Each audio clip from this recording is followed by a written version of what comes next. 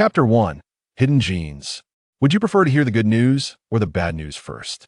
In the conference room, General Manager Liu Chaochuan adjusted his glasses and surveyed everyone seated at the table before his gaze briefly landed on Lin Luo, who stood at the back, only to quickly retract it.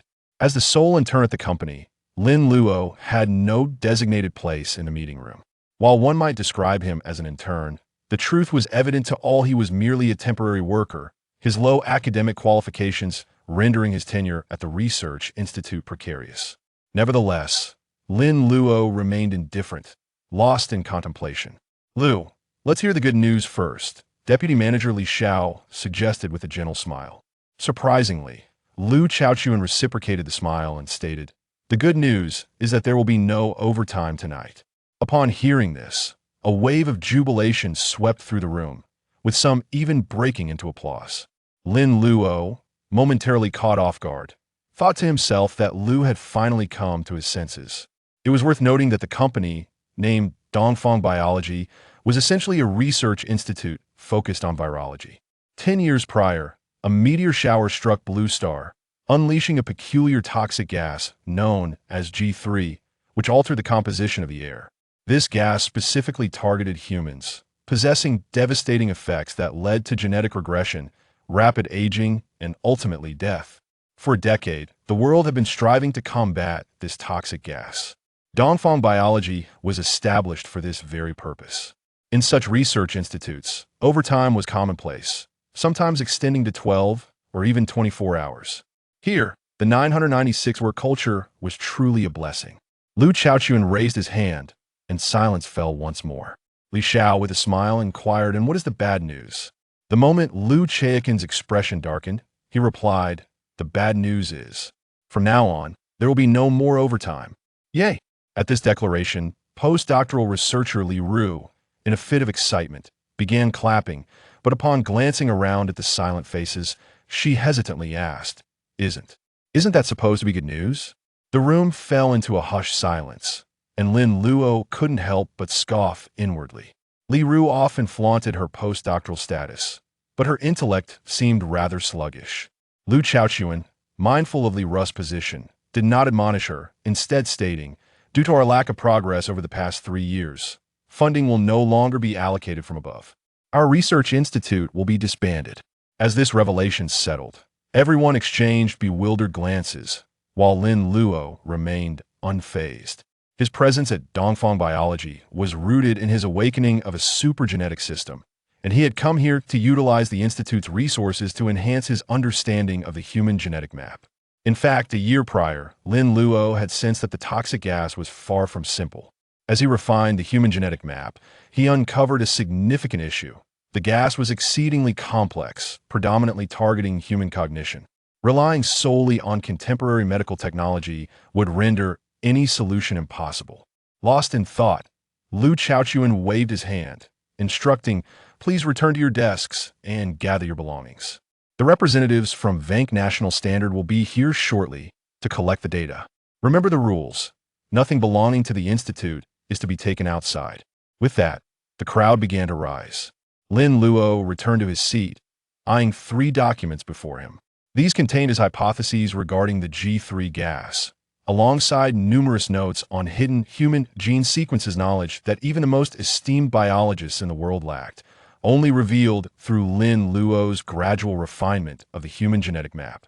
What a pity. Just one step away, Lin Luo sighed, realizing that with just one more breakthrough, he could develop an antidote for G3, effectively eradicating the virus.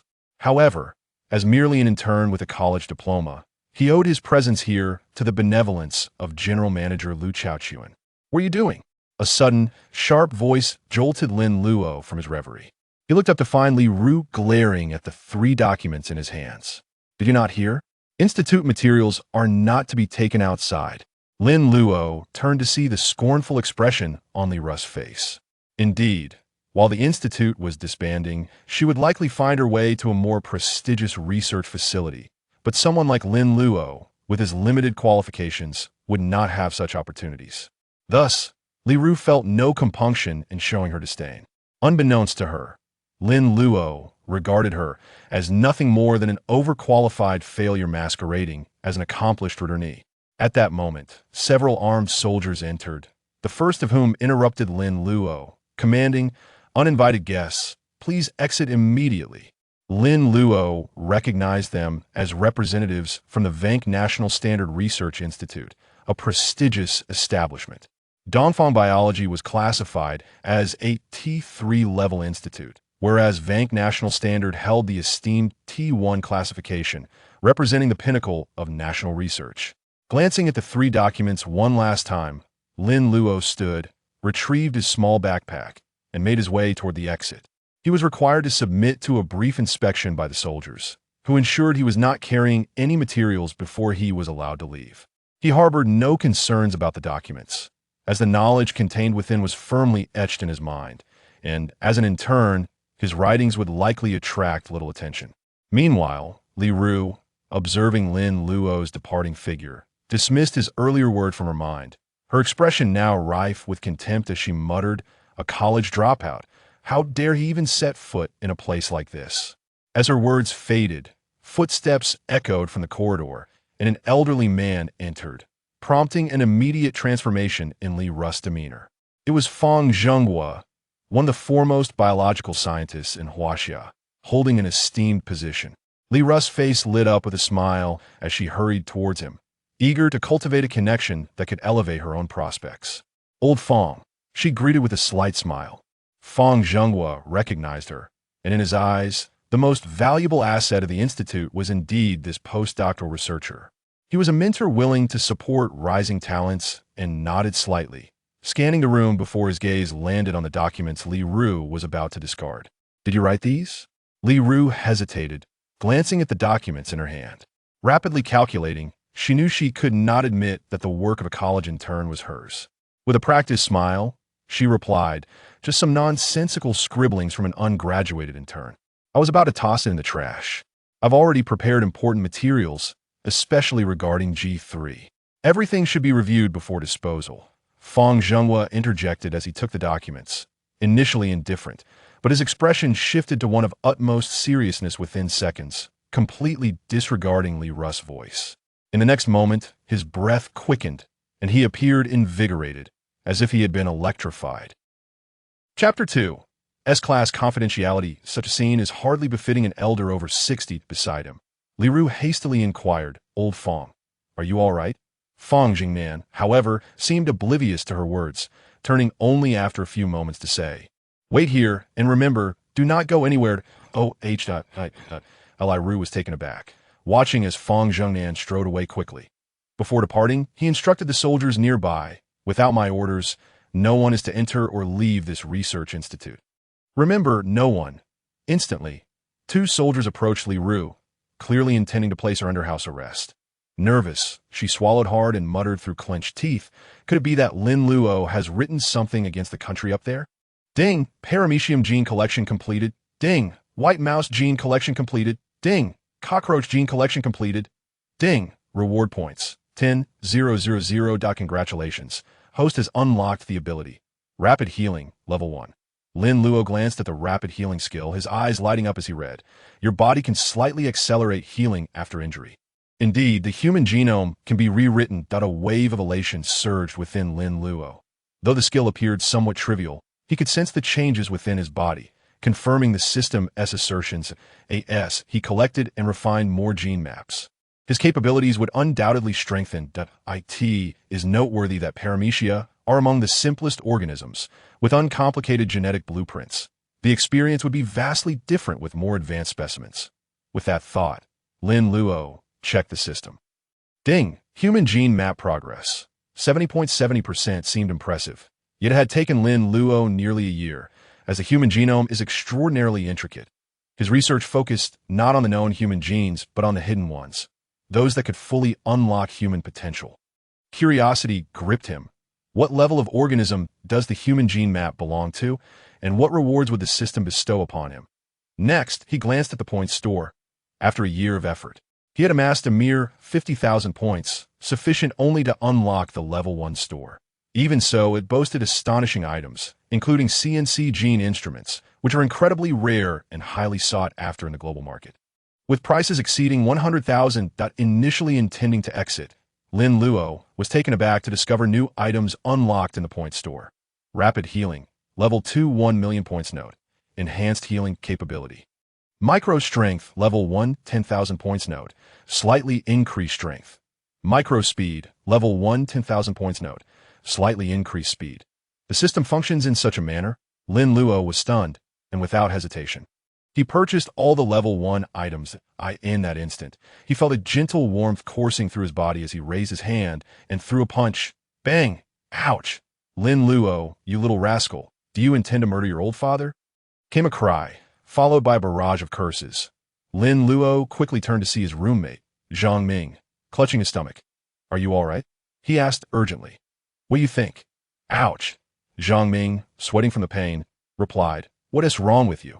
I came back to invite you to the graduation ceremony. Lin Luo suddenly remembered. It was indeed the day of his college graduation. He felt a twinge of nostalgia. He had an excellent memory and performed well academically. Yet somehow his college entrance examination results had been dismal, leaving teachers and classmates incredulous. What are you waiting for? Let us go. Are you expecting me to carry you? Zhang Ming slapped Lin Luo's shoulder. Producing a resounding smack, Lin Luo grimaced, twisting his sore shoulder. You little brat, are you seeking revenge? Of course not. Stop talking nonsense. Let us hurry. We're the last ones left. I tried calling you, but your phone was off. Lin Luo was reminded that today marked the culmination of his 3 years at the college. Why are you still dawdling? Let us go. Zhang Ming urged, smacking Lin Luo's shoulder again, muttering, Why does it feel like your bones have become tougher? That hurts. As Fang Zhenghua approached an elder even older than himself, he recognized Qin Yuan, a venerable academician in the field of Chinese biology and Fang Zhenghua's mentor. The 80-year-old man strode briskly, his urgency palpable as he asked, Where did this document come from? Fang Zhenghua hesitated, but Qin Yuan interjected. The genes recorded here reveal the direction of the human 24th chromosome, suggesting that humanity may pursue new genomic explorations and developmental paths. Do you realize what this implies? Fang Zhenghua swallowed hard. Initially, he found the document's contents overly esoteric, some of which he could not comprehend. He had not anticipated Qin Yuan has high regard for it. Tell me, where did this material originate? Qin Yuan pressed, from AT3 Research Institute, authored by someone named Lin Luo. Lin Luo? Qin Yuan paused, having never heard of him, instinctively asking, which school did he graduate from? Jiangbei Biological Institute. Jiangbei? Qin Yuan quickly considered the names of prestigious schools, ultimately stopping. Why have I never heard of it? It's not a vocational college, Fang Zhenghua coughed, attempting to clarify, not a vocational college. Qin Yuan was taken aback. Pointing to the document, you mean to tell me this came from a vocational student? I cannot explain it. Fang Zhenghua stammered that moment. Li Ru entered, escorted by the 2 soldiers. Upon seeing Qin Yuan, her eyes widened in disbelief. Such a figure, typically found in elite textbooks, stood before her. Qin. Old Qin, she greeted, bowing respectfully. You are the chief researcher at Easter Biology? Qin Yuan inquired. Yes, Li Ru responded promptly. This document, Qin Yuan began. But Li Ru interjected. This document was written by Lin Luo personally. His actions are entirely his own and have no relation to me. Li Ru was increasingly anxious, scrutinizing their expressions. Her last statement was deliberately emphasized to distance herself from Lin Luo. Qin Yuan and Fang Zhenghua exchanged glances, and Fang Zhenghua immediately understood, stating, I will investigate this at once. As he turned to leave, Qin Yuan called after him. Ensure the Confidentiality Bureau is involved. This matter must not leak. I want to know everything about this Lin Luo. The mention of the Confidentiality Bureau sent a chill down Fang Zhenghua's spine. Li Ru remained oblivious to its implications, but Fang Zhenghua understood. The involvement of the Confidentiality Bureau signified a matter of national security. It belonged to S-Class. Chapter 3. Supercriminal in the Chinese Confidentiality Bureau. Li Donglai paced restlessly, surveying the scene at that moment. Thousands of computers and personnel were feverishly searching for keywords. Lin Luo. Confidentiality Bureau. As the highest-ranking official, Li Donglai found it perplexing that Qin Yuan had issued such a high-level action request without any explanation. Just then, a strikingly beautiful woman with her hair tied back approached, standing at attention and respectfully presenting a dossier. All information has been compiled. Read, Li Donglai commanded without looking back as he scanned the large screen. The handwriting has been verified. It belongs to Lin Luo. Lin Luo, 22 years old, vocational college graduate, this year from Jiangbei Biological Institute. Both parents deceased. As the woman read, Li Donglai's eyes fell upon Lin Luo's youthful visage displayed on the screen that he was astonished. A vocational student, a mere 22-year-old, could pose a threat to national security. There's a scar on his wrist from a knife wound sustained at age 13. No instances of cheating in high school. Excellent grades, yet inexplicably poor results in the college entrance examination, ultimately enrolling in Jiangbei. Height. Had Lin Luo been present, he would have been petrified. The capabilities of the Confidentiality Bureau were indeed formidable, uncovering such details in mere minutes. Li Donglai raised his hand, signaling the woman to cease her reading. How far is Jiangbei? He inquired. 3 hours by car. She replied, momentarily taken aback before quickly adding, we have already dispatched a team. No, Li Donglai replied decisively. Striding toward the exit, I will go personally. I'll prepare the vehicle. The car is too slowed. As he spoke, Li Donglai exited the hall without looking back. At this moment, the entire hall was enveloped in silence. What an extraordinary figure Li Donglai was, yet he was to personally meet with a student? Nevertheless, it was understandable. In Huaxia, it had been a full 5 years since the Security Bureau had undertaken such a large-scale operation. In such departments, all was well when there were no issues, but if there were matters at hand, they must be of monumental significance. Yet, what kind of upheaval could a college student possibly stir? A misunderstanding, perhaps? The woman lifted her gaze, casting one last glance at Lin Luo's photograph, her expression betraying a hint of confusion. Life is a tapestry of dreams, each vibrant in its own way, in the blink of an eye. You are about to leave your alma mater and soar into the world. The president of Jiangbei Biological Institute stood before the assembly, eloquently expressing his hopes that everyone would actively contribute to the construction of a powerful nation. The students below listened, some nearly drifting into slumber. Lin Luo occupied a seat at the edge of the venue, surrounded by his roommates and classmates. Hey, little Luo, I heard your company went under. What a poor start. Lu Tao, a roommate seated not far away, burst into laughter, making a direct comment. As soon as he spoke, several gazes turned toward them, revealing a hint of mockery. Shu, stop talking nonsense. Zhang Ming shot a glare at Lu Tao. He was the dormitory leader, affectionately referred to as boss by Lin Luo and the others. Lu Tao ranked third among them, while Lin Luo was fifth. Lin Luo, unfazed, replied, I'm already in such dire straits. Won't you help me get a job at your father's company? Lu Tao sighed at this, saying, don't mention it. Getting into my dad's company is a challenge. I'll have to wait until I take charge of it myself. Lin Luo playfully nudged him, gratitude surfacing in his expression. The 5 of them erupted into laughter. While the class had a mediocre camaraderie, the bond among the 5 in their dormitory had always been strong, with occasional banter that everyone understood. Zhang Ming continued. So, what will you do now? Can you still obtain your internship certificate? Lin Luo hesitated. In truth, he had never given the internship certificate much thought, nor had he even mentioned it to Lu Chaochuan. His future aspirations lay in delving deeper into advanced genetic technology. Noticing the concerned looks of his 4 companions, Lin Luo hesitated but ultimately said, don't worry. Do you really think I'd starve? Just as he finished speaking, the counselor shot them a stern glance, signaling them to quiet down to tea that moment. The graduation ceremony reached its climax. Every year, Jiangbei Academy would spotlight a few outstanding students as exemplars. Although it was merely a vocational college, many students hailed from influential families, securing various privileges such as opportunities for studying abroad or attaining special honors. These exceptional students took the stage. A convoy of 20 police cars approached the gates of Jiangbei Biological Institute, startling 2 security guards who were idly smoking outside. Upon seeing this, they hurried over and were surprised to see the first vehicle's door swing open to reveal Zhao Xinliang, the director of Jiangbei's Law Enforcement Bureau. The 2 guards, well acquainted with him, rushed forward, only to witness dozens of officers dispersing in various directions. Zhao Xinliang, with a phone in hand, spoke with grave seriousness. The Jiangbei branch has completed the lockdown of Jiangbei Biological Institute, awaiting further instructions from superiors. The guards trembled at the mention of a lockdown and higher authorities. What kind of heinous criminal could possibly be connected to Jiangbei Biological Institute? Anxiety filled their hearts. Yet they understood that something monumental was about to unfold within the institute.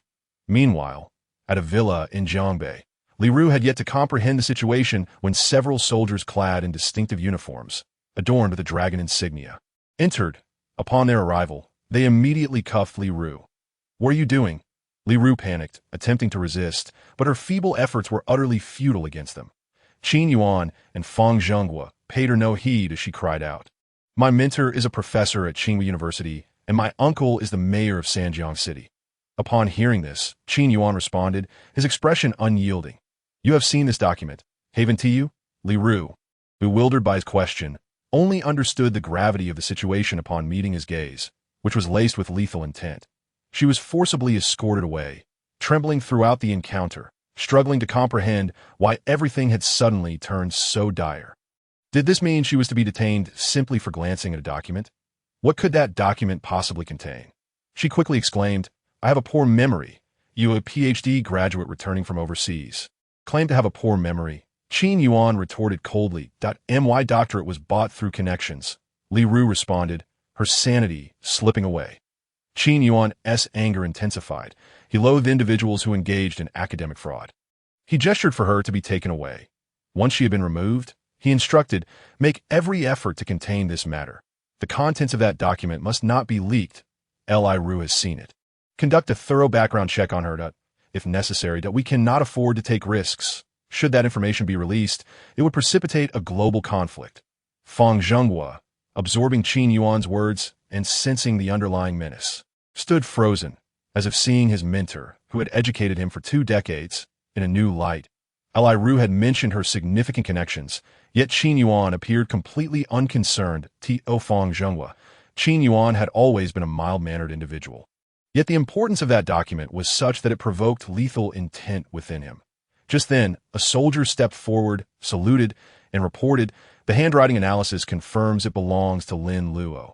Personnel from the security bureau are en route to the academy." The head of Dongfang Biological, Lu Chaochuan, was brought in. Upon hearing the first statement, both Qin Yuan and Fang Zhenghua struggled to maintain their composure. It was indeed Lin Luo's writing. These words hung in the air. Lu Chaochuan, filled with trepidation, entered the room, swallowing hard, wondering what ill fate had befallen him this year. Not only had his research institute been disbanded, but perhaps he had also committed some error that warranted repercussions. Recalling the earlier mention of Lin Luo, he immediately declared, "All matters pertaining to Dongfang Biological are under my leadership and involve no one else. If there's an issue, direct it at me." Chapter 4. Special Departments. After speaking, Lu Chaochuan's heart raced uncontrollably. Qin Yuan and Fang Zhenghua exchanged glances, their expressions hinting at a newfound admiration for him. At the very least, the director demonstrated a sense of responsibility. "Do you know Lin Luo?" Fang Zhenghua inquired. "Yes, that I know him," Lu Chaochuan quickly responded, realizing the gravity of the situation, "that he was an intern at my research institute." "How well do you know him?" Qin Yuan pressed. "Like what?" "His background, his capabilities," Qin Yuan specified. "What?" "I don't clearly know his background, but Lin Luo is a good lad. That I hired him after seeing him help an elderly lady cross the street. If there's been a misunderstanding, we can address it. Don't panic," Qin Yuan replied, shaking his clothing slightly. Lu Chaochuan, eyeing Qin Yuan's academic robe, swallowed hard. How could he not be nervous? The man before him was of national caliber, while Lu Chaochuan was merely a bankrupt executive. Lin Luo is not a criminal. In fact, he may have accomplished something significant, Qin Yuan said with a smile. "If this matter is true, perhaps your institute won't disband. You might even be commended." "What?" Lu Chaochuan stood there, bewildered, wondering how Lin Luo, who had often been reprimanded for slacking off, could possibly achieve anything noteworthy. "May I ask what this is about?" He ventured weakly to that moment. Fang Zhenghua smiled slyly. "Do you genuinely wish to know?" The piercing gaze sent chills down Lu Chaochuan's spine. Understanding the subtext, he cleared his throat and began, "A year ago, I received Lin Luo's resume, and..." Fang Zhenghua's implication was clear. Should Lu Chaochuan be aware of the details, he might find himself in grave danger. Yet, upon reflection, the significance of the matter was evident. After all, the person standing before him was a figure of national importance on the stage in the square. 10 individuals stood tall and proud. Some were favored children of destiny, others signs of power, and yet others heirs of wealth. While their starting points may have been akin to those of everyone present, their destinies would undoubtedly diverge from the rest. They reveled in the envious gazes directed at them, their postures akin to that of penguins. The president spoke in praise from above, while murmurs arose from below. Yet Lin Luo merely gazed skyward. Lin Luo, are you all right? Zhang Ming noticed Lin Luo had been staring at the sky for quite some time. Lin Luo squinted slightly, the sound of a distant roar resonating in his ears. The noise emanated from above, yet when he looked up, he saw nothing. Could it be that he was hallucinating? Rubbing his temples, Lin Luo felt Zhang Ming's hand on his shoulder, calling out, "Hey, can you hear me?" The voice pierced through like a sound system, causing Lin Luo to wince and reply, "Are you trying to deafen me? It's not that loud." Zhang Ming chuckled, unconvinced of the volume of his voice. At this moment, Lin Luo inquired, "Have you heard any sounds?" "Sounds?" Zhang Ming was taken aback, then shook his head. Lu Tao, however, stood up and said, "What is that?" Before his words could finish, the sound of approaching cars became apparent. Lin Luo looked up to see a convoy of police vehicles, more than 40 in total. The crowd erupted in excitement. What could possibly be happening? Surely they weren't here to apprehend the principal. Nonsense. Deploying so many police cars seemed more fitting for a top-tier fugitive. The principal, with his ample girth, would struggle to flee, and certainly wouldn't require such a force. Amidst the cacophony, the most anxious individual was undoubtedly the principal himself. If something were to go awry, his position would be at stake. He quickly gestured for the teachers to quell the students' chatter and hurried downwards to eye in the throng. He spotted Director Zhao Xinliang and rushed over, asking, "What brings you here?" Zhao Xinliang cast a glance at the principal and then at the sky, commanding, "Clear the crowd in the southeast corner, quickly." The principal paused, nodded, and instructed the school leaders to act. As they began to clear the area, a thunderous noise resonated from above, prompting everyone to look up in unison that it was a helicopter. Indeed, I had seen this type of military helicopter featured on Douyin before. Judging by its model, it resembled the latest 7th-generation military helicopter. This was absurd. Even the teachers could no longer suppress the students' excitement, as they too were captivated by the aerial display. The expressions on the principal and the leaders grew increasingly grim. The involvement of the police was one matter, but the military's participation in such a grand affair would surely cost them their positions. The leading helicopter circled once before descending in the southeast corner. Upon reaching a certain altitude, it deployed a rope, and 3 figures slid down, true soldiers. Their uniforms were striking. What branch were they from? The Dragon insignia. Could they possibly be special forces? The crowd gasped. Even the military enthusiasts among the students were lost to identify such uniforms. And some girls swooned at the sight. Lin Luo, however, appeared contemplative. He seemed he had not merely imagined the noise. His hearing had indeed sharpened, having invested 50,000 in the system's point shop for numerous level 1 items. He suspected the effects were manifesting. Might I truly transform into a non-human? Glancing at his hands, he mused, "No, I should be a superhuman." At that moment, Zhao Xinliang hurried forward, saluting the foremost figure, Li Donglai, and nervously reported, "All personnel have been secured," awaiting further instructions that Li Donglai scanned Zhao Xinliang, causing him to gulp nervously. Soldiers were different. Having seen battle, their gaze and aura were formidable. "Are we apprehending a criminal?" Zhao Xinliang ventured to ask. "We are searching for a student," Li Donglai replied nonchalantly. His words astonished both Zhao Xinliang and the principal. What student could warrant such military attention? The murmurs in the crowd grew louder as they realized something was gravely amiss. Some attempted to record video, only to find their phones malfunctioning, displaying static instead of images. They weren't naive. It was clear the military had deployed jamming technology. This was undoubtedly a highly specialized unit, perhaps even from a clandestine department. Some military enthusiasts' eyes sparkled with excitement. Meanwhile, the principal, noticing the rising volume among the students, blushed in urgency, signaling to the leaders to manage the situation. That he turned back to ask, "Which student has offended you? I shall hand him over immediately." Unexpectedly, Li Donglai scanned the dense crowd, donned a pair of glasses, and his lenses flickered with light before he fixed his gaze on Lin Luo. Such advanced facial recognition technology was nothing new to him. Just in time, Lin Luo was also observing him, and "No need. I have found him," Li Donglai remarked with a slight smile, striding forward that moment. Zhao Xinliang and the principal felt their hearts race with anxiety. They knew that if someone who had offended the military was indeed present, they would face dire consequences. I Dong Lai approached step by step. And the students swallowed hard that he was so impressive. Witnessing the aura of a special forces soldier up close stirred an inexplicable fervor and reverence within them. Yet Li Donglai's focus remained solely on Lin Luo. Lin Luo furrowed his brow. He had suspected from the moment he heard the helicopter that they were searching for him. However, he could not fathom how he had been discovered. After all, he had previously sent several papers regarding hidden genes to the Bureau of Biology, seeking better assistance. But alas, they had all vanished into oblivion. I Dong Lai stopped directly in front of Zhang Ming, who was visibly frightened and stammered, I am a law-abiding citizen.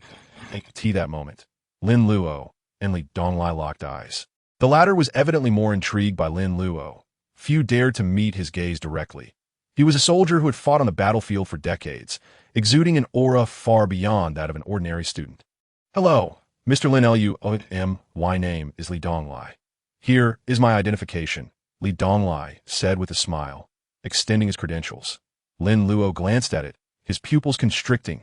The Secret Service, a department he had never heard of. Lin Luo refrained from mentioning it. The fact that the other party had not disclosed their department indicated its secretive nature. They were searching for Lin Luo. Meanwhile, Zhang Ming and all the students were dumbfounded. Lin Luo was hardly remarkable in class. Yet now he was being sought out by a military figure of such stature. They felt as if they were witnessing a miracle. There are some matters we cannot discuss here. I would like to have a word with you, Li Donglai stated. Lin Luo pondered. Given the current situation, while the human genome map remained unfinished, the military's interest could potentially expedite its completion. After all, his keen insights over the years had led him to foresee an impending tumultuous future. Thus, he needed to hasten his efforts. Lead the way, Lin Luo replied with composure. The two agents accompanying Li Donglai were momentarily taken aback. They had not anticipated Lin Luo's ability to maintain such a steady demeanor in front of Li Donglai. They quickly moved ahead to clear a path. While the students parted, their gazes fixed on Lin Luo. He did not appear to be a fugitive. His demeanor was quite polite. Could it be that Lin Luo was the son of a powerful figure, here to experience rural life? That possibility could not be dismissed. Perhaps he was returning to inherit a fortune. That you've read too many novels, someone remarked. Then explain how this is happening. The crowd buzzed with speculation, watching the trio depart, while Zhao Xinliang and the principal trailed behind, unsure whether to stay too close or too far. After walking a few hundred meters, Li Donglai suddenly halted, prompting Lin Luo to stop as well. Those 3 documents, besides you, does anyone else at this school know about them? Lin Luo paused, scrutinizing Li Donglai's expression, his brow furrowing as he understood the implication behind Li Donglai's words, though he had not expected such firmness. Yet in that instant, he comprehended why he had been approached. Reflecting for a moment, he replied, those 3 sheets are not comprehensible to the average person. They are not the crux of the matter. Upon hearing this, Li Donglai felt a surge of admiration for Lin Luo. Such a simple statement conveyed everything to Li Donglai's serious expression softened into a smile as he said, in fact, I cannot comprehend them either, which is why I intend to take you to someone who can. The 2 agents beside him tilted their heads in disbelief that Li Donglai, known as the Eastern Demon, was smiling. This was astonishing. They quickly pretended not to notice.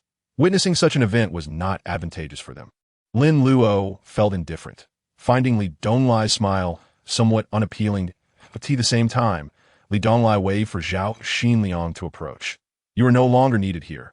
Let's keep this matter discreet that I do not wish for any media to report on today's events. Understood, Zhao Xinliang replied, nodding vigorously, his forehead glistening with sweat. The helicopter is inconvenient. Your vehicles. Before Li Donglai could finish, Zhao Xinliang promptly replied, we have as many cars as you need. Li Donglai nodded, accepted their keys, and led Lin Luo away. The vehicle started and gradually moved away. Zhao Xinliang's legs weakened, nearly collapsing. The principal quickly supported him, asking, are you all right? Zhao Xinliang remained silent, exchanging a knowing glance with the principal. They both understood that they had just endured the most perilous day of their lives. Let us return and proceed with the graduation ceremony. Remember to destroy all documents related to Lin Luo. Zhao Xinliang instructed. Destroy? What if they need to follow up? The principal questioned. Do you think they won't find out about those documents? Zhao Xinliang scoffed. The principal was jolted into realization. Two individuals parted ways in silent understanding, neither daring to broach the enigmatic question, who exactly is Li Donglai? Meanwhile, in the square behind them, murmurs of speculation erupted, with the most prominent voices among the crowd belonging to the four brothers from Lin Luo's dormitory. At this moment, the four stood tall with confidence. That I must tell you, when I first laid eyes on Lin Luo, our dorm's fifth member, at the beginning of the semester, I sensed he was different. This fellow doesn't snore at night, which led me to believe he was no ordinary person. That I must say, Lin Luo is quite the enigma. He once shared some intriguing information with me.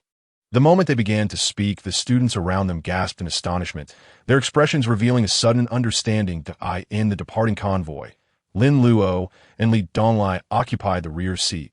Li Donglai, well acquainted with Lin Luo's background, held one secret: how Lin Luo acquired the 3 pieces of sensational information that had stirred Qin Yuan. Conversely, Lin Luo remained oblivious to Li Donglai's origins. After a moment's contemplation, he broke the silence, inquiring, "What exactly is the nature of this secret bureau?" To which Li Donglai replied with a chuckle, "Knowing that might cost you your life, that all you agents speak with such authority." Lin Luo retorted, somewhat incredulous. "That aren't you afraid?" Li Donglai responded, taken aback. Lin Luo surveyed him, asserting, "I believe my life is worth more than yours at this moment." The agent driving the car, overhearing this exchange, felt a chill run down his spine. Had Lin Luo always possessed such audacity to dare speak thus to the Eastern demon? The last person who had addressed Li Donglai in such a manner now lay beneath a grave where the grass grew taller than the headstone. Chapter 6. A divine revelation. Li Donglai scrutinized Lin Luo, yet the latter remained unfazed. As Li Donglai's expression shifted sharply, he remarked, "You are correct. Should anyone attempt to assassinate you now, I would be the first to perish." Lin Luo countered, "But you have no way of knowing how much I possess or what exactly I have." "That is inconsequential," Li Donglai responded earnestly. "What matters is your potential to aid this nation." Upon hearing this, Lin Luo fell silent, his demeanor shifting to one of solemn respect. What does it mean to be a soldier? They always place their country first, their lives belonging to the nation. They continued in silence until they arrived at a seemingly unremarkable building. However, once inside, Lin Luo beheld an entirely different world. "This is one of the secret branches of the Bureau," Li Donglai explained. "The Bureau is akin to China's intelligence agency, but our primary responsibility lies in safeguarding certain individuals and addressing matters of national security." Li Donglai's nonchalance unveiled the Bureau's formidable stature to Lin Luo. "You truly hold me in high regard," Lin Luo remarked with a rueful smile. As the car halted, Lin Luo prepared to exit, only to find the door open for him, revealing Lu Chaochuan. Director. Lin Luo was taken aback, not expecting to see him here, that he held a favorable impression of Lu Chaochuan, who was remarkably capable, responsible, and possessed exceptional interpersonal skills. "Please, don't call me that," Lu Chaochuan urged in a hushed tone. "You read quite the hidden gem. You might just scare me to death." Realizing Lin Luo's current status, Lu Chaochuan swiftly modified his address. At that moment, Li Donglai passed by, prompting Lu Chaochuan to stand attentively and fall silent. "After you," Li Donglai gestured. Lin Luo exchanged a nod with Lu Chaochuan before proceeding forward. They entered the elevator, ascending to the 18th floor. Upon exiting, they were greeted by a realm filled with advanced machinery, many of which Lin Luo could not name it. In the conference room, 2 elderly men stood upon Lin Luo's entrance. "That you've arrived," Fang Zhenghua exclaimed with palpable joy. Qin Yuan, rising unsteadily, was quickly supported by Fang Zhenghua. "I am fine. Just help me over," Qin Yuan insisted, brimming with excitement. Lin Luo, however, was left astounded. Fang Zhenghua was a paragon of expertise, while Qin Yuan was a titan in the biological sciences. "Lin Luo, allow me to introduce you to the esteemed elders," he said. Fang Zhenghua and Qin Yuan admired Lin Luo's unyielding composure, their respect evident as they invited him to sit. In academia, age does not dictate respect. Knowledge does. Qin Yuan even moved to assist Lin Luo to his seat. Though Lin Luo, ever polite, gestured for them to sit first before taking his own seat, Qin Yuan, eager and animated, grasped the 3 documents, reminiscent of a student yearning for knowledge, and inquired, "Tell me, how did you discover the 24th chromosome?" Lin Luo regarded the 2 elders and posed, How much of the human genome do you believe we have explored thus far? After a moment's consideration, Qin Yuan replied, approximately 70% at IT was a conservative estimate. Fang Zhenghua nodded in agreement, acknowledging the human body's relatively straightforward structure. Unexpectedly, Lin Luo raised a finger 0.1%. Fang Zhenghua paused, swallowing hard to know, it's less than 1/1000th. Lin Luo asserted, I could see his words. The expressions of the two elders shifted dramatically, their earlier admiration morphing into disbelief. Though they had treated him with politeness and respect, surely he could not be so audacious as to boast so brazenly. Meanwhile, Li Donglai had no interest in their discourse. He retreated to the command room, where numerous tasks awaited his attention. After confirming Lin Luo's background, no illicit activities, no unusual income, no dubious affiliations, he oversaw the thorough examination of all individuals who had accessed the pertinent documents. The media had been mobilized, erasing all videos related to today's events in Jiangbei from every platform. Listening to the reports from agents nearby, Li Donglai remained silent until he interrupted after the third statement. What does the higher-ups say? Everything is at the discretion of academician Qin Yuan, the agent replied. Li Donglai nodded, taking a seat as he glanced at Lin Luo's files. The agent continued, we still have no information on how Lin Luo acquired these documents. Perhaps we should. Li Donglai narrowed his eyes, uttering a single word. Wait. The agent paused, and Li Donglai continued thoughtfully. Not all matters necessitate immediate understanding. The agent, enlightened, saluted promptly before departing at tea that moment. Li Donglai cast a glance toward the conference room. This three-person meeting had the potential to culminate in a significant decision: the addition of a name to the Bureau's protection list. Currently, that list contained fewer than 5 individuals, and even someone of Qin Yuan's caliber was not included. The elders' anger was not without justification. Lin Luo's statement had effectively devalued the accomplishments of their predecessors in biological technology, bordering on disrespect. Fang Zhenghua was ready to express his ire, but Qin Yuan interjected. Why do you say that? Even if the 24th chromosome were discovered, it would merely be an addition. Lin Luo remained silent, rising to circle around Qin Yuan, asking, Qin Lao, how many years do you believe you can live? Fang Zhenhua's anger flared at such an absurd inquiry, ready to chastise Lin Luo, but Qin Yuan's sharp rebuke halted him. Sit down, he commanded, compelling Fang Zhenghua to comply. After a moment of contemplation, Qin Yuan replied, based on my examinations, I could live an additional 8 years under normal circumstances. However, my dedication to work may shorten that to 5. That he continued. Modern biotechnology is indeed advanced. Predicting a person's lifespan is not particularly challenging. We can even forecast illnesses a full 30 years in advance. Before he could finish, Lin Luo abruptly approached Qin Yuan, producing 3 silver needles. With deft precision, he inserted them into 3 critical acupoints on Qin Yuan's head. Fang Zhenghua gasped in shock. Those were lethal points. 3 dead zones struck simultaneously, and even the divine could not intervene. Call for help, he shouted, preparing to confront Lin Luo. However, Li Donglai, hearing this, rushed to the conference room, only to witness a scene that sent chills down his spine. Fang Zhenhua's eyes were fixed on Qin Yuan's head, as the white hair visibly darkened before his eyes, transforming at an astonishing rate. Along with this change, the age spots on Qin Yuan's skin began to fade. It was a spectacle akin to a miracle. Chapter 7. The limits of humanity. Li Donglai understood that the answer had been revealed. Lin Luo had validated everything, and soon his name would be inscribed on the Bureau's list of protected individuals. Fang Zhenghua swallowed hard, rendered speechless. Meanwhile, Qin Yuan, observing his own hands trembling violently, felt his heart racing. Overwhelmed by an indescribable excitement, the limits of humanity lay not within the brain, but within the confines of lifespan. For a leading scientist, longevity was paramount. He could scarcely believe he was reclaiming his youth. Looking up at Lin Luo with reverence akin to that of a deity, he exclaimed, how did you accomplish this? Lin Luo cast his gaze toward the documents on the table, responding, this is the power of the 24th chromosome. Lin Luo had long since unlocked all the information regarding the 24th chromosome, a reward bestowed by the system upon the completion of a task, aptly named retrospection. It is common knowledge that the 3 acupuncture points in the head are fatal. However, no one had ever dared to attempt simultaneous acupuncture at all 3 points. Meanwhile, Fang Zhenghua and Qin Yuan remained in a state of disbelief. If Lin Luo's words were true, then the world was indeed on the brink of transformation. Tianjin City, the capital of Huaxia, bustled with its usual vibrancy as a secret agent alighted from a vehicle, hastily carrying a large metallic box toward a towering edifice.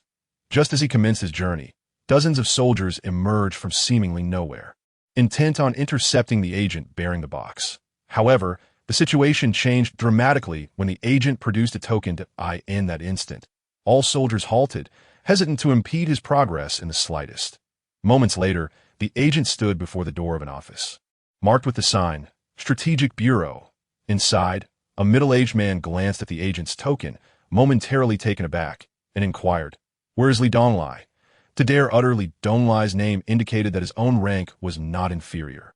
This man was Wu Wenbo, the head of the Strategic Bureau, responsible for overseeing various industries across the nation and wielding immense power. The agent bowed slightly and presented the box without uttering a word.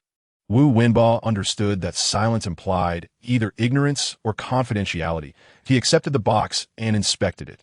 This metallic container was no ordinary receptacle. It was crafted from the highest precision diamond available globally, designed to withstand extreme conditions for extended periods. Only a nuclear explosion could obliterate it, suggesting that its contents were of utmost secrecy. Upon receiving the box, the agent saluted and exited, closing the door behind him. Wu Wenbo then entered a password and opened the box, only to find not the precious items he had anticipated, but merely a single sheet of paper. Curiosity piqued, he unfolded the paper, and his hands trembled. He quickly seized the phone and dialed a number he thought would only be necessary in times of war. "This is Wu Wenbo from the Strategic Bureau. I request a personal meeting." The situation was thus. Lin Luo, observing the admiration in the eyes of the two men, stated, in simple terms, the 24th chromosome enables one to regain youth, though it does not alter lifespan. Qin Yuan and Fang Zhenghua felt no disappointment. Rather, the fervor in their eyes made Lin Luo somewhat uneasy. This was a breakthrough. Human advancement relied on the creativity of vigor. However, aging and lifespan significantly limited humanity. If top scientists could enjoy an additional decade, or even just 5 years of vitality, how transformative would their creativity become? Qin Yuan exclaimed with excitement, and Fang Zhenghua vigorously nodded in agreement. As their enthusiasm surged, Lin Luo's next words nearly swept them off their feet. "I only mentioned that the 24th chromosome can't change lifespan, but I did not say it cannot." At that moment, a ripple of astonishment spread. Qin Yuan felt rejuvenated, his resilience strengthened. However, Fang Zhenghua seemed utterly flabbergasted, prompting Li Donglai to step in and steady him, casting a reproachful glance at Lin Luo. Speaking without caution could be perilous. Clearing his throat, Lin Luo continued, unfazed by Fang Zhenghua's reaction, "Is what you say true? Can humanity truly rewrite the history of lifespan?" Lin Luo replied, "The hidden genetic chains can entirely dismantle the limitations humanity has previously endured, and you have reviewed the data, lifespan, capabilities, even methods of action. Imagine this. Why are we humans weaker than tigers and lions, yet dominate the continent? We have yet to reach our true potential." Such words ignited a fire within the two scientists. They comprehended deeply. If this were accurate, it would indeed alter the course of history. Humanity was on the verge of soaring. No, it would be Huaxia that would ascend first. "What do you wish to do?" Qin Yuan's gaze fixed on Lin Luo. Realizing that this young man had already devised a comprehensive plan, Lin Luo exhaled a sigh of relief, thinking that conversing with intelligent individuals was not as burdensome as anticipated. He replied to Qin Yuan, "I require personnel, a new department, a new plan, a new strategy." Qin Yuan and Fang Zhenghua immediately understood, but such a monumental undertaking was beyond their authority. They knew they could easily establish an ordinary department. Yet Lin Luo sought far more than that. Turning to Lin Luo, they stated, "We need time to conduct research regarding your request." No problem. Lin Luo nodded like a T that moment. The two elder men rose and bowed slightly to Lin Luo. He froze momentarily before hastily lowering his head, feeling unworthy of such reverence. Subsequently, they made their way towards the exit, leaving all matters in Li Donglai's capable hands. Once they departed, Lin Luo turned to inquire, "Why aren't you following them?" Li Donglai remained serious, standing at attention like T that moment. A man and a woman approached, both donning sunglasses, exuding an air of coolness. Indeed, agents often favored such dramatic appearances, even as dusk approached. Lin Luo muttered quietly, "Li Donglai," and the two agents heard him, yet their expressions betrayed no sign of acknowledgement. "What is this?" Lin Luo observed as Li Donglai handed him a black ring. "Intricately adorned with a lifelike black dragon. In times of need, you may present this to any department. They will assist you," Li Donglai explained, omitting the detail that only 5 individuals in Huaxia possess such a ring. Lin Luo was the 5th. Li Donglai then added, "You have 2 bodyguards. Choose one." Lin Luo, still preoccupied with the ring, absent-mindedly heard Li Donglai's words and replied, "What a joke! As a student, who would wish to harm me?" Unexpectedly, Li Donglai's tone turned grave. "Lin Luo, I am not seeking your opinion. Choose one, or you will have both." Chapter 8. Brotherhood. Feeling the seriousness of Li Donglai's demeanor, Lin Luo coughed lightly. "I was merely jesting. There is no need for such gravity." He realized that this soldier was not one to indulge in humor. "I simply wish to convey that no one would wish to harm me." "Do not assume Huaxia is entirely safe," Li Donglai replied earnestly. "The number of spies our bureau neutralizes in a single year rivals the student population at your school." Lin Luo's pupils constricted. "Your current status is far from ordinary," Li Donglai continued. "All your records have been erased. Outside of the highest-ranking officials, no one can access any information regarding you." Lin Luo glanced at the 2 bodyguards, who had remained silent and expressionless throughout. "2 mere wooden figures," he thought, before pointing at the male bodyguard. The male bodyguard stepped forward, his demeanor serious and composed. "However," Lin Luo declared, "you are dismissed. I am a regular man. Why would I choose a muscle-bound guard? If I must select, I would prefer a woman." The 3 exchanged incredulous glances. What an unusual individual Lin Luo was. Li Donglai waved his hand, and Xia Qian stepped forward. She was indeed quite beautiful, her military bearing adding to her commanding presence. "Xia Qian," she introduced herself, yet her tone was rather frigid. Lin Luo cast her a glance and remarked, "But choosing a woman to protect me seems rather absurd." "Would you like to test that theory?" Li Donglai smirked, narrowing his eyes at Lin Luo. That moment, Xia Qian regarded Lin Luo, and in the next instant, she swiftly raised her hand. Her speed surpassed that of many portrayals on television. Just as her hand was about to make contact with Lin Luo's shoulder, he exclaimed in genuine fear, "Stop!" Observing Lin Luo's expression, both Li Donglai and Xia Qian felt a sense of satisfaction, a hint of pride swelling within them. However, unbeknownst to them, Lin Luo had clearly perceived her movement. He could have easily evaded and countered, but chose to afford the agent some dignity. The recent exchange was merely a test. The 50,000 points he had spent in the system had proven their worth. His physique likely surpassed that of these special forces. Nevertheless, they were professionals, and while he felt untroubled, they could not be so assured. "As long as you require her, she can ensure your life remains undisturbed," Li Donglai stated. Lin Luo maintained a fa of nervousness, replying, "All right, fine, I shall take her." He then added, "Before the results are revealed. I wish to take a stroll." "That, of course. That is not an issue," Li Donglai assured him, "and one can restrict your movements. Once the results are ready, you will be informed, and arrangements will be made for your travel." "What if the higher-ups do not approve?" Lin Luo queried. Li Donglai contemplated for a moment before stating without hesitation, "You will receive a confidentiality agreement. Given your impeccable background, you won't be under surveillance." Lin Luo smiled faintly, satisfied for a moment as he glanced at his HW phone, only to find it was a black screen, which left him perplexed. Clearly, the level of confidentiality here was remarkably high. No wonder they hadn't mentioned turning off their phones upon entry. As Lin Luo stepped out the door, he suddenly turned back, with Xia Qian closely following behind. With each step Lin Luo took, she mirrored him. He paused, and so did she. Lin Luo turned his head, and she did the same, but he said, "You stay here." Xia Qian halted. Lin Luo then turned back, approaching Li Donglai, and after a moment of thought, whispered, Li, is Xia Qian your disciple?" "How did you know?" Li Donglai replied, astonished. No wonder they both seemed as stiff as wood. Lin Luo felt a wave of frustration, thinking to himself that it was indeed a case of a flower growing from dung, as he departed. Meanwhile, Li Donglai was left bewildered. The relationship between him and Xia Qian was purely that of teacher and student. What was Lin Luo rambling about? Zhongbei Academy. It seemed Lin Luo would not be returning. Zhang Ming stared at the entrance, his face occasionally revealing traces of worry and sorrow. He was concerned for Lin Luo's safety and saddened by the impending farewell. This guy isn't even joining us for the farewell dinner. Huh. What a fake brother, Lu Tao said angrily. All right, enough of that, the second brother sighed, and if he doesn't return, the four of us will eat, and we'll send him the bill later. Huh. You're quite the rascal. Fair point. Who told that scoundrel not to come back? The moment those words were uttered, laughter erupted among the four, though the undertones of sadness, regret, and reluctance were palpable. Eventually, they packed their belongings, and the only thing left in the dormitory was Lin Luo's bed. Zhang Ming was the first to step out. He glanced back and then pulled out a cigarette from his pocket. Lighting it up, he took puff after puff, watching the smoke escape as memories of the past 3 years washed over him. Prompting a self-satisfied smile, "Give me one," the second and fourth brothers approached, taking one each and lighting up skillfully. Lu Tao joined them, yet it was evident he had never smoked before. His first puff resulted in a fit of coughing, drawing laughter from the others. The four men leaned against the railing, enveloped in silence, where silence spoke louder than words.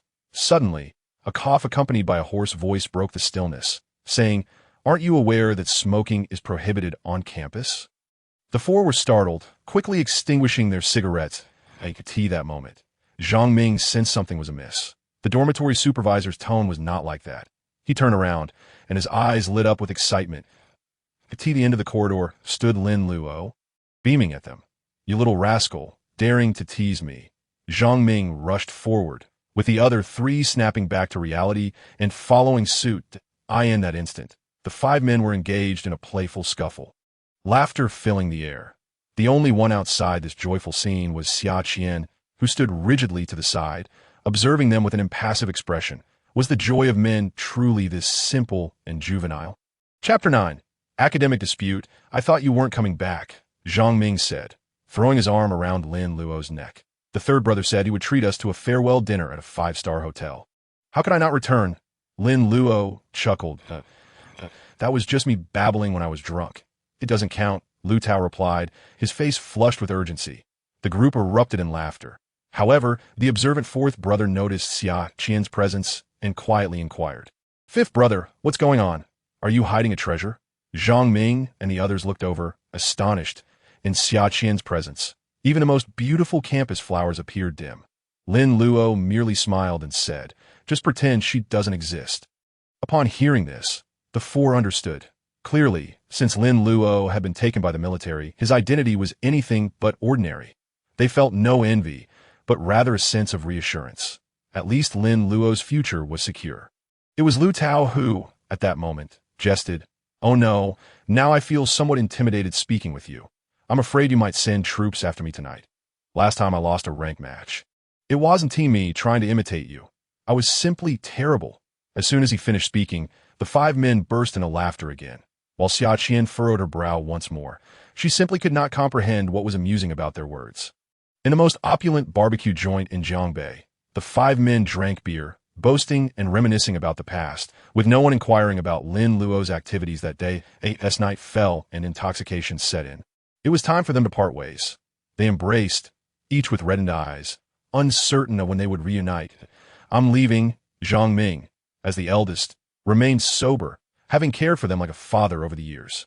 He embraced each one, before finally departing. "I'm off too," the second brother announced as he grabbed his modest suitcase. Coming from a rural background, he had always struggled. In his freshman year, he failed to secure financial aid. And it was Lin Luo who approached the counselor and, along with Zhang Ming and the others, provided funds under the pretense that the second brother had successfully applied for assistance. This day, he remained unaware of the truth. "You all better come visit me," Lu Tao lamented, typically the most impulsive and talkative one, hailing from a well-to-do family, making him the least concerning among them. He tearfully climbed into a BMW, not daring to look back.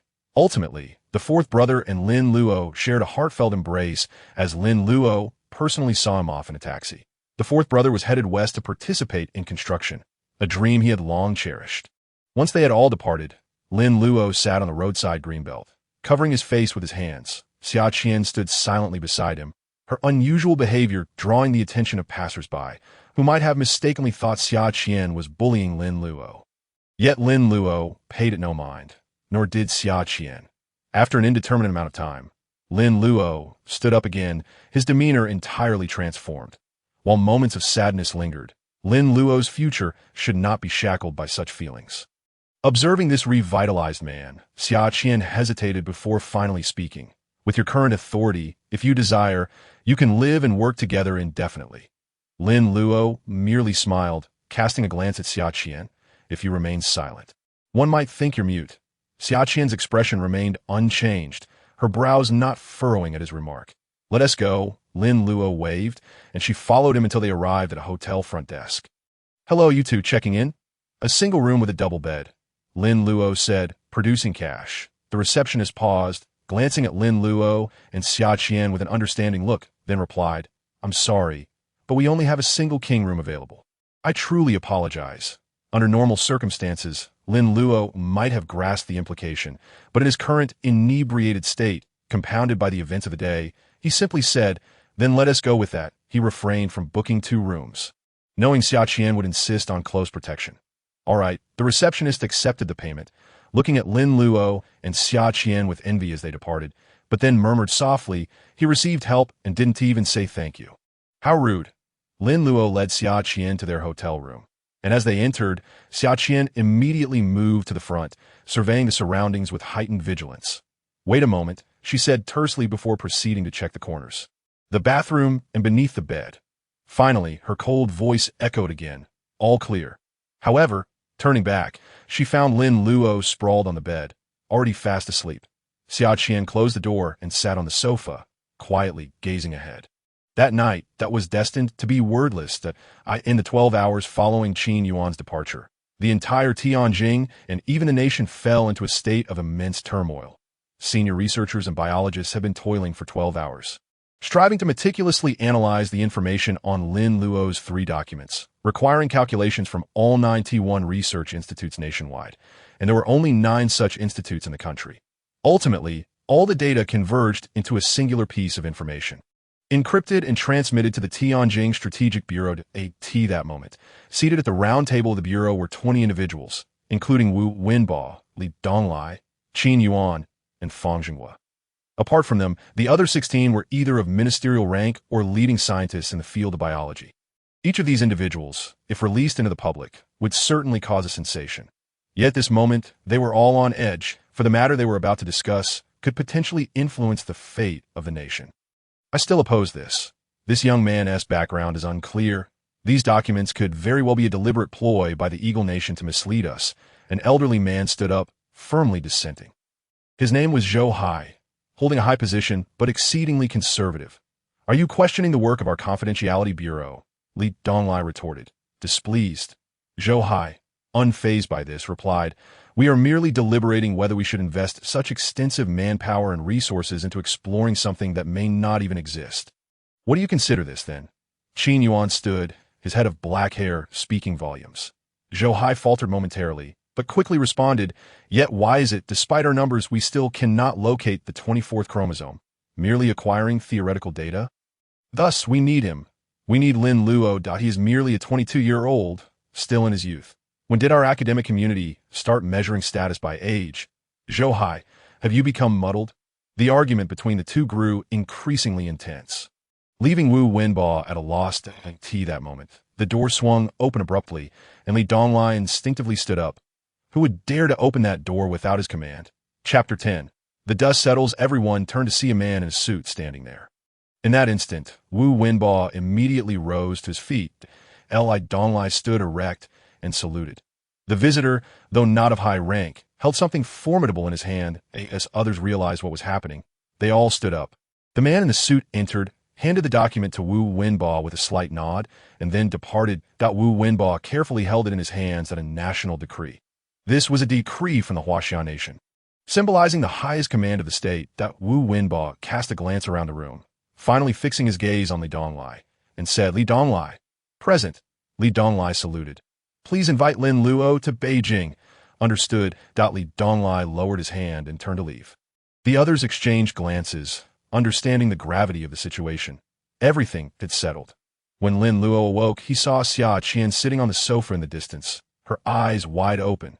Lin Luo rubbed his eyes and asked, haven't you slept all night? Xia Qian replied, you didn't let me. Lin Luo was at a loss for words, thinking that Li Donglai had caused quite a bit of trouble, but he poured himself a glass of water and said, "Don't you even have your phone? If you're on night watch, you could at least play with your phone." Xia Qian remained silent. Lin Luo continued, "Then you should sleep now." Xia Qian glanced at Lin Luo, and just as she was about to close her eyes, her phone rang. Lin Luo, seated on the sofa, watched her answer a few words before hanging up. He already knew the contents of the conversation. "Let us go." Xia Qian stood up and said, "They want you to go up."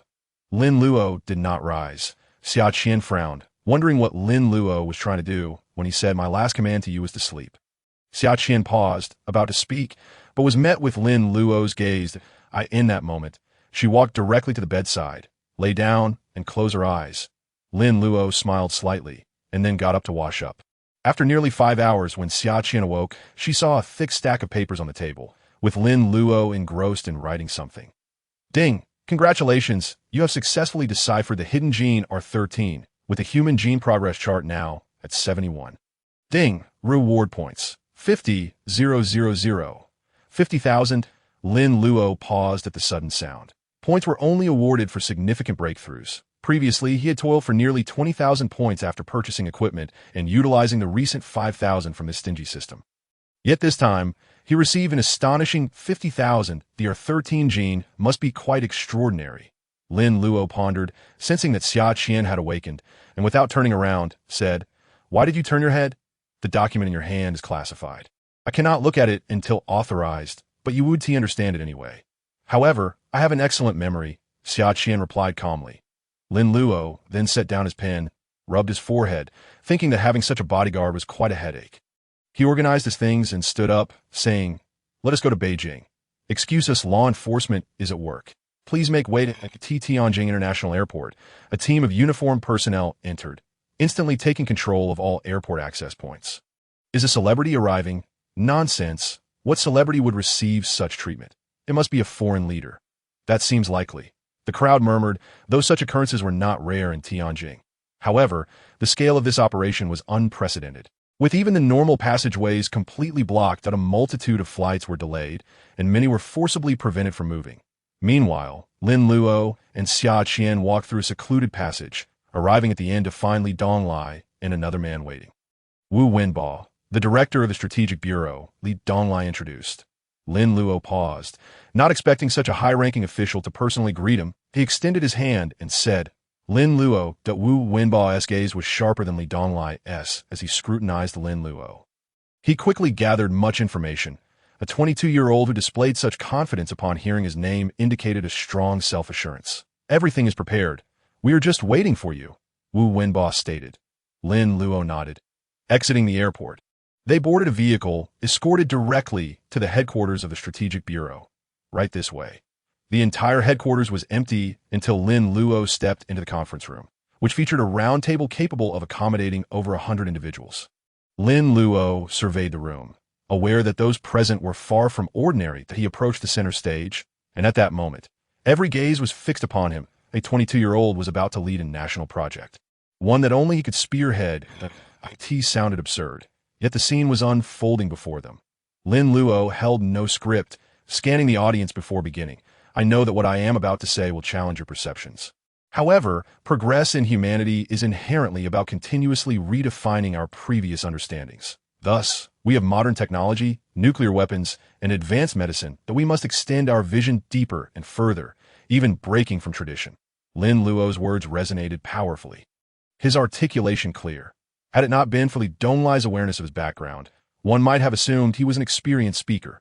Yet, regrettably, Lin Luo had never delivered a speech in his life.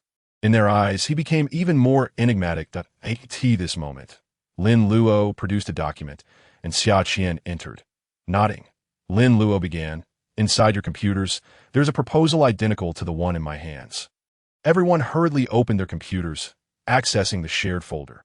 Hidden Chromosome Project, Hidden Gene Project, G3 Gas Project, Human Lifespan Extension Project, Talent Rescue Project, Gene Completion Project. This was merely the beginning of the next project.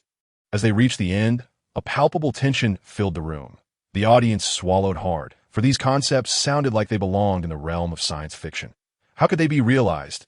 It seemed to defy all theoretical understanding.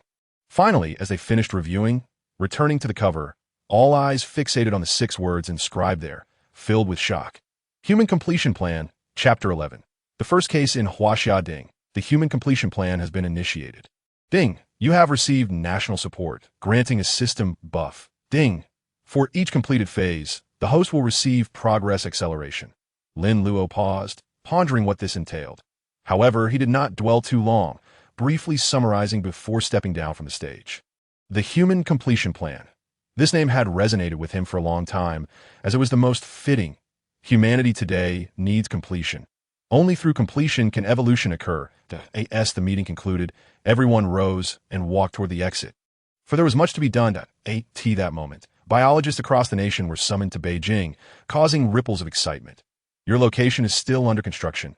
Grant us 3 days, Wu Wenbo said to Lin Luo. 3 days to construct a massive research facility? Only a nation like Huaxia, known for its infrastructure prowess, could propose such a feat. Lin Luo paid it no mind, stating, I have limited access to G3 gas data at Dongfang Biotech.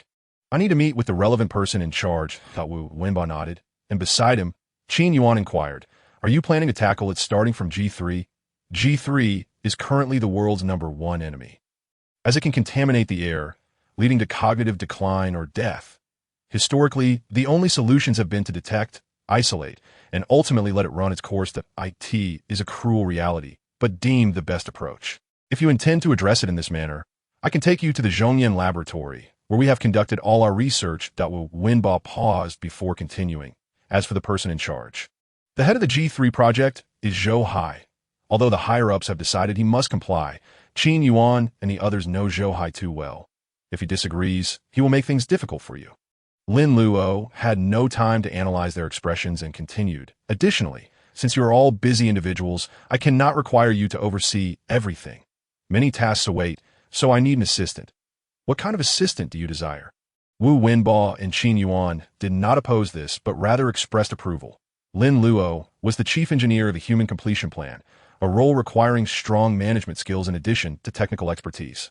Lu Chaochuan, Lin Luo stated.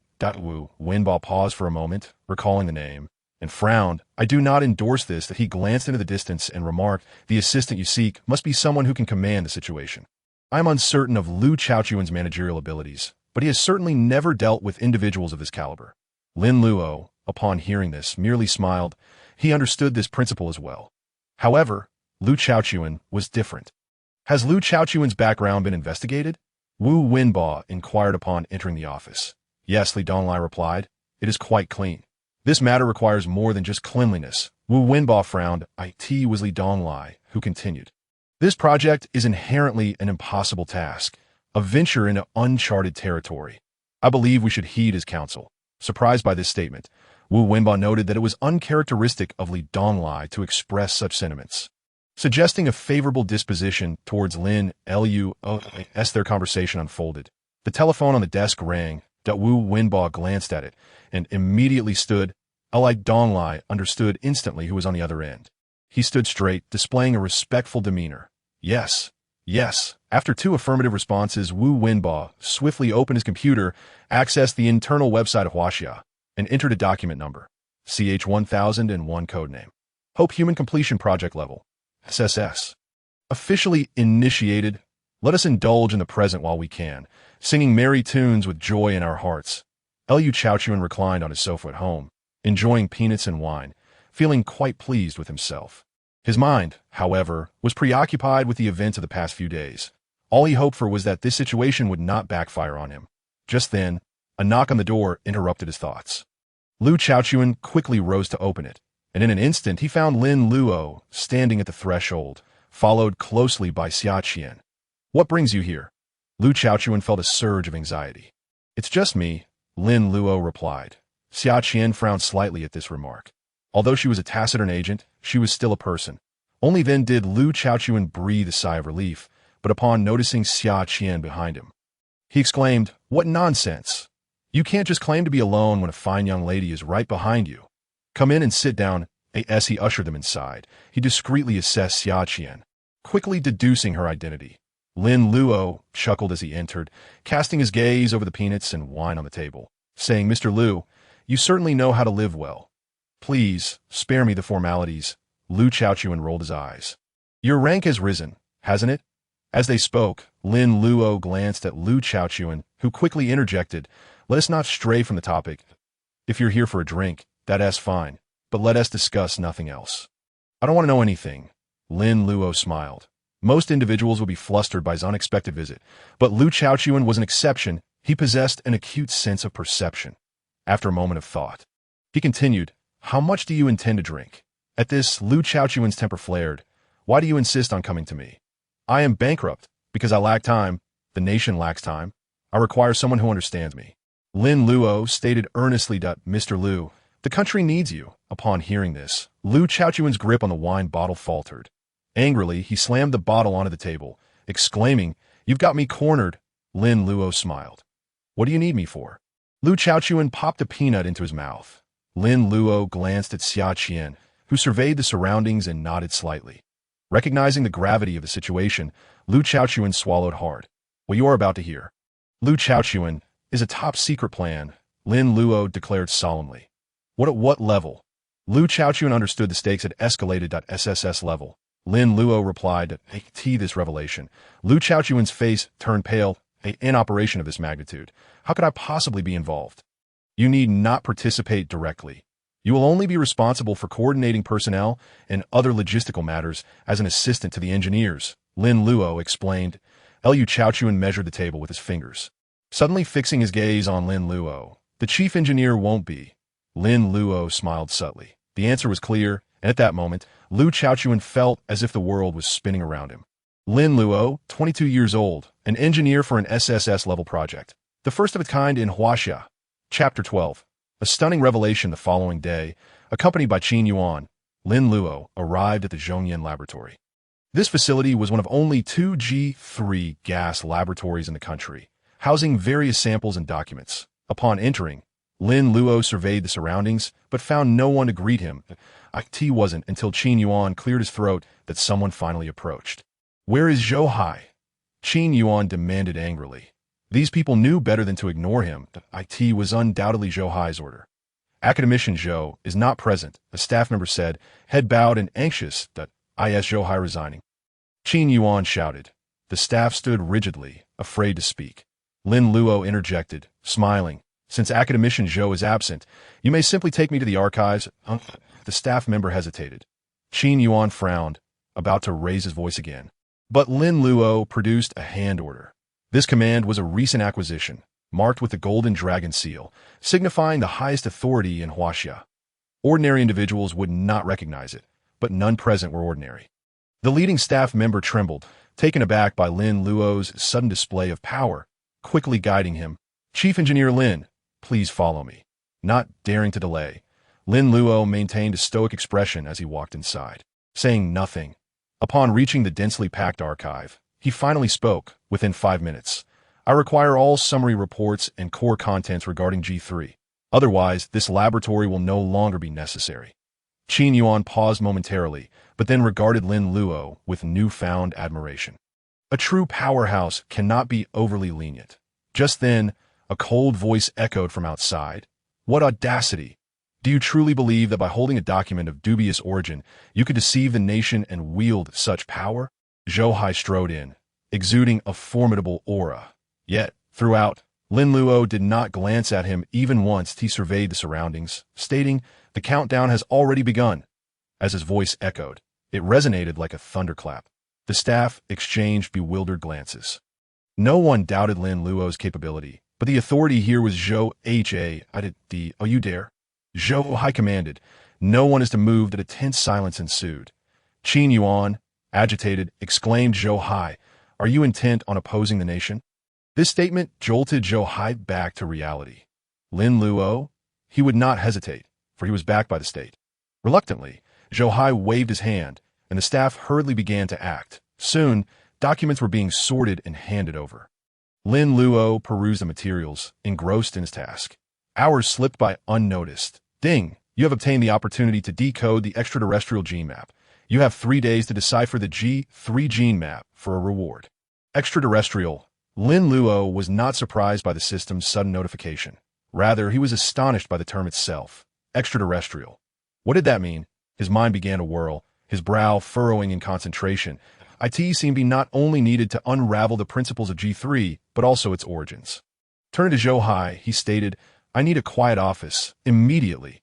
Zhou Hai hesitated, but begrudgingly complied, relinquishing his office.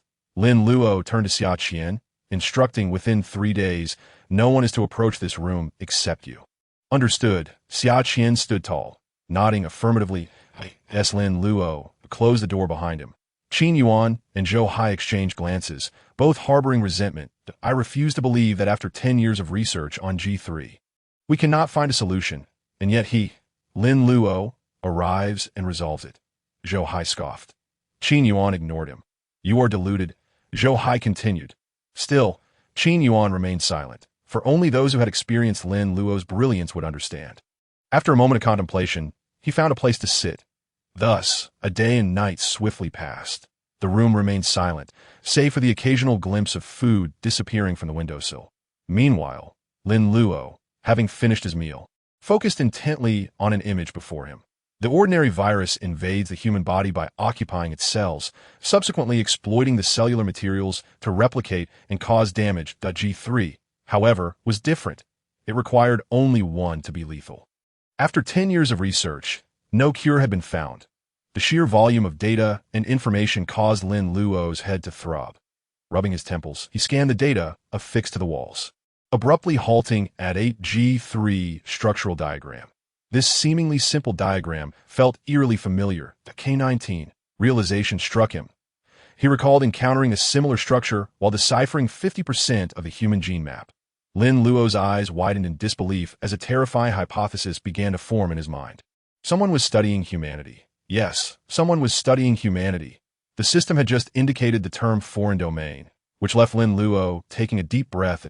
He swiftly searched the human genetic map within the system and indeed discovered the data on K-19, which was essentially identical. The only distinction lay in the presence of a small red dot on G3. This tiny dot was the key to unraveling everything, and oh wonder nations had spent a decade without results. They could not detect the existence of this concealed gene. Lin Luo gasped, realizing that because of G3, the global landscape was in turmoil. Distrust among countries was rampant, and who would have thought that the true enemy might not be the people of Earth? Lin Luo understood that this truth needed clarification. However, first, he had to investigate a solution for G3. If the issue lay with K-19, employing reverse thinking. No, that wouldn't work. If one were to forcibly sever this genetic chain. No, that wouldn't do either. Lin Luo's mind began to simulate extensively. Several hours later, he opened his eyes, revealing a hint of joy, and exclaimed, "I understand." At the same moment, the system chimed, "Ding! Congratulations, host. You have obtained the G3 genetic map. Human genetic map progress has increased by 3. Currently it's 74. Ding! Reward points. 100,000. Ding! You have acquired immunity to G3. Ding! New task. Assist humanity in resolving G3. Lin Luo was ecstatic. He knew he was on the right path. He rose and pushed open the door, where over 100 staff members turned to look, including Qin Yuan and Zhou Hai. However, no one would expect that a miracle could occur in just 3 days. "Let's see what you'll say," Zhou Hai smirked, already devising ways to mock Lin Luo. Chapter 13. Conquering the poison gas. Lin Luo stepped outside and glanced at Xia Qian, noticing her dark circles that were even more pronounced than his own. He couldn't help but frown. This woman was truly stubborn. It was careless of him not to remind her when he entered. He looked at her and said, "Can't you be a bit more flexible?" "It's your instruction," she replied calmly. "However, appropriate sleep is still necessary, that if someone were to suddenly intrude and affect you, it would be my failure, as my professional integrity does not allow for such negligence." "You'd be better off not speaking," Lin Luo replied, feeling overwhelmed, and waved his hand. "Everything is over. You should rest. No one here dares to harm me." Xia Qian glanced around, nodded, and then left. At that moment, Qin Yuan approached, observing Lin Luo's poor complexion, and suggested, "Why not take a break first?" Although Qin Yuan was aware that Lin Luo was extraordinary, he did not believe that Lin Luo could solve this global dilemma in such a short time. In fact, he felt that Lin Luo was under immense pressure. This was the first hurdle. If he faltered here, the path ahead would become increasingly arduous. Zhou Hai, trailing behind, couldn't help but smile, saying, "Young man, you should heed the advice of your elders and not assume you are invincible." As soon as he finished speaking, Lin Luo's steady voice, laced with depth, echoed, "Qin Lao, I believe we will soon hold a press conference." Upon hearing this, Qin Yuan froze. Zhou Hai paused as well, and all the staff members working behind them turned around, staring at Lin Luo in disbelief. "What did you say?" Qin Yuan exclaimed, instinctively grasping Lin Luo's hand, who could feel the excitement coursing through him. G3 was the world's greatest conundrum. Once infected with G3 gas, death was the only certainty awaiting them. The international medical community considered it an unsolvable exam. Lin Luo smiled and pronounced, word by word, "Yes, I have deciphered the entirety of G3 gas." His declaration sent ripples through the room. Lin Luo's voice, neither too loud nor too soft, resonated throughout the 300-square-meter hall. Some people felt their legs weaken upon hearing his words. Others buried their faces in their hands and wept. They were frontline researchers of G3. Having witnessed their colleagues succumb to the torment of G3, in a blink, they could turn into mere bones. They lived in constant fear, but still bore the burden of their duties. Yet, they saw no hope. Today, this young man had spoken to them, perhaps revealing the answer to their examination. Bravado. Utter bravado. Zhou Hai laughed after a brief pause of astonishment and silence. "Are you claiming that in 3 days you've solved the problem that our 300 researchers, no, workers from around the world, have been unable to crack?"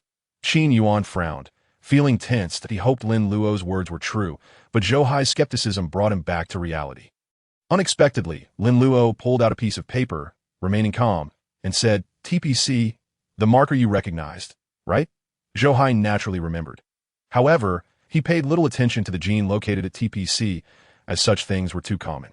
Within TPC, there existed a gene chain named K19, which was similar to that of humans, yet it had mutated. This very factor obstructed modern technology's exploration of it, as everyone believed G3 invaded the brain.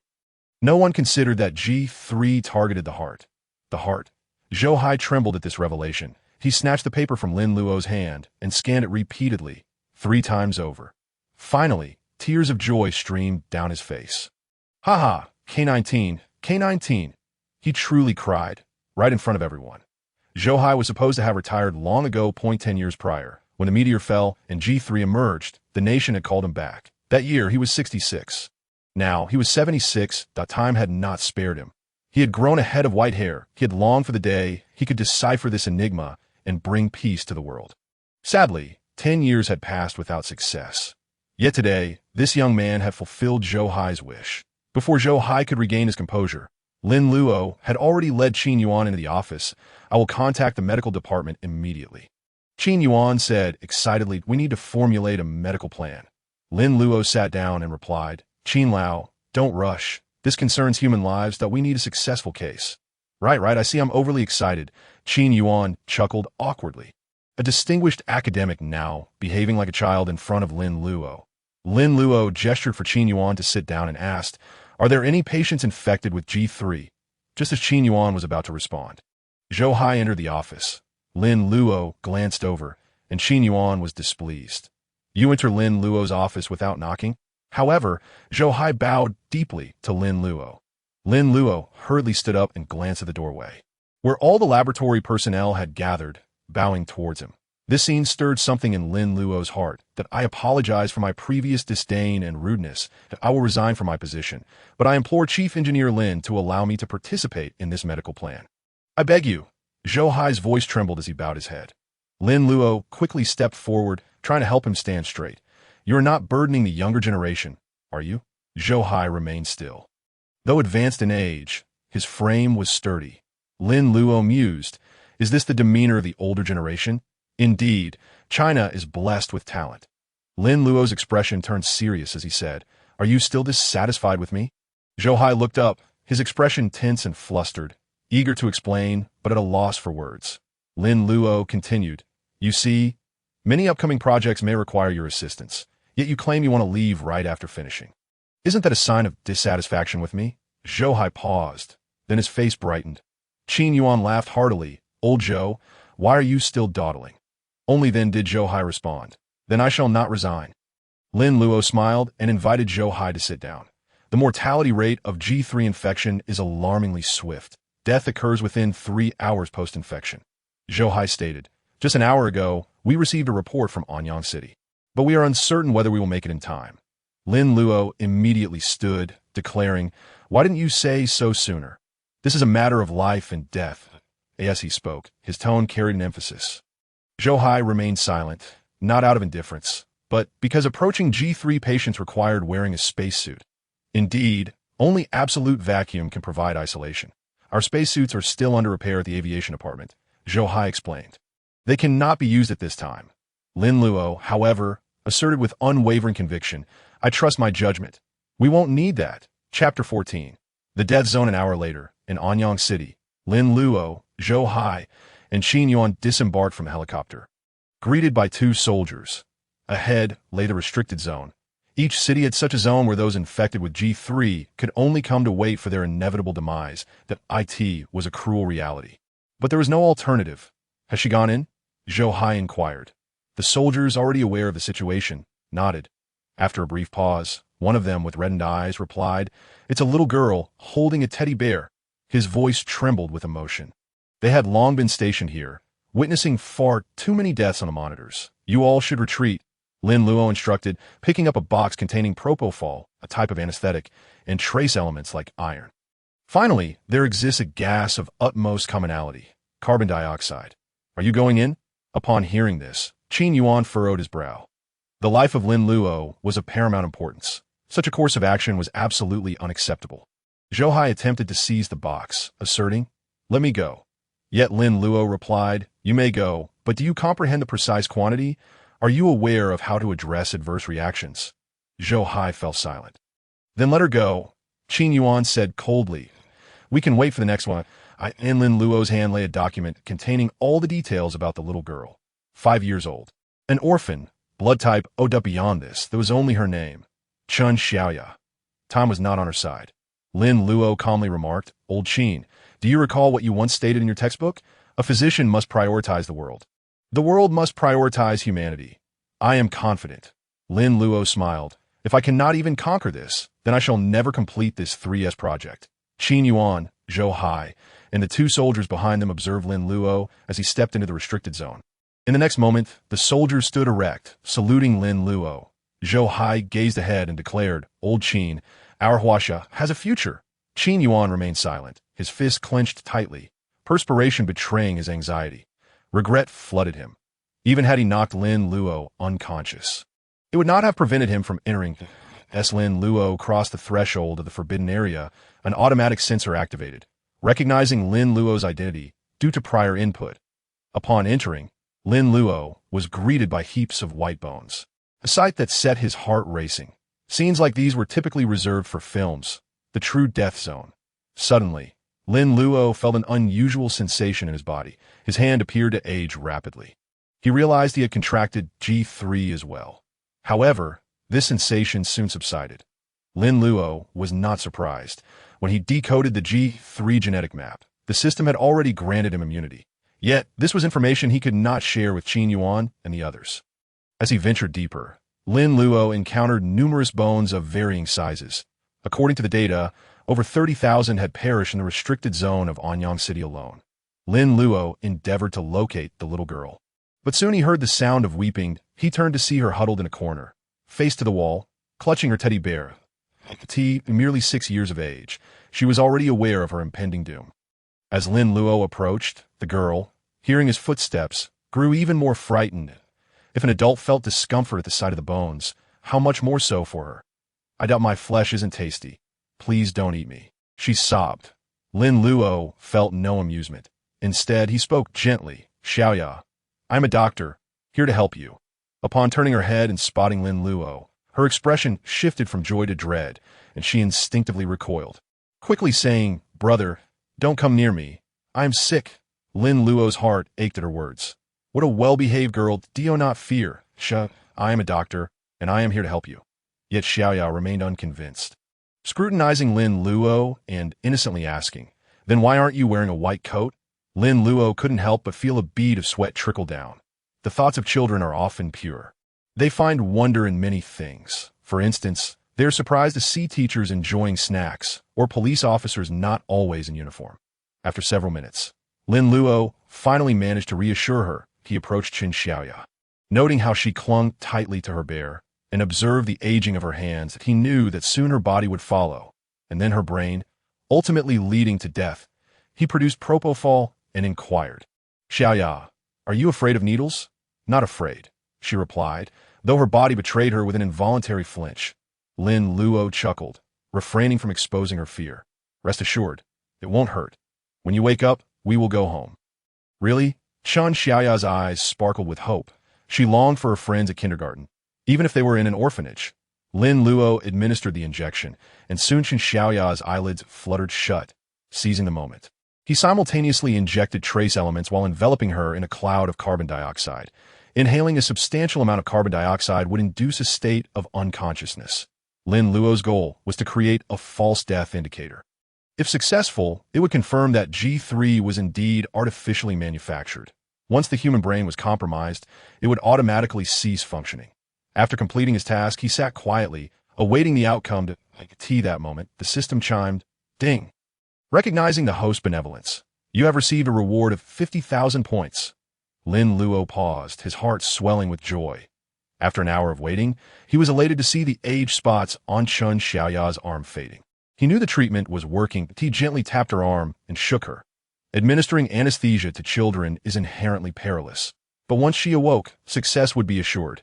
After approximately 2 minutes, Qin Xiaoya slowly opened her eyes.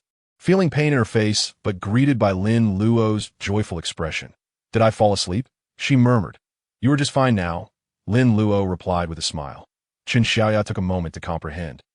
Glancing at her hands before suddenly springing to her feet, jumping joyfully. Previously, her illness had rendered her unable to walk. Now, she was restored.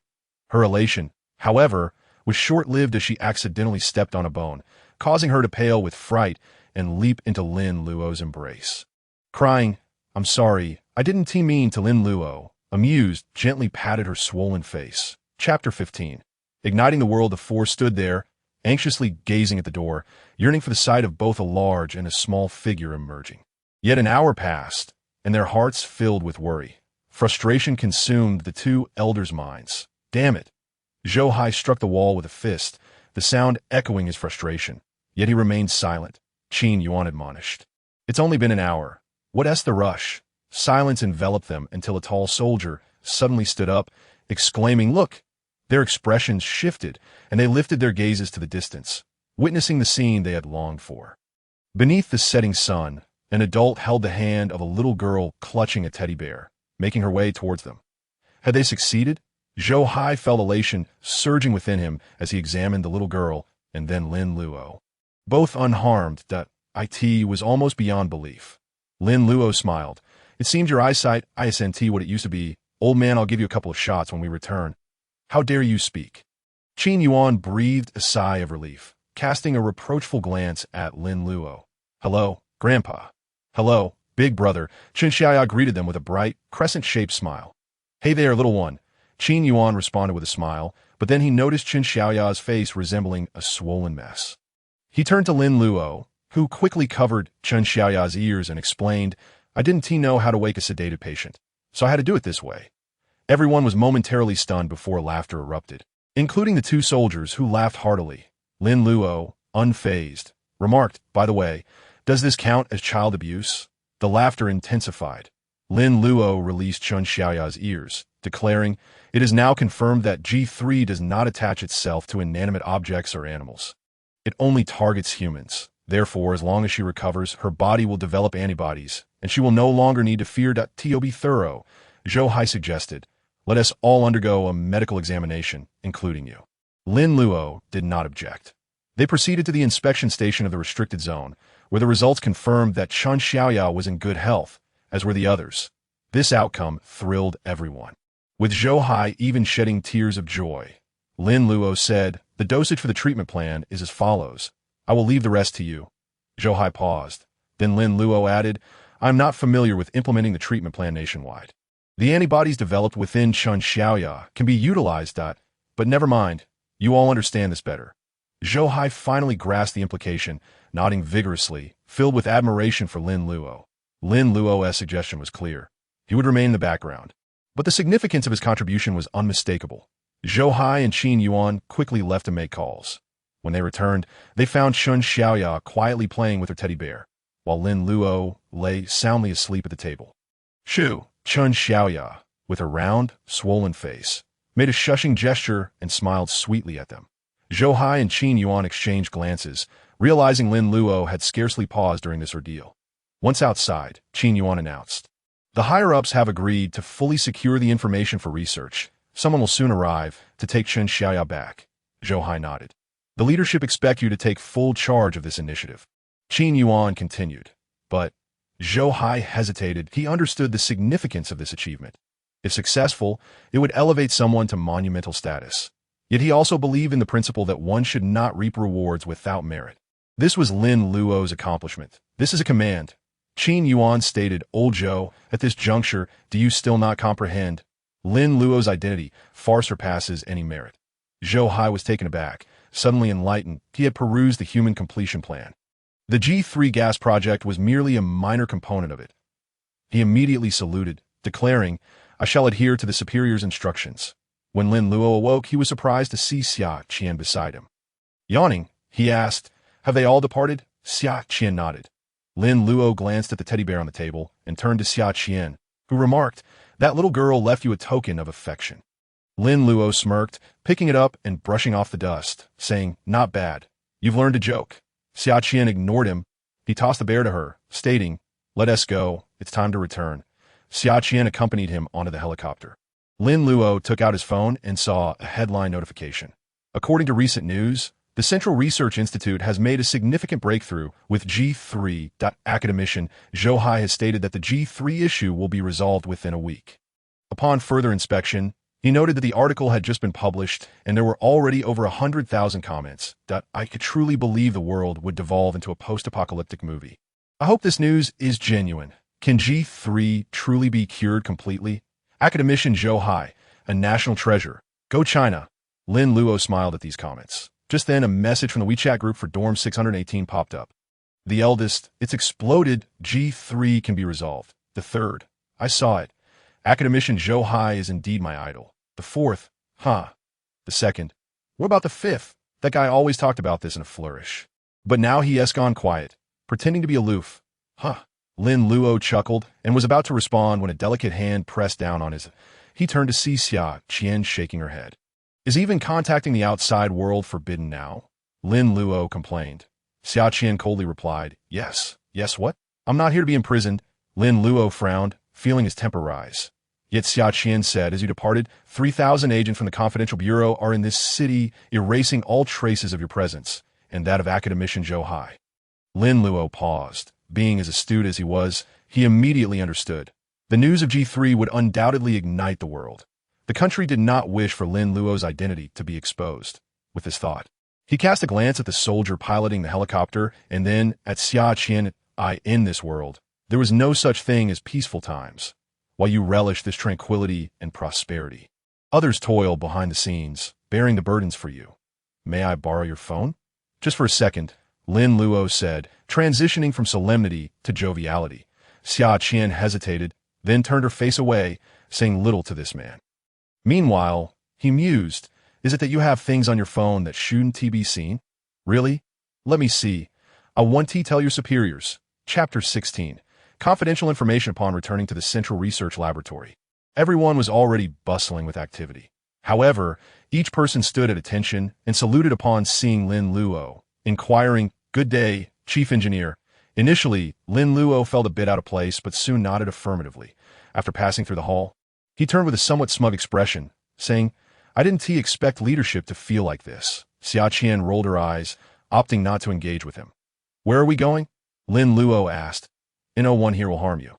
Xia Qian replied without looking back. Lin Luo thought, "I ascend that my line." He murmured about women holding grudges and stepped into the office, where Qin Yuan and Zhou Hai were engaged in discussion. Upon seeing Lin Luo enter, both quickly stood up. "You may sit," Lin Luo urged. They insisted on waiting until he was seated before doing so, while Zhou Hai appeared hesitant to face Lin Luo. Although the news of a complete cure for G3 had not yet been announced, Zhou Hai had already become the most renowned academician online. Faced with such accolades, he felt a pang of guilt. Indeed, we have detected antibodies within Chen Xiaoyao's body. Based on these antibodies, we can produce a medication to combat G3, which will simplify the process significantly. Qin Yuan explained that I am not well versed in this area. You may handle it. Lin Luo smiled, taking an apple from the table and taking a bite, casting a glance at them. However, I wish to know the truth regarding G3. What truth? Qin Yuan inquired, appearing perplexed.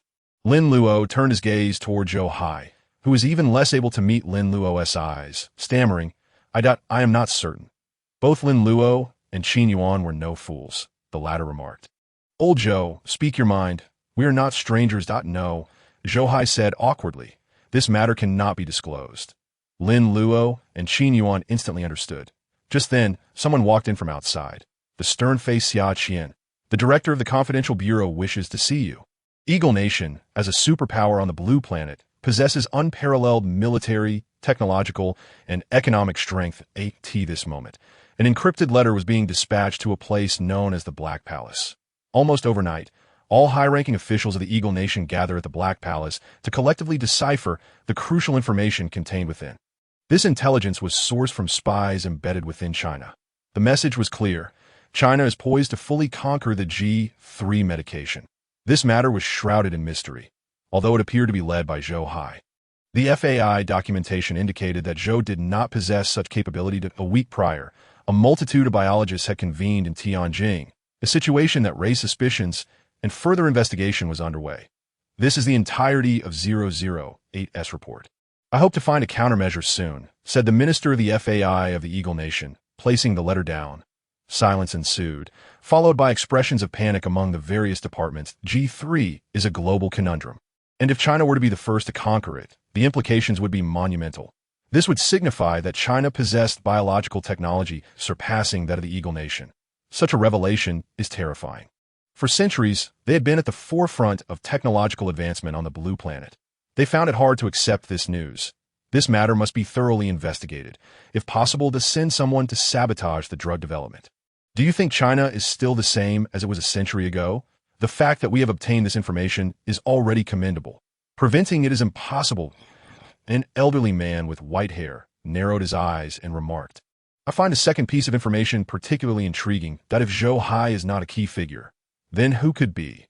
Why is China concealing this? The crowd snapped back to reality, reflecting on the implications. Their astonishment palpable. The FAI minister immediately stood up, declaring, I will investigate this matter thoroughly. Lin Luo entered the conference hall, spotting an elderly man in military attire awaiting him. Though advanced in years, he carried himself with vigor. Most striking were the stars on his shoulders, indicating his rank of general. Indeed, without such a status, one could not oversee matters of the Confidential Bureau. Welcome, the elderly man smiled, gesturing for Lin Luo to sit. Lin Luo nodded slightly, and once seated, the man said, It seems you are familiar with me. Lin Luo promptly stood, giving a slight bow. This man was known as one of China's 10 great war deities. He had once single-handedly slain hundreds of enemies on the battlefield, demonstrating to the world that the Chinese army was the finest. His surname was Yang, with the given name Jun, perfectly encapsulating the saying. Who in the world does not recognize Jun? Sit down. Do not be so formal. Yang Jun displayed a benevolent smile, hardly resembling a general. I have heard you wish to learn about G3. The meteor shower a decade ago was not a simple occurrence. Lin Luo stated. Yang Jun's smile faded, his expression turning grave. This matter is classified. Many in this nation are aware of it, and if anyone leaks it, the consequence is death. Lin Luo paused. Even as the primary contributor to G3. You still lack the qualification to know, Yang Jun asserted. Thus, you must persuade me. Lin Luo was taken aback again. After a moment of contemplation, he said, Well, I too have something that you are not qualified to know, but I can share it with you now. Yang Jun was momentarily stunned, then smiled. How many years had it been since someone dared to speak to him like this? He laughed heartily. Very well. Speak. He was curious to hear what this younger generation would say. This segment contains the gene chain of G3. It is human, Lin Luo explained. Yang Jun looked perplexed. A soldier. He despised reading. Lin Luo continued without delay. I have confirmed that this gene chain is artificially created. However, there is no one on the blue planet capable of producing it. Upon hearing this, Yang Jun's expression shifted, revealing a hint of astonishment. Are you certain? His tone had altered. Lin Luo nodded. Yang Jun, feeling a surge of tension, slammed his hand upon the table, understanding the gravity of the situation. Rising to his feet, he commanded, "Follow me." Chapter 17. The mystery of the meteorite as they approached a heavily secured door. Several sensors illuminated Yang Jun and Lin Luo. Identity confirmed, access granted. Lin Luo looked up to see Yang Jun's identity approved, along with his own, which read, Lin Luo, engineer of the Human Completion Project.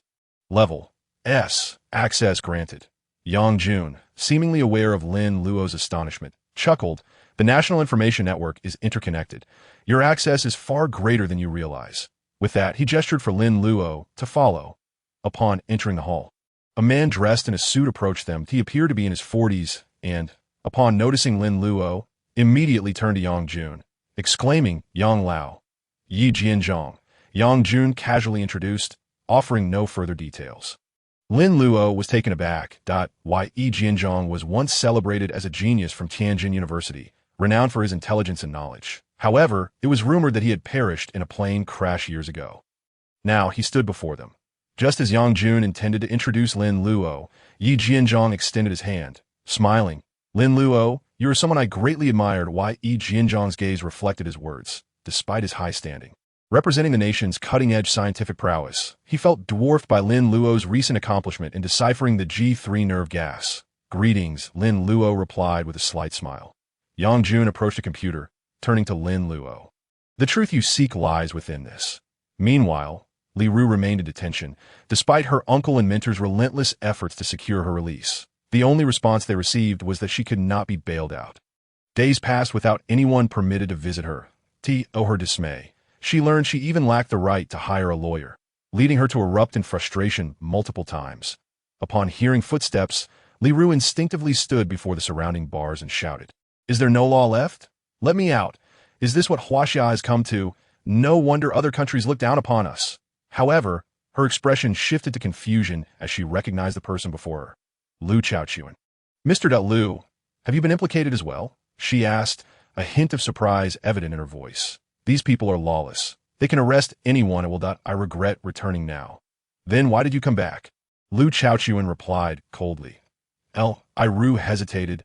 He produced a key, unlocking the door as he stated, "You returned to Huaxia for money, to leverage your uncle and mentor's influence." Ru trembled with anger at his words. "Lu Chaochuan, do you know what you're saying?" He emotionlessly handed her a piece of paper. "Sign this." Upon glancing at it, she realized it was a confidentiality agreement. Her heart sank as she read further. It stipulated she would undergo hypnosis and brainwashing. "I refuse," she exclaimed, her agitation rising. "I am a PhD, an intellectual. My mind is everything to me." Lu Chaochuan sneered. "This had nothing to do with you until you meddled and saw things you shouldn't have." Li Ru's eyes widened in shock. "It was indeed the 3 documents that had caused her plight, but I couldn't comprehend them." She stammered, seeking an escape. "My understanding is limited. The contents are too complex. However, your memory is remarkable. Despite your rise being due to connections," Lu Chaochuan interjected, "I have worked with you long enough to know." Li Ru paused, her status as a PhD quickly clarifying the situation. "How do you know?"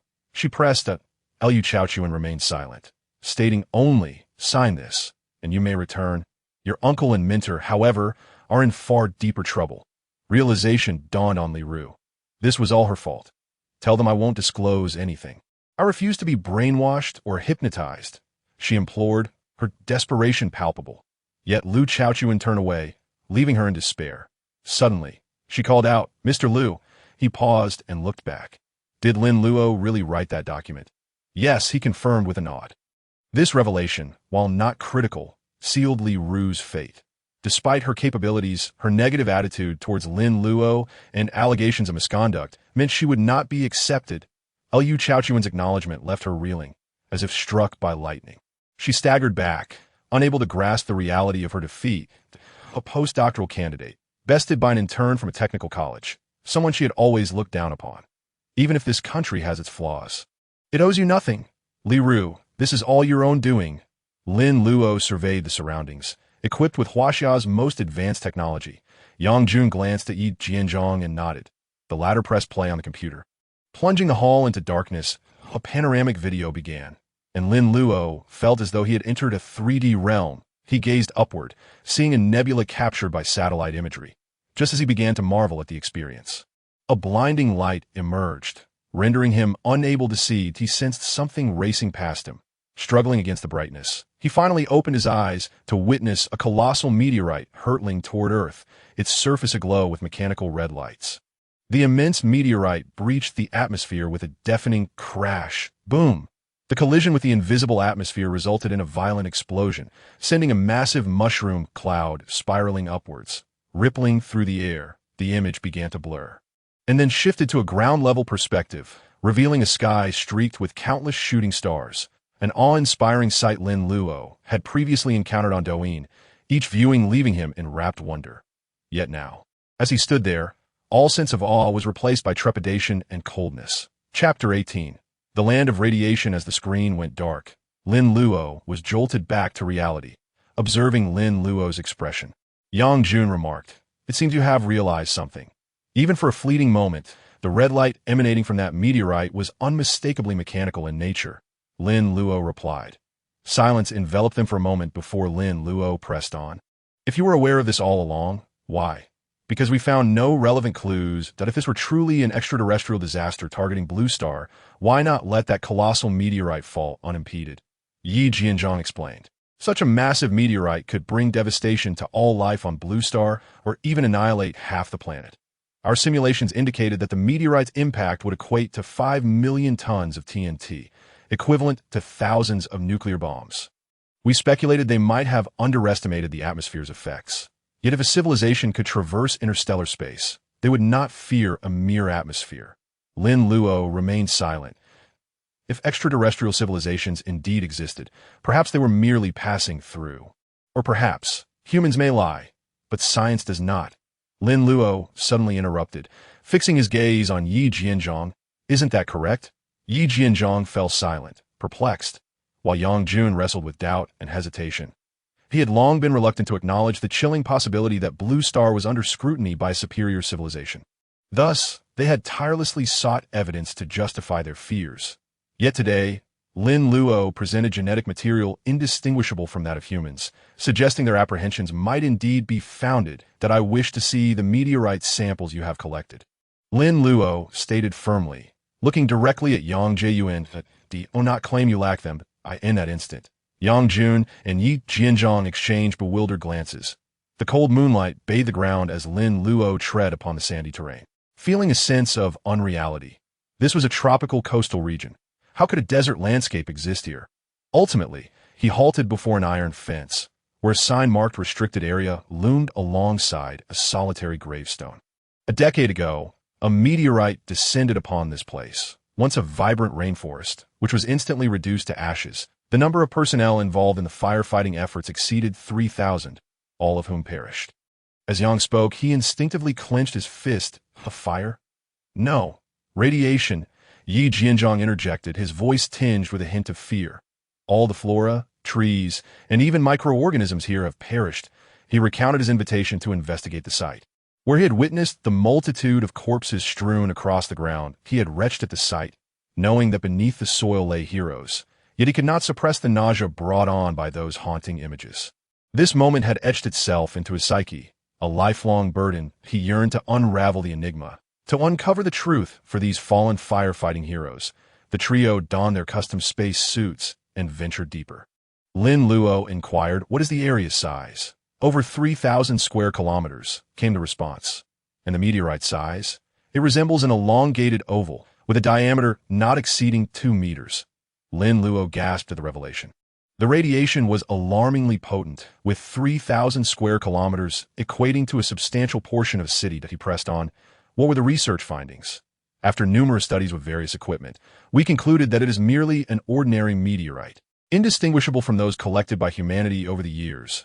Yi Jianzhong stated, "You believe that?" Lin Luo probed. Why? Yi Jianzhong fell silent, as such a notion was utterly implausible to him. How close could one approach? At least 1,000 meters away, Yi Jianzhong replied, that we're nearly there. Lin Luo frowned, aware that the system had endowed him with G3 defensive capabilities, yet he needed to ascertain whether this ability could withstand the radiation.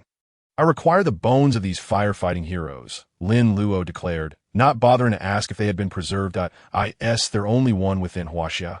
Yes, most have fallen into the sea, Yi Jianzhong said, hesitating before continuing. The Eagle Nation likely obtained a significant number. According to some investigations, they may have made progress. Lin Luo was not surprised by this revelation. The Eagle Nation, a superpower on Blue Star, had always been at the forefront of technological advancement, leading to a singular focus on domination and internal strife. It seemed necessary to engage in dialogue with them. Lin Luo smiled faintly. In the past, he would have felt powerless to alter this situation. But with Huaxia poised to complete the human completion project, the resurgence of Huaxia and its return to the pinnacle of the world was no longer a mere dream. Ding! Would you like to exchange for micro fist power, level 2? Lin Luo lightly tapped the table with his fingers, contemplating. Having accumulated a substantial number of points, he needed to deliberate on enhancing his capabilities. Clearly, Lin Luo had two options: to conserve enough points for future shop unlocks, or to indulge in immediate gratification. Uncertain of the conditions for unlocking subsequent abilities, Lin Luo recalled that he had previously acquired points to access further capabilities. Thus, he surmised that a certain threshold of points must be reached to unlock advanced abilities, which would likely grow increasingly formidable.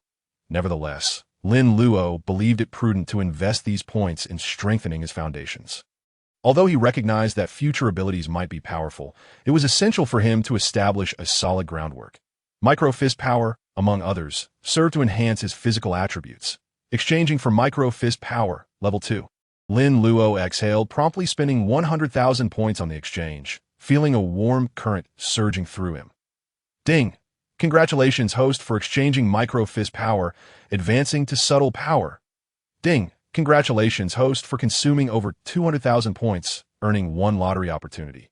Lin Luo paused, pondering the significance of this development. That moment, a lottery-like interface materialized before him, displaying an array of prizes and their probabilities.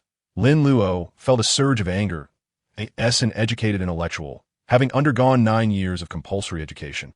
His values were well formed. This insidious system, conducting a lottery within his own body, was fundamentally akin to gambling. Despicable and utterly vile, he had once declared his opposition to the scourge of drugs. Yet, what did gambling have to do with him? Lin Luo cracked his knuckles, his eyes gleaming as he scrutinized the rewards. Chapter 19. An unconventional truth, a golden sports car, 100 million in cash. Lin Luo swiftly bypassed these initial items, deeming them of little utility. However, the next two items had probabilities of 45% each. Following them was a CNC gene instrument, which Lin Luo desired greatly, as its description indicated the ability to rapidly explore and compose genetic chains. With this device, Lin Luo could accelerate research into numerous hidden genes, enhancing progress, but he had researched that such equipment was unavailable domestically due to foreign technological blockades. Regrettably, the price was steep, requiring 100,000 points. With a mere 9% probability, Lin Luo then glanced at the final option. Flight power, probability, 1%. Could obtaining this truly grant him the ability to fly? His eyes ignited with fervor at the thought. Flight power undoubtedly represented one of the highest abilities that it appeared that winning this would be akin to hitting the jackpot. Yet a 1% probability seemed excessively low as a casual gaming enthusiast. Lin Luo was well-versed in the probabilities of games. He pressed the lottery button, and the machine began to spin rapidly. Golden sports car, 100 million in cash. Watching the machine approach a halt, Lin Luo felt invigorated, believing that the outcome could very well be flight power. However, just as the speed reached a climax, it abruptly ceased. Ding! Congratulations, host, for obtaining the CNC gene instrument. Lin Luo felt a surge of frustration, having seen the pointer drift perilously close to flight power. Nevertheless, a CNC gene instrument was still a significant gain. He sighed, aware that he had profited immensely. Yet human nature is inherently greedy, and he still longed for the mastery of flight power. Knock, knock. The door was rapped upon, and Lin Luo swiftly opened it to find Yi Jianzhong standing there. The bones of the heroes are prepared, he said, his tone somewhat subdued.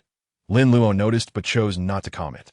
Clad in protective gear, they entered the laboratory, where Lin Luo was astonished to find the bones on the examination table. These bones were enormous, unmistakably not human. "Have you made a mistake?" Lin Luo inquired. "No," Yi Jianzhang replied. "These have been confirmed through DNA comparison to be theirs." With this revelation, Lin Luo fell into deep contemplation. "Is there anything I can assist with?" Yi Jianzhang asked. "No." Lin Luo shook his head. Yi Jianzhang, clearly disappointed, took a step back. He had a strong desire to participate, as he had personally recovered these bodies, but he was a mechanical scientist, not a biological one. Lin Luo circled the table, rapidly jotting down notes. Head bones increased by 30%. Foot bones increased by 20 to 30%. If radiation was the cause of death, it should have induced cancer, leading to mutations that would cause the bones to darken. Yet these were clearly not affected.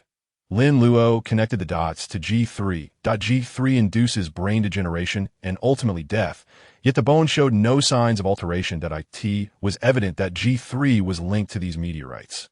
After some thought, Lin Luo retrieved the CNC gene instrument he had just acquired.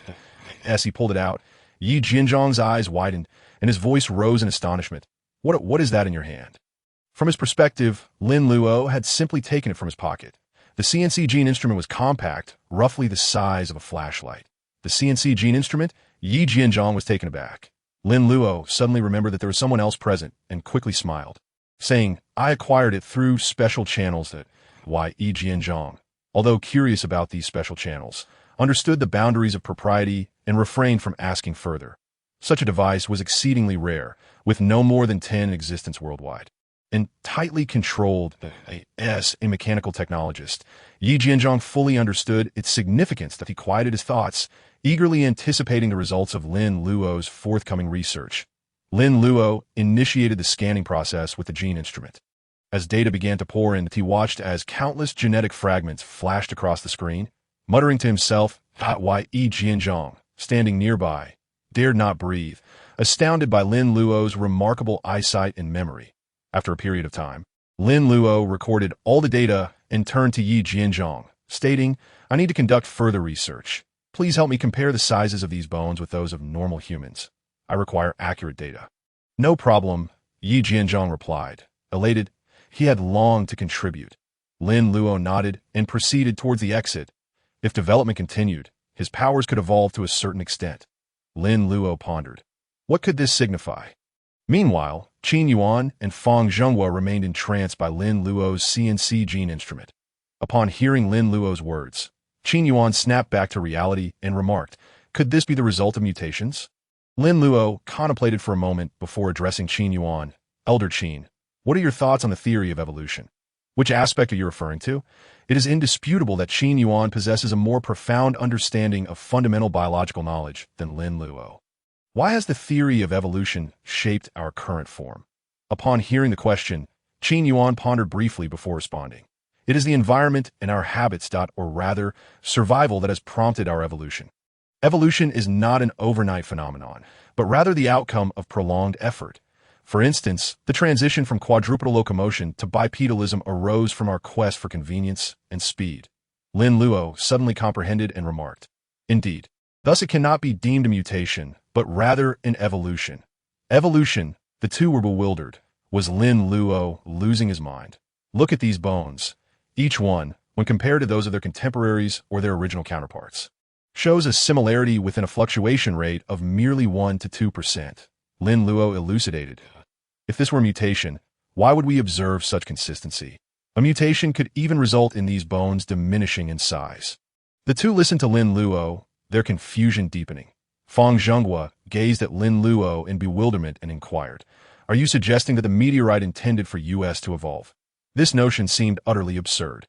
Many had perished due to the meteorite, with the gruesome nature of the incident prompting the authorities to suppress information from the outset.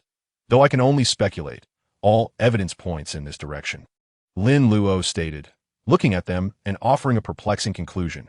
It sought to facilitate our evolution of strength. Alas, we are unable to accept such evolution. Chapter 20. Humanitarianism. This conclusion was utterly outlandish. Had it not been for Lin Luo, Qin Yuan would have likely lost his temper. Lin Luo handed them a set of data, stating, The bones within their bodies not only exhibit uniform growth rates, but their strength genes also demonstrate a similar pattern of increase. The two were taken aback. Lin Luo's explanation, coupled with the data, indeed suggested such a possibility. However, why would one aspect lead to cognitive regression while simultaneously promoting physical evolution? What connection could exist between the two? At the Huaxia Hotel in Tianjin City, a venue worthy of its name, the establishment was typically reserved for accommodating foreign dignitaries. However, today it was an exception, as a press conference was about to commence. The hotel was bustling with journalists, each entering through exceedingly stringent security checks, almost to the point of undressing. Peng Jing from the Huaxia News Network arrived early, well-prepared and impeccably dressed, her makeup already done. Despite the event being an hour away, she felt an exhilarating anticipation, as the news she was to cover was decidedly extraordinary. "Fuck you!" A sudden shout in a foreign tongue caught her attention. Turning around, she saw a white man wielding a microphone berating the security personnel with harsh language. "Sir, please present your invitation." The security officer maintained a calm demeanor. "Do you not recognize CBS?" the man shrieked, pointing frantically at his badge. "Uncultured dog." The security officer frowned but remained polite, reiterating, "Please present your invitation." The man, now agitated, was met with Peng Jing stepping forward, coldly stating, "Davis, please be mindful. This is Huaxia, not your playground." At that moment, several security personnel appeared, seemingly ready to intervene. Davis, likely a bully to the weak, turned and smiled, saying, "Ah, Miss Peng Jing, long time no see." Peng Jing, sensing his lascivious gaze, felt nothing but revulsion. CBS was notorious for disparaging Huaxia. Confounded as to why her superiors had invited such a media outlet, she watched as Davis produced his invitation. As Davis entered, he remarked, "Rumor has it you will announce something regarding G3 today. I find that hard to believe. If our Eagle Nation couldn't achieve it, what makes you think Huaxia can?" Peng Jing chose to ignore him, turning away, after approximately 50 minutes with a multitude of journalists in attendance. The press conference was ready to begin. Among the invited guests, she noted the presence of many foreign media representatives. What was the higher-up's intention? "They're here," a photographer announced. Peng Jing turned to see Zhang Yong, the head of the Ministry of Health, leading the procession, followed by Zhou Hai and several high-ranking officials. The media erupted into a frenzy of photography, and astute journalists sensed the significance of this press conference. The domestic reporters, eyes gleaming with anticipation, eagerly awaited the proceedings. Amid the collective scrutiny, Zhang Yong addressed the audience. "Welcome, esteemed members of the press. Today, we have a momentous announcement that a decade ago, a gas attack altered the course of the world. Over the past 10 years, Huaxia's biological research community has persevered tirelessly. After a decade of research, we have achieved a breakthrough under the leadership of academician Zhou Hai, successfully conducting trials on 1,000 individuals. The results are conclusive. We have succeeded. The drug we have developed, Blueberry, effectively counteracts all adverse effects of the gas." Upon these words, the venue erupted in excitement, the chatter unceasing. "Minister Zhang, does this imply that G3 has been conquered?" "Academician Zhou, could you elaborate on the specifics of the process?" Questions came flying in rapid succession. Zhang Yong, accustomed to such scenarios, smiled at Peng Jing and said, "You may go first." Peng Jing stood, bowing slightly, and with fervor asked, "Minister Zhang, does this mean we no longer have to fear G3? "Indeed," Zhang Yong affirmed with a nod. The noise swelled, growing even louder. Everyone recognized that this news would reverberate across the globe like a nuclear explosion. Peng Jing posed a few more questions, though they were largely trivial, and she understood that now was not the time for further inquiries. After allowing several media outlets to pose questions, Zhang Yong finally pointed toward CBS. "Minister, I would like to inquire if Huaxia will share this achievement with other nations." Davis's sharp gaze pinpointed the issue of utmost concern to foreign media. Zhang Yong smiled and replied, "Regrettably, due to limited resources, we are currently only considering aid to friendly allied nations at this declaration." The room buzzed with mixed reactions. Some sighed in relief, while others were incensed. "You Huaxia speak of humanitarianism. Yet this is inhumane. If resources are indeed limited, then you ought to share your formula," Davis exclaimed vehemently. Unfortunately for him, Zhang Yong feigned ignorance, choosing to ignore the outburst. "We will be honoring academician Zhou Hai with a commendation in 2 days. We welcome everyone to attend." This concludes today's press conference. As Zhang Yong and Zhou Hai rose to leave, the journalists clamored for more questions, but security personnel intervened. Throughout the event, Peng Jing remained observant, not of Zhang Yong, but of Zhou Hai.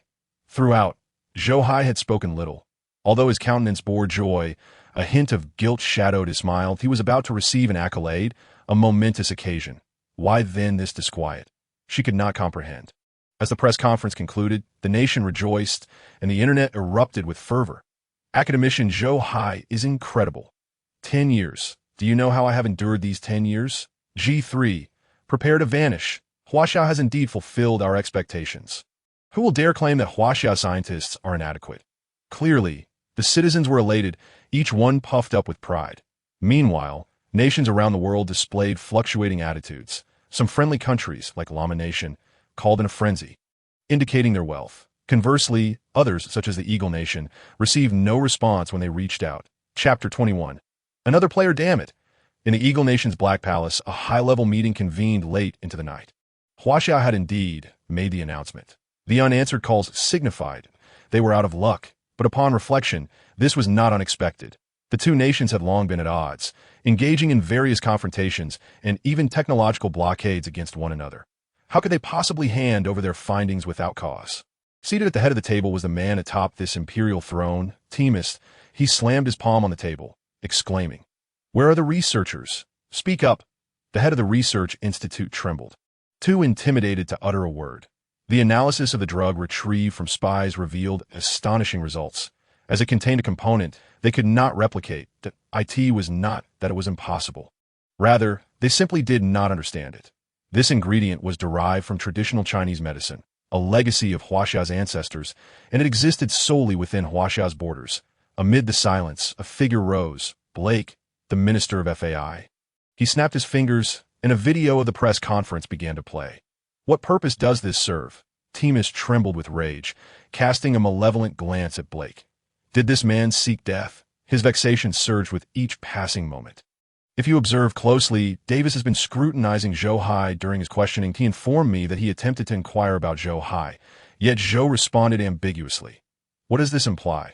Blake asked that it signifies that the Huaxia are disregarding us. Temis replied coldly. Incorrect, Blake countered. Mr. Guo, please reconsider this. With a snap of his fingers, another image appeared. It was a video of Zhou Hai from a prior press conference, shortly after he had launched a new product. This was also an interview conducted by Davis, Blake stated. The onlookers observed the footage, noting the spirited Zhou Hai, who was confrontational with Davis, a stark contrast to his previous demeanor. That I consulted behavioral experts, and they asserted that such drastic changes in a person's nature are implausible after examining abundant data on Zhou Hai. Blake remarked, looking at Temis, Mr. Guo, I believe our earlier suspicions may indeed hold truth. Zhou Hai is merely a facade they have presented. The true researcher lies elsewhere. Meanwhile, Lin Luo reclined his office chair, with Xia Qian seated beside him as his bodyguard. She was perpetually on standby. Lin Luo had been pondering a perplexing issue for several days, but feeling mentally muddled, he decided to abandon the thought. Suddenly, Xia Qian stood to leave. Lin Luo inquired, "Where are you going?"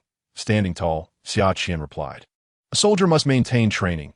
I have not trained for 2 days and need to exercise." Upon hearing this, Lin Luo rose and said, "I will accompany you." Xia Qian hesitated. "What? Am I not allowed to join?" Lin Luo pressed. "No," Xia Qian clarified. "This place requires intense physical capability." Upon grasping her implication, Lin Luo responded, "You mean I am better suited for a gym?" Xia Qian did not answer, yet her eyes conveyed everything. Lin Luo merely wished to test the limits of his inner strength, but he refrained from voicing it, instead smiling. "I'll just observe and soak in the atmosphere." Xia Qian nodded and turned to exit. After an hour's drive, they finally arrived at the training base of the Confidential Bureau. Following strict security checks, they entered. "I will go change," Xia Qian stated. Lin Luo nodded as he surveyed the equipment, which was indeed extraordinary. Traditional weightlifting gear was significantly heavier than usual, and there were specialized devices for combat training. Just then, a muscular man approached, his dark skin gleaming and revealing a bright smile. Lin Luo simply smiled back, remaining silent. The muscular man assumed his silence indicated agreement and boasted, "With that physique, you must not have trained. You cannot be here." What physique is required to be here? Lin Luo inquired. A body built with muscle. The man replied, flexing his biceps and lifting a nearby dumbbell. This one weighs 100 kilograms, and to enter here, you should be able to lift at least 200 kilograms. Impressive, Lin Luo said, stepping closer. This one, 200 kilograms. The muscular man was about to say it was 250 kilograms when he noticed Lin Luo bend down. He rushed forward to prevent any mishap. This was not a toy. Although he wished to see Lin Luo embarrass himself, he did not want to witness a fatal incident. However, an astonishing scene unfolded as Lin Luo effortlessly lifted the 220-kilogram dumbbell. Displaying no signs of strain, the muscular man was left dumbfounded. Lin Luo gently swayed the dumbbell. The muscular man felt paralyzed. After 8 years of training, he could barely manage to lift it, and he doubted anyone could handle it as Lin Luo did. It's not that difficult, Lin Luo remarked.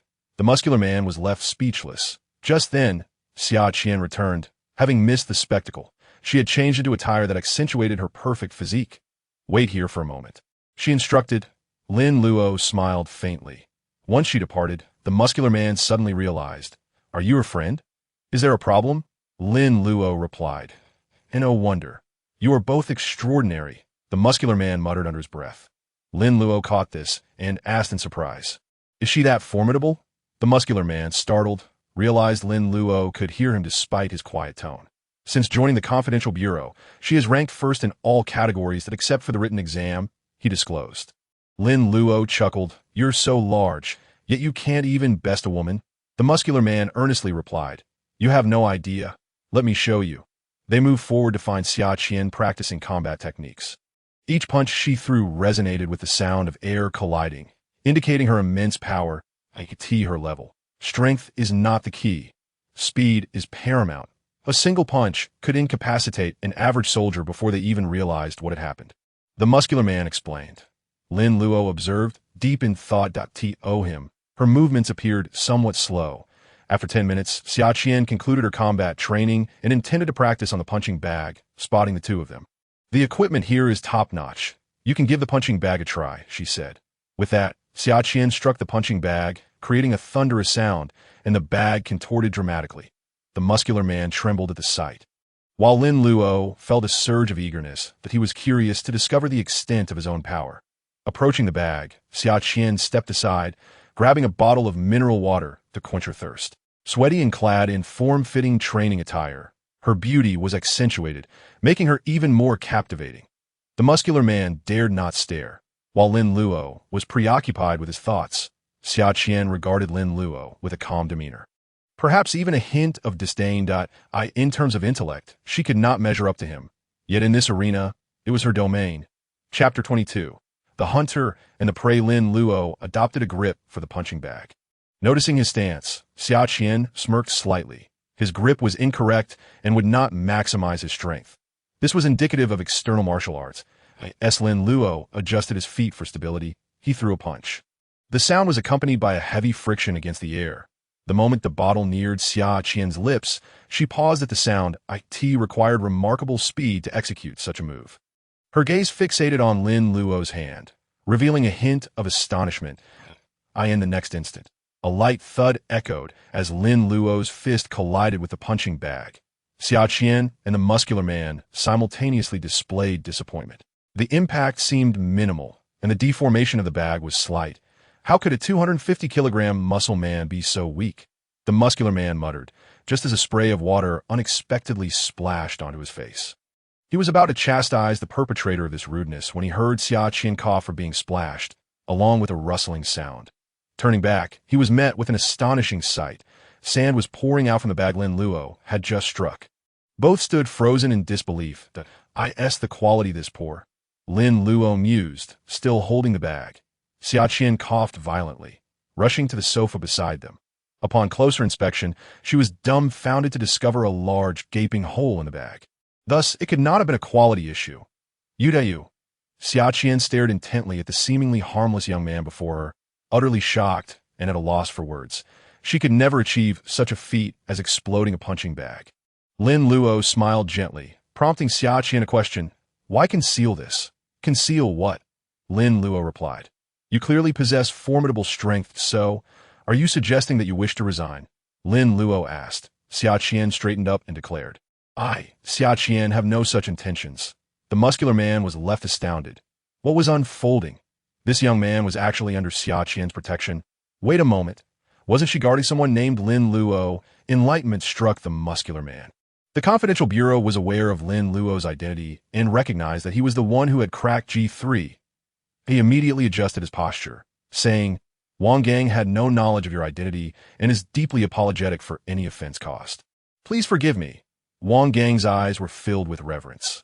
In his view, Lin Luo was nothing short of a deity, capable in both intellect and strength.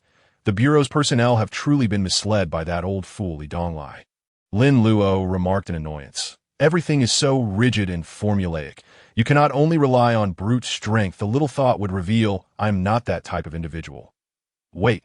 Lin Luo suddenly paused, his eyes gleaming with realization. In that moment, it felt as though a revelation had struck him. I comprehend now. The true intentions of this group are clear. Everything has been orchestrated, not by coincidence, but by design. Lin Luo's demeanor shifted to one of fervor and excitement as he bolted out. The two behind him were still processing the situation when Wang Gang urged, What are you waiting for? Xia Qian snapped back to reality and hurried to follow. Wang Gang remained, staring blankly at the ruptured punching bag. Could he possibly possess inner strength? Qin Yuan, Fang Zhenghua, Zhou Hai, and all the biologists involved in the Human Completion Project were summoned. Among those present were Li Donglai, Zhang Yong, Yang Jun, Yi Jianzhang, and Wu Wenba. Did you discover something urgent?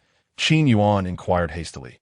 Everyone turned their gaze towards Lin Luo, that if there had been any dissent towards Lin Luo in the past, it had dissipated with the resolution of the G3 issue. The G3 was an integral part of the Human Completion Project, and within a short span, Lin Luo had managed to address it. Degeneration and evolution. These concepts, which might seem disparate, have finally clicked for me, Lin Luo stated earnestly. While others remained perplexed, Qin Yuan and Fang Zhenghua exchanged a startled glance. In ancient times, rulers maintained control over the lower classes through cultural dominance, restricting education to prevent the liberation of thought and advancement of the mind. Lin Luo articulated swiftly, though his audience remained bewildered. What consequences would arise if the human brain were to degenerate? He continued, we would regress to a state akin to that of apes. We would possess brains but would no longer engage in thought as we do now.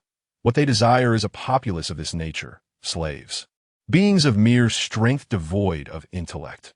As his words reverberated in the room, a hush fell over the attendees, their expressions a mix of shock and disbelief. They were not fools. If they could not grasp the implications of Lin Luo's statement at this juncture, they might as well leave the conference room. With a sudden clatter, Qin Yuan's tightly grasped teacup slipped from his hand and shattered on the floor. Trembling, he had yet to fully comprehend Lin Luo's words. What did this mean? It implied that the meteor shower was fundamentally aimed at regressing human intellect while enhancing physical prowess, slaves intended to serve under their dominion. Although it was merely conjecture, everything began to make sense. This potentially advanced civilization did not seek to annihilate humanity. Rather, they aspired to enslave it. The sound of the broken cup did not disrupt the silence of the meeting. Each individual clenched their fists, exchanging glances filled with anxiety, fear, and uncertainty. After a prolonged silence, Yang Jun finally turned to Lin Luo, his brow furrowed deeply. What do you propose we do? He asked. All eyes were now fixed on Lin Luo. This young man had transformed the entire landscape of the Chinese biosphere with his audacious proposal for the Human Completion Project and his identification of this suffocating crisis. Lin Luo paused momentarily before responding. First, we must ascertain whether this crisis is genuine. That I require all data and information regarding that meteor. If it is indeed an extraterrestrial civilization, there must be information contained within it. Second, the Human Completion Project must be expedited. We must mobilize the full resources of the nation, even at the cost of our economy.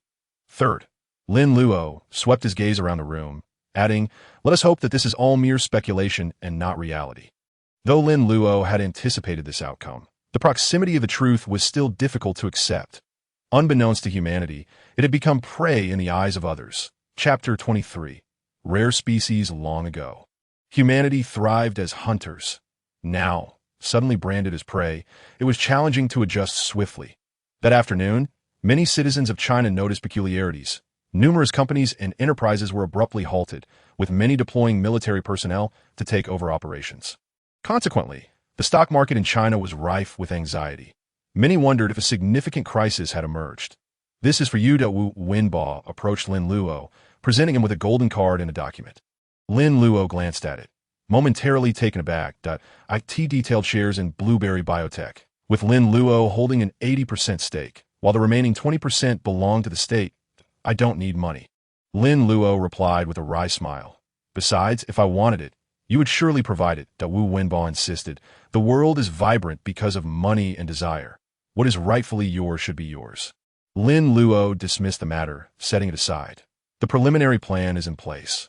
I must begin strategizing." "Speak." Wu Wenbo gestured for his assistant to enter. "Our nation is lacking in biological research institutes, and I need to gather all genetic material from species within China." Lin Luo stated. "All of them? As comprehensively as possible, including some lesser-known species," Lin Luo clarified. Wu Wenbo, though unfamiliar with the intricacies, recognized the enormity of the task. "No problem. We're already in the process of establishing numerous biological laboratories across various provinces and will dispatch biologists involved in the human completion project." Lin Luo nodded, assigning the project to Feng Zhenghua. "Good." Wu Wenbo agreed, then asked, "Is there anything else?" "This is foundational work for the human completion project. Until we make progress on this front, pursuing additional tasks would be futile. Although time is of the essence, we must proceed methodically." Wu Wenbo paused, then nodded in agreement, acknowledging that scientific advancement requires time. Lin Luo settled back, offering a glass of water to Wu Wenbo. "Do we have any information regarding the meteor from the Eagle Nation?" At this, Wu Wenbo's eyes narrowed as he pondered. "They have nearly 300 laboratories worldwide. According to our intelligence files, over 90 of them are dedicated to researching related information. Indeed, they possess substantial resources." Lin Luo sighed. The gap between the two nations was still considerable. "If you need assistance, we can." Wu Wenbo began, but Lin Luo interjected, "There's no need to rush. We are not in a hurry." "They will be." Wu Wenbo paused, quickly grasping the implication, and cast an appreciative glance at Lin Luo. "Have you made a decision?" he asked. "Rest assured," Lin Luo replied confidently, "we will not be at a disadvantage." "The times have changed." Upon hearing this, Wu Wenbo clenched his fists tightly. Such words, when spoken by others, might seem arrogant or even humorous. Yet before him stood a person who had accomplished miracles. International United Organization as the largest international organization in the world. It comprised over 90% of the nations. Initially, we signed the Human Community Agreement, advocating for the creation of a peaceful, free, and democratic human sanctuary. However, certain nations, possessing the means to restore humanity to a peaceful era, were unwilling to share their resources at the expansive conference table. The representative from the Eagle Nation passionately articulated his stance, his trembling beard reflecting his emotional fervor. All eyes turned to the representative from China, aware of the implications of his words. Indeed, the solution to G3 is a collective achievement and should be shared as a major power. Is China being overly selfish if you do not relinquish it? I propose impeachment of its status in the United Nations. Many nations echoed their agreement, aligning themselves with the Eagle Nation's agenda. The representative from China remained silent, but the representative from the Bear Country stood up defiantly, exclaiming, "You all call us selfish now. Yet did you consider this possibility when you united to stifle their technology? Did you utter a single word of caution?" The room fell silent, the representative from Bear Country smirking with satisfaction as he resumed his seat. Let them create a ruckus. With the alliance between Bear Country and China, the G3 issue had long been resolved. That if you refuse to share, it constitutes a detriment to humanity. That I proposed that the Eagle Nation representative rose to speak again. At that moment, the representative from China finally stood, surveying the room with a smile. "The human community was our initiative. We have not forgotten our commitment. That we have stated that resources are limited and only a few nations can address the issue at hand. But we will not forget the others. However, there's a sequence to everything. That I must attend to some matters with my superiors, so I will take my leave." With that, the representative from China exited, leaving behind a disheveled meeting hall. That night, the hotel room door of the Chinese representative was nearly trampled upon. Some arrived brazenly, while others came discreetly. 13,454 species. Feng Zhenghua handed Lin Luo a dense dossier containing the genetic profiles of existing animals. Lin Luo glanced through it, feeling overwhelmed that it seemed his shortcut approach would not suffice. He needed to acquire new genetic profiles or hidden genes to achieve his objectives. The absence of system prompts regarding these genetic profiles indicated their ineffectiveness. Noticing Lin Luo's troubled expression, Fang Zhenghua inquired, "Is there anything I can assist you with?" As he perused the documents, Lin Luo asked, "Which animals do you believe possess potential or exhibit uniqueness?" Fang Zhenghua paused, then swiftly responded, "Certainly, there are some."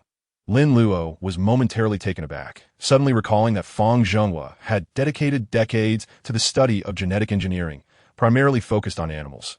Although he had extracted a diverse array of genetic chains from the cheetah, I found a report rather dubious that as for the South China tiger, we had consistently struggled to extract its power gene chain. The most astonishing case remained the panda, from which we had conducted minimal genetic extractions, rendering many aspects undecipherable. Chapter 24. A new breakthrough. Upon hearing his words, Lin Luo felt as if he had discovered a guiding light. With each complete genetic map he obtained, he could accelerate the human genetic chart. "Let us begin with the cheetah," he declared. Their backup here.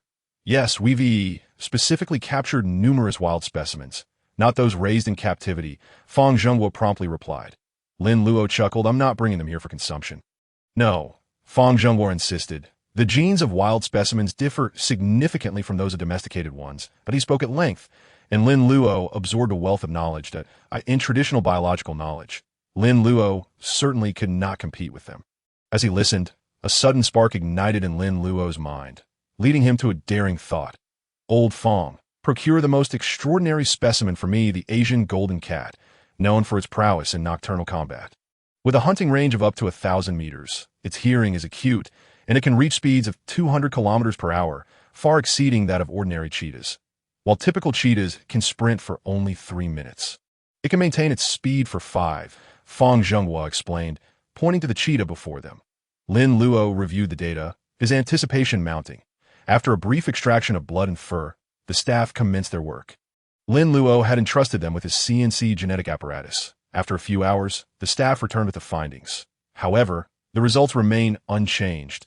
"We still cannot identify any differences compared to other cheetahs," they reported, their disappointment palpable. Fang Zhenghua handed the files to Lin Luo, who meticulously scanned through them. With a total of 18 documents, he needed to pinpoint the discrepancies if this were his first attempt. It might have been challenging, but it was not his inaugural endeavor to uncover the hidden genes. One must be intimately familiar with their genetic chains. This task was daunting, akin to searching for a needle in a haystack. After reviewing the documents 3 times without success, Lin Luo rose and approached the Asian golden cat. "Let it run," he instructed the staff that as they released the creature from its cage, it roared and, in a heartbeat, was off like a shadow chasing the wind. The speed was astonishing, almost dizzying, a true champion of land sprinting. While Fang Zhenghua and the staff watched in awe, Lin Luo squinted, his focus drawn to the cat's abdomen. While everyone believed the legs were crucial for running, the energy from the abdomen might just be the key to the Asian golden cat's prowess. Urgently, Lin Luo retrieved the data and quickly identified the pivotal point.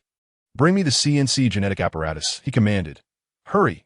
Fang Zhenghua was taken aback. Lin Luo's insight was remarkable. How could he discover it so swiftly? Normally, scientists require at least 6 months to explore new genes. But Lin Luo's speed seemed almost superhuman. He began his meticulous examination. The first pass, the second, the 78th. Just as Lin Luo began to despair, a wavy genetic chain materialized on the CNC apparatus, forming a circular pattern. Elated, Lin Luo slammed his hand on the table. "Ding! Congratulations, host, you have acquired the genetic map of the Asian golden cat. This species possesses a secondary advanced genetic structure. Ding! You have mastered the genetic chain. Secondary speed. Note, this genetic chain can be injected into the human body for utilization.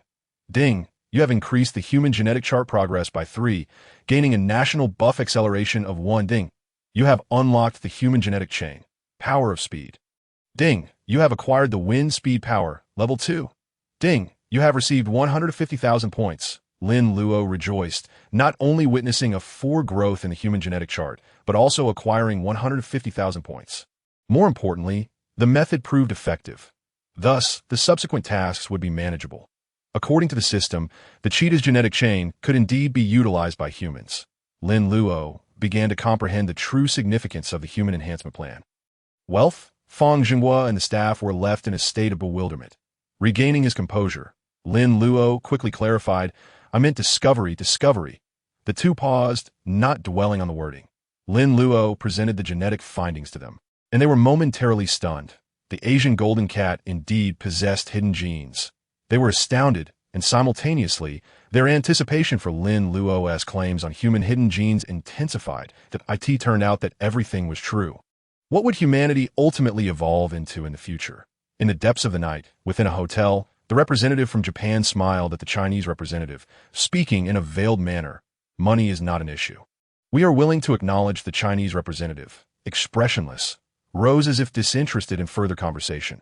The Japanese representative grew furious, standing up and exclaiming in Japanese, "Do not be ungrateful." The Chinese representative poured a drink while casually asking, "Care for a drink? Even if you possess a solution to G3, what of it? This world still belongs to the Eagle Nation. After another decade or two of blockade, your technology will regress to the 1960s. Let us see how you manage then. Today you've come, seemingly to negotiate on behalf of your master," the Chinese representative remarked with a smile. The Japanese representative abruptly knocked the Chinese representative's cup away, declaring, "We are offering you an opportunity. And you have only this one chance. That I've said it before, resources are limited, and I cannot help it," the Chinese representative replied coldly. Uncertain of his country's directives, he knew the command was to remain neutral, awaiting further guidance. The Japanese representative seethed with anger at that moment. The Chinese representative's phone rang, that he glanced at it and said, "I need to take this call today." As he stepped outside, the Japanese representative couldn't help but scoff. He was perplexed by the Chinese perspective. Technology represented the future of Blue Star. Even if they chose to blockade G3, it would inevitably be resolved by the Eagle Nation. Approximately 3 minutes later, the Chinese representative returned, stating, "The higher-ups have relented. They claim resources have suddenly increased." The Japanese representative gritted his teeth in frustration. "Speak. What is the asking price?" He was prepared for a significant expenditure, deeming it worthwhile to resolve G3. Unexpectedly, the Chinese representative poured a drink, sipping while saying, "I recall your nation is an island. It seems you lack rare animals." The Japanese representative paused. What did this mean? "Thus your nation stands no chance," the Chinese representative continued. "The Eagle Nation appears to have quite a number of rare animals, does it not?" Upon hearing this, the Japanese representative trembled. If China and the Eagle Nation were to negotiate directly, Japan would be entirely sidelined. After all, when adults converse, children have no opportunity to interject. Chapter 25. A sudden arrival of a hero the next day. Representatives near the United Organizations were abuzz with excitement. China had spoken, conveying that it had always advocated for a human community. However, given the limited resources, it required contributions from all parties in exchange. Among these, rare animals were deemed the most critical core. Upon hearing this, nations in the desert continent of the Southern Hemisphere rejoiced. They were impoverished, lacking in many ways, but rich in fauna. Upon hearing this, the Eagle Nation dispatched yet another representative to engage with the Chinese representative, only to receive the same response. "I'm sorry. Resources are limited. Next time, for sure." It was Lin Luo's decision to utilize the world's scarce animals as leverage. When this policy was proposed, a significant number of economists opposed it. Naturally, they were unaware that it was Lin Luo's suggestion, as many were unqualified to know his name. Thus, they voiced their disdain. Which fool conceived this plan? It amounts to wasted foreign exchange. They insisted on submitting a joint report, adamantly opposing the notion that we can leverage G3 to reap benefits globally. These economists seemed frantic, some even seeking media coverage, and then they vanished. That same day, some were summoned for discussions, while others lost their titles as experts. This scene prompted the remaining economists to fall silent. Wu Wenbo sat in the Strategic Bureau, reviewing the reports with a sigh. These individuals were solely fixated on monetary gain, oblivious to the dire straits the nation faced. While it was permissible to acquire some foreign exchange, the priority lay in securing resources. Lin Luo remarked from his side. Wu Wenbo smiled, replying, "If these matters require your scientific expertise, I should appoint you as the head of this strategic bureau." Lin Luo was taken aback, then awkwardly chuckled. Indeed, the strategic vision of the upper echelons must be far-sighted. "How do you plan to handle the Eagle Nation?" Wu Wenbo inquired. "Let us wait and see. "There's no rush," Lin Luo replied. Rising with a smile, "I'll first address my giant panda." Wu Wenbo let out a helpless smile. After Lin Luo stood up to leave, he pulled out a file from his drawer. Lin Luo, 22 years old, a college student, abilities unknown, academic background unclear. Wu Wenbo pondered for a moment, ultimately smiling as he put it away. Prior to Lin Luo's arrival, Li Donglai personally delivered this investigation report, and Wu Wenbo issued the final order. No further inquiries were to be made.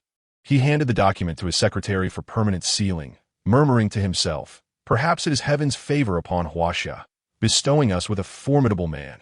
This was a vast expanse of land, measuring 4,000 square kilometers. Currently undergoing extensive construction, the title of Huaxia's infrastructure behemoth was not bestowed lightly. The central area had already been completed and was rapidly extending outward. This place was named the Hope Biological Base. Situated in the suburbs of Tianjin, while the land itself may not hold great value, its proximity to the capital rendered it a treasure of incalculable worth. Good. Xiao Meng is the best. That a woman in work attire gently stroked a black and white panda nearby. At that moment, Lin Luo entered. "Allow me to introduce," Lu Chaochuan led him, gesturing towards the woman, Chun Qing, with 23 years of experience in animal care. Lin Luo cast a glance at the panda, which suddenly exhibited fierce eyes and bared its claws. Unfazed, Lin Luo approached, prompting a startled Chun Qing to scrutinize him. "That wasn't it said that a prominent figure would come? Is it him?" "Hello." Lin Luo extended his hand. Hello. Chun Qing quickly reciprocated, although merely a common caretaker. She possessed discernment. In any case, Lin Luo was no ordinary individual. "What is its name?" Lin Luo inquired. "Xiao Meng, 3 years old," Chun Qing replied, turning with a smile, gazing at Xiao Meng as if it were a child. Lin Luo attempted to step closer, but Chun Qing gasped and quickly cautioned, "Young man, don't." Despite the name containing Meng meaning cute, this panda had a fierce demeanor, and only Chun Qing had been able to approach it over the years, making her its exclusive caretaker. However, to her astonishment, the once fierce Xiao Meng not only accepted Lin Luo's touch, but also displayed a friendly demeanor, grinning widely. Yet, Chun Qing could see the fear in Xiao Meng's eyes. This young man is formidable. Chun Qing surveyed Lin Luo, but was left with a sense of warmth and approachability. They engaged in extensive conversation about the panda's diet and habitat, and ultimately, Lin Luo asked, "Is Xiao Meng different from the others?" Chun Qing nodded, a hint of embarrassment crossing her face as she replied, "This little one possesses no extraordinary skills, but it sure can eat." Lin Luo was taken aback, not anticipating that this little creature's special talent lay in this area. Across the ocean, in the Eagle Nation, there existed a dense cluster of buildings along the eastern coastline. This was not a bustling metropolis, but a military stronghold known as the Pacific Base. Here resided the world's most advanced computers, machinery, equipment, and weaponry. IT was one of the few super-large bases that gathered the Army, Navy, and Air Force of the Eagle Nation. Today, the national leader, Temis, personally visited, accompanied by the base commander, Admiral Toss of the Pacific, and Blake. The news has arrived. Huaxia has rejected our request and has begun providing substantial aid in pharmaceuticals to other countries. Blake remarked, frowning. Upon hearing this, Temis could hardly contain his anger, exclaiming, "Are they courting death?" According to their explanation, this situation was peculiar. Huaxia was not demanding large amounts of foreign exchange, but was primarily interested in rare animals, followed by resources such as oil and natural gas. "We're still investigating the specifics," Blake added. "What about the behind-the-scenes matters concerning G3? Temis inquired. Blake fell silent. "Useless," Temis fumed. "Isn't FAI supposed to be the world's most powerful intelligence agency?" Blake bowed his head, refraining from responding. It was Toss, who had remained silent, that spoke up, saying, "Please take a look." "Leader." Temis looked up to see an aircraft under construction. This plane was 3 times smaller than a conventional aircraft. Yet its wings and tail were clearly extraordinary, lightweight, agile, and possessing formidable combat capabilities. It employed a nuclear power system, capable of circumnavigating the planet multiple times. While nations were researching 6th-generation fighter jets, the Eagle Nation had already advanced to the 18th generation. Indeed, they had leaped directly from the 6th to the 18th due to its overwhelming performance. This represented an epic breakthrough. "If they do not comply, we shall strike," Toss' eyes were filled with fervent battle lust. Timus, hearing this, responded with a cold smile. Once this supersonic fighter jet emerged, it would signify the Eagle Nation's resurgence to global supremacy. With this thought, he could not help but smile, proclaiming, "I shall ensure that the Eagle Nation becomes great once more." Chapter 26. The Nation's Medal of Honor. Tap, tap, tap. The sound of Lin Luo typing at the keyboard occasionally drew the attention of Xia Qian, who looked up at, "Do you have questions for me?" Lin Luo asked without turning his head. Xia Qian paused, contemplating before replying, "Given your remarkable abilities, why do you not inform them?" Lin Luo smiled. Xia Qian nodded. Lin Luo stood up, stretching, and said, "Firstly, I am a researcher, not a combatant, and in many matters, you are more adept than I. Let the experts handle specialized tasks." Xia Qian considered this and replied, "I regret it." "Regret what?" "I should read more books. Then I could speak as eloquently as you." Xia Qian said earnestly. Lin Luo chuckled, "Just keep your distance from that fool of a director." Before he finished speaking, he noticed Xia Qian stand up and salute, followed by the voice of Li Donglai behind him. "Are you talking about me?" Lin Luo's mouth twitched, and he turned around, unabashedly stating, "Entering without knocking is quite impolite." Li Donglai, with his serious demeanor, did not hold Lin Luo's word against him. He entered and handed Lin Luo a document. Upon receiving it, Lin Luo discovered contained reports of extinct animals throughout the years.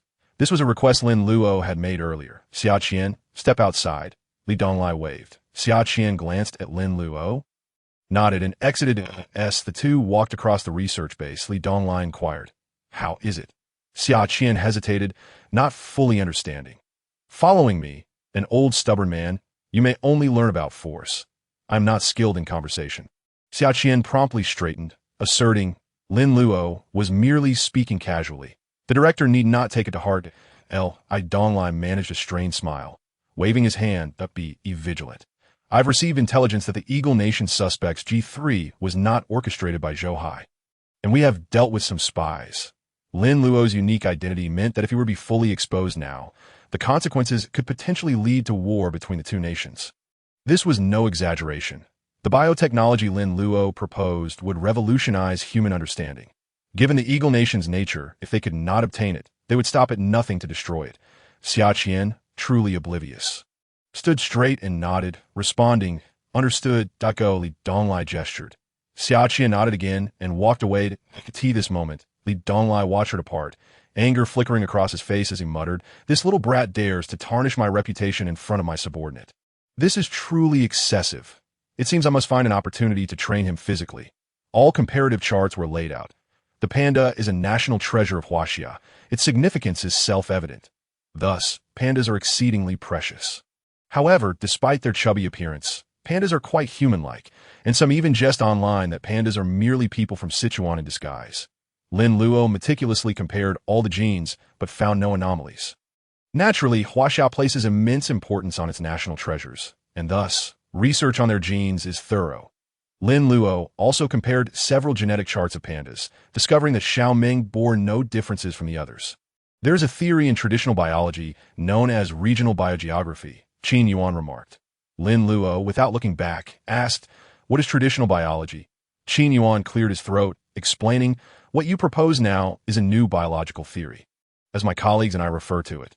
Lin Luo was speechless, never expecting to inadvertently establish a new school of thought. He inquired, "Old Zhou, why has Zhou Lao been avoiding me lately?" Fame has inflated his ego. He looks down on others, Qin Yuan joked. Lin Luo paused, but quickly grasped that Qin Yuan was speaking ironically. Zhou had initially held some misconceptions about Lin Luo, but the true reason was his inflated self-esteem. Such individuals typically possess a strong sense of pride.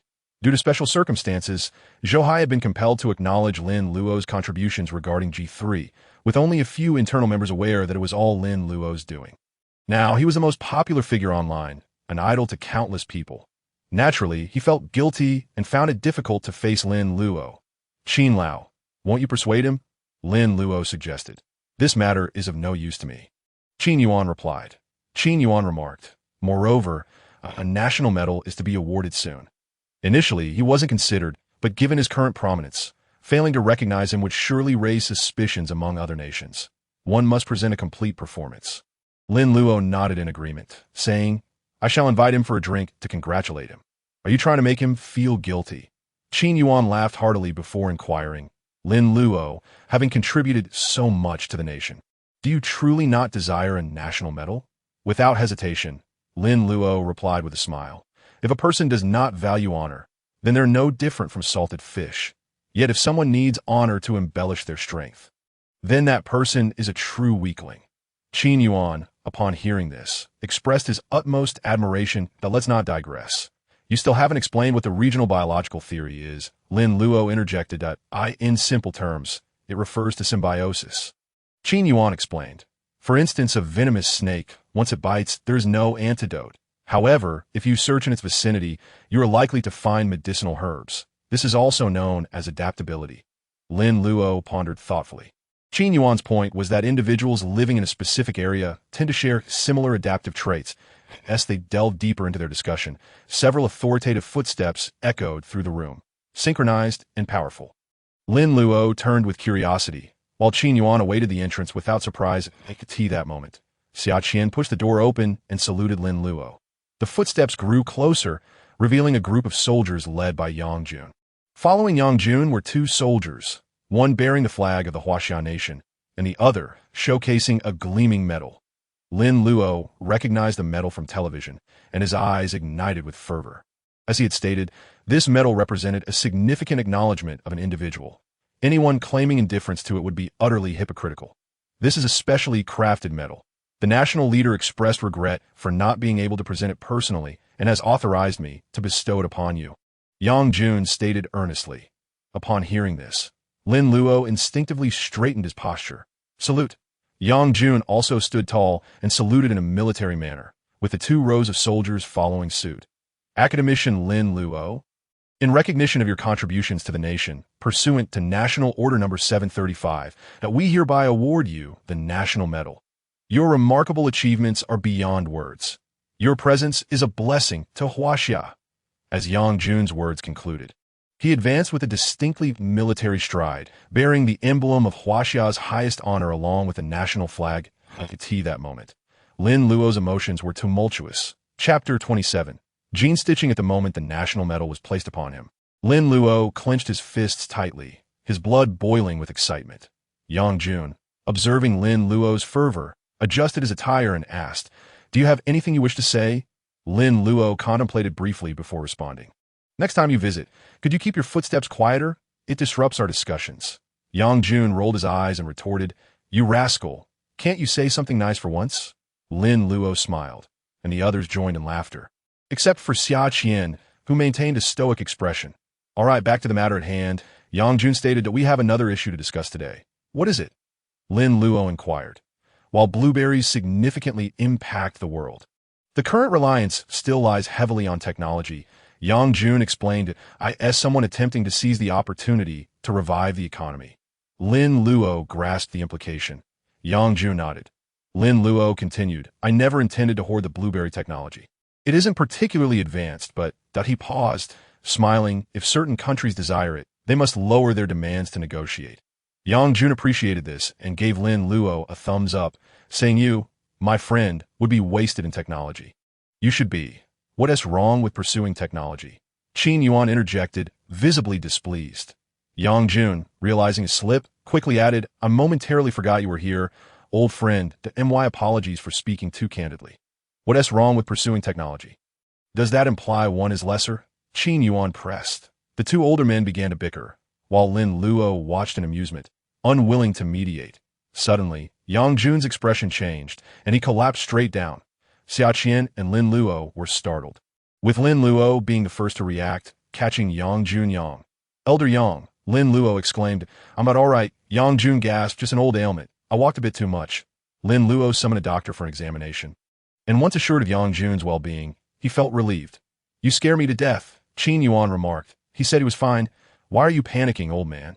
Yang Jun rose, assisted by his aides, and gradually made his way out. However, as he departed, he turned to a nearby soldier and asked, "Did you see that?" "See what?" The soldier replied. Lin Luo's agility. Yang Jun noted his sharp eyes having caught every detail despite his earlier discomfort. The soldier, a special forces operative in Yang Jun's personal guard, suddenly realized the gravity of the situation. He had been outmatched by a scientist. This was astonishing, and it seemed Lin Luo harbored many secrets yet to be unveiled. Yang Jun smiled faintly and then cleared his throat.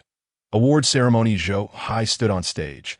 Though aged, he maintained a straight posture as he faced the presenter of the award and rendered a formal salute. Yet his mind was blank, akin to someone burdened by guilt. After the ceremony concluded, he descended from the stage, where Fang Zheng awaited him as another presenter. However, Fang Zheng's reward was based on achievements from a year prior. Observing Zhou Hai's expression, he understood his thoughts clearly. Uncle Zhou, Fang Zhenghua, being of a younger generation, nudged him gently. "What's the matter?" Zhou Hai replied impatiently. Fang Zhenghua, familiar with Zhou Hai's temperament, continued, "In truth, you are assisting Lin Luo." "How so?" Zhou Hai asked, puzzled. "Consider this. If Lin Luo were exposed now, it would be detrimental to both him and the nation that I understand, but..." Zhou Hai sighed. "However, what if one day all of Lin Luo's plans come to fruition?" Fang Zheng's tone shifted, his eyes sharpened. Zhou Hai's body trembled. "When that day arrives, we shall fear nothing," Fang Zheng declared. "This honor will eventually be returned to him." Zhou Hai felt a surge of excitement. Asserting, "Yes, that day will come.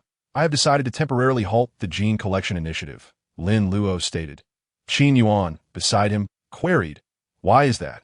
Lin Luo gazed at the televised award presentation, reflecting how many individuals in our nation are akin to them. Qin Yuan was taken aback. "You have aged. You once contributed so much to the nation, yet the time is unforgiving." Lin Luo continued, "With each passing day, another elder scientist departs this world, and I must change this reality." Qin Yuan paused, then suggested, "You could employ the 3 acupoint technique like I do. That merely addresses the symptoms." Lin Luo replied, "That I have stated before that the issue of human lifespan lies within the 24th chromosome. I've already mastered 90% of its genetic chain, and I am confident in my ability to alter this." Upon hearing this, Qin Yuan was filled with excitement. Did this not imply they could transcend the limitations of human lifespan? The announcement of Lin Luo's plan immediately invigorated the personnel at the Hope Biological Base, each individual brimming with enthusiasm.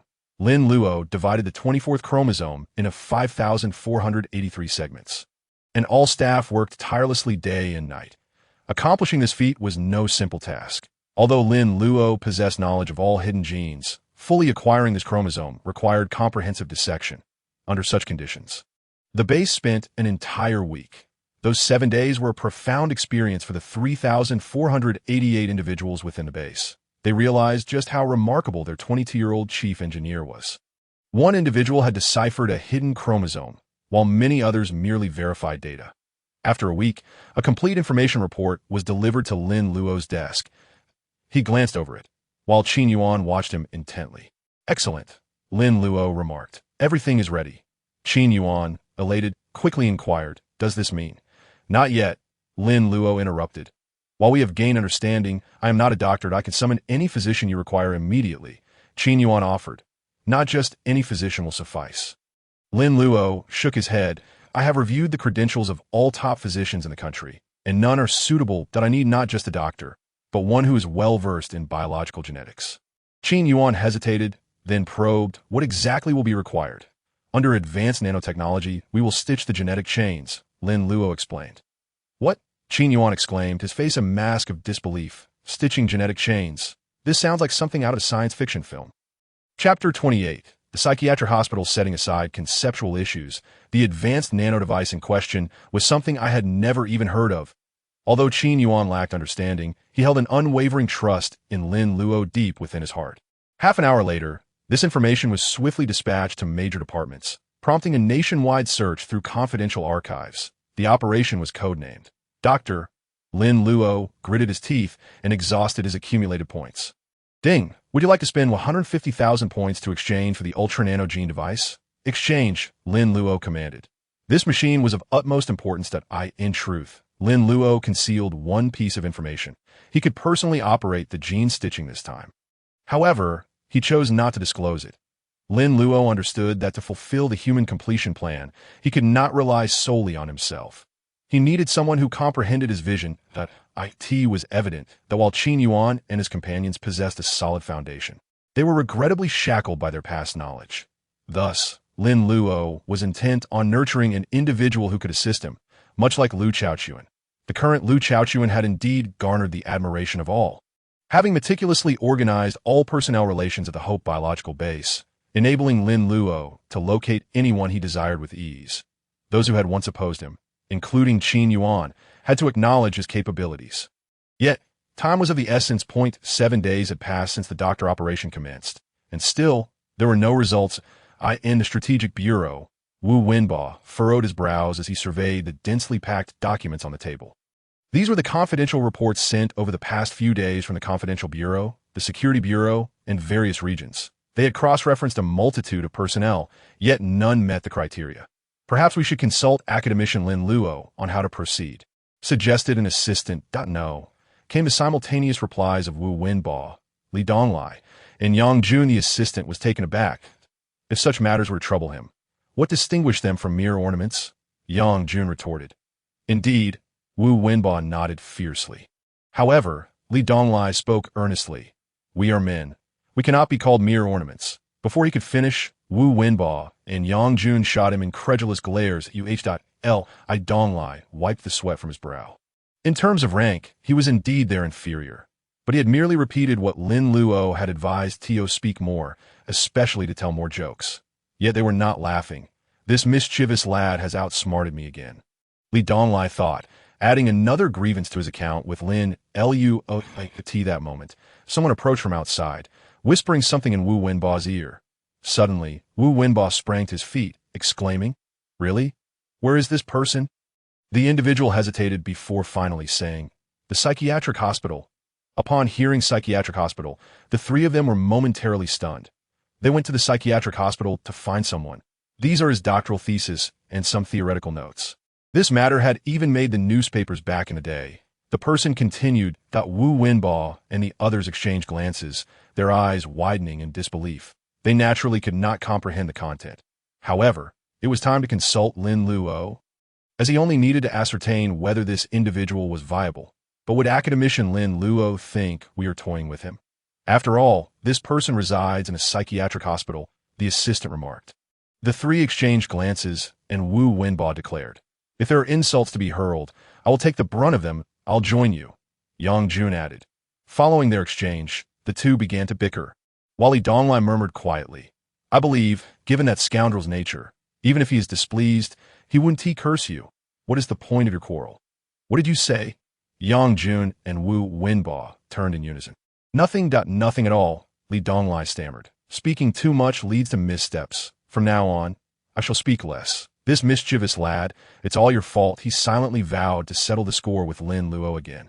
Thus, when Lin Luo encountered the three of them, Yang Jun and Wu Wenbo wore ingratiating expressions, while Li Donglai resembled a powder keg, ready to explode. Look at this person. Yang Jun handed Lin Luo a document. Lin Luo took it and saw the following written. Zhu Yihui, 39 years old, 20 years ago, the top scorer in the East China province. At 24, the doctoral student. At 25, joined the National Medical Academy. At 27, awarded the title of Doctor of Biological Sciences. The resume was quite impressive. Lin Luo picked up the thesis, and his eyes widened. It was titled, Speculations on Human Genes. He believed that the pinnacle of medicine could indeed transform humanity. Humanity, diligently researching genetic modification and medical genetics. This individual could only be described as a madman, that he theorized that humans could even combine with animals to produce superior genes. Point 1 could not simply label him a madman. It would be more appropriate to call him a pervert. Humanity? Lin Luo's eyes sparkled. The three exchanged glances, and finally, Wu Wenbo said hesitantly, The psychiatric hospital. Upon finishing, the three cast guilty glances at Lin Luo. Yet Lin Luo remarked, It is indeed time to go. The three felt even more uneasy. Lin Luo continued, Who brought him here? His former mentor, Wu Wenbo replied. Lin Luo nodded, saying, He was not wrong. And neither was Zhu Yihui. So, are you implying? The three paused. Is it possible that we truly must go to the psychiatric hospital to recruit him? East China Psychiatric Hospital. This was the largest psychiatric hospital in the nation. A disheveled middle-aged man, wearing glasses, lay on the balcony, listening to two patients nearby discussing a chess game. The image of deranged individuals playing chess was certainly one to behold. Crying, You cannot take my baby. This is my piece. Dare you move it? As their argument escalated, the two were on the verge of a physical confrontation. The middle-aged man, feeling exasperated, turned his head, attempting to evade the familiar squabble. However, at that moment, he noticed the sun was obscured. He was displeased. He loved sunshine, disliked rain, and detested cloudy days, much like he cherished the outside world. Just as he was about to pick up his stool and return inside, a voice from the medical staff called out, "Patient C39978, Zhu Yihui, someone is looking for you." He did not turn around, for he wished to see no one. Over the years, he had maintained this stance. Yet, the nurse's next words halted him. "Zhu Yihui, if you do not meet this person today, you shall not be permitted to eat dinner tonight." Upon hearing this, Zhu Yihui turned his head and caught sight of the nurse's beaming smile. Instantly losing his temper, these medical staff knew his Achilles heel. "Who is it?" Zhu Yihui inquired dully. Deep down, he was evading everything. Chapter 29. Changing the era. Zhu Yihui, in fact, had excellent logical reasoning and was quite personable. However, the head of the psychiatric hospital nervously observed Wu Wenbo and Lin Luo before him. He was astonished to see Wu Wenbo, a man of authority, seemingly aligning himself with the words of this young man. "Lin Luo, what has he said over the years?" Lin Luo asked. "Nothing," the head replied with a forced smile. "What the patients in this psychiatric hospital say is often bizarre, and ordinary people cannot comprehend it." "Then how did he end up here?" "He was diagnosed with a psychotic disorder," the head explained. "With a hidden potential for criminal behavior, you should be aware of the past circumstances that led to your inquiry." Lin Luo nodded, and at that moment, footsteps approached the door. He looked up to see Zhu Yihui standing there, surveying them, and he said, "Are you the ones looking for me?" The head quickly turned, saying, "How can you speak like that?" "They are." Lin Luo immediately interrupted. "Sir, thank you. You may leave for now. I wish to speak with Mr. Zhu." The head was taken aback, but upon seeing Wu Wenbo's gaze, he quickly departed. Zhu Yihui glanced at Wu Wenbo, instantly recognizing him as a member of the relevant authorities. With a hint of disdain, he remarked, "If you have something to say, please say it quickly." Wu Wenbo found his attitude distasteful, but Lin Luo interjected, "You are attempting to use words to mask your inner evasion. What nonsense are you spouting?" Zhu Yihui retorted coldly, "I have read your thesis. It is quite perverse, as it touches upon ethics and the moral boundaries of humanity." Lin Luo continued, "Everyone would deem you a pervert. Be quiet." Zhu Yihui shouted, "Following that incident, your wife chose to separate from you, and your son no longer acknowledges you. They recognize you as a good father, yet they fear societal judgment." Lin Luo pressed on, "Thus, despite numerous opportunities to prove you are not mentally ill, you still refuse to leave because you no longer wish to re-enter that disillusioning society. But I do not know what you're talking about." Zhu Yihui replied, "Turn to leave." At that moment, Lin Luo called out to him, "Zhu Yihui, will you resign yourself to living your life here, amidst the noise of those around you, continuing to isolate yourself?" Zhu Yihui paused, his steps halting. He remained silent. Ultimately, he clenched his fists and turned back to Lin Luo, tears welling in his eyes as he declared, "So what? I'm a pervert." "No," Lin Luo countered. "You are merely articulating a viewpoint that could exist, yet you do not genuinely hold such thoughts. Speculation is innocent. Countless scientific theories and laws originate from seemingly impossible conjectures. Your thesis has been cast aside by society. However, this does not imply that it is erroneous." Upon hearing these words, Zhu Yihui's eyes reddened. "Zhu Yihui, your mentor is not at fault, nor are you. The fault lies with this era." At that moment, Zhu Yihui could no longer contain his emotions and burst into tears. Yes, he had indeed written a line that contradicted morality. But that did not make him a deviant. It was merely a conjecture. His original statement did not pertain to copulation with animals, but rather expressed the potential for the emergence of superior genes between different species. The phrase deemed deviant was merely an example. He had casually mentioned that he had even emphasized that extensive experimentation with various other animals was necessary to validate this theory. Lin Luo, observing him, spoke. "Now, you have an opportunity to prove yourself. Are you willing?" Zhu Yihui hesitated. In an instant, he glanced at his hands. 10 years. He had spent 10 years here. He had lost a decade. Did he still have a chance to stand up and tell those who had once sent him here? Lin Luo gazed at him and affirmed, "You are not at fault." Startled, Zhu Yihui looked up at Lin Luo and asked, "Who are you?" Lin Luo exchanged a glance with Wu Wenbo, the former smiling with narrowed eyes. He could see that a spark had returned to Zhu Yihui's eyes. He stepped forward, extending his hand, saying, "My name is Lin Luo. Welcome to our team. The fault may lie with the era, but what we must do next is to change this era." Upon hearing this, Zhu Yihui froze, his hand grasping Lin Luo's. Change the era? Surely he hadn't misheard. 5 days later, Zhu Yihui had perused all available information regarding Lin Luo. He was profoundly astonished. Hidden genes in humanity. What nonsense! This completely shattered his understanding. However, he was able to accept it and learned rapidly. Yet, aside from Lin Luo, others regarded him with trepidation. After all, he bore the title of a deviant. "How do you feel?" Lin Luo inquired. "I am uncertain," Zhu Yihui replied, glancing at his hands. "I am here." Lin Luo reassured him. "You require a period of adaptation. Can I fail?"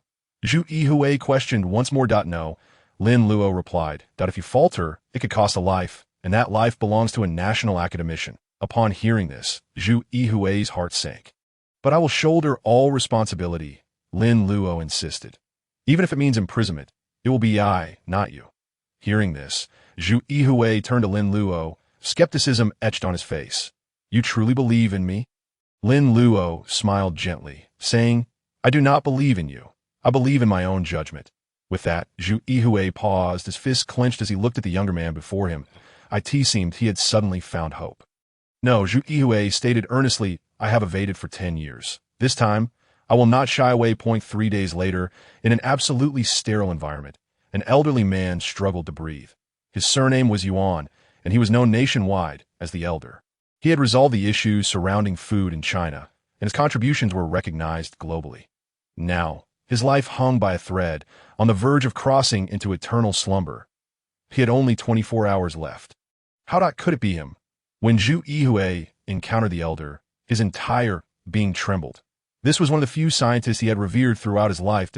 In that moment, his heart raced. He finally understood that what Lin Luo had mentioned was not merely a life in his hands.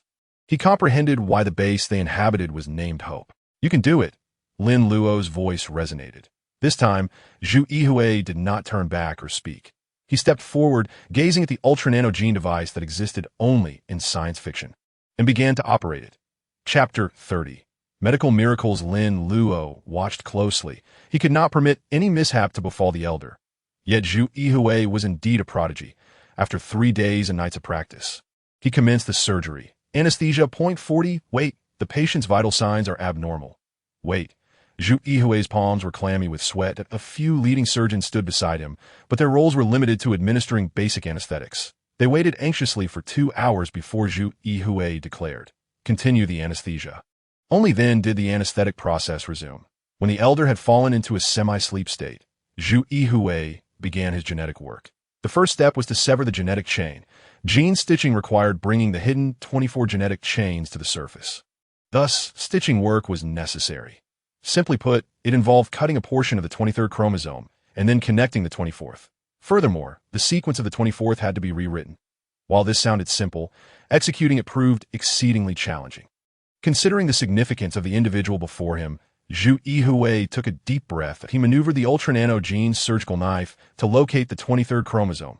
Position. Accurate. No, something was amiss. He realized he had slightly miscalculated the angle.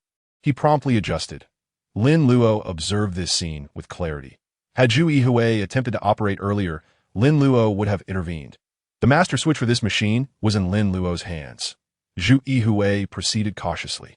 Click. Gene severed. That moment, the Elder's breathing quickened. Tension filled the room. Once severed, less than an hour remained. If not completed within that hour, the Elder would be beyond saving. Yet at that moment, Zhu Yihui found an unexpected calm. A glimmer of determination lit his eyes. Genetic engineering was indeed miraculous. This was all real. Lin Luo. Zhu Yihui silently mused. What a genius.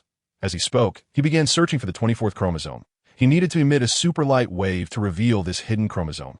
Simultaneously, he had to rewrite the DNA within 3 minutes, organizing and correcting it. This was the most arduous step that IT required not only profound knowledge of genetics, but also experience. Each DNA pair had unique pairings.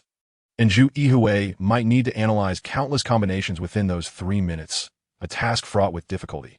Finally, he had to execute the stitching with precision. Thus, this step was crucial. Just then, an overwhelming influx of information surged forth.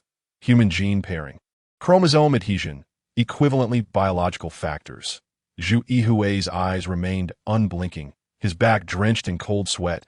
He could not afford a single mistake that a misstep would cast a shadow over the rest of his life. Yet his eyes held no fear, only resolve. He could do this. He had absolute confidence in himself. Writing genes. Zhu Yihui swiftly input data into the ultra-nano gene device while carefully maneuvering the nano-surgical knife for the next step. 1 minute, 0.2 minutes. Separation successful. Next, align the DNA. Success. Zhu Yihui's eyes gleamed. However, he held his breath. The surgery was not yet complete. Super light wave stitching, as the machine emitted a green light wave directed at the junction of the 2 chromosomes. Zhu Yihui's anxiety heightened.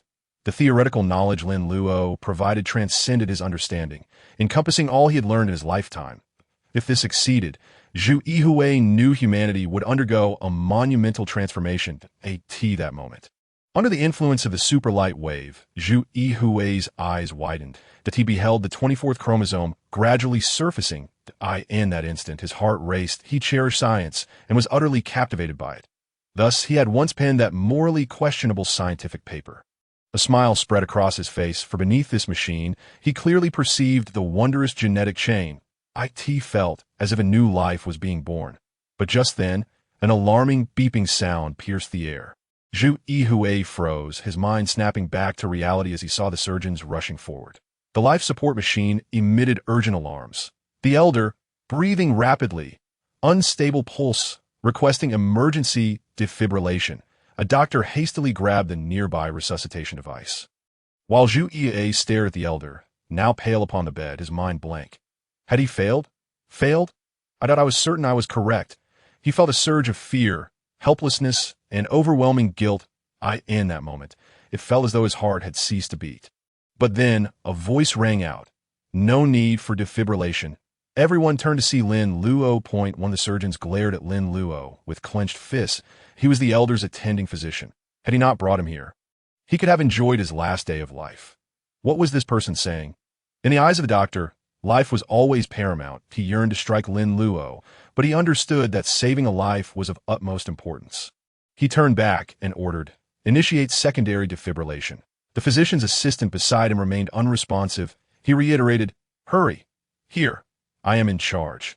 Lin Luo cast a glance at Huaxia behind him. In an instant, she approached the doctor and firmly restrained him. The physician, infuriated, bellowed, I do not care who you are. Do you understand the contributions the elders have made to us? Cough. At that moment, a dry cough erupted, halting everyone in their tracks. The life monitoring device, once displaying a nearly flat line, transformed into a series of small peaks. The surgeon stepped forward, proclaiming loudly, life has been revived. No, the source of his life is ascending. All eyes widened in astonishment, as if they were witnessing a miracle of medicine. Care to smoke? At the entrance of the research institute, Zhu Yihui sat on the ground, gazing up at the sky, lost in thought until he heard a voice from behind. He paused, truly seeing Lin Luo standing there with a cigarette and lighter. Smoking damages brain cells and inflicts significant harm on the body. Zhu Yihui earnestly explained, does so. Will you smoke or not? Lin Luo inquired with a smile. Zhu Yihui hesitated, then finally smiled and picked up the cigarette. Chapter 31. Shaking the nation, the two men lit their cigarettes, and Lin Luo remarked, you see, you ought to smile more. Otherwise, you'll end up like my bodyguard, wouldn't? Huaxia, overhearing this, furrowed her brow but remained silent. Zhu Yihui, supporting himself with his hands on the ground, confessed, do you know, just a moment ago I had thoughts of ending my life. Did you feel the same 10 years ago? Lin Luo asked. Yes, Zhu Yihui replied. But back then, I had a wife and son that if I fail this time, I will have nothing. Should I congratulate you then? Lin Luo smiled. Surprisingly, Zhu Yihui nodded, his eyes reddening, tears streaming down his face as he choked back sobs. Lin Luo remained silent. The bitterness and grievances of 10 years could turn to ashes in this moment. He stood up, only to find Zhu Yihui rising as well. Academician Lin Luo. Lin Luo turned. Zhu Yihue wiped his tears, standing tall, and slightly bowed to Lin Luo, stating, I, Zhu Yihue, request to join you. Lin Luo paused, smiled faintly, and patted his shoulder, saying, Don't miss the celebration dinner tonight. Many in the lab want to see what this extraordinary doctor looks like. Zhu Yihue hesitated, then offered a wry smile. Lin Luo waved and departed with Xia Qian, leaving Zhu Yihue to watch their retreating figures, earnestly expressing, Thank you, Academician Lin Luo. That evening, the Research Institute was ablaze with light. Everyone immersed in the celebration. While most had little credit, they certainly bore the burdens by the time Zhu Yihue arrived. He was the last to enter. They're here, exclaimed Lu Chaochuan, initiating applause as a crowd turned their attention to Zhu Yihue. He paused, feeling out of place among those who were at least PhD holders. His former glory paled in comparison to the brilliance surrounding him. Dr. Zhu, allow me to introduce myself. I am Wang Kai. Dr. Zhu, I previously underestimated you. As various individuals approached to engage, Zhu Yihue awkwardly navigated the interactions. Fortunately, Lu Chaochuan was present, adept at networking, handling the situation flawlessly. However, Zhu Yihue understood that true bonds in this world are forged through adversity. This way, please, Lu Chaochuan guided him to the front. Zhu Yihue, initially unaware, prepared to sit but immediately rose to, Is this your seat? Lu Chaochuan inquired, but I cannot sit here. This is for Academician Lin Luo, Zhu Yihue stated earnestly. He could not fathom claiming any credit for the success, that he is not here. He personally instructed you to take this seat, Lu Chaochuan insisted. Zhu Yihue hesitated, ultimately affirming, I cannot sit. Lu Chaochuan recognized the resolute nature of scientists and allowed him to sit nearby. Just then, a figure in a white coat rushed in, capturing everyone's attention. The elder has awoken. It was indeed the attending physician. Really? The crowd erupted in joyous applause. The physician advanced, addressing Zhu Yihue with a bow. Expressing his gratitude, Thank you for saving him. Zhu Yihue rose without a word, merely bowing in return. The elder's first words upon awakening, the physician continued, He wishes to meet you and Mr. Lin Luo to personally express his gratitude. He then scanned the room. Where's Mr. Lin Luo? In truth, the physician's visit served two purposes, to share the good news and to apologize to Lin Luo. The crowd exchanged glances, uncertain of Lin Luo's whereabouts. Beneath the gravestone lay the deceased. Xia Qian observed Lin Luo from a distance as he sat before the tombstone, sipping wine. Inscribed upon it were the names, Lin Luo's father and mother. His father, a soldier, perished in battle, while his mother succumbed to illness, overwhelmed by grief. This was the impetus for Lin Luo's pursuit of a degree in biology. He sought to learn how to save lives. Most of his ideals stemmed from his father's military legacy, which is why many spoke of Lin Luo's unblemished background. No one dared question the lineage of a soldier. What is today, estate? Lin Luo inquired. Xia Qian paused before responding. The 6th. Indeed, Lin Luo smiled slightly. Rising at that moment, a military vehicle approached, and Xia Qian remarked, I'll have them wait. No need, Lin Luo replied, turning back to the gravestone before walking toward it. A soldier descended from the vehicle, saluting Lin Luo, saying, Academician Lin Luo, everyone is assembled and awaiting your arrival. By the time Lin Luo returned to Tianjin, it was already late at night. Yet in the hall, many of China's elite were present. If the G3 merely acknowledged Lin Luo's achievements as an engineer, this time, the Human Lifespan Extension Initiative was bound to shake the higher echelons. Lin Luo entered. The person seated at the head of the table rose. Chunin, a figure of great influence, elicited surprise from everyone as they stood in unison. Lin Luo hesitated, quickly returning the gesture. Let us begin. Chunin said with a gentle smile. Lin Luo stood. The primary agenda was to discuss trade issues with the nation across the Pacific and matters related to the Human Completion Plan. The first item announced was that all economic resources would be allocated to support Lin Luo and the Human Completion Initiative. In essence, whatever was needed, the nation would provide. Do you have any issues with the list of academicians? Chunin inquired. Lin Luo glanced over it and replied, You may finalize this. The one taking charge is Zhu Yihue. He needs to familiarize himself and cultivate some newcomers. Chunin nodded, asking, Is there anything else you require? Lin Luo responded, Talent. Without hesitation, Chunin declared, Name the individuals you seek, and we'll make it happen. Lin Luo furrowed his brow. What is it? Chunin laughed. Are they abroad? Lin Luo shook his head, stating, "The talents I seek are not found on this planet." Chapter 32. A shocking revelation. This declaration sparked murmurs among the crowd. So, you mean we should venture into outer space to retrieve them? Someone jested. However, Chunin frowned, recognizing that Lin Luo was not one to make such frivolous comments. Suddenly, Lin Luo squinted and smiled.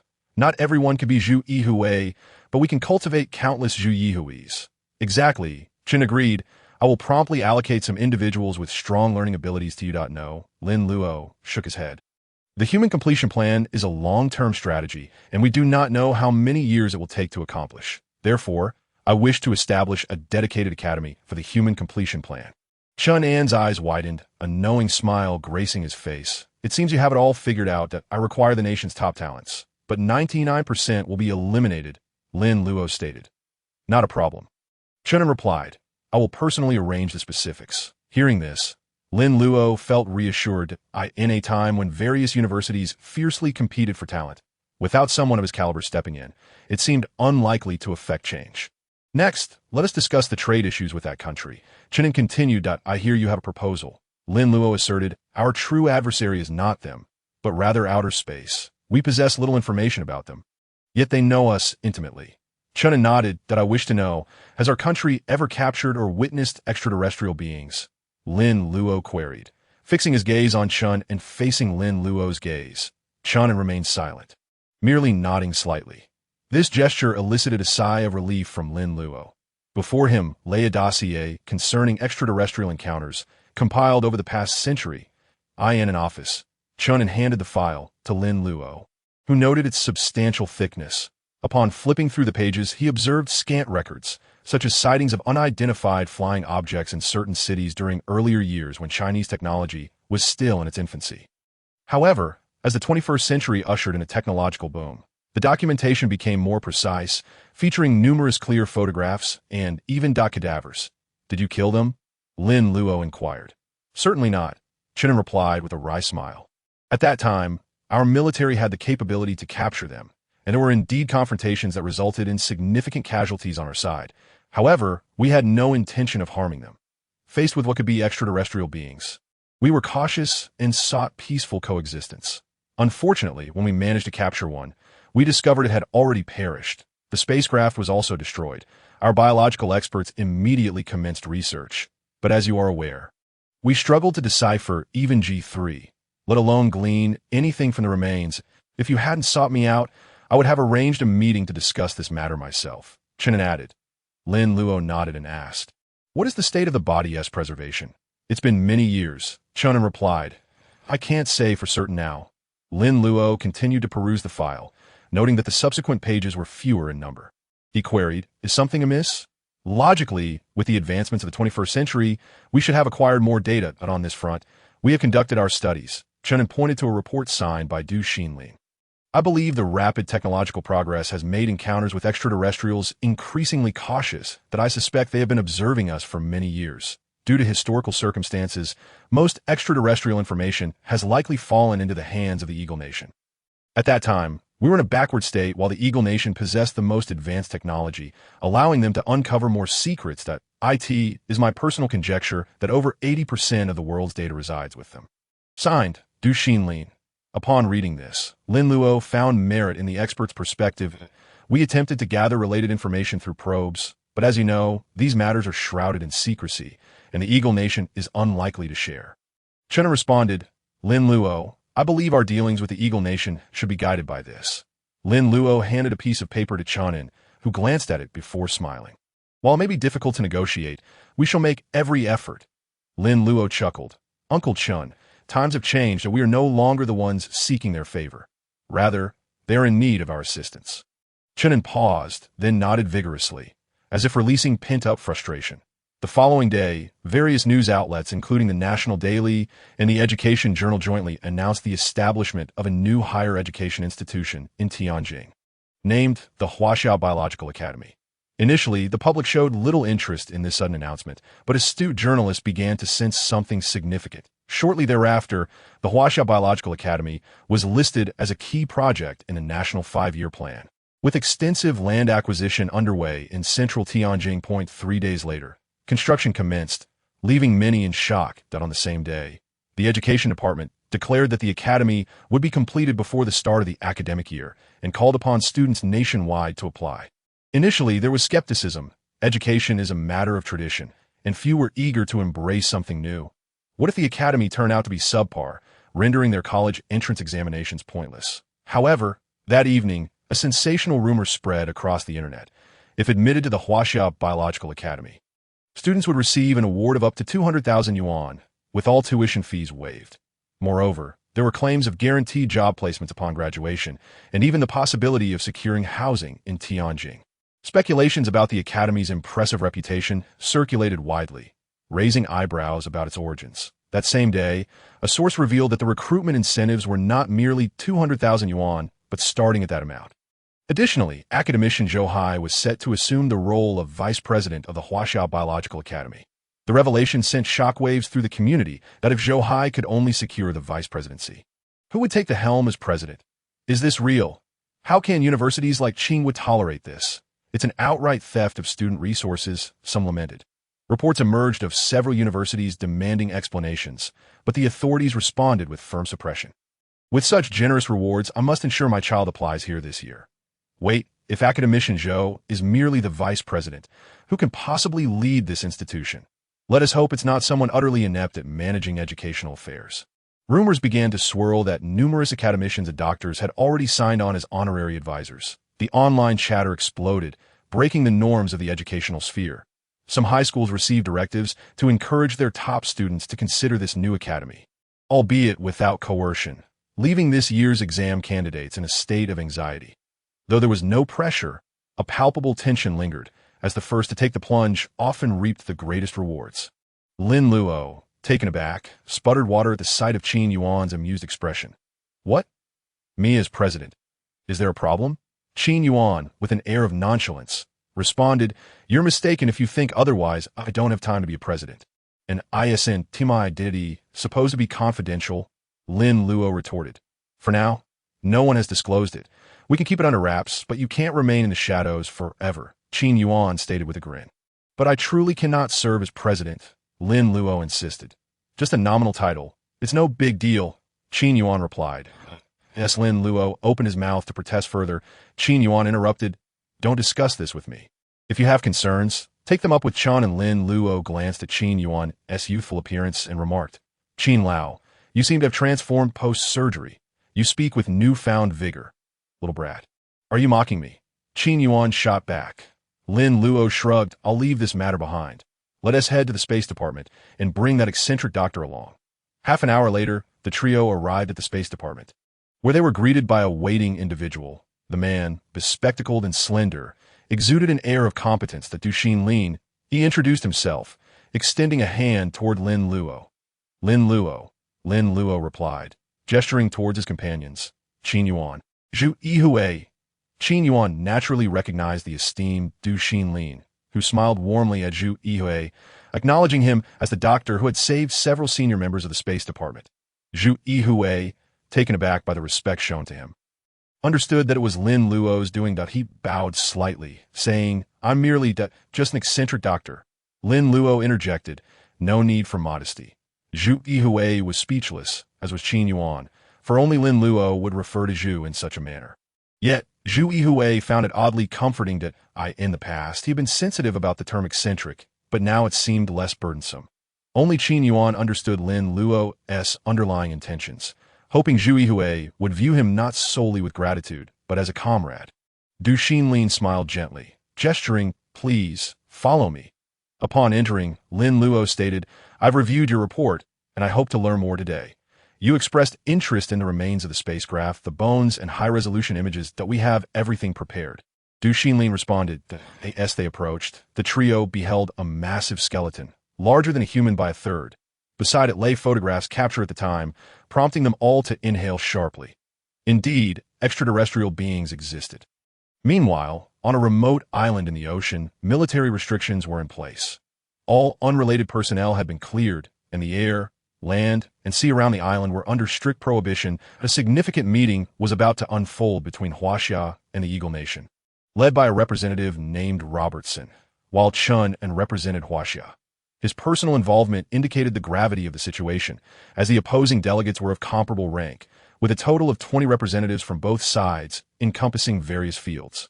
On the first day, tensions nearly erupted in a conflict across the conference table, as Robertson believed Chun An's demands were excessively unreasonable. Not only did he request the lifting of restrictions on technological and economic exchanges, but he also insisted on a public acknowledgement of their culpability. Furthermore, he demanded that they contribute all rare species to Huaxia without compensation to AS. If these demands were not enough, Chen also requested that, if necessary, Huaxia's experts be permitted to travel to the Eagle Nation to investigate matters related to extraterrestrial phenomena. Conversely, Robertson's proposals were met with complete rejection by Chunin, which naturally led to a near altercation. It was an egregious affront. That evening, Robertson seethed in his hotel room, while a nearby representative remarked, "Their eagerness for information regarding extraterrestrials suggests they may have uncovered the truth behind G3. This." Robertson furrowed his brow. The G3 gas had inflicted significant pressure on their populace.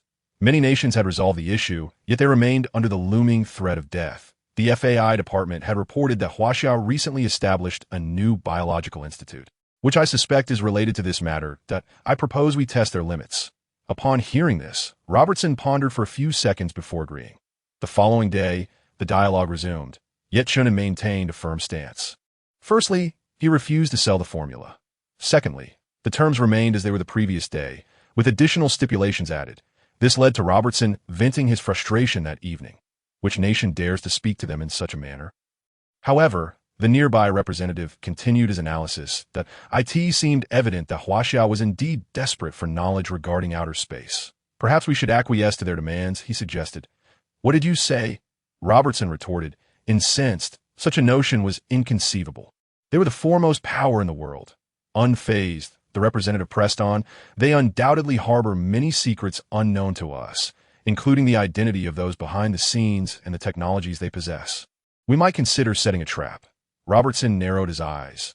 The representative continued, everything must be grounded in formidable technology. Once our 18th generation fighter jet emerges, we shall dominate the globe. At that point, they will be forced to comply with us. His words stirred something within Robertson. Indeed, since it was ultimately bound to be theirs, what harm could it do to concede momentarily? Furthermore, the FAI had been investigating for so long with little success. Recently, Huaxia had been undertaking significant operations, their motivations unclear. These were matters that required his attention. Thus, with a determined resolve, Robertson bit his lip and steeled himself. On the third day, Chinnen unfastened his suit jacket and took a seat. Very well, we agree, Robertson declared as soon as the words left his lips. Chinnen stood there, momentarily stunned. The essence of business negotiations is to start high and gradually negotiate down. The terms he proposed were even more extravagant than those offered by Lin Luo. He had initially thought to lower the price today, yet they accepted? This was unexpected joy. Coughing slightly, an assistant nearby brought Chunin back to reality. As he noticed Robertson's unfriendly gaze, Chunin seemed dissatisfied despite the agreement. Did he intend to raise the price? Fortunately, Robertson was astute. Otherwise, the cost would surely have escalated as for the conditions from the previous day. Any further additions would render negotiations futile. Robertson's resolve was unwavering. Chunin hesitated, seemingly contemplating, before finally conceding, Okay, with an expression of having been wronged. Robertson rejoiced, saying, let us prepare to sign the agreement. However, some details require modification, such as our need not to apologize to you. Chunin glanced at the document, deeming its contents inconsequential. Only children require apologies. Adults are driven solely by self-interest. As long as the benefits are assured, any matter can be discussed. The super gene system exhibited no reactions, indicating either a lack of genetic material or perhaps my current level is insufficient. Lin Luo observed the bones. Lost in thought. From the photographs, the extraterrestrial being appeared bipedal, possessing 2 arms, yet its cranial structure differed from humans, featuring 2 frameworks. Could they potentially possess 2 brains? Beside him, Zhu Yihue remarked. Lin Luo pondered, stating, we must consider that we are confronting an entirely new domain. Our understanding of human anatomy may not apply to them. Academician Lin Luo was correct, Du Xinlin added, before the body decomposed. I discussed it with another medical doctor. He was responsible for the dissection of the corpse, and we were astonished to find that their organs were peculiar, with crucial areas, such as the heart, encased in a rigid, bony structure. While speaking, Du Xinlin pointed out images to Lin Luo. Their bones were harder than iron.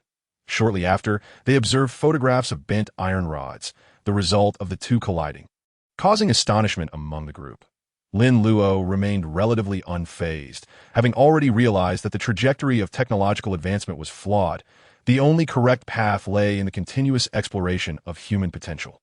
Let us securely store some of these bones and return to the base, Lin Luo instructed. He did not expect to accomplish everything on the first day. At that moment, a soldier emerged from behind, saluting them before approaching Lin Luo and whispering a few words. "Really?" Lin Luo exclaimed with delight. "The officer says you can proceed at any time." The soldier informed that, "I shall go immediately." Lin Luo nodded, addressing Qin Yuan beside him. "You two should return." The two nodded, and Lin Luo turned to Du Xinlin, stating, "The protective suits we procured from the Eagle Nation have arrived. I hope you will accompany me to the meteorite site." Du Xinlin hesitated, clearly surprised, but eventually nodded in agreement. Upon their arrival at the radiated area, someone awaited them with protective gear. As Du Xinlin donned the suit, he lamented, "Ultimately, we lag behind others." Lin Luo countered, "Everything is temporary. Even being ahead is fleeting." Du Xinlin shook his head, observing Lin Luo. "That is not what I meant. I simply pondered that if we need to wear this to approach them. What if they harbor ulterior motives?" Pausing slightly, he gazed into the distance. "In the future, will we truly be able to hinder their advance?" In truth, Lin Luo and his colleagues were unaware that Huaxia could already develop such protective suits. However, in recent years, Huaxia had prioritized economic concerns, and had Lin Luo not raised the issue, few would have considered venturing into this radiated territory. When Lin Luo and Du Xinlin arrived at the meteorite crater, they simultaneously inhaled deeply. The meteorite, no larger than 2 meters, had created a crater over 100 meters wide and exceeding 10 meters in depth. After considerable effort, they managed to descend into the pit. Du Xinlin, being well-versed in meteorites, had researched numerous specimens and UFOs over the years, even personally handling UFO debris. He examined the surface. Normal, he concluded. This meteorite bore no significant differences from those encountered before. Yet why had it caused such extensive radiation and possessed such immense impact force? Du Xinlin was perplexed at that moment. Lin Luo stepped forward and touched the meteorite. Du Xinlin gasped. This was an exceedingly perilous action. "Did you hear any sound?" Lin Luo inquired. "Sound?" Du Xinlin paused. "What sound?" Yet Lin Luo was certain his auditory perception had been enhanced by the system. Beep, beep, beep, a faint yet persistent sound resonated. Lin Luo squinted, and in the next moment, he swept his gaze to the junction where the meteorite met the ground. "Step back," he commanded. Du Xinlin quickly complied. At that instant, Lin Luo pulled with both hands, and Du Xinlin swallowed hard. Despite the meteorite's small size, cosmic materials typically outweigh earthly counterparts. A 2-meter meteorite could weigh 400 to 500 pounds. Yet Lin Luo effortlessly moved it aside. The moment the meteorite was shifted, a slow yet urgent beeping ensued. Du Xinlin looked over and saw a miniature metallic device atop the meteorite emitting a continuous alarm. Beep, beep, beep. Du Xinlin raised his gaze to the distant starry sky. A chill coursing through him. His body trembled violently. It was a signal. This was no mere meteorite, but a locator. They are coming. They are truly coming. Chapter 35. Imperial Ambitions. On the evening of July 18th. At 7 o'clock, a confidential message swiftly reached the Intelligence Bureau, prompting a lengthy meeting among the nation's think tanks that lasted several hours. Following this assembly, it became evident that military forces had been dispatched to airports, train stations, and ports. In response to these developments, major media outlets maintained a unified silence, while the internet erupted in chaos. What is happening? Martial law has not been seen in ages. Do not worry. The government will provide an explanation. We must trust the state. Are we on the brink of war? Panic swept through the populace. The external networks were in an uproar, as some individuals keenly sensed an unusual atmosphere. Major international players were poised, ready to reap the financial harvest of Huaxia. As the clock struck midnight, those engaged in foreign networks were astonished to discover their inability to log into the game. The accelerators displayed a disconnection. Consequently, various accelerator companies worked tirelessly through the night, only to find that the connection had been severed. Such an outcome could only suggest one possibility. The entire nation had unequivocally transformed into a local area network. Were we on the brink of war? Panic ensued. In times of peace, no one yearns for conflict. Yet, it had been many years since Huaxia had encountered such a scenario. However, the media in Huaxia remained remarkably serene, leaving only chaotic speculations from the outside. What were Huaxia's true intentions? Countries like Fasiland, the land of the rising sun, and others were alarmed and on high alert. The nations bordering Huaxia were particularly tense, especially the southern nations, which had previously faced Huaxia's wrath and had recently engaged in provocations. In a flash, numerous spies were dispatched to Huaxia, hoping to uncover the truth. Meanwhile, across the Pacific in the Eagle Nation, despite the nighttime, lights blazed brightly. National leader Temis scanned ahead, where only two individuals stood, FAI Director Blake and Congressional Leader Owen. "What are your thoughts?" Temis inquired, furrowing his brow. Huaxia's actions were monumental and unforeseen. Blake and Owen exchanged glances, and after a moment, Blake remarked, "If we analyze this seriously, perhaps we should rewind time and consider what Huaxia has taken from us." Reflecting on G3 related issues, we had long suspected G3's connection to the meteorites. Moreover, the matter of the meteorites was crucial. "Had you forgotten, sir?" Both Temis and Owen inhaled deeply. If we were to delve even further back in memory, a terrifying truth would emerge. The advancement of science could not leap forward in bounds. Even the formidable Eagle Nation could not achieve such a feat. This nation boasted the world's most brilliant scientists. Yet could they truly propel the Eagle Nation from a 6th-generation fighter directly to an 18th-generation one? Certainly not. The evolution of fighter jets is no trivial matter. Each generation of fighter jets must demonstrate qualitative advancements in functionality, speed, and combat effectiveness to earn the title of the next generation. For instance, when the Eagle Nation first showcased modern military warfare in the Asia-Pacific region, it was with their 2nd-generation fighter jets. The world anticipated a drawn-out conflict, yet within 3 days, the Eagle Nation had completely dismantled the nation. This revelation opened the eyes of all nations to the horrors of modern warfare and the terrifying capabilities of the Eagle Nation. Subsequently, fighter jets became the cornerstone of military might for all countries. If the Eagle Nation's 18th-generation fighter jets were to come to fruition, they would dominate the globe. All of this was attributed to the meteorites a decade ago. Before the meteorites fell, the Eagle Nation had detected them in the far reaches of space. They swiftly deployed their military worldwide, collecting over 60% of the meteorites. They had already gleaned a wealth of knowledge from these celestial bodies, including extraterrestrial technology. Indeed, their scientists were exceptionally adept, having spent 10 years acquiring technology far surpassing that of the blue planet from the machines upon the meteorites. They dubbed this technology transformation. Returning to the moment, Temis regarded Blake and said, "You were supportive when we provided protective gear to Huaxia." Blake replied, "Huaxia merely leveraged its technological capabilities to develop this protective gear.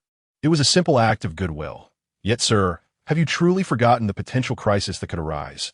Upon hearing this, Temis was momentarily taken aback. Huaxia must have anticipated everything, but regrettably, our alliance would never permit their inclusion. Blake smirked. "I suspect they will soon beseech us. They will implore us for protection. What of a civilization that has endured for 5,000 years? It is mere folly. This world ultimately belongs to us."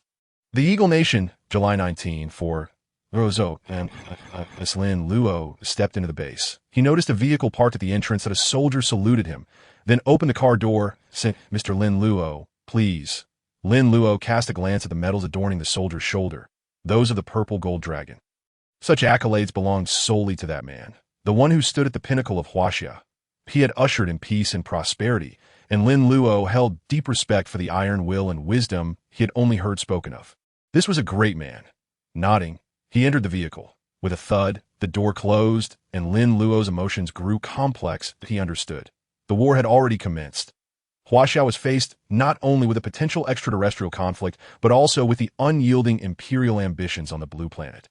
The choices made by this man would dictate the course of their forthcoming plans. Arriving at the Tianlong building, Lin Luo spotted Chun and standing at the entrance. Upon seeing Lin Luo, Chun nodded slightly. The two exchanged glances without uttering a word as they walked together. Upon reaching the 7th floor, as the elevator doors opened and they approached an office, Chun remarked, "He is waiting for you inside." Lin Luo glanced at the clock. It was now 5 in the morning. He recalled that this man was nearing 70 years of age. Contemplating, he asked, "Aren't you going in?" Chen merely smiled faintly. Offering no reply, Lin Luo pushed open the door and saw an elderly man sitting quietly within. As the door swung open, the man lifted his gaze ever so slightly. His eyes were sharp, and his presence commanding. Yet he greeted Lin Luo with a kind smile, saying, "You have arrived." Chapter 36, The Order of Isolation. The elder rose, sizing up Lin Luo before smiling. "At 22, you are indeed a remarkable figure of the times." He stood and extended his hand, which Lin Luo took, responding sincerely, "Thank you for your kind word." As they sat, someone entered from outside, delivering 2 cups of tea before swiftly departing. The elder surveyed Lin Luo, picking up a dossier from the table, saying, "Take a look." Lin Luo nodded and examined the document. This was not authored by him, but rather by the nation's think tank. Behind every country lies an exceptionally intelligent team, operating in the shadows, yet capable of extrapolating various scenarios. The existence of extraterrestrial civilization has been confirmed. The Eagle Nation may have long been aware of this fact. 10 years ago, relevant information indicated that the Eagle Nation had been present at the sites of major meteorite impacts. Given the information collected by Mr. Lin Luo, it is suspected that the meteorites may carry extraterrestrial technology, that we suspect the Eagle Nation may have already mastered extraterrestrial technological advancements. All of this has been concealed by the Eagle Nation. Following this were potential solutions, with the most comprehensive proposal titled Cooperation. Upon reaching this section, Lin Luo was not surprised. He had anticipated this development. His demeanor caught the elder's attention, prompting the elder to inquire. "What are your thoughts?" Lin Luo replied. "You are aware that their imperial ambitions are unyielding." The elder frowned slightly. Huaxia has always adhered to a principle of peaceful development, treating all with equality. Yet, regrettably, not everyone shares this sentiment. He spoke slowly. "What do you believe should be done?" Lin Luo lifted his teacup, taking a gentle sip before his gaze sharpened, his voice growing resolute. "In this world, there are 4 ancient civilizations. Yet, only the bloodline of Huaxia continues to thrive. The others have either perished or been assimilated, with many reduced to lesser nations, willingly subservient to others. Our endurance as Huaxia is not due to favorable geography or divine favor." The elder paused, astonished that a 22-year-old could articulate such thoughts. "Only our ancestors can save us, and we are the next generation of ancestors. As Huaxia individuals, our survival relies solely on ourselves. We can only depend on ourselves." As Lin Luo concluded, his gaze was unwavering and his words resonated powerfully. The elder remained silent, narrowing his eyes as he asked, "Will you not finish reading the remaining material?" "There is no need," Lin Luo replied. "The think tank's best recommendation is undoubtedly to exchange the genetic data I possess, along with all secrets of G3, for a protection agreement from the Eagle Nation that this." The elder's eyes glimmered with amusement. Chunin was correct. This young man before him was not merely a scientist. The elder queried, "What do you believe I should do?" "I lack the authority to instruct you," Lin Luo stated. "Conversely, I shall obey all your commands." "Including surrendering everything?" "Yes." Lin Luo spoke these words with a slight clenching of his fist. In truth, he could not accept this. Yet he trusted the elder's judgment that he was gambling. "Your eyes reveal your reluctance to proceed this way." The elder chuckled. Lin Luo wished to explain, yet the elder waved his hand and said, "The dawn approaches, and you are weary. Return to rest." Lin Luo swallowed his words, rising to open the door, when the elder's voice resonated once more. "Only after rest can one possess the spirit to fight." Hearing this, Lin Luo abruptly turned back, meeting the elder's steadfast yet benevolent gaze. After Lin Luo departed, Chunin entered. "You are correct. This young man is indeed a formidable warrior bestowed upon us by heaven," the elder remarked. Chunin bore no smile as he regarded the elder and inquired, "What is your final decision?" The elder replied, "He informed me that the survival of the Huaxia people relies not on others, but solely on themselves." The elder chuckled. "Chunin, it seems I have been enlightened." Chunin then offered a slight smile. In an instant, the elder's expression grew serious, and he declared, "Chunin." "Yes," Chunin responded, standing at attention. "Convey our national decree." The elder swiftly seized the purple gold dragon seal and stamped it onto a sheet of paper, which bore the bold inscription, "National Closure." At 7 a morning news commenced. Yesterday, the stock market plummeted by 7. Experts advise against panic. The nation's actions yesterday likely indicate. Suddenly, the broadcast was interrupted with a crackle. The host paused, perplexed. Such occurrences had never transpired before. Is there a power outage? Yet the central air conditioning continued to function. The director appeared puzzled, but at that moment, a staff member hurried in, exclaiming, "Cease all reports." "What is happening?" the host queried. There has been no official notification. Half an hour later, they were connected to the Huaxia news channel. The staff member announced. The host and director exchanged bewildered glances. This was a financial channel, entirely unrelated to Huaxia news. "Today's ratings are excellent." The director hesitated. "Should we communicate?" Unexpectedly, the staff member interjected. "I received a call stating this is an official notification." Everyone fell silent, realizing the gravity of the situation. A notification? What did that entail? It was tantamount to a command. Could it be they recalled the events of the previous day? The host swallowed hard. Could their suspicions indeed be validated? Meanwhile, the internet erupted with chaos. People discovered that not only was the external network inaccessible, but all television stations displayed static, including Huaxia News. What is happening? Could our network have been compromised by another nation? Stop speculating. Await official announcements. Panic ensued, and rampant rumors spread. Numerous companies informed employees that they need not report to work. This left everyone dumbfounded. It was Monday. Had the capitalists found their conscience? Finally, at 7:30 a.m. someone noticed that the static-filled television screens displayed an image. All channels broadcasted the same scene. Huaxia News, the largest and most influential television station. People began to comprehend that the situation was far more serious than they had anticipated. Chapter 37. Accelerated plans. As the image gradually clarified, a modest podium emerged before the audience, upon which stood an elderly man. Despite his white hair, he exuded vigor and authority. Addressing the camera, the crowd instantly recognized him. The leader of Huaxia. Eyes turned grave as the elder prepared to announce significant news. "Comrades, friends, and 1.3 billion compatriots, good morning." His voice was resonant and powerful, reverberating through countless households, echoing down streets and alleyways. After extensive research and investigation, our nation faces the gravest crisis since its establishment for the country and the people. I have decided to enact National Decree Number 993. Henceforth, all air and sea routes shall be closed. Overseas Huaxia compatriots are invited to contact their nearest consulate within 7 days. We shall facilitate their return home through all available means. For the next 7 days, all transportation shall remain unobstructed. Foreign friends residing in Huaxia may choose to stay or leave. Regardless, Huaxia will ensure their safety. Huaxia citizens may also choose freely. No one shall obstruct them. Today, our nation has reached a critical juncture. The children of Huaxia must unite to weather this storm. With that, the screen faded to a static background, and the elder's figure vanished from the television. Yet his voice lingered in the ears of viewers nationwide. What is happening? No details were provided, yet we are thrust into a survival crisis. Are we truly on the brink of war with that nation? Panic ensued. Supermarkets and grain stores witnessed frenzied purchases. Young, spirited individuals flocked to military offices, eager to enlist. Some veterans dusted off their long-neglected uniforms, awaiting the call to arms. Ikati echoed a familiar sentiment. When called to battle, one must respond. This morning was destined to be tumultuous, not only for Huaxia but for the entire world. Upon the announcement, friendly nations like the Bear Nation immediately reached out, but the content was merely polite exchanges.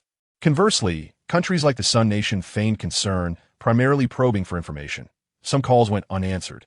However, Huaxia was resolute. Following the announcement, all departments swiftly coordinated their efforts. The first step was the repatriation of Huaxia citizens. Numerous individuals boarded yachts and warships, embarking on their journey back to the eastern homeland. The second step involved the procurement of grain. The Foreign Exchange Department exhausted its reserves, purchasing vast quantities of food and energy from various nations. The third step was trade. The transactions Lin Luo had previously orchestrated were now expedited under Huaxia's urgency. An abundance of rare fauna, food, and energy was en route. This influx of resources surpassed even those acquired through foreign exchange. After these 3 steps, the world understood. Huaxia was not merely posturing. It was serious. What was Huaxia truly planning? Were they genuinely preparing for conflict with another nation? As a citizen of that nation, I can attest that we're doing quite well and have observed no signs of preparation. Media outlets reported that not a single warship had left port. What then was Huaxia's intent? The global community was stunned. Yet the people of Huaxia were left without a reasonable explanation. Who could know the truth? Meanwhile, across the ocean, the Eagle Nation maintained a deafening silence. This silence ignited speculation, inciting fervent debate. Numerous videos and media outlets began analyzing the military capabilities of both nations. In the Black Palace, Timus sat in his office, intently watching the footage, replaying it repeatedly. Ultimately, he, along with Owen and Blake, burst into laughter. They had made the most foolish decision that if they were willing to share their biotechnological advancements, we might have entertained their requests. Yet, they chose self-preservation. Foolish, utterly foolish. July 19, 8 p.m. Lin Luo lay in bed, suddenly jolting awake. He sat up, and beside him, Huaxia approached with a notebook, playing a news broadcast. Lin Luo remarked, "I just watched that before sleeping." Huaxia paused, quickly closing the notebook. "How did the matters I instructed you to handle go?" Lin Luo inquired. "I issued the orders before you fell asleep," Huaxia replied. "Everyone is waiting for you." Lin Luo rose, changed his clothes, and said, "Why did you not wake me?" Huaxia responded, "You have not slept for 3 consecutive days." Lin Luo remained silent, grabbing the materials on the table and heading outside. Upon arriving at the entrance of the Hope Biobase, he found the area already surrounded by military personnel. As Lin Luo entered, all present stood at attention, but he moved through the throng and arrived at the command center of the Biological Research Institute, where voices buzzed with fervent discussion. The assembly consisted of the nation's elite, primarily biologists, but also experts from other fields such as technology. When Lin Luo stepped through the door, silence descended upon the room. They gazed at the young man entering, some astonished by his youth. Lin Luo walked calmly to the highest position, surveying the assembly. "I am delighted to meet you all here. I trust you have all received the relevant materials." As he spoke, silence enveloped the crowd. Aliens truly exist. Moreover, we must confront and even overcome them. Yet in their eyes, humanity appears fragile before the might of artillery. Can we truly achieve this? A voice of doubt emerged. Lin Luo fixed his piercing gaze upon the speaker, causing him to flinch. This 22-year-old's intensity was terrifying. "This battle is not for others. It is for our own survival. You may doubt yourself, but you must have faith in me." His voice resonated in the ears of everyone present, evoking a collective sense of awe. What a remarkably confident individual he is. Lin Luo continued, "I hereby announce the acceleration of the Human Completion Project." "Qin Yuan, present." Qin Yuan responded with a booming voice, "Here, I appoint you as the genetic engineer, responsible for all matters pertaining to gene processing." "Zhu Yihui, present. I appoint you as the genetic research engineer, overseeing all gene development issues. The timeline is 6 months. Remember, the Human Completion Project is merely the beginning. Ladies and gentlemen, we have a heavy burden ahead." Thus concluded the briefing on the Human Completion Project. Chapter 38. The genetic shackles. As his words fell, everyone swiftly set to work. This undertaking was undoubtedly confidential, yet achieving human enhancement and transcendence could not be shrouded in secrecy. At that juncture, foreign adversaries and spies would pose the greatest threat. In such circumstances, a closed nation would be the most prudent solution. Lin Luo recognized this, as did those above him. China required tranquility, stability, and time. While Lin Luo pondered on stage, Qin Yuan approached with a document and, after a moment's thought, said, "Chief Engineer Lin." Lin Luo turned, inquiring, "Is there something you need, Elder Qin?"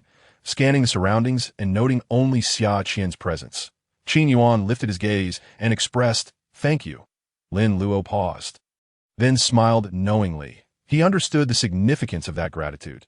Qin Yuan bowed slightly, promising, "Within 6 months, all genetic maps will be presented to your desk." July 26. Midnight, the sound of a luxurious cruise ship's horn echoed. Carrying thousands of passengers, the vessel docked. Several warships departed the harbor, heading directly into the ocean. Airports and train stations followed suit, with all international routes abruptly closed. During this brief span of 7 days, a multitude of Chinese citizens returned to their homeland. Among them were ordinary overseas workers, international students, and accomplished scholars and scientists. Though unaware of the country's circumstances, they felt compelled to return and contribute during this tumultuous time. Conversely, many others fled in fear. Simultaneously, significant capital outflow occurred, with numerous international enterprises withdrawing. Reports indicated that vast sums of money had exited within the week. Various authoritative international bodies commented on China's actions, expressing disbelief. It is unclear what they are thinking, but this is evidently a grievous misstep. What a pity. They could have truly risen. Closing the doors signifies a retreat from the world. Such a move is indeed absurd. Alas, this was inconsequential for China. As they remained oblivious and indifferent, the greater curiosity lingered among the populace regarding the rationale behind the nation's decision. August 26th, a month had passed, and China had entered a state of complete lockdown. This period primarily focused on maintaining stability. People discovered that life had resumed a semblance of normalcy. Although finances were tighter, the government began distributing supplies, alleviating concerns. Some even remarked on their newfound comfort, entering a phase of relative ease. Meanwhile, at the Hope Biological Base, laboratories had become operational, with Lin Luo's genetic maps frequently advancing. Ding! Congratulations on conquering the East African elephant gene. Ding! Progress on the human genetic map increased by 5. Ding! You can now find gene modules related to strength on the human genetic map. Ding! Reward points. 300,000. Lin Luo observed the genetic map had risen to 85%, a surge of excitement coursing through him. Strength was paramount. The cheetah symbolized speed, while the elephant embodied power. Although seemingly straightforward, unearthing these analogous genetic modules proved profoundly challenging. Over the month, Qin Yuan's genetic team had tackled nearly 6 animal genes. Yet regrettably, none were useful. Finally, upon the 7th attempt, the system provided a prompt. Lin Luo exhaled in relief. Only the final 15% remained out on that day. Chunin personally visited Lin Luo. The basic situation is as follows. Lin Luo did not conceal anything, detailing the strength and speed genes. Chunin, perplexed, inquired, "What purpose do these serve?" Qin Yuan and others looked at Lin Luo with confusion. Lin Luo stood, and at that moment, Zhu Yihui retrieved some documents from a nearby table and handed them over. "Have you all heard of the King of Beasts?" Lin Luo asked. Without waiting for a response, he continued, "In nature, the law of survival of the fittest prevails. Humanity has evolved from ancient times to the present, making us the undisputed rulers. But did our ancestors truly lack other genes? For instance, how did we overcome the cheetah? Might we even possess the potential for flight?" Flight? Qin Yuan and the others paused, incredulous. Such a notion seemed fantastical. They believed in Lin Luo's genetic reforms, which could enhance human strength and fortitude, perhaps even speed. However, the idea of flight appeared far-fetched. Lin Luo elaborated. "Based on my current research, the human body harbors layers of genetic shackles. For instance," as he spoke, Lin Luo punched the table, leaving a dent in the solid wood. The onlookers gasped, with Li Donglai rendered speechless. Such destructive force even he could not replicate. "Did you teach him this?" Li Donglai turned to Xia Qian, who was equally bewildered. Just a month ago, he could barely strike a sandbag. How had he grown so powerful? Noticing the astonished expressions, Lin Luo snapped his fingers to regain their attention. "That I refer to these genetic shackles as genetic locks. Currently, I cannot ascertain how many layers of these locks exist, but this is a confirmed theory." Beside him, Qin Yuan exclaimed with enthusiasm, "How can we unlock these shackles?" "That is precisely why I require you to extensively study the genetic maps," Lin Luo replied. "Completing the human genetic map is merely the beginning." Chapter 39. The announcement of the plan. If traditional biologists found this challenging to comprehend, to Zhu Yihui, Lin Luo was akin to a deity, as the head of the genetic research team. He had access to more information. The gene for speed resided on the M10 gene chain of the 25th chromosome, and the power gene would soon be uncovered. Lin Luo addressed them. "Do you understand?" The group shook their heads. Lin Luo sighed. This was indeed difficult to elucidate. Convincing an atheist of the existence of a deity is no simple task. However, this was not a miracle, but the power of biological science. Lin Luo turned to Chun and stated, "I understand you are here at the national leader's behest. Please convey to him that the first phase of the human completion project has been completed, and we are ready to proceed to the next step." "What preparations?" Qin Yuan asked, puzzled that at that moment. Zhou Hai approached and handed a document to Chun, and upon glancing at it, Chun An's face reflected shock, anticipation, and concern. "Very well. We will deliberate carefully." He nodded and took his leave. Once Chen exited, Qin Yuan eagerly asked Zhou Hai, "Old Zhou, what was that?" Zhou Hai glanced at Lin Luo, who nodded in acknowledgement. Zhou Hai, unperturbed, understood the protocol. Without Lin Luo's command, no one would dare disclose anything. That we will announce the results of the human completion project to the nation. What? Upon hearing this, Qin Yuan and the others were taken aback. Was this not too hasty? Qin Yuan looked at Lin Luo, questioning him. In the scientific community, an unwritten rule exists. Results are not disclosed until they are finalized, especially regarding a matter of such magnitude. The borders had closed, allowing some to depart while others, who should have left, remained. Among them were spies from various nations.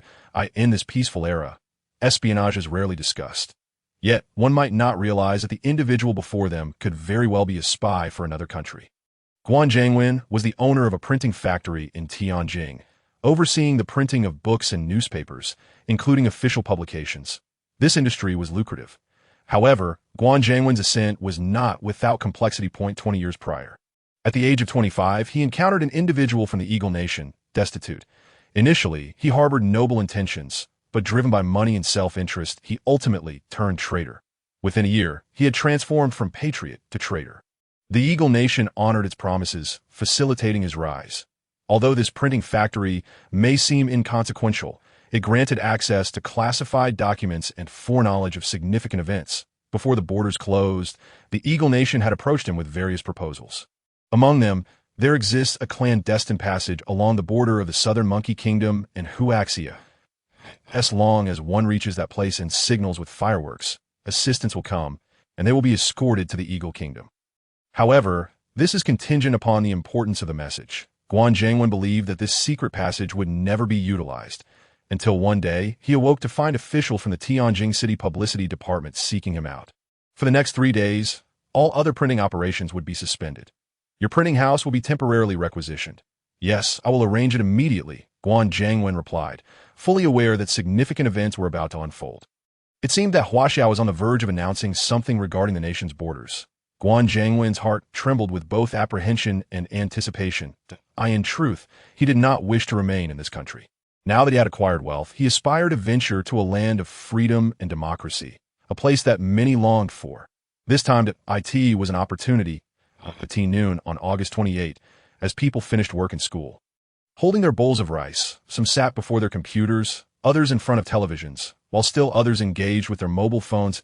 That moment, a crackling sound echoed, followed by a sudden blackout of the screen. It was the Huaxia news channel. Many widened their eyes. The state had once again seized control of all networks, indicating that a major announcement was imminent. Was it the truth about the border closure? At that moment, the elderly figure reappeared, standing at the podium, his long black hair cascading down. He bore little resemblance to the image that resided in the hearts of the crowd that he scanned the audience. Fixing his gaze on the camera, comrades, friends, and fellow citizens of 1,300 million. Good afternoon. He smiled and continued. Since the announcement of the border closure, we, the children of Huaxia, have united as one. I am pleased that you are willing to remain for the country. Among you, there are farmers, workers, and merchants in Huaxia. You are all equal. You have stayed and returned. Therefore, congratulations at this proclamation. The crowd was left bewildered. Congratulations for what? Oh dear esteemed leader, do you know I can barely afford to eat? Indeed, don't fuss. Have you been mistreated here by the country? We just want to express that while we are willing to contribute to the nation, economic development is of utmost importance. In an instant. The barrage of comments on the live video exploded, overwhelming platforms like Douyin and others, nearly crashing their servers. Lin Luo, rarely seated at his computer, rubbed his eyes as Lu Chaochuan handed him a cup of tea. Thank you, Uncle Lu, Lin Luo smiled. Lu Chaochuan chuckled wryly. You truly have impressed me, but I too am quite remarkable. What is the matter? Just think I used to oversee you. Lu Chaochuan gazed at the elder on the screen with a proud expression. Lin Luo, upon hearing this, shook his head in resignation. Despite his words, Lu Chaochuan's eyes reflected deep respect. He was grateful to Lin Luo for providing him with such an opportunity. Although he could not offer technical assistance here, he could pave the way for Lin Luo. What do you think those people will think once they learn of this plan? Lu Chaochuan inquired. Lin Luo remained silent. Meanwhile, the image on the screen resumed, and the elder's voice rang out, his eyes sparkling with vigor, his tone imbued with excitement yet still commanding. Look at my hair. Has it turned black? Upon this remark, the audience paused, sensing something amiss. What do you mean? You are the leader of a nation. Why ask such a question? However, some noticed that the elder's hair was not the only change. His complexion appeared remarkably rejuvenated. I haven't dyed my hair. I've become younger. This revelation sent the comments into a frenzy. Chapter 40. The nation aflame, you've become younger. What does that even mean? The crowd was perplexed. Yet, some sensed an underlying significance. The phrase become younger resonated like thunder. The elder continued, we have resolved all issues concerning G3, and in doing so, we have uncovered hidden genes within humanity. Yes, indeed. Within our bodies lie dormant genes that it is imperative that we fully develop them. However, the world is not so peaceful. You wish to progress, yet imperialism stands in your way.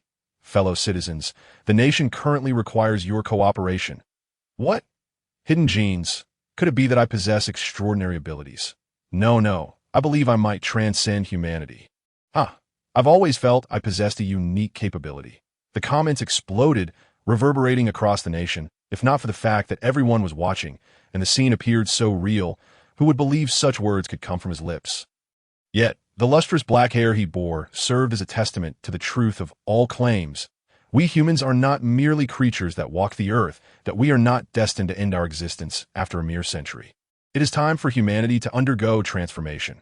With these three statements, the audience's fervor ignited, brimming with excitement that humanity truly on the brink of change.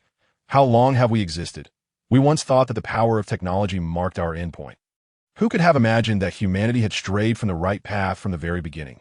We do not believe in theology, nor do we adhere to its doctrines. All our transformations stem from the realm of science. Hereby, I announce the 1001 Plan, the Human Completion Initiative, which primarily encompasses that present. We have achieved extraordinary results in the first phase. Citizens, your cooperation with the relevant departments in actions and investigations is essential. Elderly citizens must value their lives, registering at major hospitals in a timely manner and awaiting notifications. Elders with severe illnesses will be prioritized. Younger individuals refrain from crowding. The elder smiled, his demeanor lightening before shifting his tone. However, everyone must execute one plan. The 6-hour fitness initiative. Starting today, all citizens may participate in fitness activities, with guide from various departments to assist you. Military personnel are already stationed in various locations, ready to assist you. Rest assured, they are professionals. All food supplies will be funded by the state. This initiative is not merely to enhance your health, but also serves as the foundation for the next grand plan. A ripple of excitement surged through the crowd. This was merely the foundation. Could it be that one day they might truly acquire abilities beyond humanity as depicted on television or in novels? This concludes today's announcement to our compatriots. With that, the screen went dark and Huaxia's networks erupted. What? Someone tell me this isn't a dream. I just woke up. What happened? Does anyone have elderly family members? Let's go to the hospital and see. No time to waste. I'm off to work out that I believe in the nation. The ongoing discussions ignited platforms, overflowing into the streets as people fervently debated the matter. Huaxia was not short of practitioners. Hello, everyone. I am your Uncle Damo. A rather ordinary-looking, dark-skinned, middle-aged man appeared on screen. This man was no simple figure. He was CMO, the top streamer with over 10 million followers online. His videos garnered millions of views in a single day. Given the nation's difficult-to-accept news today, I will represent all of you to investigate. Stay tuned. We are setting off. CMO hopped on his bicycle from 1998, ringing its bell as he departed. This was his style, simple yet unpretentious. Upon arriving at the hospital, he found it not overly crowded, with 2 young nurses standing at the entrance. CMO approached with a grin. Hello there, ladies. Hello, sir, one of the nurses replied with a smile. It seems there is some confusion here, CMO began. The nurse's smile widened. Sir, we are following national policy here. It seems you're the one causing confusion. Quick, ask her if you qualify. The nurse, quite attractive, caught CMO's eye, prompting him to inquire about her WeChat. The comments erupted in a playful uproar. Unfazed, CMO continued. So, do you think I could sign up? The nurse glanced over him before responding.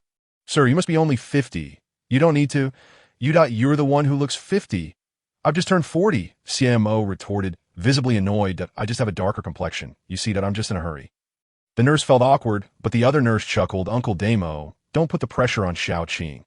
You don't meet the criteria, but if you want to go in and check, we can ask for permission. Really? CMO paused, astonished. Could this that be live streamed? It should be no problem, but aren't you worried about leaks? CMO asked, his nerves palpable. The nurse squinted her eyes and flashed a sweet smile, saying, the chief engineer of the human completion plan stated that we are not afraid of leaks. Upon hearing this, CMO paused, and the audience fell silent as well. The chief engineer? Who could that be? Academician Zhou Hai. But wasn't Academician Zhou busy with the school lately? As the crowd pondered, CMO inquired again. Who is the chief engineer? The nurse waved her hand and replied, I cannot answer that question. Even if you ask our director, he probably won't be able to tell you to that moment. Nurse Xiaoqing, who had just hung up the phone, said, Uncle Damo, our director has agreed. You can go in now. Someone will attend to you that we happen to have an elderly patient who needs surgery, and you may observe. Really? CMO was taken aback. He had only intended to gather information, never expecting to witness a live surgery. The surgery of rejuvenation. This was something difficult for a man of 40 to believe was about to happen. Chapter 41. The day of the century following the nurse, CMO entered the operating room, where an 85-year-old man was seated. After exchanging a few pleasantries, CMO took a seat nearby that a doctor glanced at him and said, You can stay here, but please remain silent during the procedure. All right, I won't disturb anything. CMO nodded repeatedly. That moment, 2 security guards entered and eyed CMO as if to say, just in case.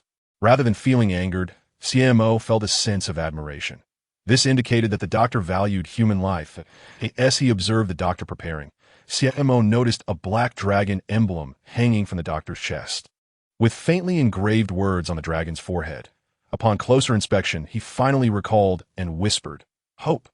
The 2 security guards shushed him, and CMO quickly nodded. At this moment, the doctor commenced the procedure.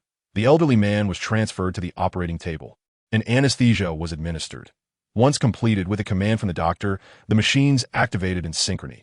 This device was not the gene stitching machine from Lin Luo, but an exceptionally advanced gene detection apparatus. Following the precedent set by the first case, many subsequent steps and machines have been simplified. As Lin Luo's understanding of human genes deepened, it was suggested that in the future, humans might even achieve similar effects through medication. The doctor skillfully operated the machine, and CMO, being considerate, shifted the camera aside. Soon after, he observed the doctor injecting a syringe into the elderly man's arm. Finally, the doctor nodded at the nurse and declared, The surgery is complete. Upon hearing this, CMO stood up abruptly, his face a mask of confusion. The surgery, is already finished? His sudden movement alerted the 2 security guards, but the doctor merely smiled and reassured him. It's all right. The guards relaxed, and the doctor approached CMO, saying, Point the camera at the patient, as the moment of witnessing a miracle is about to arrive. CMO hesitated, and when he shifted the camera back to the elderly man, he was taken aback by the sight that met his eyes. The elderly man's white hair rapidly turned black, and age spots visibly vanished at an astonishing pace. This, CMO rubbed his eyes, gazing in astonishment at the doctor. The doctor merely smiled slightly and addressed the audience. Ladies and gentlemen, do you see? The nation has not deceived you. Instantaneously, the entire live stream audience was in a state of shock. My goodness, what have I just witnessed? This is not mere medicine. It is akin to sorcery. Who discovered this? My heavens, the fate of humanity is truly on the brink of transformation. In the span of half an hour. The video surged beyond the live streaming platform, rapidly spreading across the internet, amassing billions of views within just 3 hours. Simultaneously, numerous discussions regarding the human completion plan emerged. The Huaxia Daily published a message to the citizens of Huaxia. With all newspapers disseminating the same information, misunderstandings were resolved, and I finally comprehend why the nation decided to close its borders. This technology places Huaxia at the forefront globally. It is utterly inconceivable. I never anticipated that one day I would witness a breakthrough in human lifespan, that we should be grateful that we remain in Huaxia. Various forums exploded with topics, such as a blessing for Huaxia and national strategy, garnering hundreds of millions of discussions and views. Conversations reflecting on the importance of staying were particularly prevalent. Some even began to share advice on how to train appropriately to enhance physical fitness. This day will be etched in the annals of Huaxia as history, a day of profound impact, one that will be remembered for ages. Lin Luo observed the entire presentation, accurately described as a mobilization meeting. However, to prepare for this event, the personnel at the Hope Biological Base had been working over 12 hours daily. Yet, diligence bore fruit, culminating in the successful completion of the first phase of work. Next came the final stage of the human completion plan, the mapping of the human genome. Once executed, the metamorphosis of humanity would commence. Lin Luo aptly named this first step, the first gene lock. Yet, he pondered when the threat from beyond the stars would arrive. As Lin Luo contemplated these matters, he glanced at the date. Currently, the Ministry of Science and Technology was engaged in decoding the machinery retrieved from the meteorite site. However, whether they could successfully decipher it with present technology remained a challenge. Yet, this was not a concern for Lin Luo. Let them have a day off, Lin Luo declared. Beside him, Lu Chaochuan hesitated, observing Lin Luo, and said, "Time is of the essence. I doubt they will want to rest." Lin Luo shook his head with a smile. Even the firmest resolve requires a healthy body. Moreover, this day will be one of remembrance for Huaxia, and they deserve proper rest.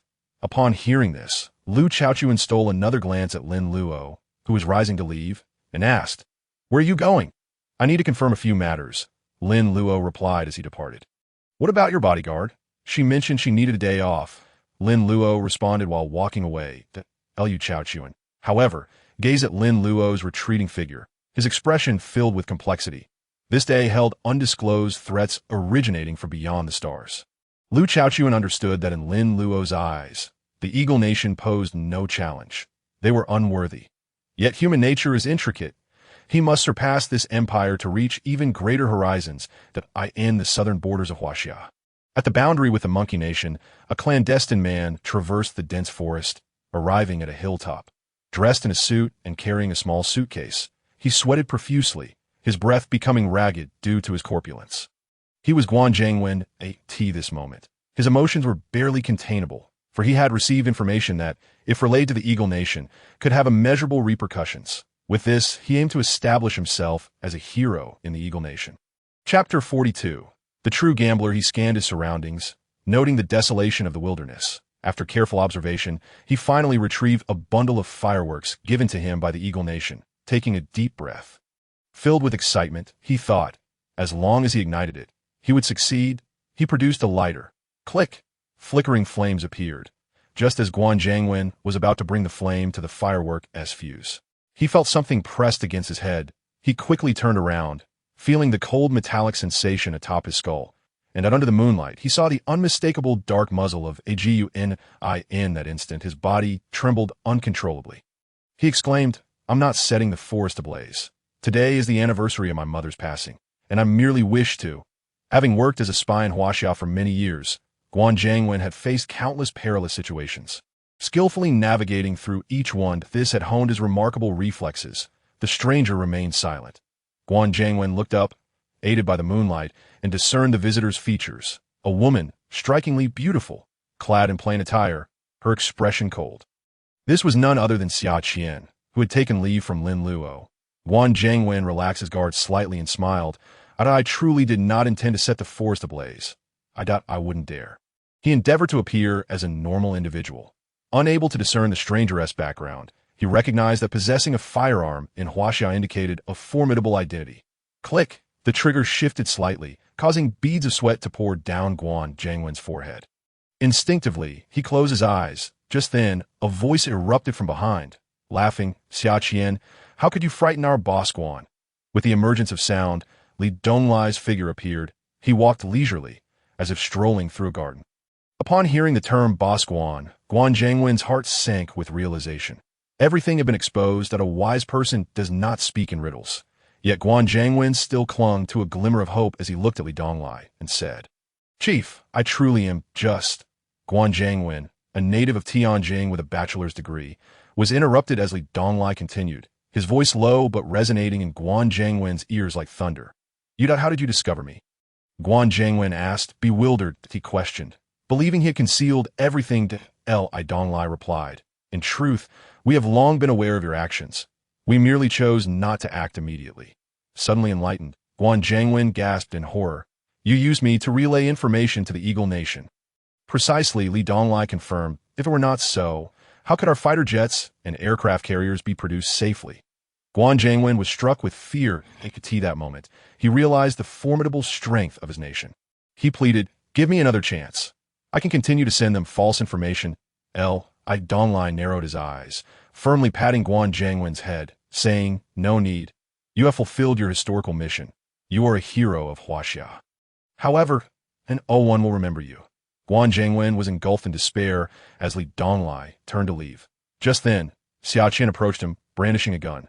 Startled, Guan Zhangwen exclaimed, "You cannot kill me. I have not yet faced legal judgment." At that moment, Li Donglai's voice echoed, "The first rule of the Confidential Bureau. Traitors may be killed by anyone." Guan Zhangwen succumbed to despair. Xiaqian prepared to pull the trigger, but Li Donglai added, "However, do not use the gun." Expressionless, Xiaqian holstered her weapon. Guan Zhangwen seized this as an opportunity to fight back desperately. Yet, Li Donglai did not even glance back as he departed. 3 minutes later. Li Donglai nodded in satisfaction at Xiaqian, saying, "On to the next destination." "Yes," Xiaqian affirmed, following closely beside him. In recent days, Lin Luo and his team had been swamped, while the Confidential Bureau had been busier still. With the initiation of the Human Completion Plan, numerous spies had surfaced, necessitating the Bureau to eliminate this batch. Thus, even Xiaqian had been dispatched. "The house has become dirty. It is time for a sweep," Li Donglai remarked as he entered the vehicle and drove away. Meanwhile, on the mountain where he departed, a lifeless body lay with eyes wide open, silently resting there. Tap, tap, tap. Lin Luo struck the keyboard, finally uncovering something on a strand of chromosomes. The hidden 28th strand. Lin Luo exhaled deeply. If this gene could be completed, his human genome map would surpass 95%. Presently, Lin Luo's points in the exchange store had reached nearly 900,000. With the human genome map's progress at 92%, he generously upgraded his foundational abilities, enhancing speed, strength, and healing to above level 2, with healing and strength reaching level 3. Thus, Lin Luo's attributes transformed into rapid healing, level 3, super speed, level 2, primate fist strength, level 3, auditory power, level 2, visual power, level 2, physical enhancement, level 2. Lin Luo had not fully realized until now that he had truly become a superhuman. A month ago, Xiaqian, a special forces soldier, could compete with him through skill, but now, she was no match for him.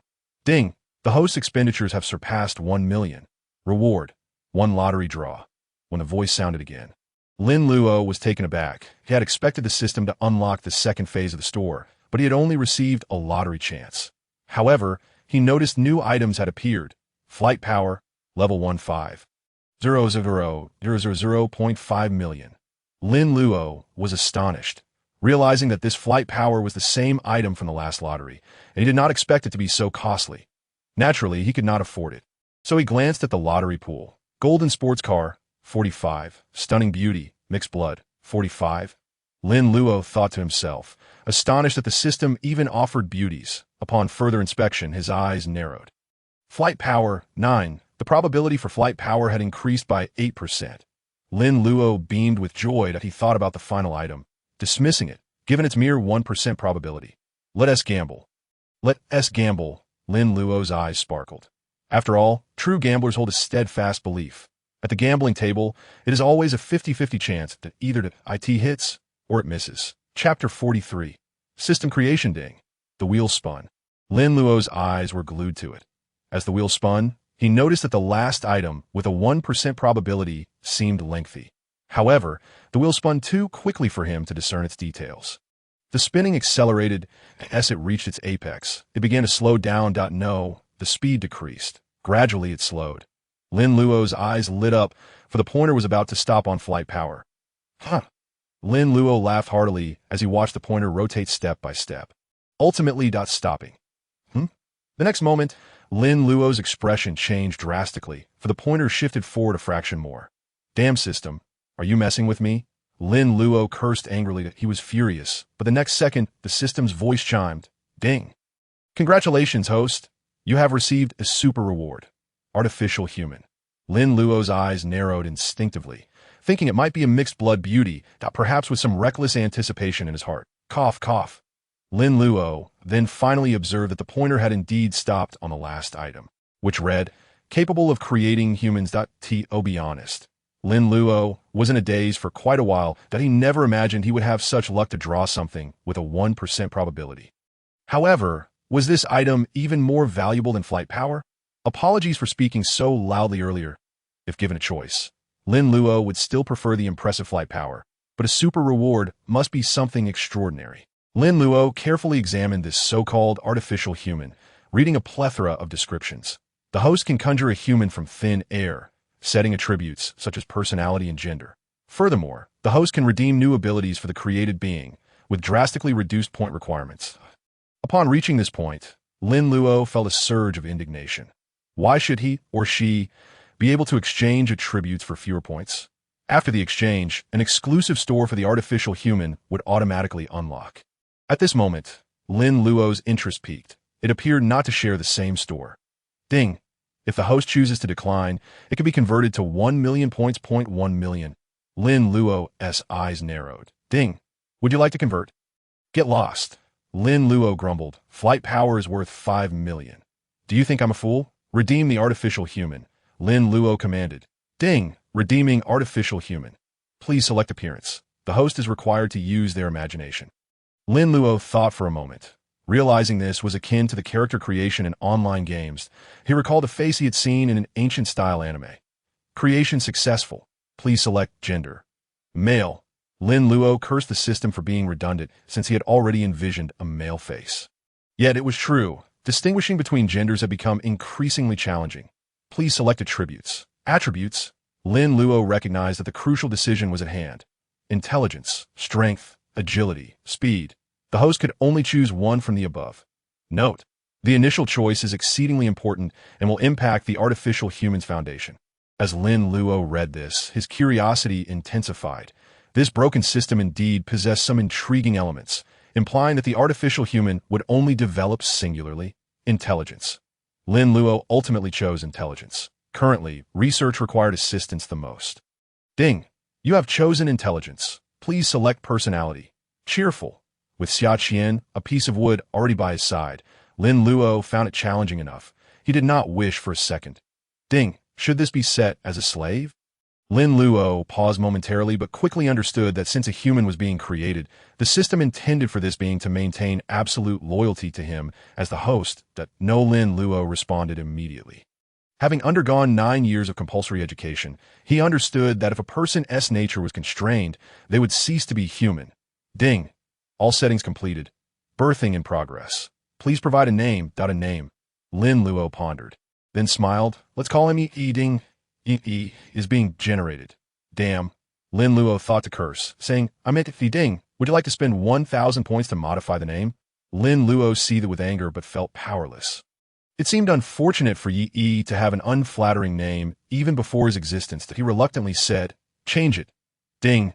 Yi is currently being generated. A flash of light appeared, and Lin Luo saw a handsome young man before him, with hair that was untamed, just as he imagined.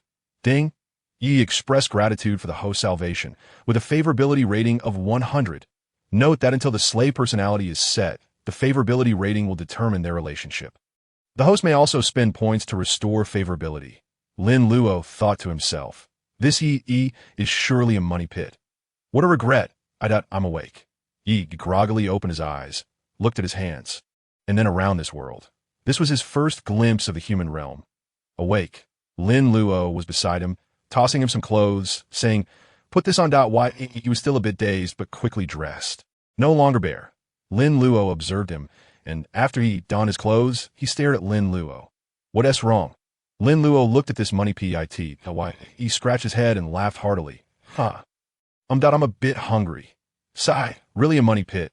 Lin Luo went to the fridge, fetched some food, and prepared a meal for him. He ate with great gusto, devouring one bite after another. Lin Luo, feeling proud, asked, is it tasty? His mouth full and not having chewed properly, grinned and said, no, it's quite terrible, but I'm very hungry. Lin Luo was speechless, wondering if he could possess a bit of emotional intelligence. Moreover, it was clear he was enjoying the meal. Lin Luo thought to himself that his culinary skills must have improved, then took a bite of a dish, only to change his expression drastically. Lin Luo wiped the sweat from his brow, realizing he truly felt sorry for this young man. After all, None of his 4 roommates had ever willingly eaten his cooking. I'm full now.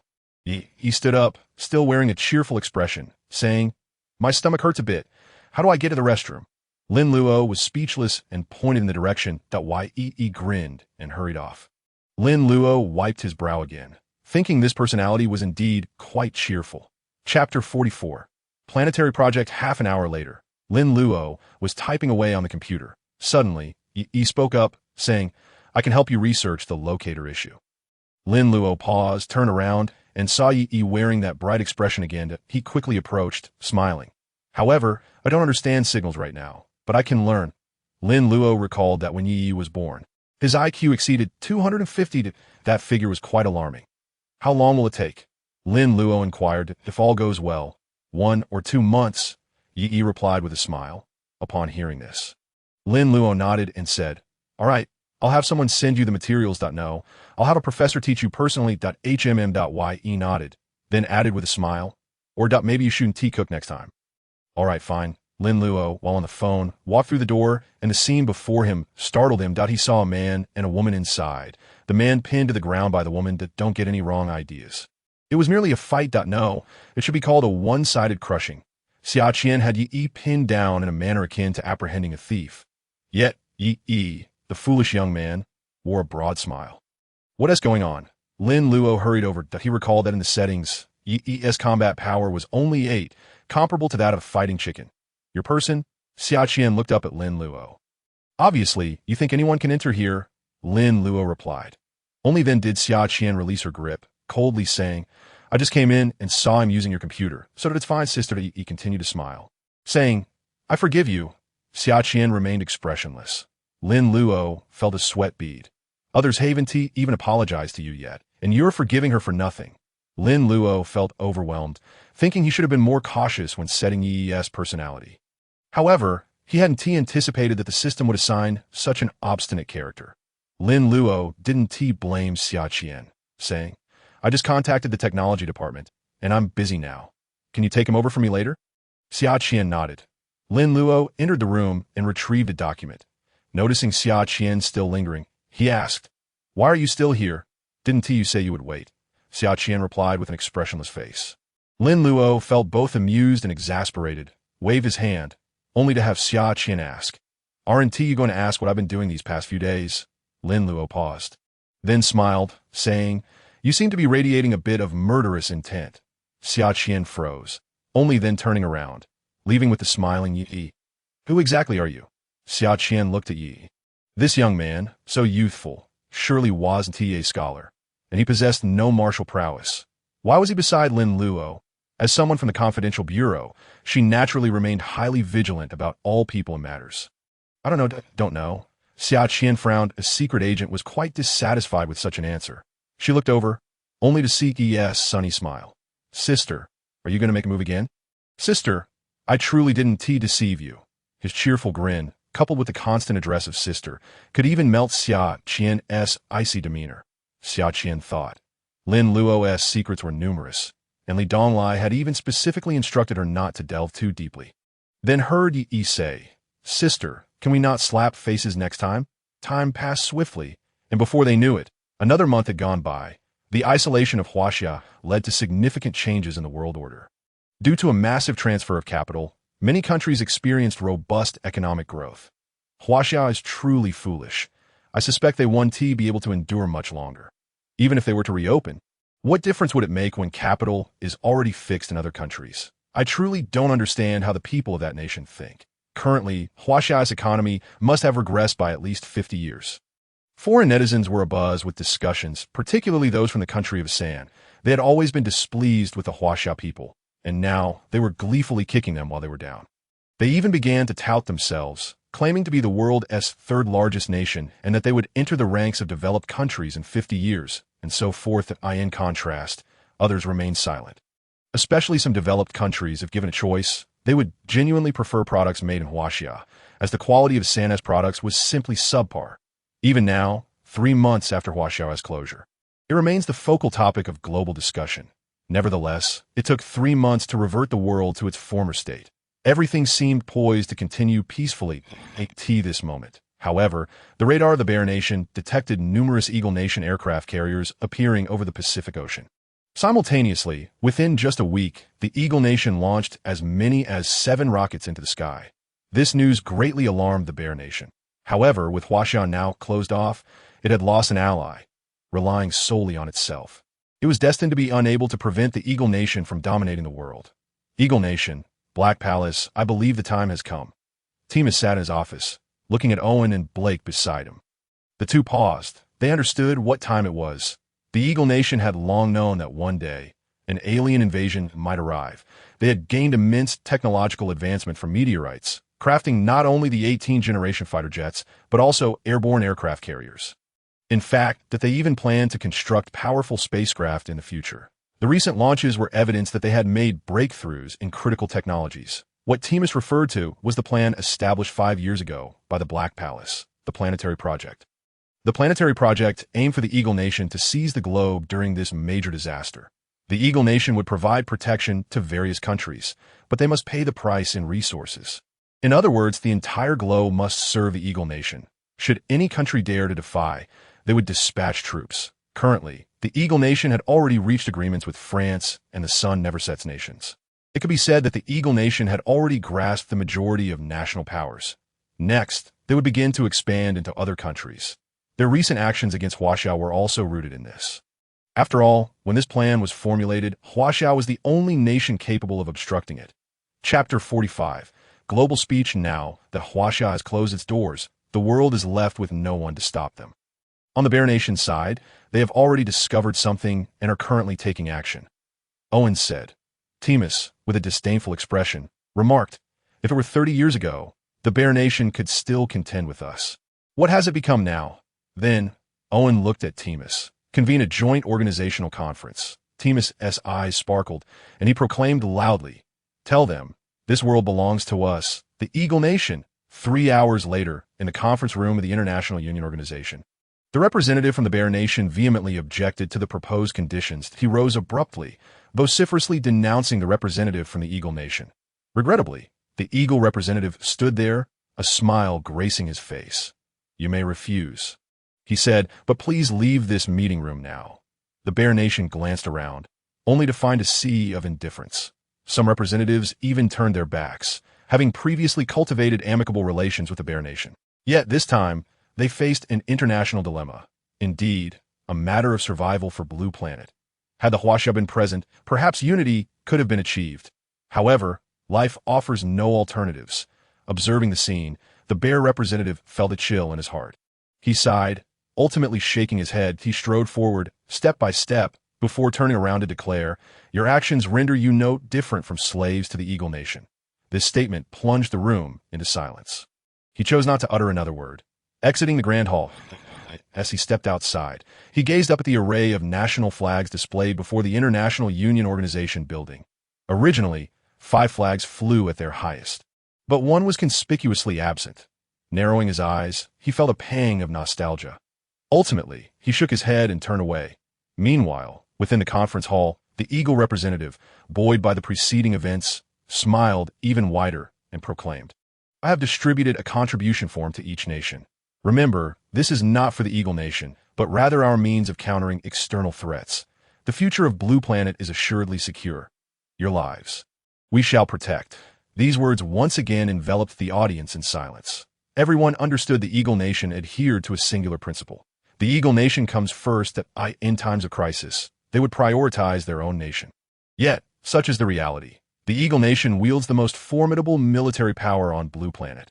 Along with the latent threats lurking in the depths of space. 7 hours later, nearly every national news outlet across the globe switched to the official news center of the Eagle Nation. How do I look in this attire? Temis inquired, turning to his companions, Owen and Blake. Owen smiled and replied, very dapper, Mr. President. Conversely, Blake remarked, Mr. President, today your dreams are about to materialize. Our Eagle Nation is rising to greatness once more. Temis beamed at this affirmation. Clutching his speech, he ascended the stage, and the cameras focused on him like tea that moment. The eyes of the world were upon him. How could they be broadcasting the president of the Eagle Nation? Is there an error? Aren't our nations at odds? The global audience buzzed with speculation. Yet, Temis stood resolutely at the podium, addressing the world. Good morning, afternoon, or evening, dear friends across the globe. I'm Timus, president of the Eagle Nation. It is a privilege to connect with you. A decade ago, we proclaimed a motto: One Earth, One Home. Today, I believe the time has come to realize that vision. Humanity stands on the brink of a monumental threat. I do not speak in hyperbole. This threat may very well lead to human extinction.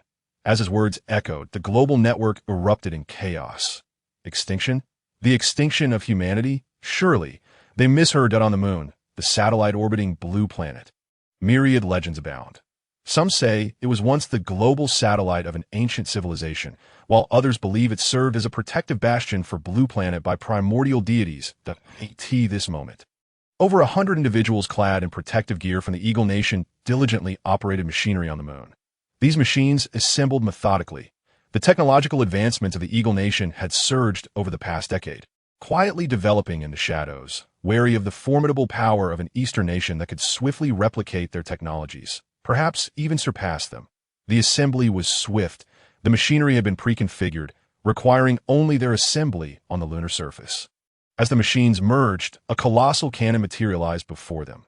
Blue Planet. This is the moon. The planetary cannon has been assembled, awaiting further instructions. Moon. This is Blue Planet. Calculating the trajectory of the incoming meteor, the live feed is prepared for transition. Please be ready. Understood. Wishing you good fortune, extraterrestrial life. Yes, you heard correctly. The threat we face may very well be from beyond the stars. That moment, Timus's declaration ignited another wave of global turmoil. Panic ensued as the populace realized Blue Planet is but a minuscule fragment of the universe, even smaller than an anthill. Everyone longed to ascertain whether extraterrestrial beings truly existed. Yet upon hearing the revelation, a primal fear surged within them. This included the so-called UFO enthusiasts, who, while enamored by the concept of dragons, also feared their destructive potential. But fear not. Our fate as humanity shall not end here. Our technology is sufficiently advanced. What extraterrestrial civilization dares approach, we shall confront. As Timus spoke, his eyes sparkled with fervor, and he proclaimed passionately, "The Eagle Nation shall defend Blue Planet, our shared home. The Eagle Nation will protect you." This declaration ignited fervent discussions among the populace. Could the Eagle Nation truly harbor such altruism? Their might was not unfounded. They were indeed the guardians of our world. Enough with the bravado. How can the Eagle Nation withstand extraterrestrial forces? Indeed, if such beings arrive, humanity's fate would be sealed. Chapter 46. Space Live broadcast, standing at the podium. Timus was oblivious to the murmurs surrounding him, yet he could surmise their sentiments that moment. Owen approached and announced, "Mr. President, all preparations are complete." Timus squinted and smiled. Clearing his throat, he addressed the camera. "Perhaps you harbor doubts about our capacity to repel extraterrestrial threats? I assert it is our technological prowess. The Eagle Nation is the most technologically advanced nation on Earth. We have consistently contributed to the advancement of humanity. Today, we have achieved a significant breakthrough. What you are about to witness is no mere science fiction. This is reality. However, feel free to perceive this live broadcast as a cinematic experience. Remember, dear friends, this is a historic moment for humanity." As confusion swept through the audience, the feed shifted, revealing the cosmos the universe. The moon. This is the moon. Many quickly recognized the lunar landscape. But why was the broadcast originating from here? Soon, they discovered numerous spacecraft and a massive machine on the moon. Had the Eagle Nation constructed a base there? Could humanity truly venture into space? They felt a rush of excitement mingled with trepidation. The Eagle Nation had concealed such advancements so well. Yet, what was their purpose? Although the camera had shifted to the lunar surface, Timus's voice remained audible. A month ago, RB-35 probe detected a meteor approaching from the constellation of the Weaver, made point 10 years ago. A meteor fell upon Blue Planet. We have already faced a threat from beyond the stars. They unleashed a virus upon Blue Planet, attempting to regress us, to enslave us. They know this secret, but are unwilling to aid the world. However, the Eagle Nation is willing. Friends, let us demonstrate to those aliens the strength of the people of Blue Planet. Timus's words incited outrage among the global populace. This was undoubtedly an act of deflection. They, now insular and unresponsive, would not dispute this claim. Moreover, the Eagle nations had a penchant for levying such accusation. As discussions erupted, a fiery meteor streaked across the cosmic display, accompanied by a projected trajectory map. Blue planet? The crowd gasped. This meteor possessed an impact force equivalent to 30 nuclear bombs. Indeed, you heard correctly. Should this meteor strike the Eagle Nation, nearly half of its cities would be affected, most likely leading to widespread devastation. However, fear not. Look. As the lunar personnel busied themselves, the camera shifted to the control room of the planetary cannon. Meteor trajectory detected. Initiating launch. The planetary cannon is now activated. Accumulating energy. Target locked. The target is moving too swiftly, making it difficult to lock on. Locking on again. Lock complete. Energy fully charged, requesting to fire. Fire. With a fierce shout from Timus, the planetary cannon on the screen gathered a beam of crimson light, followed by a tremor across the display. Zzz. The image became blurred, clearly indicating signal interference. Nevertheless, onlookers could still discern a massive, blazing projectile, laden with an unknown number of nuclear warheads, hurtling towards the trajectory of the blue planet. Zzz. Boom. In the next instant, a sound akin to a colossal wave erupted, illuminating the dark expanse of the starry sky. Countless sparks cascaded through the cosmos, resembling vibrant fireworks, shattering the perceptions of those who witnessed it. The enormous meteor, in the eyes of the spectators, was reduced to mere ashes. The sense of astonishment enveloped the crowd. Was this truly not a scene from science fiction film? The Eagle Nation, but undeniably powerful. Long live the Eagle Nation. Long live Timus. This spectacle captivated countless souls, who erupted in cheers, chanting the name of another country. Beneath the Arctic, the leader of the Bear Nation, John Alev, silently observed the video, with his two aides too intimidated to speak. The astonishment was evident in their eyes. The Eagle Nation that indeed possesses unparalleled technological prowess. This force has transcended the boundaries of this era. Leader, the sentiment outside is quite fervent, one aide remarked. John Alev remained silent. A myriad of emotions swirling within him. In truth, the Bear Nation Space Department had also detected the meteor, but their analysis concluded that it was merely an ordinary meteor that would disintegrate upon entering the atmosphere. Posing little threat to the world, IT was merely utilized as propaganda by the Eagle Nation. Should we take some action? The aide cautiously suggested. The think tank recommends we pursue peace. Upon hearing this, John Alev abruptly slammed his hand on the table, exclaiming, signing that agreement would render us slaves to the Eagle Nation. Moreover, can we genuinely conquer extraterrestrial civilizations? The two aides fell silent. They were already aware of the existence of extraterrestrial civilizations. However, the Bear Nation's weakness and economic downturn had hindered their ability to develop advanced weaponry. One aide, summoning his courage, said, Sir, they have become unreliable. We must truly begin preparations.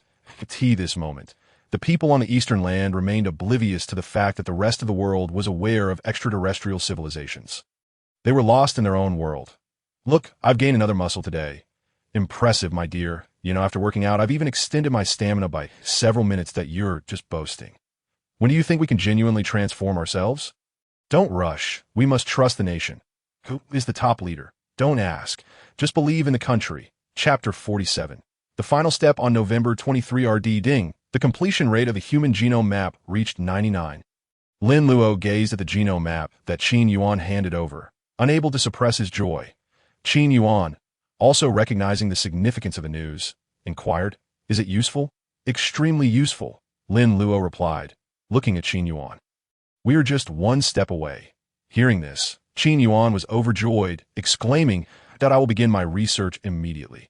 The personnel at the biological base worked tirelessly, often enduring long hours. However, their compensation was exceptionally high, ranking among the nation's elite. Qin Yuan left in high spirits. That a week later, he returned enthusiastically with 8 animal genome maps. But unfortunately, they proved to be of no use. Qin Yuan felt a tinge of disappointment. Lin Luo shook his head. With a sigh, Qin Yuan said, I will research further. However, Lin Luo intervened. Let us try. There might still be a solution. Qin Yuan suggested, perhaps with a stroke of luck, we can decode a crucial part. Lin Luo gestured for him to sit down, allowing Xia Qian to pour him a glass of water, and remarked, from various genome maps, we have obtained invaluable data, which will be applied to humans. Currently, we have developed genes for strength, speed, reflexes, and defense. Correct, Qin Yuan nodded, acknowledging that most of this was his work. Advanced species significantly enhance human capabilities, such as gorillas, sharks, dolphins, etc. In contrast, lower species offer only trivial enhancements. They concluded that the higher the species, the more vital the gene pool. In my view, if the first phase of gene unlocking is achieved, it should involve the enhancement of these for capabilities, Lin Luo stated. Qin Yuan paused, then quickly responded, but we have already completed development. Lin Luo pointed to the map and said, however, we lack a crucial step. Stuck? Qin Yuan chuckled wryly. The human enhancement project was nearing its conclusion, yet that being stuck was indeed disheartening. Lin Luo suggested, Qin, let the research team take a break. I will ponder further. Observing Lin Luo's troubled expression, Qin Yuan stood and said, all right, call us whenever you need. Lin Luo nodded. As Qin Yuan reached the door, he turned back and remarked, by the way, that old fellow from the technology department called me the other day, saying that the talent you sent over, is incredibly gifted. He has almost mastered the technology, but his background remains elusive. I wanted to ask if he can be trusted. Completely trustworthy, Lin Luo replied without surprise. He was originally designed as a high IQ talent. Over the past month, Lin Luo had also checked the artificial intelligence credit marketplace, but he was astonished to find that Yi's marketplace remained empty. Good, Qin Yuan smiled and left. Later that night, Chen brought Li Dong to join them, and the four gathered at a table. Chen glanced at Xia Qian and quickly said, I heard from Academician Qin that you have reached a critical step. Lin Luo nodded. Xia Qian poured a drink for the three of them, and after Chen took a sip, he asked, when can it be completed? Immediately, he added, Lin Luo, we are not in a hurry. But the granary is anxious. Our nation has a large population. Although we have restored a vast amount of farmland, it is not a long-term solution. We struggle to satisfy the demand for meat. How long can we sustain this? Lin Luo inquired. 6 months. That should suffice, he replied. Upon hearing this, Chen sighed in relief, saying, let us drink. The three clinked glasses, and Lin Luo set his down, stating, actually, we will soon be able to transport supplies. Chen and the others paused, and Li Dong remarked, hey kid, you always say my old man's like a block of wood. But even I, who knows nothing of economics, understand that we've sold off all our foreign currency. Who will provide us with goods? Chen nodded in agreement. Lin Luo responded, but we have blueberries, right? I believe that during this 6-month embargo, many countries will be in need of this medicine, especially the Eagle Nation. The three paused, and Chen suddenly realized, so you only sold half of our population to the Eagle Nation to wait for this. Lin Luo smiled, that you're quite the schemer. Chen laughed heartily. But I like it. Lin Luo, however, wore a grim expression, saying, I'm not fond of men that go away. Chen shot him a glare, while Li Dong remained silent. Few dared to joke with Chen like this, aside from the leader and perhaps Lin Luo. However, Lin Luo, you're not a child anymore. Have you considered? Chen probed tentatively. Why are you playing matchmaker? Lin Luo laughed. Why not let the state arrange it? Sounds good, Chen exclaimed, even somewhat excited. I have a daughter, but she is a bit overweight. She might not be suitable for you. Let me look around. Lin Luo, sweating, replied, please don't bother me. I'm very busy lately. Chen instantly looked dejected. Late at night, just as Lin Luo was about to rest, Yi returned. Haha, I'm back. After nearly 2 months, Yi appeared unchanged. Even his hairstyle remained the same. You mean your hair, doesn't it change? Lin Luo said in surprise, touching Yi's hair. Why? Yi laughed heartily. What are you talking about? Nothing. Lin Luo sat down, asking, so what have you learned? Those things were too simple. Not interesting, Yi replied. Too simple. Lin Luo expressed disbelief. Chuckling, you can't be boasting. Don't tell me you mastered nuclear technology in just a month or two to... As Lin Luo raised his teacup to take a sip, Yi interjected, is that difficult? Lin Luo paused, nearly spitting out his tea in shock, but he stared at Yi, exclaiming, you've already learned it? Yi nodded. Lin Luo was overjoyed. He finally understood why Yi's value far surpassed that of mere flight capabilities. He hurriedly inquired, are you capable of transforming human technology? Yi pondered for a moment and replied, Lin Luo, I have reviewed your human enhancement plan in my projections. The advancement of human technology has become unnecessary. We merely need to await your completion of the project. No, it is indeed very necessary. Lin Luo remarked, in the initial stages, it is absolutely essential. Yi paused, soon realizing that while humans can grow stronger, Such transformation cannot occur overnight. Chapter 48. Epiphany. In the morning, Xia Qian brought breakfast and found two men engrossed in their work at the table, clearly having gone without sleep for the night. Approaching, she glanced at Lin Luo and then at Yi. Lin Luo appeared fine, robust in physique, but Yi's eyes resembled those of Panda. She placed the breakfast on the table, catching Lin Luo's attention as he said, "That's sufficient. Let us have breakfast first." All right, he yawned widely, prompting Lin Luo to take note of his condition. Upon closer inspection, it seemed that Yi's health was indeed quite poor. However, since Yi's marketplace had not yet been developed, Lin Luo found it impossible to exchange any attributes for him as they ate. Lin Luo stated, "You simply need to finalize the plan and submit it to the technology department." Indeed. While eating, Yi laughed heartily. "Sister Xia Qian's cooking is far superior to yours." Lin Luo felt a twinge of embarrassment, while Xia Qian suppressed a smile. The dishes Lin Luo prepared were scarcely fit for consumption. Becoming somewhat irritated, Lin Luo said, "Let us not digress. What I meant was, if you're free, let Sister Xia Qian help you with some physical training at Ah." Yi recoiled at the suggestion. "Never mind, I believe I'm doing just fine as I am." Lin Luo, however, countered, "I did not seek your opinion." Why? Yi's smile faltered for once. "Ding. You have pressured the artificial human Yi. Affection reduced by 10. The system sudden chime startled Lin Luo. Was this truly considered pressure? He didn't mind, as everyone has emotions, especially someone like Yi who despised physical activity. Yet this was precisely in line with the initial settings Lin Luo had assigned to him. Yi was a person, not a mere tool. Now that he had arrived in this world, he ought to relish it. "Sister, you wouldn't be too harsh on me, would you?" Really? Why do you hesitate to look me in the eye when you speak? Promise me, do not deceive an innocent 18-year-old. I'll try my best. After breakfast, Lin Luo went to the Hope biological base. The work of the genetic team was nearing completion, as most had relocated to the Huaxia Biological Academy to educate the next generation of technological personnel. UVE arrived. Zhu Yihui exclaimed upon seeing Lin Luo, visibly excited.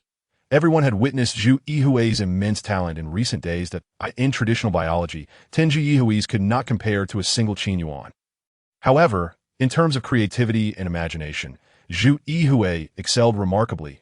In just 3 months, he had pinpointed the precise locations of genes related to speed, strength, and defense.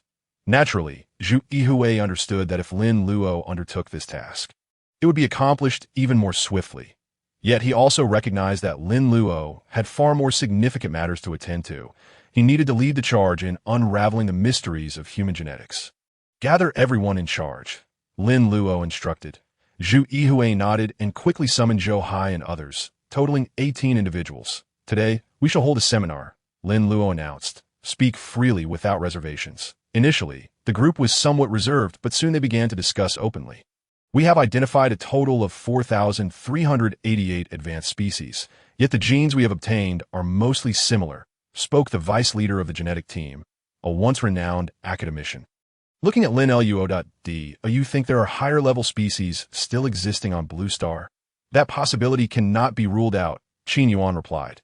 "There may be hidden genes, perhaps even undiscovered species," a group leader interjected. "We do have higher-level species, but we cannot study them." Everyone paused, but Zhou Hai incisively remarked, "Are you referring to the alien skulls?" The group leader nodded. Lin Luo countered, "I believe that these aliens may not necessarily be superior to us." "How so?" The group was intrigued that a species of strength does not inherently signify it is a higher-order species. Consider the airborne beasts. They appear to possess immense potential, yet the number of higher species in the sky is relatively sparse. They merely happen to exhibit the gene for flight, Lin Luo elucidated. The audience suddenly grasped the concept.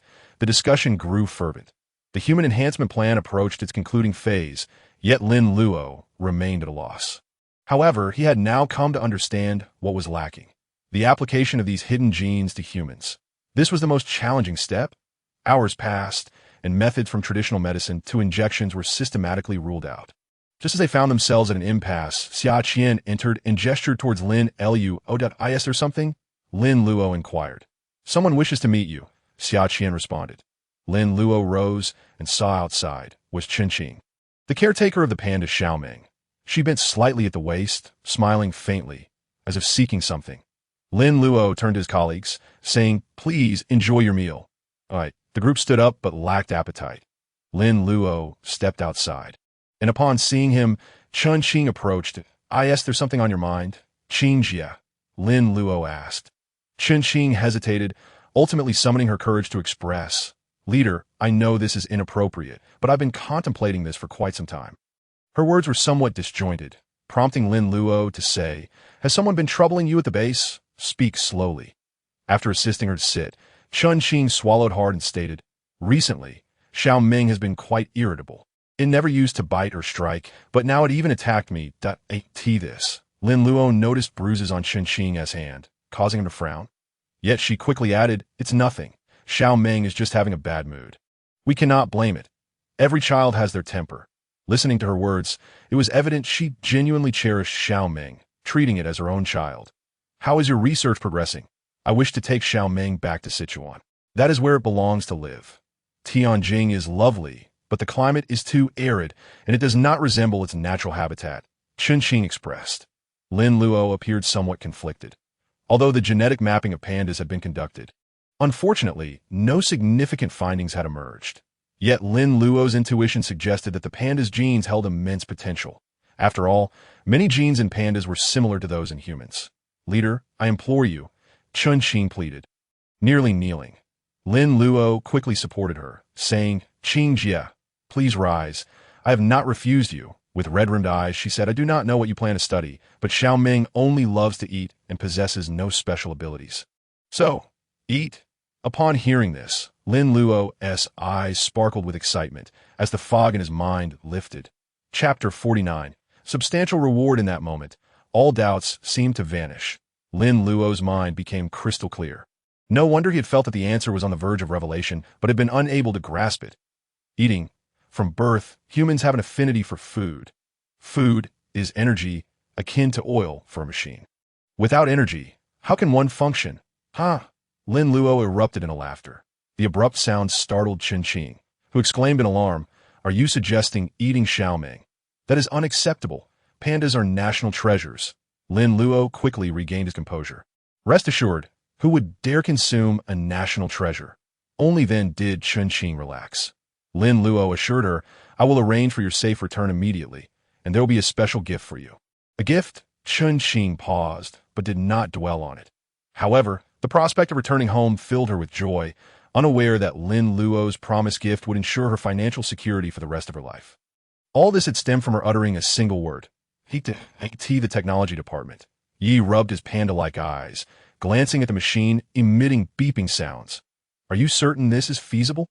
An elderly academician beside him inquired. Yes, indeed, a chorus of elderly academicians echoed, once his mentors but now resembling students. Such is the essence of the saying, the student surpasses the teacher. Yet the old academicians felt a sense of pride. Be patient, do not rush, Yi replied.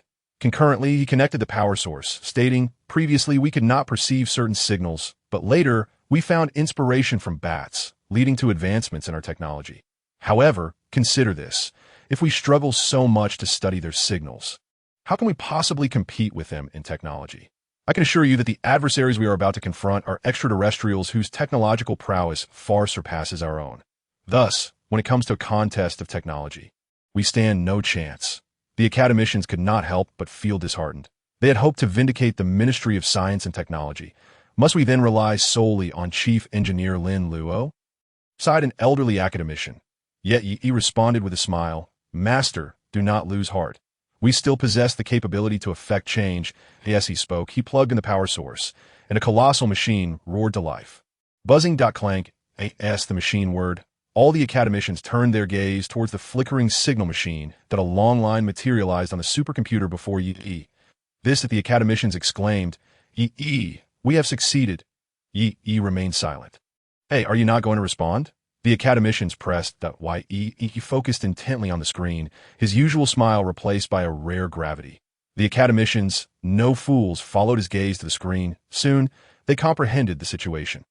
An elderly scientist, with a trembling voice, clenched his fist in excitement and declared, They're on their way. Yes, indeed. Zhu Yi exclaimed, suddenly enlightened.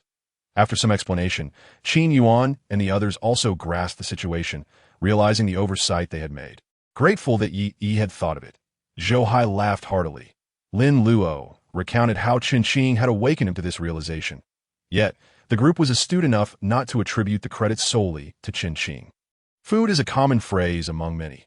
However, without Lin Luo's quick thinking and clarity of thought, all would have been mere talk. Before long, Qin Yuan and the genetics team worked diligently, and by the following morning, a brand new genetic map of the panda lay on Lin Luo's desk. This time, however, they were not studying the panda's strength, speed, or appearance, but rather its stomach. Subsequently, they exited. All the hidden genes had been discovered solely by Lin Luo. Although they were unaware of how he accomplished this, they had no choice but to rely on him. Outside, Qin Yuan remarked, "Do you think this time it will work? You may doubt yourself, but have faith in the chief engineer." Zhou Hai teased. Qin Yuan, unusually silent, smiled and replied, "Indeed, he has never let us down. Sometimes, I truly wonder what extraordinary thoughts occupy his mind, enabling him to uncover such miraculous phenomena." Meanwhile, in the room, Lin Luo had already begun his research. He surveyed the area once, twice, countless times. Finally, he found I in the region of the stomach. There was a sequence of symbols. This was it. Lin Luo rejoiced. That moment, the system chimed. "Ding! Congratulations, host! The human genetic progress map is complete." "Ding! The secrets of humanity are boundless. Congratulations, host! You have preliminarily completed the genetic map." "Ding! Reward. 5 million points." "Ding! Reward. New special skill. Dragon Fist. You have now learned this skill." "Ding! Reward. 1 chance to draw a special talent." Note: special talents can provide immense assistance to the host. Upon hearing the 5 million, Lin Luo was momentarily stunned. While he had anticipated substantial rewards for completing the human genetic map, he had not expected such a colossal sum. Moreover, what were the special skills and talents? As Lin Luo pondered, the system chimed once more. "Ding! Please proceed with the draw. Countdown commencing." 3 minutes. Lin Luo was astonished. The system had never included a timer for previous draws, indicating that this special talent must indeed be formidable. With this thought, Lin Luo felt a surge of anticipation that he beheld the familiar lottery wheel reappear. Infinite enlightenment. Note: those who obtain this will gain enhanced enlightenment abilities. Divine defense. Note: those who possess this will find it arduous to meet their demise. The final option. Unknown. Lin Luo mused, pondering whether the system was merely playing tricks. Nevertheless, he was enamored with both skills. His eyes shone with excitement. This time, the system displayed a balanced probability of 1/3 for each option. Though not superstitious, Lin Luo still washed his hands before returning. With 1 minute left on the countdown, Lin Luo finally pressed the draw button. Whoosh! The wheel began to spin. Lin Luo's eyes sparkled. Whether enlightenment or defense, both were unparalleled talents. As the wheel spun incessantly, it dazzled the onlookers. Ultimately, as the wheel prepared to stop, Lin Luo's pupils dilated in anticipation. Chapter 50. Hidden Talent. In the next moment, Lin Luo wore the mask of a pained clown. All his expectations turned to ashes the instant the wheel halted. Neither enlightenment nor defense was his. As the wheel landed on the unknown option, his heart sank. Ding! Congratulations. Ding! Lin Luo's spirits plummeted. The host has acquired the super hidden talent. Infinite Devour. Lin Luo froze, utterly bewildered. Super hidden talent? Why wasn't this disclosed earlier? It seemed that all the treasures resided within the unknown option. Elated, Lin Luo sought to examine the description of Infinite Devour, but found only a single statement. Do not look further. This talent is exceedingly potent, with numerous functions that cannot be articulated. Please explore it independently. Lin Luo thought to himself how formidable this system was. However, judging by the text, it seemed that devouring would not lead to direct evolution through consuming others. At face value, that was the assumption. Yet, Lin Luo suspected that hidden talents encompassed far more than mere interpretation. He decided to shelve those thoughts for later. Lin Luo was not disheartened. 0.5 million points. Dragon Fist, hidden talents, and a completed human genetic map. This was a remarkable windfall. In a research institute, many individuals anxiously awaited by the door. Almost everyone from the Biological Research Institute had gathered, all in anticipation of a result. Yet, no one dared to speak, their hearts filled with trepidation and anxiety. After nearly 6 months of effort, they awaited Lin Luo's emergence to deliver the verdict. After several hours of silence, Qin Yuan and others contemplated approaching Lin Luo, but refrained. fearing to disturb him. Nonetheless, the familiar figure remained absent as nightfall approached. Qin Yuan considered suggesting that everyone disperse when footsteps echoed. Everyone looked up to see their chief engineer striding toward them, but his expression was grave. This sight sent a chill through the crowd. Clearly, they had miscalculated. Indeed, how could consumption be the ultimate solution? The answer seemed too simplistic. As Lin Luo approached the entrance, he surveyed the gathered crowd, and his serious demeanor instantly transformed into a smile. "Everyone, congratulations to us." The crowd's pupils widened. "We have succeeded." Many remained momentarily stunned, while Qin Yuan and others eagerly inquired, What did you say?" Lin Luo's smile broadened, his voice resounding as he enunciated, "Everyone, the human genetic map is complete. The human completion plan has reached a triumphant conclusion." In that instant, the Research Institute fell into a profound silence before erupting into thunderous applause, jubilant cheers resonating in every corner of the facility. Every individual present had invested considerable effort over the past 6 months, whether as researchers or in logistical support. They had nearly lived within these walls for half a year, yet they cherished this work. For it allowed them to witness the unimaginable, and astonishingly, it was all real. The applause persisted for several minutes until Lin Luo raised his hand, stating, "Thank you for your hard work during this time. The human genetic map is an exceedingly crucial step. I have long maintained that this step is merely the beginning. However, once we surpass this milestone, the sky ceases to be the limit for humanity." His words caused the crowd to swallow hard. Lin Luo's statements consistently left them in awe. Could humanity truly transcend the confines of the sky without relying on technology? Previously, they had doubted this notion. Now, they believed. However, we are all human, and thus, we require rest. I declare today a holiday. Upon his declaration, someone whistled, prompting Lin Luo to frown and ask, "Who whistled?" The crowd fell silent, an oppressive stillness enveloping them. One individual cautiously raised their hand. Swallowing nervously, Lin Luo's smile returned, and he remarked, "Well done. Keep it up next time." Laughter erupted amongst them. Lin Luo rarely smiled in their presence, never adopting an air of superiority. Now, they realized, Lin Luo was indeed human. Yet in their hearts, he had already become a deity.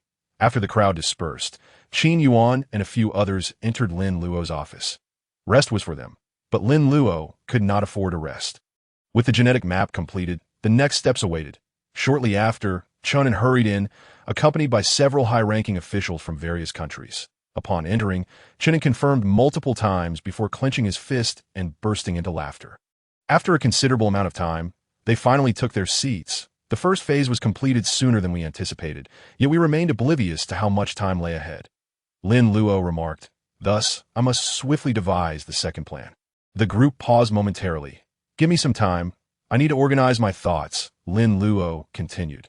Zhu Yihui, stay behind. The rest may disperse. The others nodded, understanding that their presence would not significantly assist Lin Luo. Once they had departed, Zhu Yihui stated, "Although we understand that sustenance is fundamental to human evolution, executing it proves to be a formidable challenge. The hardest part is always the beginning." Lin Luo smiled in agreement. The two of them bowed their heads, surrounding the table as they engaged in a fervent discussion that lasted a full day and night. This prolonged debate prompted Xia Qian, who had stood outside for an entire day and night, to make a decision. If they did not emerge soon, she would force her way in. After all, their safety took precedence over all else. On the following morning, the door creaked open, and Xia Qian turned to see Lin Luo. Though he possessed robust physical health, traces of fatigue were evident on his face, which nonetheless bore a hint of excitement and exhilaration. "Please deliver this. They must be waiting," Lin Luo instructed. "Certainly," Xia Qian replied, hastily grabbing the document and departing. Committed to her duties as an agent, she refrained from peering into the contents of the file, yet she could discern the words Lin Luo had inscribed on the cover. Human Evolution Plan. Chapter 51. Infinite Devouring. Having accomplished a series of tasks, Lin Luo felt exceptionally content. Unable to suppress his weariness, he succumbed to a deep slumber.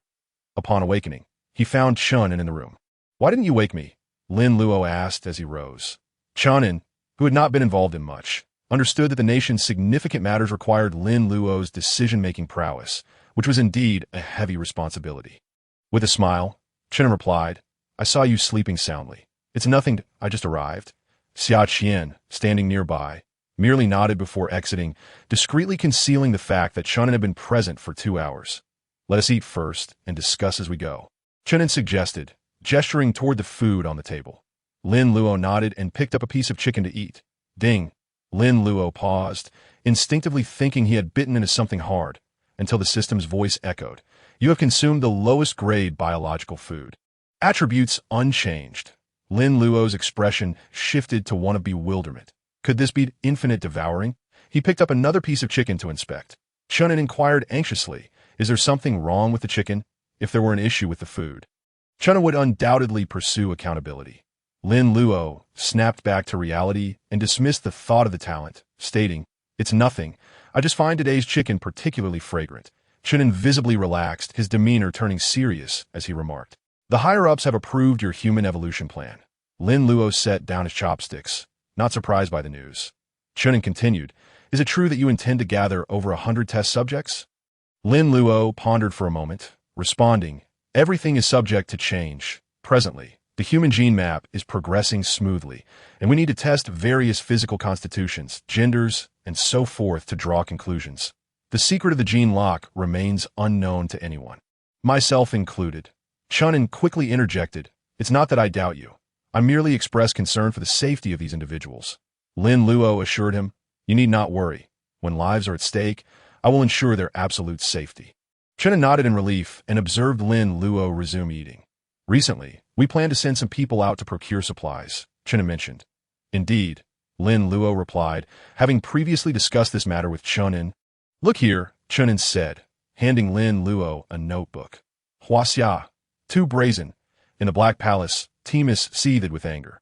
The reason was that Huaxia had shown utter shamelessness, initially intending to remain sealed off, reverting to an agrarian society. However, half a year later, this group from Huaxia had surprisingly sent people to exchange G3 special effect drugs, blueberries, for resources. Naturally, the Eagle Nation was incensed by this turn of events. Yet there was little they could do. Previously, Huaxia had claimed a lack of production capacity, stating they could only offer a limited quantity of medicine. Now, they had sold another batch, according to the Eagle Nation's investigations. Huaxia's recent dealings with blueberries had netted them at least 10 trillion in supplies. This figure was truly alarming. Given the Eagle Nation's current grip on global finances, they should not have been overly concerned about such sums. However, the thought of Huaxia's cunning infuriated Timus, for such tactics had previously only been employed by the Eagle Nation. Beside him, Owen chuckled, why should Mr. Wuchang be so agitated? Consider that Huaxia's isolation has provided us with an opportunity to launch the planetary initiative. We now control over 50% of the world authority and economy. We are at the pinnacle of our power. Indeed, Blake concurred that we need not concern ourselves with Huaxia at present. Let us first address the more challenging nations and finalize the planetary initiative. Timus, having calmed down, nodded in agreement, stating, Huaxia is indeed not to be feared. However, the Bear Nation refuses to compromise. We may as well exclude them from our plans. Their people are madmen, and should they choose to detonate nuclear weapons, all discussions would be in vain as for those nations that once allied with Huaxia. Should they dare to resist again, Timus's gaze hardened. Then we shall strike. Owen and Blake nodded slightly, unperturbed by the prospect of war. Presently, Eagle Nation's naval vessels were nearly omnipresent across the globe. While Huaxia and the Bear Nation posed challenges, their eventual subjugation was merely a matter of time. When the planetary initiative reached its conclusion, it would mark their downfall. Lin Luo gazed at the information on his computer, plunged into a brief silence. The Eagle Nation had prematurely disclosed information regarding extraterrestrials, undoubtedly inciting global panic. Moreover, the planetary cannon they showcased on the moon was indeed staggering, confirming our prior suspicions. The Eagle Nation had indeed deciphered numerous alien technologies, Chunin remarked. The Eagle Nation had attracted the world's finest talents, a fact that could not be denied. Lin Luo, however, remained unfazed, asserting that humanity's trajectory must be evolution rather than mere technological advancement. Such trivial tricks will not suffice against a potentially invading extraterrestrial civilization. They fall woefully short, Lin Luo declared. Chunin paused, contemplating. Yet in retrospect, it was indeed plausible that if others dared to launch attacks, they likely possessed technologies that transcended current understanding. The planetary initiative was, in essence, a euphemism for their global domination. Chunin coolly stated, "It is well known that the Eagle Nation prioritizes its own interests." Lin Luo pondered for a moment before asking, "How long has the planetary initiative been underway?" "For a few months now," Chunin replied. Lin Luo furrowed his brow. "What troubles you?" Chunin inquired. Lin Luo responded, "Once you gain control of everything, your eyes cannot tolerate even a grain of sand." Chunin was taken aback. He had momentarily overlooked this crucial point. IT was not merely about sealing borders or ensuring security. "I shall return to discuss strategies immediately," he stated, rising as Lin Luo bid him farewell. The unspoken thought lingering in Lin Luo's mind was that unless, of course, that grain of sand could be lethal. Lin Luo contemplated that the human evolution plan needed to accelerate beyond initial expectations. At that moment, footsteps and breaths echoed from outside the door. He saw Yi, frail and breathless, leaning against the door frame, exclaiming, "Lin Luo, they are on their way." Lin Luo initially failed to grasp the gravity of this statement, but soon turned his gaze skyward. All he saw were blue skies and white clouds. They were already coming. Chapter 52. Do not answer. Yi sat down and laid out a map. Yet Lin Luo could not comprehend it. This was a cosmic directional map sketched by Yi. "This is the M13 nebula," Yi explained, "a distance of 50,000 light-years. According to wave patterns and signal responses, they may be nearing the solar system." Upon hearing this, Lin Luo squinted. Traverse interstellar distances implied that the other party possessed technology capable of transcending stellar confines. Just imagine, 50,000 light-years. A light-year is a unit of distance, representing how far light travels in a vacuum over the span of 1 year. The sheer scale of 50,000 light-years was unfathomable. Thus, it stood to reason that they must possess the ability to exceed the speed of light, perhaps even spatial jumps. Why had Blue Star been exposed? A question arose in Lin Luo's mind. Humanity had existed for so long without revealing its presence.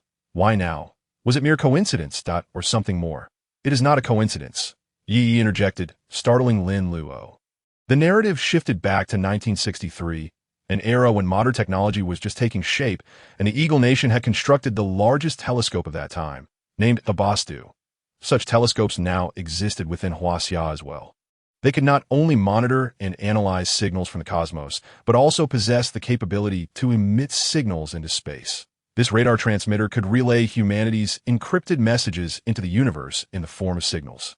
In that year, the Astronomical Federation of Eagle Nation initiated a groundbreaking project known as SETI, Search for Extraterrestrial Intelligence. During the same year, the eminent scientist Frank from Eagle Nation utilized the Abazdo launcher to transmit a signal lasting 169 seconds towards the M13 nebula in the Hercules constellation. Years have since passed, and many have forgotten this event. Yi glanced at Lin Luo and remarked, "My mentors at the Academy of Sciences and I surmise that this is undoubtedly no coincidence." Once again, it is Eagle Nation. Lin Luo felt overwhelmed. Over the years, the inhabitants of Blue Star have been intrigued by the possibility of life beyond their world.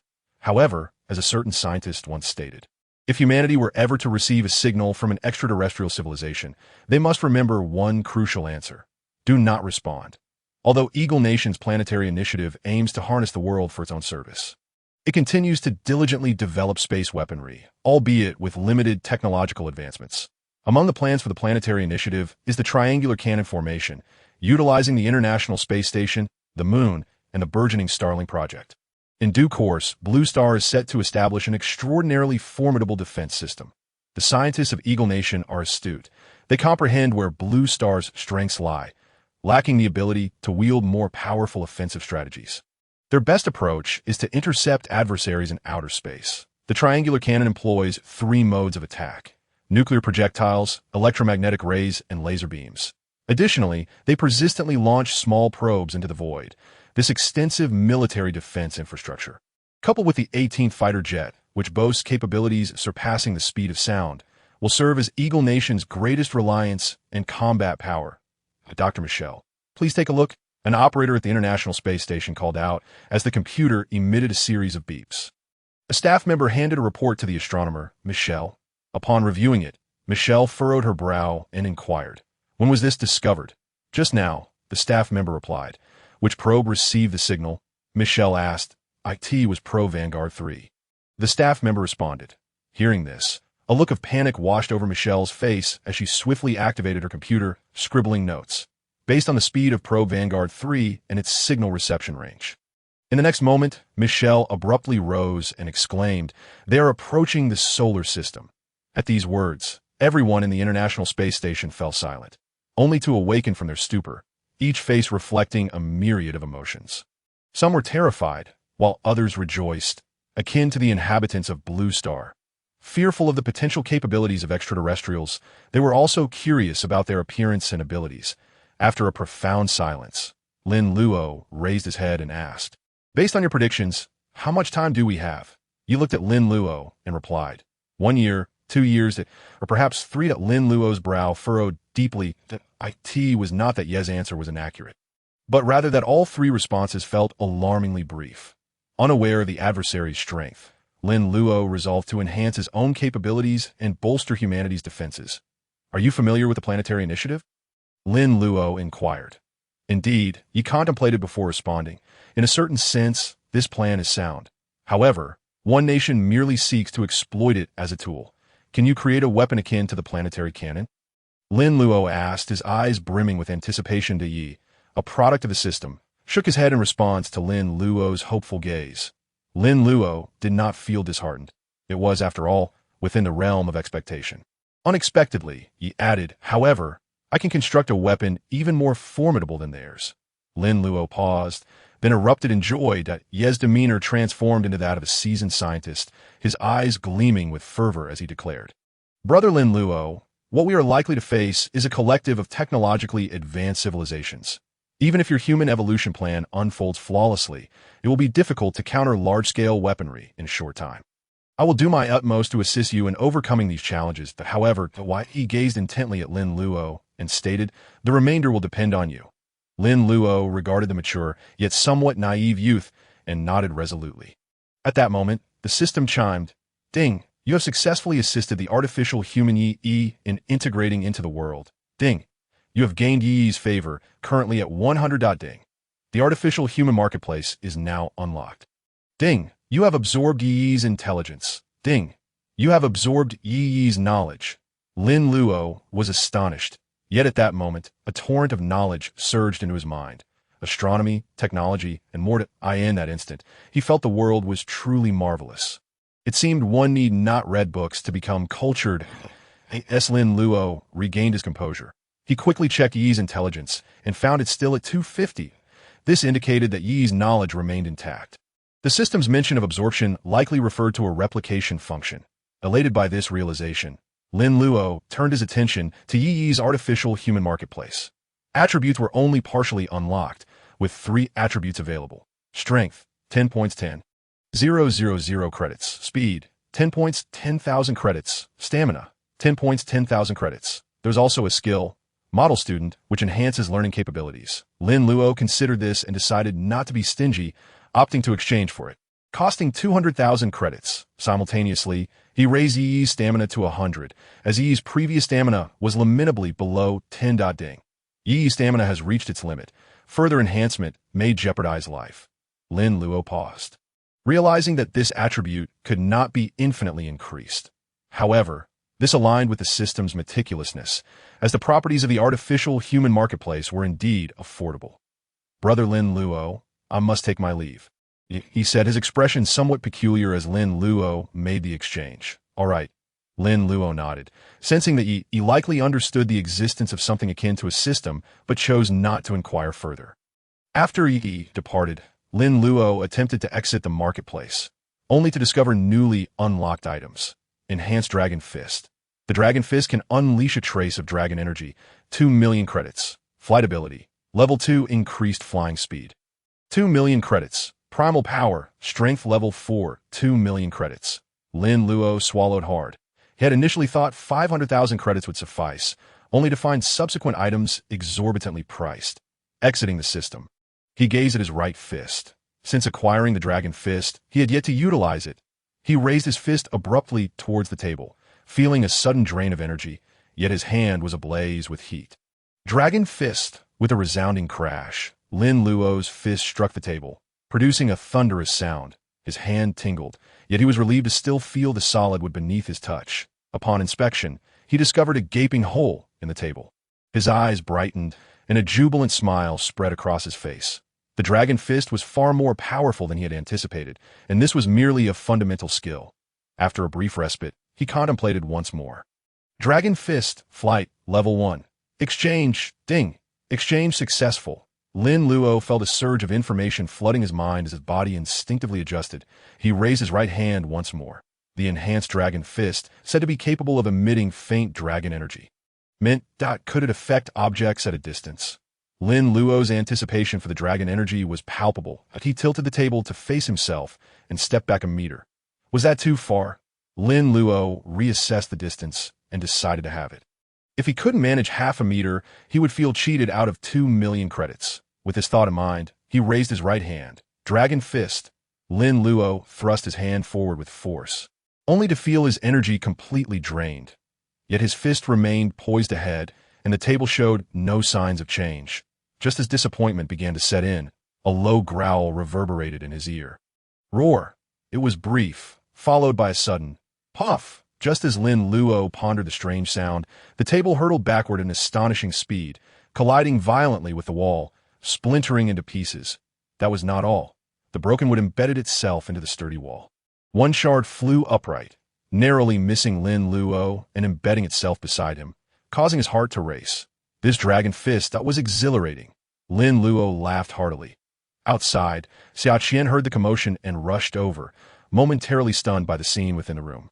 Clearly, she did not comprehend what had transpired, but her professional instincts kicked in as she scanned the surroundings with caution. Lin Luo reassured her it was just a minor tremor. Don't worry, tremor. Huaxia paused. Puzzled, she had been merely 5 meters away, engrossed in her phone, and had felt nothing at all. The following day, Lin Luo entered the Hope Biological Base, where all personnel had returned. A new journey awaited, heralding a new beginning for the human evolution plan. Lin Luo was certainly not idle.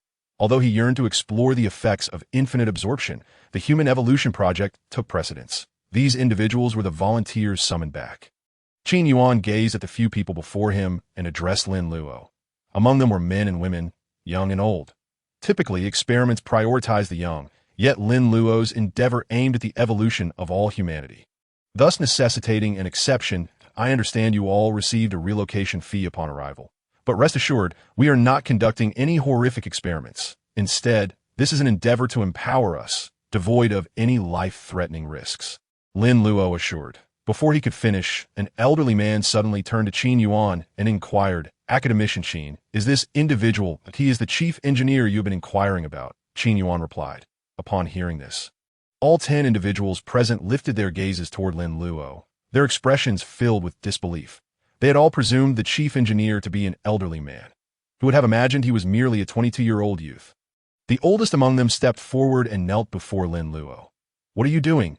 Lin Luo exclaimed, hastily assisting him. However, the elder replied, if it weren't for your development of the longevity extension surgery, my spouse would have already passed away. Before the state announcement, she was gravely ill, on the brink of death. Thank you, truly thank you. As he spoke, the elder bowed repeatedly, his eyes reddened with emotion.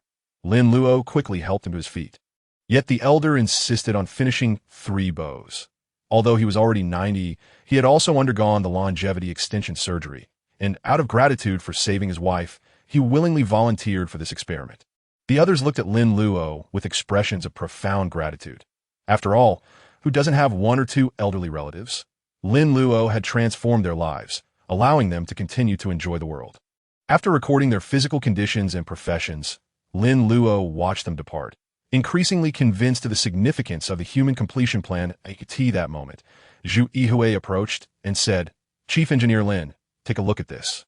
Chapter 54. Selecting the elite eating is the final and most crucial phase in the human genetic map. Thus, Lin Luo and Zhu Yihui swiftly identified their objective, consumption. However, the question remained, how to eat?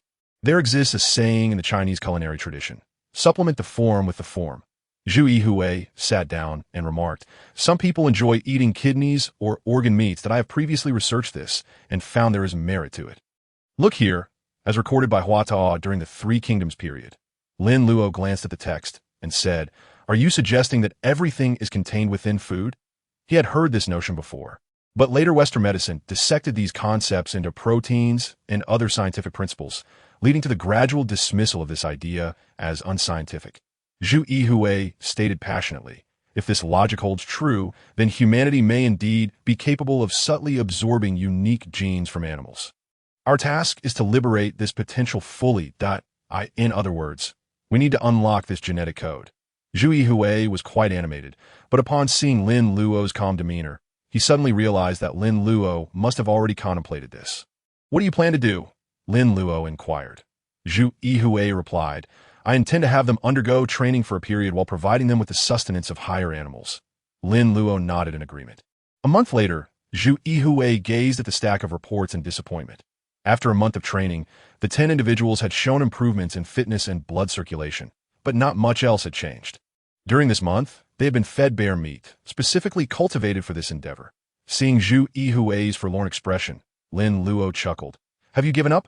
"Not at all, just realizing it was a futile effort," Zhu Yihui replied. The workload at the biological base was considerable. Besides corroborating data, they needed continued research on other genetic maps. More importantly, they had to investigate genetic agents. Lin Luo closed the book and said, "If we are mistaken, then we must change our direction. How long until the next genetic agent is ready?" The completion of the human genetic map was essential for the development of genetic agents, which would induce hidden genes within humanity. Thus, these agents were indispensable. However, a month had already seen the use of 5 different genetic agents. "It will be ready tomorrow," Zhou Hai interjected. This project was under his and Qin Yuan's supervision. Lin Luo regarded the 5 genetic agents before him and said, "If we can complete the human genetic map and effectively guide the hidden genes related to longevity, it indicates my approach may be flawed, suggesting the agents might not be the issue. Perhaps the problem lies with the test subjects." Everyone paused, and Zhu Yihui asked, "What do you mean?" Lin Luo gazed at them and articulated, "What we require may very well be the elite among the elite." "Elite?" The group was taken aback. Lin Luo turned to Zhu Yihui and said, "Your earlier statement reminded me that if humanity has already shown signs of unlocking the genetic code, capable of subtly absorbing superior genes, then this ability might manifest more vividly among certain elites." That evening, while Lin Luo was reviewing the genetic agents, he suddenly noticed Xia Qian standing at the door, saluting with an expression akin to that of an adoring fan. This surprised Lin Luo. Xia Qian was an admirer. Upon turning, he saw Yang Jun at the entrance, and the surprise faded. Yang Jun, one of the top 10 generals of China, was known as the Eastern Shura. Unlike Li Donglai, who was involved in clandestine operations and preferred deceitful tactics to eliminate key figures silently, Yang Jun earned his title through battlefield prowess. "What brings you here?" Lin Luo asked, maintaining respect despite his elevated status. Xia Qian straightened and bowed, moving toward the door, her gaze occasionally drifting toward Yang Jun clearly. As a military individual, she had once idolized him. Yang Jun smiled and said, "You helped this old man regain his youth and tackled the human completion project. On behalf of the nation, I extend my gratitude." Lin Luo poured him a cup of tea and replied, "Do you expect me to believe that?" Yang Jun paused, then chuckled. "Li Donglai is right. You are quite shrewd." "Does Director Li enjoy speaking behind my back?" Lin Luo jested. Yang Jun's smile faded as he looked at Lin Luo and sighed. "In truth, the nation owes him." Lin Luo paused. Those in intelligence work typically operate in secrecy. Exposure endangers not just themselves, but their families as well. Yang Jun continued, 7 years ago, he was a lively individual, but after a mission involving a spy, he was scarred, and his family suffered. His wife was murdered, and his daughter narrowly escaped with her life, only to become a vegetable." Upon hearing this, Lin Luo froze, the cup in his hand suspended mid-air. After a few moments of silence, he set it down and said, "You should have informed me of this sooner. Do not take it to heart. Li Donglai has never held your word against you. In fact, he is grateful to you, saying you reminded him of his former self.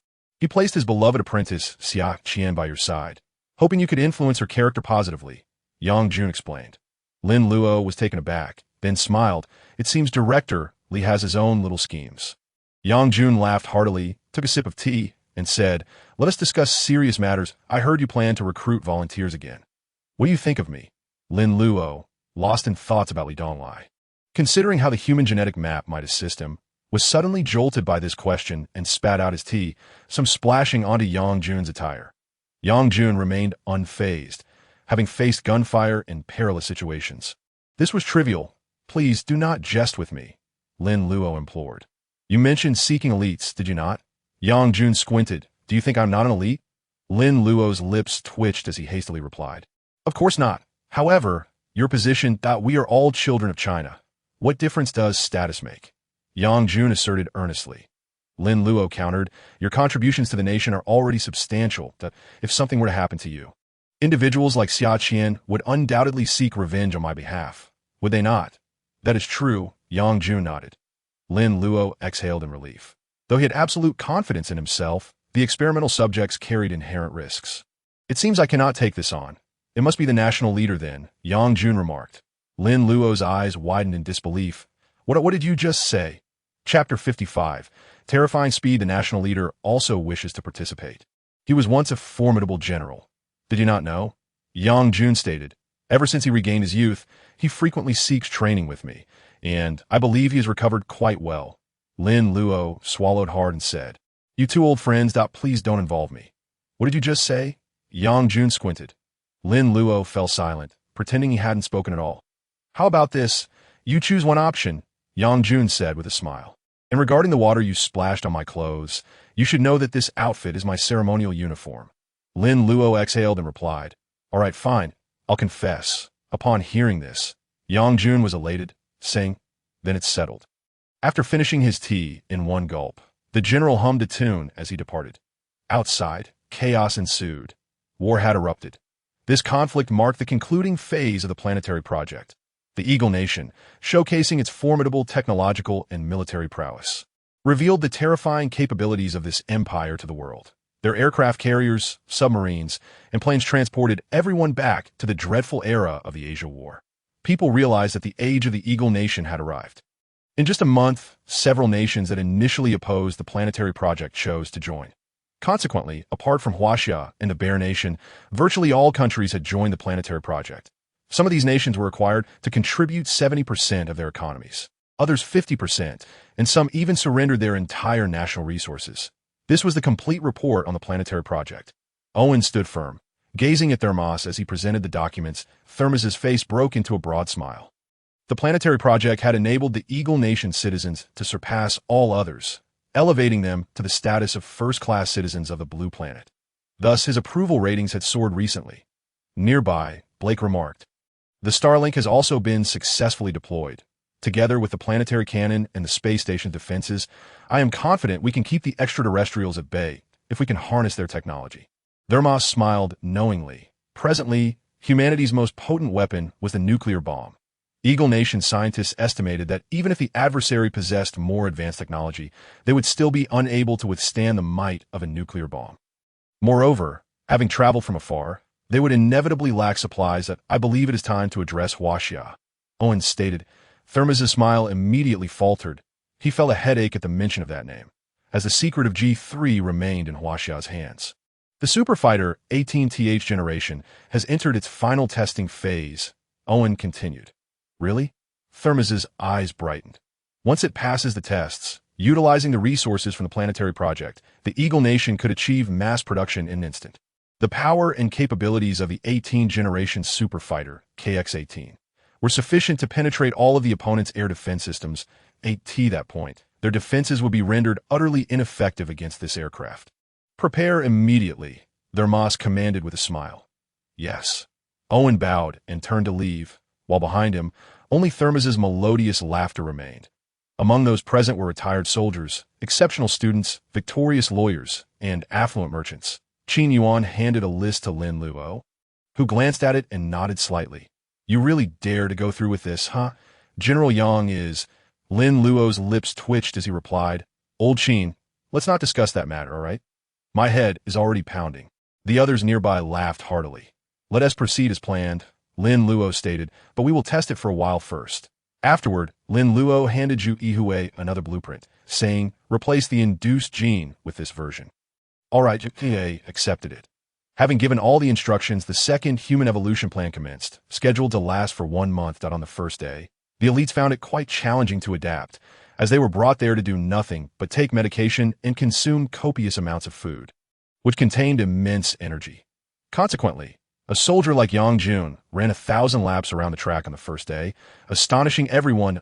In the following days, they adjusted significantly, except for a lawyer named Zhang San, who seemed particularly uncomfortable in this environment. Logically, as a lawyer, he should have excelled at communication. Lin Luo personally inquired about him, and the bespectacled, refined man expressed surprise upon learning Lin Luo's identity, stating, "It's fine. I can endure. Do you suffer from claustrophobia?" Lin Luo asked. No. Zhang San shook his head. "I can't explain why, but here I feel restless, as if something significant is about to happen." Lin Luo reassured him, saying that if he wished to leave, he could do so at any time.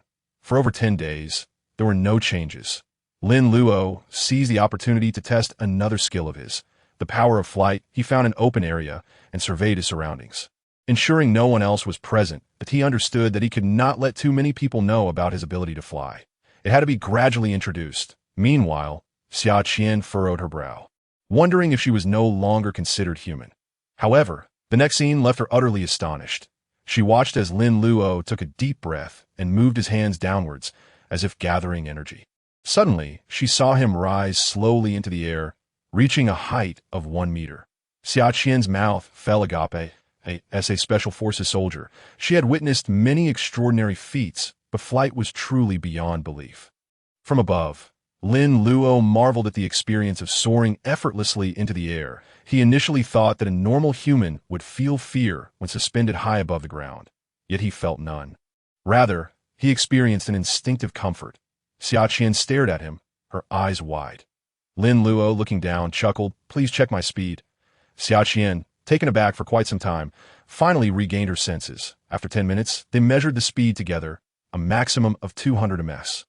The speed of sound is 340 ms, and Lin Luo had already surpassed half of that. Lin Luo felt astonished. This was merely the first level of speed. He could only imagine what possibilities lay ahead at the second or third levels. "Are you not curious how I achieved this?" Lin Luo asked, noticing Xia Qian struggle to articulate her thoughts. "If you want to tell me, we won't pry into matters that are not meant for us to know." Xia Qian replied nonchalantly, although her eyes betrayed her curiosity and confusion. Just as Lin Luo was about to attempt flying again, his phone rang. Upon opening it, he heard Qin Yuan's urgent voice. "Lin Luo, hurry back. Something has happened to General Yang." Chapter 56. The awakening of a strong man. As Lin Luo arrived at the Hope biological base, it was already surrounded by soldiers. They regarded him with hostility. Yet Lin Luo remained unfazed. He carried the badge of the chief engineer, but was stopped before he could enter. A major, adorned with shoulder medals, shouted angrily, "If something has happened to General Yang, I'll take you down." "What is your name?" Lin Luo inquired. "You don't deserve to know," he retorted, agitated. "Why did you agree to participate in such a dangerous experiment?" In his fury, he attempted to grab Lin Luo, but Xia Qian swiftly stepped in front of Lin Luo and pushed him away, recognizing that he was no match for Lin Luo. "His name is Chun Ming, a major promoted by General Yang," she stated. Chun Ming, stunned by the push, was met with soldiers raising their weapons. "Xia Qian, I am your superior. My duty is to protect him," he shouted. Xia Qian replied coldly, "I am not intimidated by guns." She assessed Chun Ming, asserting, "My suggestion is that you order your men to lower their weapons and apologize." Chun Ming hesitated, then began to laugh, preparing to retaliate, but a voice interrupted. "Chun Ming, do you truly believe Yang Jun's backing grants you immunity?" Turning to see an elder at the door, Chun Ming was left bewildered. Lin Luo also turned in surprise, nodding slightly. The elder was, of course, the national leader. As he approached, he cast a glance at Chun Ming and commanded, "What are you waiting for?" Chun Ming faltered, gritting his teeth, and ultimately lowered his head, saying, "I apologize." Lin Luo didn't spare him a glance and replied, "I will enter first." "Very well," the elder nodded. After Lin Luo entered, the elder remarked, setting aside that Yang Jun volunteered, "Lin Luo's contributions to Huaxia surpass even those of Yang Jun and myself." Chun Ming paused, his body trembling. It was only then that he realized the gravity of his foolish actions. The elder ignored him and walked straight ahead, pausing only to say, "You might as well write a resignation report." Chun Ming stood frozen, his legs feeling weak. The elder proceeded forward, indifferent to Lin Luo's thoughts. However, a frivolous major like him could not remain in such a critical period. "He's here," Qin Yuan exclaimed as he spotted Lin Luo hurrying towards them, urging them to make way. "Don't rush," Lin Luo instructed. He entered the room and saw Yang Jun convulsing uncontrollably, frothing at the mouth. Nearby, the doctors were examining his body. His blood pressure was skyrocketing, on the verge of bursting the vessels. "Administer a sedative," one doctor commanded. The heart rate slowed down, but the sedative proved ineffective. "Prepare the Tier 3 emergency plan. If necessary, we may have to resort to surgery." The doctors proceeded methodically, adhering to traditional protocols, though each of them felt a creeping dread. This individual had made immeasurable contributions to the nation. Lin Luo approached and glanced at the heart rate monitor, then instructed, "You all need to step outside." The doctors paused, taken aback. They were the finest physicians in the country. And upon noticing the insignia around Lin Luo's neck, they suddenly understood he was the one who had transformed life expectancy in their nation. This chief engineer had become a deity in the eyes of all doctors. "Zhu Yihui, come in," Lin Luo said. Zhu Yihui hurried in, quickly presenting data to Lin Luo. "Earlier today, after exercising, Yang Lao's heart rate increased, and our staff gave him some ice water. The food was tested and deemed safe. And the personnel were verified as well." As he spoke, Yang Jun's convulsions intensified. Lin Luo approached and felt Yang Jun's forehead, which was burning with fever. Given this temperature, it must have exceeded 50 degrees Celsius, an extraordinarily alarming figure. Could it be due to the prolonged consumption of bear meat, causing a buildup of energy in his body? Zhu Yihui speculated. Lin Luo seemed unfazed by this, asking, "What about the blood?" "It's here," Zhu Yihui replied, promptly handing over the blood report. "Everything is normal." Lin Luo took the report and tossed it aside, commanding, "Bring the gene analyzer." Zhu Yihui suddenly realized the gravity of his previous error and rushed to retrieve it. Lin Luo examined Yang Jun's blood using the analyzer. The chromosomes appeared normal, the genes were active, and the blood exhibited remarkable fluidity. This is... Lin Luo squinted, perceiving a long red chromosomal chain within the blood. "This chain represents hidden chromosomal power," Lin Luo declared. "Which gene reagent did Yang Lao take today?" "The 5th generation," Zhu Yihui responded. "Continue administering it," Lin Luo instructed. Upon hearing this, the surrounding doctors froze in silence, as Lin Luo's actions seemed to them tantamount to endangering a life. "Yes," Zhu Yihui hesitated for only a moment before turning to fetch a syringe and adding more of the reagent. "More," Lin Luo urged, noticing the blood boiling again, sweat beginning to bead on his forehead. "More." At this moment, Yang Jun's condition grew increasingly complex. His eyes turned a fiery red. Everyone held their breath, witnessing the next horrifying scene. Blood began pouring from Yang Jun's nose, and the medical equipment displayed violent spasms of his internal organs. Two doctors attempted to rush in for emergency measures, but Lin Luo coldly ordered, "Leave." One of the doctors, eyes reddened with desperation, pleaded, "Please, let me save Yang Lao." "Leave," Lin Luo repeated, his tone unyielding. The two doctors, eyes brimming with anguish, ultimately retreated. Outside, Qin Yuan remained silent, observing. He understood that the doctors were not at fault. However, the only person they could trust in this critical moment was Lin Luo. If anyone in this world could save Yang Jun, it was him. The sight of blood startled Zhu Yihui, prompting Lin Luo to assert, "Stop. What comes next?" Zhu Yihui inquired. Lin Luo, caressing Yang Jun's forehead, uttered something astonishing. "Wait. Wait? Wait for what?" "Wait for death." Many averted their gaze from Yang Jun's agonized expression, but Lin Luo clenched his fists, whispering inwardly, "Yang Lao, hold on. If you endure, a world of possibilities awaits, avoid pain." Yang Jun felt as though his body were being torn apart. Was he to die? Perhaps it was time. He had lived long enough, vanquishing many foes, and perhaps his time had come. Yet, why did he sense an unfinished business? His consciousness began to wane. Suddenly, a voice echoed in his ears. An elder's voice. "Old Yang, we cannot afford to die. Our homeland still faces great peril. It needs us." In that instant, Yang Jun's eyes flew open wide. The moment of awakening arrived. Chapter 57. Arrival at the galaxy in the distant reaches of deep space. At the edge of the Milky Way, the sunlight barely penetrated. Only drifting meteors traversed this void. After a long while, A resounding roar echoed, and a colossal metallic vessel emerged in the depths of space. This metallic craft was immense, nearly the size of half a moon, blazing with fiery sparks and soaring at an astonishing speed, even surpassing the velocity of light. Beep, beep, beep. The machine emitted a thunderous mechanical broadcast. This was neither the language of Huaxia nor any tongue spoken on Blue Star. The announcement was brief. If translated, it would convey only 3 phrases. Entered Y12 signal target point in the Milky Way. Retargeting destination. Blue Star. Time. 3 lunar months. Beep, beep, beep. At that moment, every heart in the vicinity seemed to cease beating. The machine's heart rate, which had once peaked, suddenly flattened into a straight line in that instant. A heavy gloom enveloped everyone. An elder stepped through the door, rushing to Yang Jun's bedside, his eyes reddened with distress. Nearby, several soldiers glared at Lin Luo with hostility. Stand down, the elder barked, the soldiers their eyes aflame. Cast one last glance at Yang Jun before performing a crisp salute and departing. Lin Luo's emotions were deeply conflicted. He had anticipated that humanity's breakthrough would not be easy, yet he had not foreseen that the first individual to cross this threshold would hover on the brink of life and death. The elder sat beside Yang Jun, tightly grasping his hand. They were comrades, once united in their efforts against external threats, restoring peace to their homeland. Their bond transcended mere hierarchy. It was one forged in life and death. A friendship rooted in revolution in the sterile silence of the medical room. Only the machines emitted their rhythmic beeping. Suddenly, the machines ceased their sounds. Look, Zhu Yihui exclaimed, breaking the stillness that everyone's gaze turned as the machines surged upward again. Reminiscent of the earlier surgery performed on the elder statesman. Yet this time, Yang Jun's life signs ascended steadily, like a flat line climbing upward.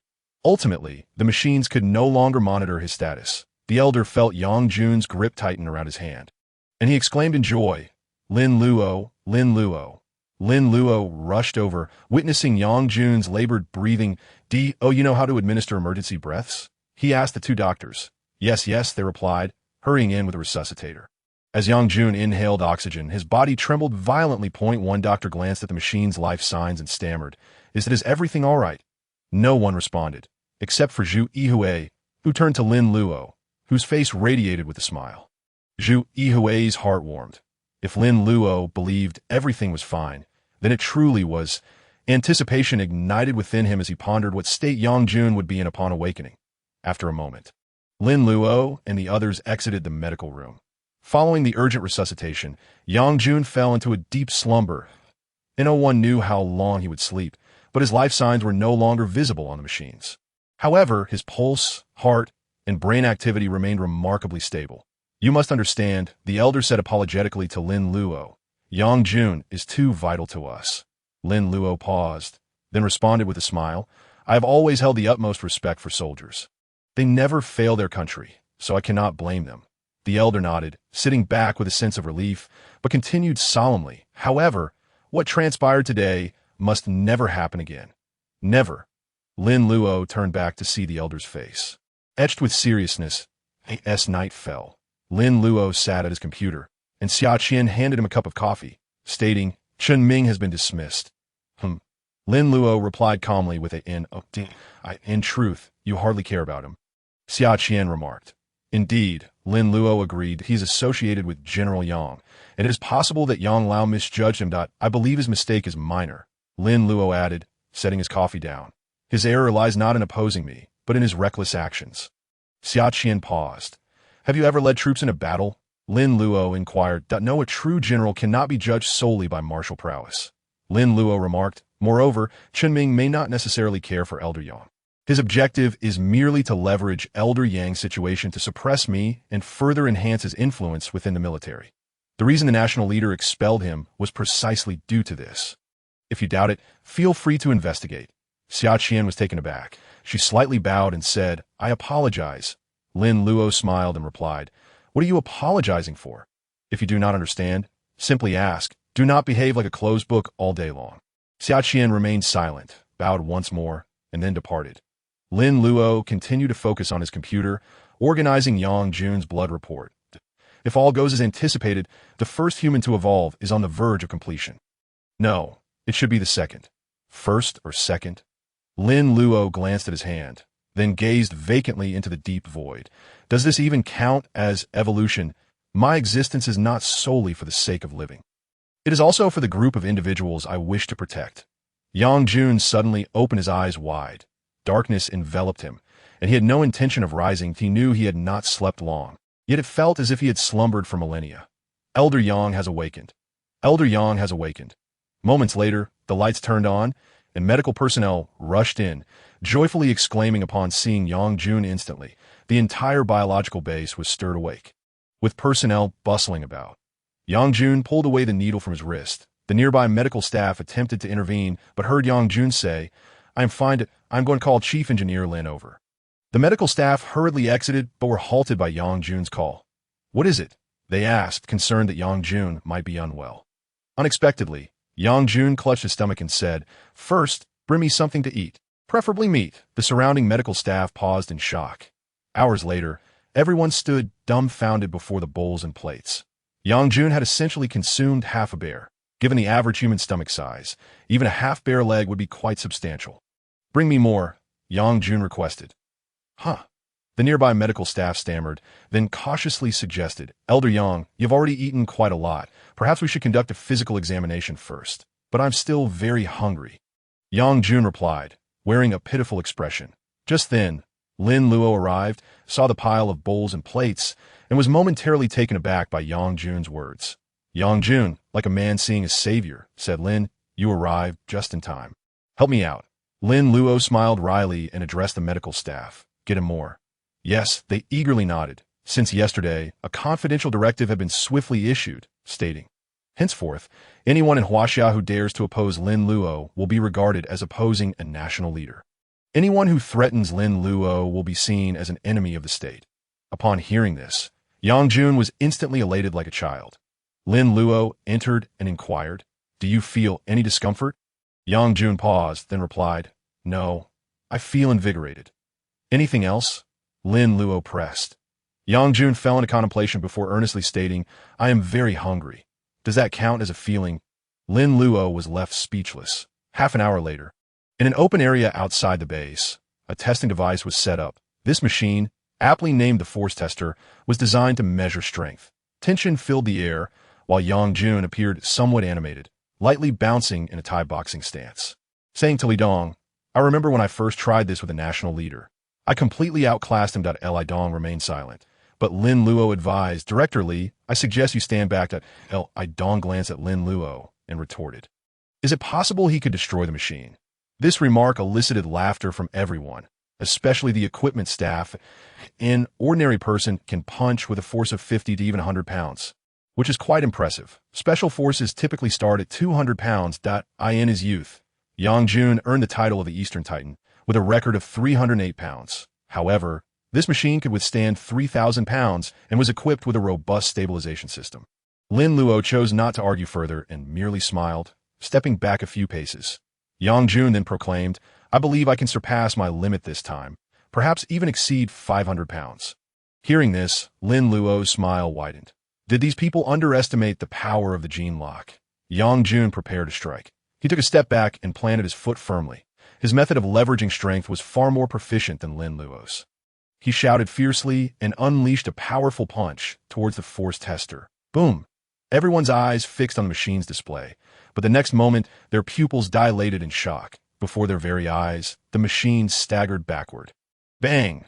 The machine shattered into countless pieces, components soaring into the sky and scattering around. The initial reaction of some was to scream, quickly seeking cover, particularly among the female researchers, who even shrieked. Li Dong, standing nearby, suffered a blow from a metal fragment to the head. He made no sound but merely rubbed his head and cast a dubious glance at Lin Luo. Lin Luo laughed, while Yang Jun stared at his own fist in bewilderment. Am I really this strong at over 70 years old? After a few seconds of astonishment, he burst into hearty laughter and exclaimed, This feels amazing, incredible.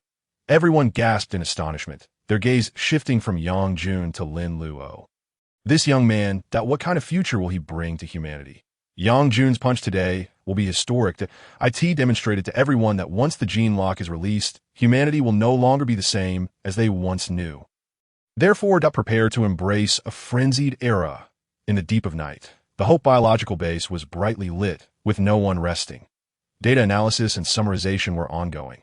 Among the same group of individuals was a man named Li Ming, a soldier whose physical fitness surpassed that of General Yang Jun, young and disciplined, particularly in the presence of his idol, General Yang Jun. He exercised daily as vigorously as the general.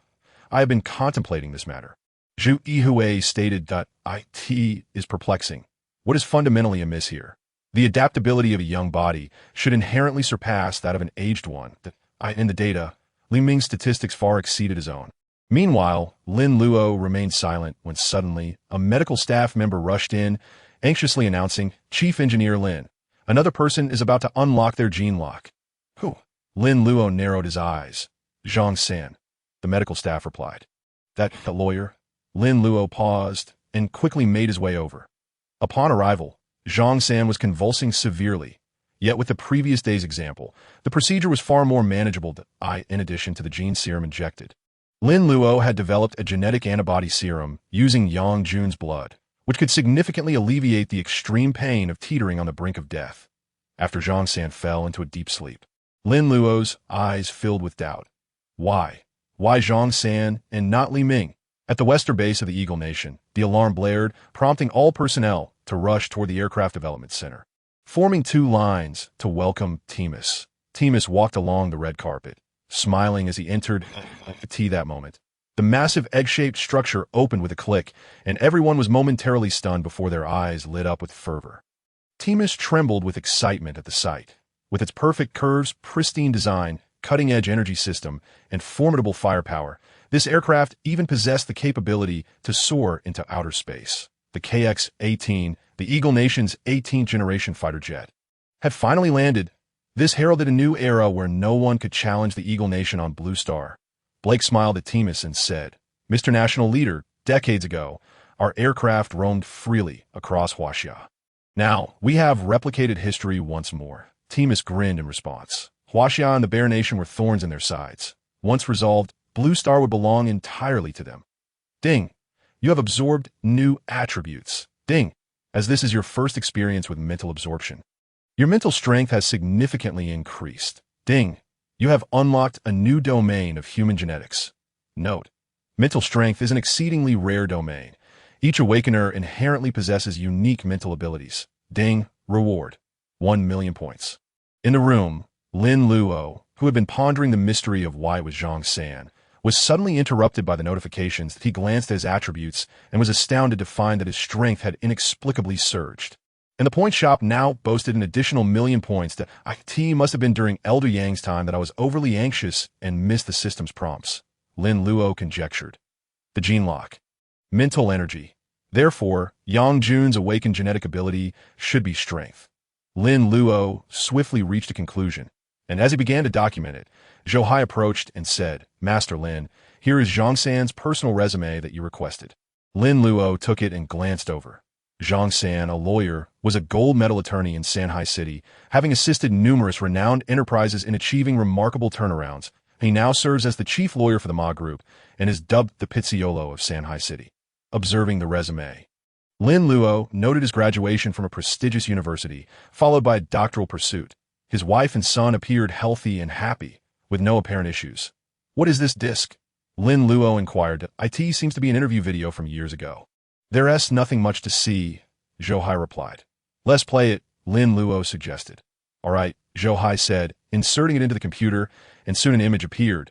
This footage was from over a decade ago, revealing a much younger Zhang San sitting on stage, entirely different from the one in the base. That he was vibrant, almost as if performing a stand-up comedy.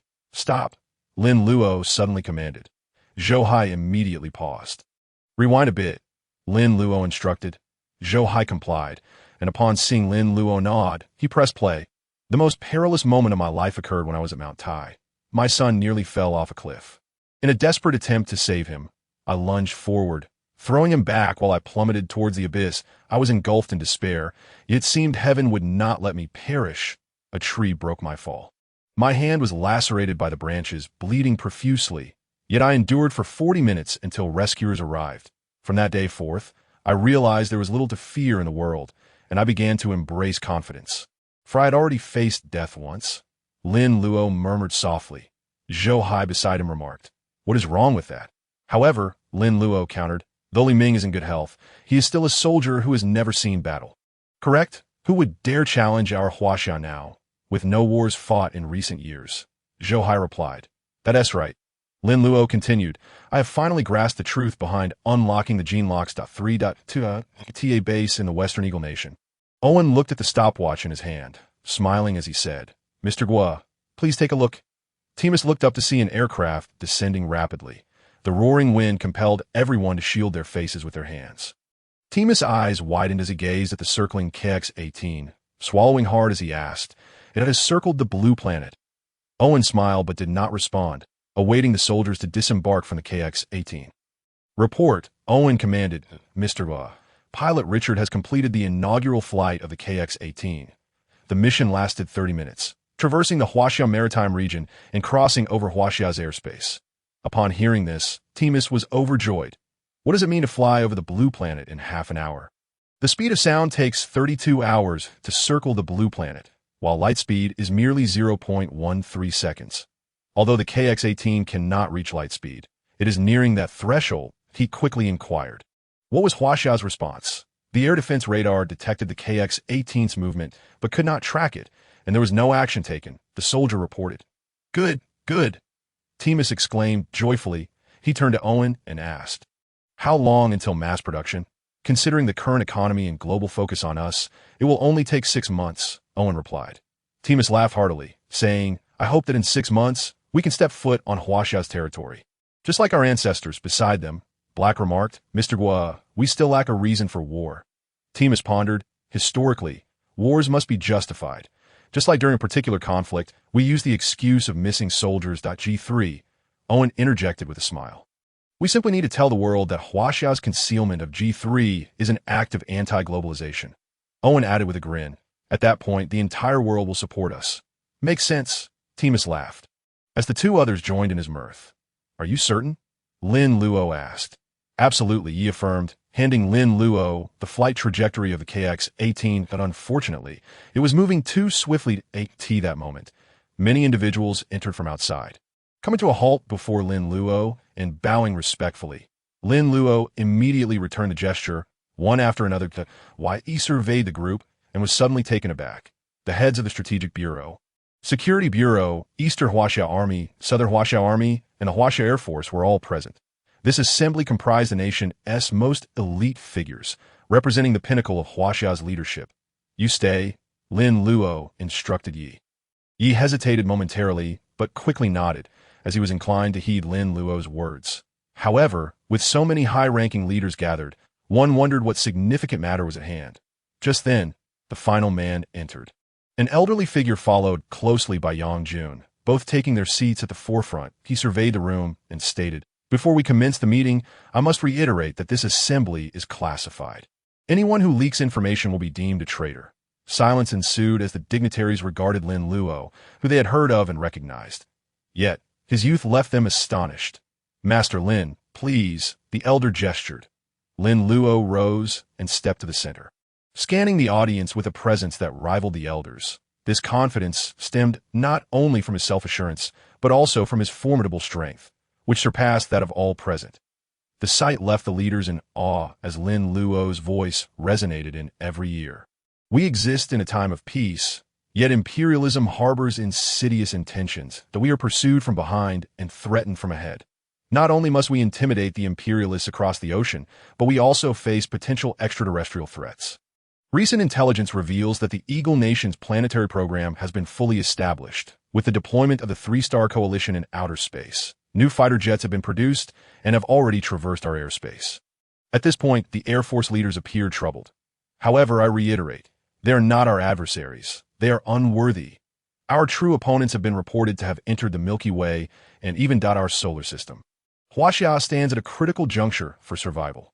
Lin Luo gazed at everyone and declared, "Yet, there is no need for fear. Our human genetic map has been completed.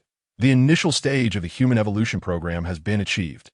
What comes next will be the main event. The territory of Huaxia will be defended by us. the Huaxia people, that we must swiftly launch the human evolution program, rapidly developing a cadre of superhumans to form an army that will safeguard our Huaxia territory. I shall name it the Heavenly Soldier Program, Chapter 60. A million troops, the Heavenly Soldiers. The Heavenly Soldier Program, everyone was shaken to their core. Heavenly soldiers existed only in the ancient myths of Huaxia. However, Lin Luo's name carried profound significance. For the foes they must confront hailed from the heavens. Only the Heavenly Soldier Legion could stand against them. February marked the transitional period between spring and winter, a lively month across Huaxia. This was the time of the Lunar New Year, and the atmosphere was filled with joy as everyone reveled in the festivities. Yet beneath this jubilant facade, many began to notice peculiarities. Numerous veterans were being summoned back, leaving many perplexed. Not only soldiers, but even a neighbor's elder brother was taken away by military vehicles. There were whispers about an individual who had been injured and hospitalized, rumored to never stand again, also being called up. Could it be that the mysterious chief engineer had discovered new biotechnologies? As this speculation spread, the public buzzed with excitement, and the topic gained traction. The enigmatic chief engineer had become the most talked-about figure in recent months, with rumors escalating in scope. Amidst the fervor, an astute netizen unearthed a statistic. The number of individuals summoned by the state had surpassed 1 million.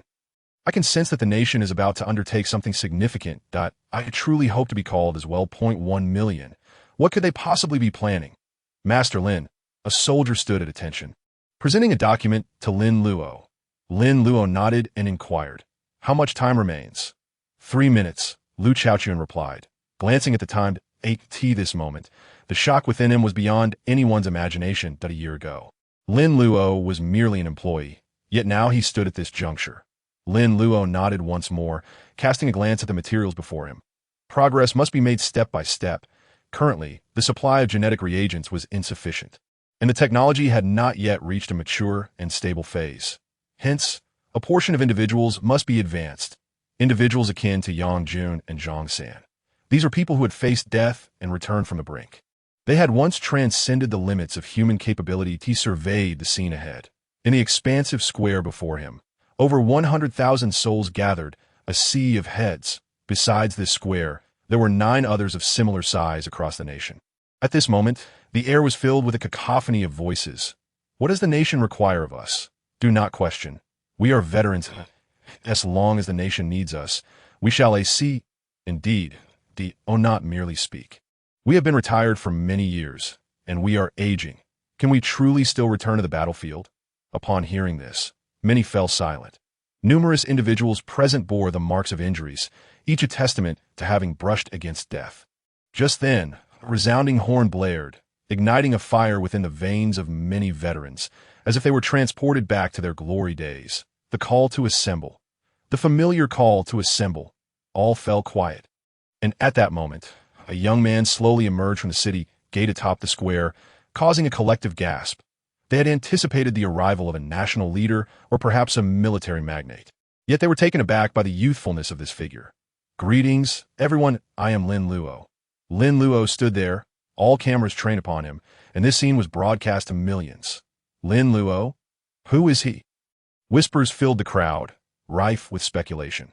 Clearly, they would not accept being led by an unknown figure like that moment. The colossal screens in all 10 squares displayed Lin Luo's introduction. Chief Engineer of the Human Completion Project, Lin Luo. Is it truly he? The Chief Engineer is him. Upon this revelation, the squares erupted in disbelief. What jest is this? The Chief Engineer of the Human Completion Project is a youth in his early 20s. This name resonated throughout the nation, as he had saved countless elders. His longevity project had brought many back from the brink of death, including numerous veterans present. Splendid. Our land of Huaxia truly produces exceptional talents. Many marveled, some cheered, while others shouted in approval. In this moment, all were convinced such a remarkable individual could indeed address them in this manner. Those gathered included former soldiers and civilians alike. You hail from all corners of the nation, and you share 2 commonalities. First, you are children of Huaxia. Second, you have all danced on the precipice of death. Many among you bear injuries, the marks left by the Grim Reaper. But fear not. These are merely the traces of your past struggle against death. In the near future, you shall fully recover. Upon hearing this, the crowd collectively inhaled sharply, exhaling in disbelief. Some in wheelchairs gazed at the screen in astonishment. You have heard correctly. You will recover and become even stronger. You will embark on the next initiative, the Human Evolution Project. Before you will lie two choices. First, to depart from here. Second, to join the Celestial Legion. Human Evolution, the Celestial Legion, were it not for the real-time subtitles, many would have thought they misread. What madness is this? Is this a work of fiction? Yet they believed and awaited eagerly, for Lin Luo had previously shown the miracles. The clamor of voices surged, all engaging in fervent discussion. Anticipation, excitement, and a blazing passion ignited within their hearts. They understood that this young chief engineer would lead them toward an unprecedented direction for humanity. March, winter had passed, and spring had arrived. Huaxia stood atop the mountain, gazing at Lin Luo floating above, her heart a tempest of emotions. Though she had awakened her genetic lock, why could she not achieve what Lin Luo had? In a month, the Celestial Legion expanded rapidly, everything proceeding in perfect order. Lin Luo, while experiencing the speed of level 3 flight, heard the system chime incessantly. Ding! A strength-type genetic awakener has emerged. Strength enhanced. Ding! A speed-type genetic awakener has emerged. Speed heightened. Lin Luo felt as if he were in a dream. The ability to absorb endlessly. No wonder the system referred to it as a hidden talent. It was indeed terrifying that as these individuals grew stronger. So too would he. His attributes were likely to become extraordinary. He hovered thousands of meters above, surveying the vast expanse of Huaxia. The land lay still, yet to Lin Luo, it resembled a slumbering giant. Awaiting its awakening. Chapter 61. Luring the enemy in August 15, the world continued to turn along the trajectory of history, the planetary project rendering nations mere puppets. People began to realize that the words spoken by the Eagle Nation were but a grand deception. A deception that cost them dearly: labor, economy, talent. Yet they had no alternative. This was compounded by their fear of extraterrestrial threats and their powerlessness to resist. They often tuned in to Timus's self-righteous speeches, broadcast monthly, just like today. However, today was different. The first image displayed was not what they expected. A fast-flying fighter jet streaked through the sky. Suddenly, a flash of electric sparks erupted, followed by a deafening explosion. Something zipped past the screen, too swift for their eyes to capture. What was that? An alien invasion. The recently exploded jet appeared to be the 6th-generation fighter jet from the Sun Nation. What? Did not the Sun Nation proclaim it the pinnacle of the world? The world erupted in chaos. What did this sudden image signify? The scene transitioned, revealing Timus's figure and voice. Ladies and gentlemen, what you are witnessing is indeed the 6th-generation fighter jet from the Sun Nation. However, it is today's backdrop. The screen shifted again, showcasing a KX-18 aircraft, with the Eagle Nation's flag prominently displayed. This revelation sent shockwaves through nations worldwide. The 18th-generation fighter, the Falcon 18, KX-18, friends, this is the result of the planetary project. It will aid in defending against the extraterrestrial entities lurking in the depths of the cosmos. It will emphatically convey to those otherworldly beings that Blue Star belongs to humanity. Everyone swallowed hard. Acknowledging Timus's oratory skills, even though they all recognized his words as mere illusions, he would assist in addressing another pressing concern before the aliens arrived: G3. Indeed, a certain Eastern nation possesses the secret of G3. It appears to have sealed its borders, yet occasionally sends emissaries under the guise of resource exchange. However, everyone knows this is nothing more than blatant extortion. In this moment of unprecedented unity among humanity, we cannot allow such a situation to persist. Therefore, Timus's gaze turned steely as he declared, "Friends, we shall employ this latest fighter jet to compel them to surrender G3." As his words hung in the air, the assembly erupted in astonishment. Would a clash between nations be inevitable? Yet, could the once mighty Eastern nation, now hidden away for a year, still retain its former grandeur? Under the Arctic, in the land of the bear, is communication impossible? Continue attempting. Still no response. The council chamber was engulfed in a heavy silence. Bang! Jonarev slammed his hand on the table, his eyes reflecting anger and urgency as he exclaimed, "What is Huaxia doing? We can disregard them. We are merely allies. What do you understand?" Jonarev turned sharply to the legislator, shouting after Huaxia, "It will be us." All fell silent once more. "Enough. We have done our utmost. Jonarev sighed, expressing his confusion over this nation's mindset. Why? Out of the blue, did they suddenly isolate themselves? Perhaps only when the flames of war truly encroach upon their territory will they comprehend, just as it was in years past. August 18, early morning.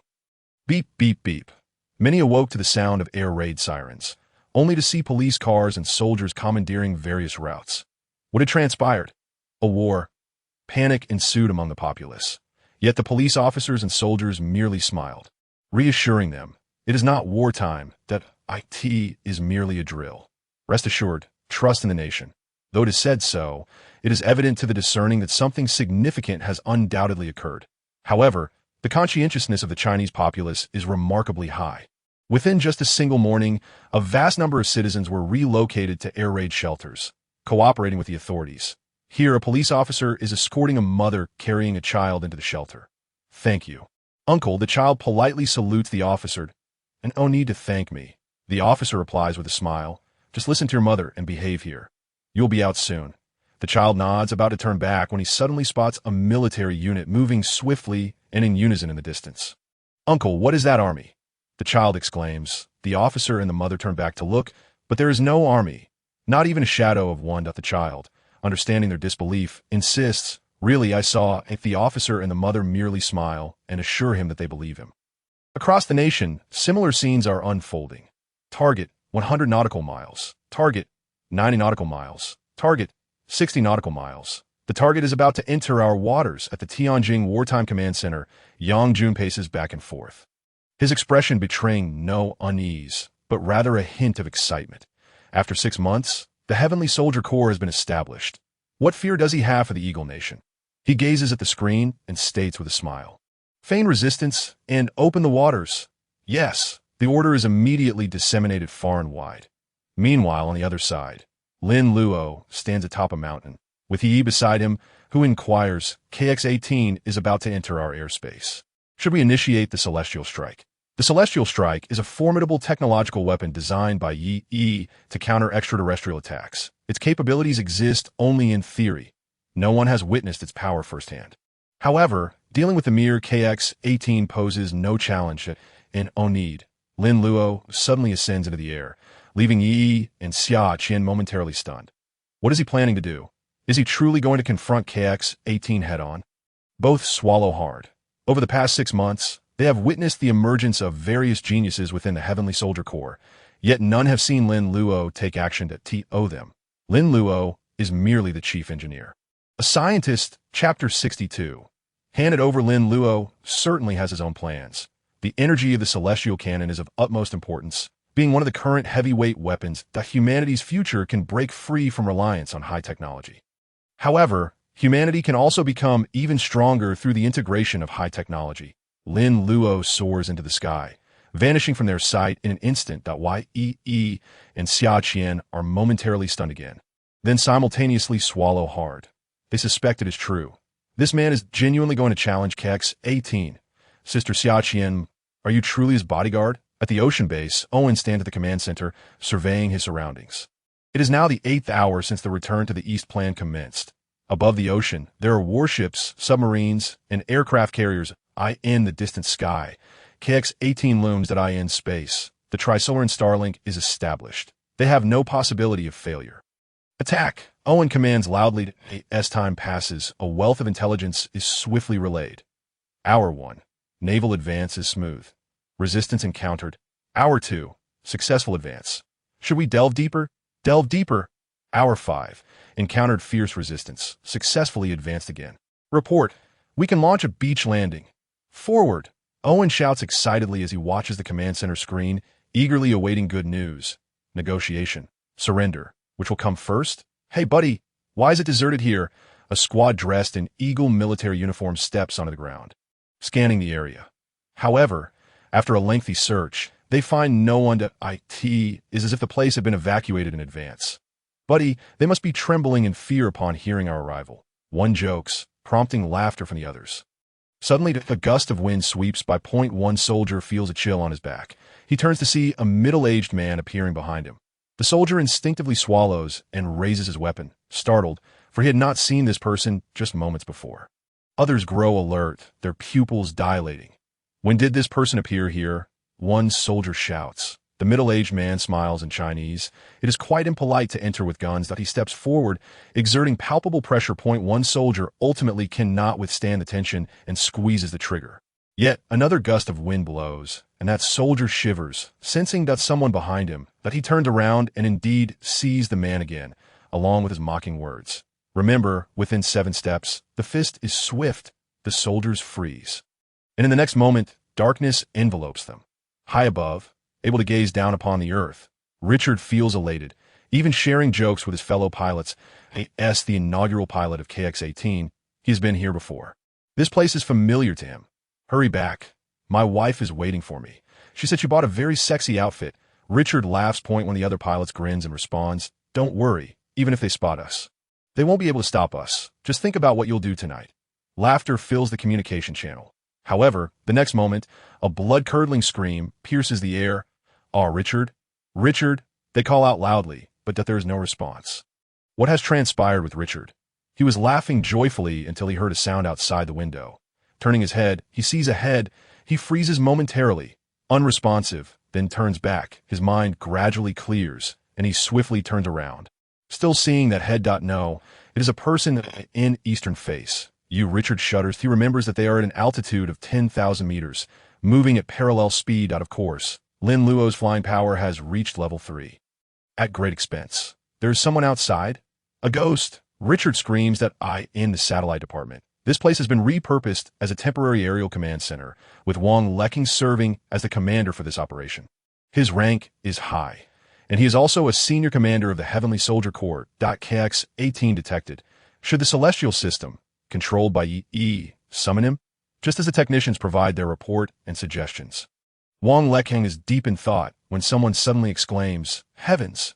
Immediately after, the hall fills with gasps of astonishment. Everyone looks up at the large screen. Wang Leking also raises his gaze, and what does he see? Lin, chief engineer. Wang Leking is momentarily speechless.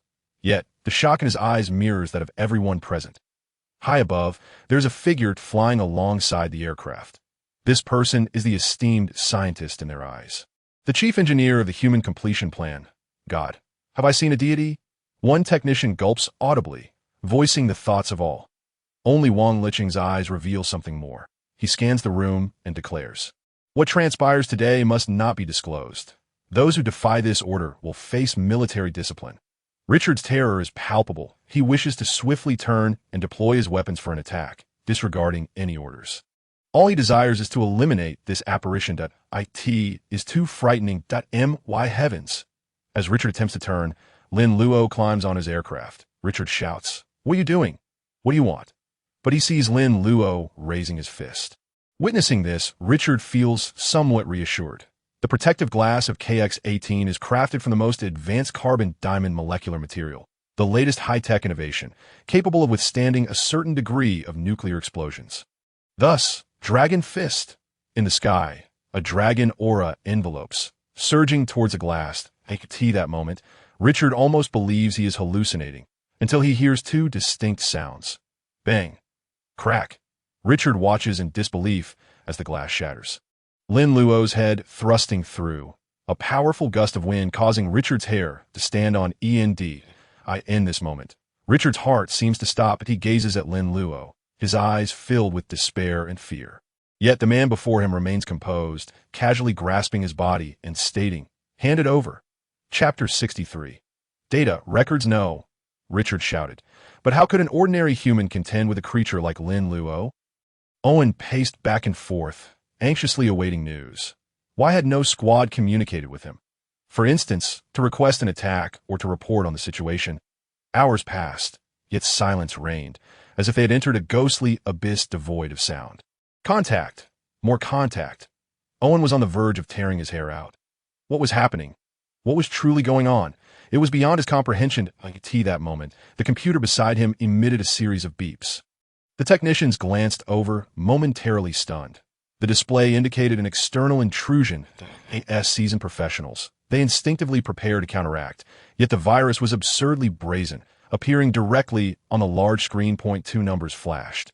15441. What did it signify? latitude, and longitude. The technicians quickly regained their composure. Owen was equally taken aback as the satellite view switched. IT revealed a small island in the ocean. Zoom in. Owen sensed something amiss. As the image drew closer, a wave of terror washed over them. Owen beheld their nation's soldiers lying lifeless on the ground, utterly silent. Beside them lay a KX-18, their prideful fighter jet. Everyone in the hall stood in shock as they noticed the inscription on the aircraft in Chinese. Those who offend China shall be punished. No matter the distance. Owen swallowed hard at IT that moment. A soldier entered and proclaimed, "The 2nd Battalion support is on the way. Shall we launch an attack? Retreat." Owen screamed frantically, "Fall back." The soldier paused, bewildered, as the commander had just called for urgent reinforcements. Why the sudden change? And why did everyone in the hall appear so pale? A day, no, half a day, passed, and China regained its former tranquility. People emerged from the air raid shelters, seeing no fires or destruction. They remained unaware that during that time, foreign forces had infiltrated, while a mysterious unit and a young man safeguarded their peace. IT seemed it was truly a matter of training. I overthought it. I was so tense. Enough of this. I must go exercise. Who knows when humanity's completion plan will reach us? The Chinese remained carefree, indulging in food and drink. Meanwhile, a vast assembly of celestial troops gathered urgently from various regions. Numbering 1 million. However, this time, only 100,000 were deployed, with very few actually engaging in combat. At the military airport in Tianjin, several major generals looked up at a blue aircraft speeding toward them. They were astonished as dust swirled around them. Everyone swallowed hard. The descent time was under 30 seconds. This was due to the occupant not being a professional pilot, but rather a scientist that he was a deity, the savior of China. "Salute!" Yang Jun shouted. In an instant, several generals stepped forward to salute respectfully. Only someone of the highest order could command such reverence. Now, there was another. Lin Luo opened the aircraft door and observed the neatly arranged Yang Jun and his men. Momentarily taken aback, then leapt to the ground, asking, "What are you doing?" Yang Jun and the others waited until the salute was completed before approaching, saying, "You scared me to death." The other generals were equally nervous. If they hadn't witnessed it with their own eyes, they would never have believed that this man had soared from 10,000 meters to commandeer a fighter jet. What was this? Not even movies dared to depict such feats. "You need not react this way," Lin Luo assured them. "The future you will also possess such abilities." Everyone was momentarily stunned. Then one general swallowed hard and asked, "Is it not true?" Lin Luo replied, "Could you have ever imagined possessing such capabilities before?" Upon hearing this, their expressions shifted to excitement. Indeed, humanity had never dared to envision the current capabilities of the celestial troops. However, they had yet to identify the biological genes for flight on Blue Star. Lin Luo smiled and said, "I told you, the sky will not be humanity's limit." With that, he changed the subject. "Now, let us examine this fighter jet." Everyone snapped back to reality, and Yang Jun surveyed the craft, asking, "Is this the 18th generation fighter?" He gestured for the technical team to approach. This fighter jet undoubtedly held immense research value. The technology behind the Eagle Nation's aircraft stemmed from extraterrestrial sources.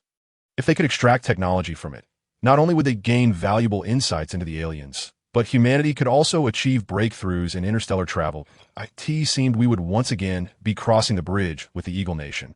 Yang Jun chuckled, patting the fighter jet. That moment, chaos reigned in the Eagle Nation's Black Palace, filled with ringing phones and urgent meetings. Thermos raged in his office, while Owen, Blake, and all the high-ranking officials lowered their heads. Afraid to speak, "I need an explanation." Explanation. Thermos barked, glaring at Owen. Owen, feeling isolated, had no idea what was happening. Initially, the assault had gone smoothly.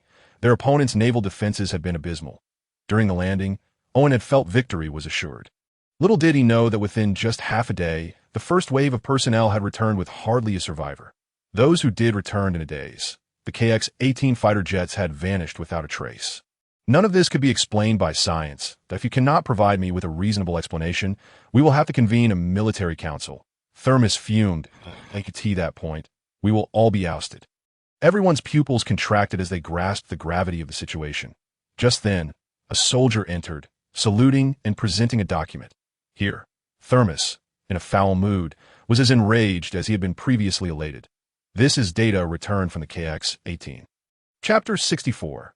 Unknown Power. A group of individuals huddled around a computer, but after a few minutes, only the sounds of wind, chatter, and the laughter of pilot Richard could be heard. Their expressions darkened, for the pilots were discussing wrapping up the battle and returning to celebrate.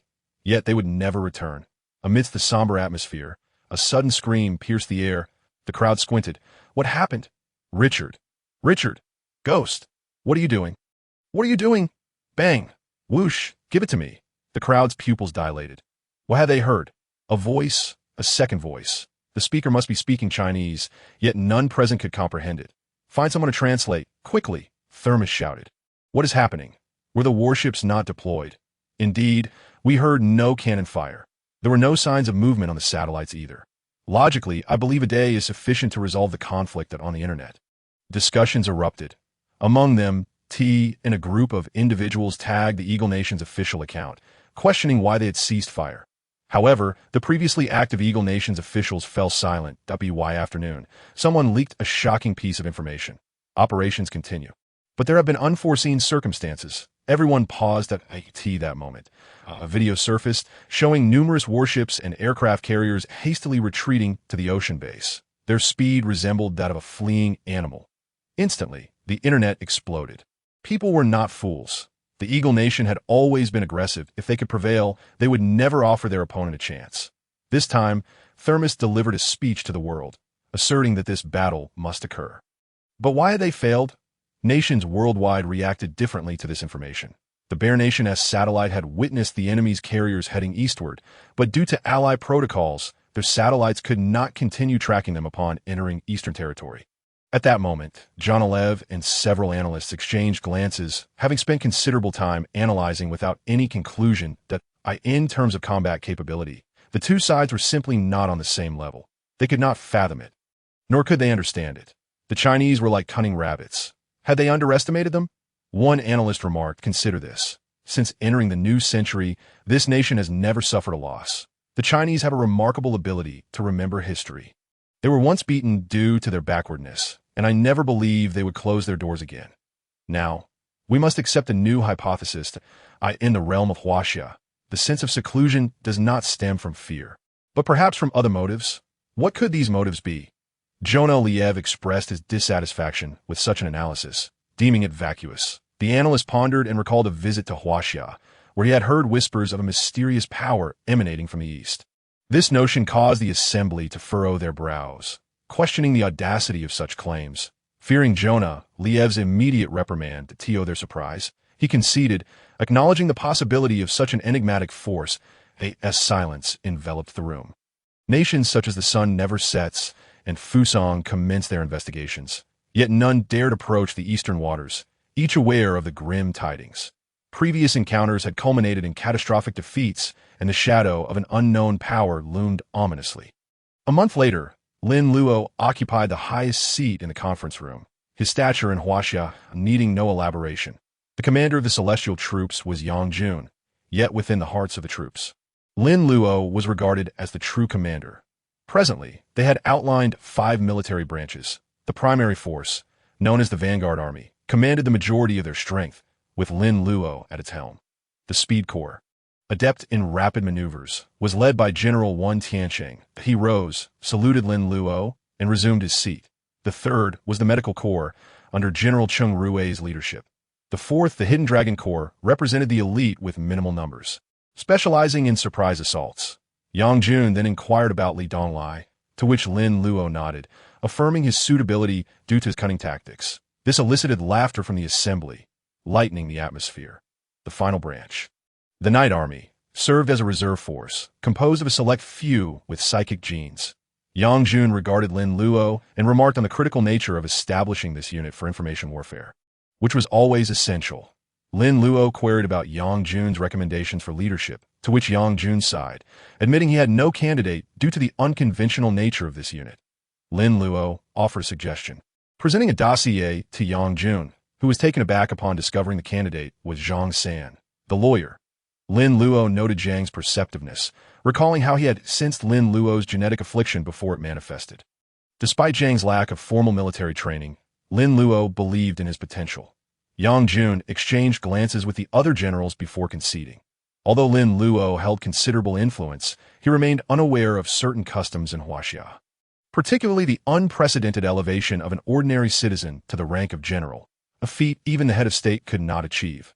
Nevertheless, Lin Luo's word was law, as the higher echelons had already convened and resolved to comply with his directives, irrespective of potential errors. After the meeting, as others departed, Chen entered, having no stake in military affairs. Lin Luo greeted him with a smile. Chen took a seat and explained he had matters to discuss that were burdensome yet necessary. He revealed that the celestial troops required substantial sustenance, not merely in quantity but quality. Lin Luo laughed heartily, glancing at Xia Qian, who stepped forward with a notebook, prepared for the discussion.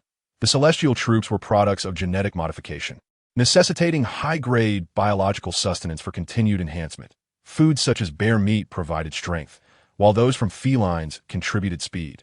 These provisions required minimal preparation, and Lin Luo's team had devised new algorithms indicating that fresher foods yielded greater energy.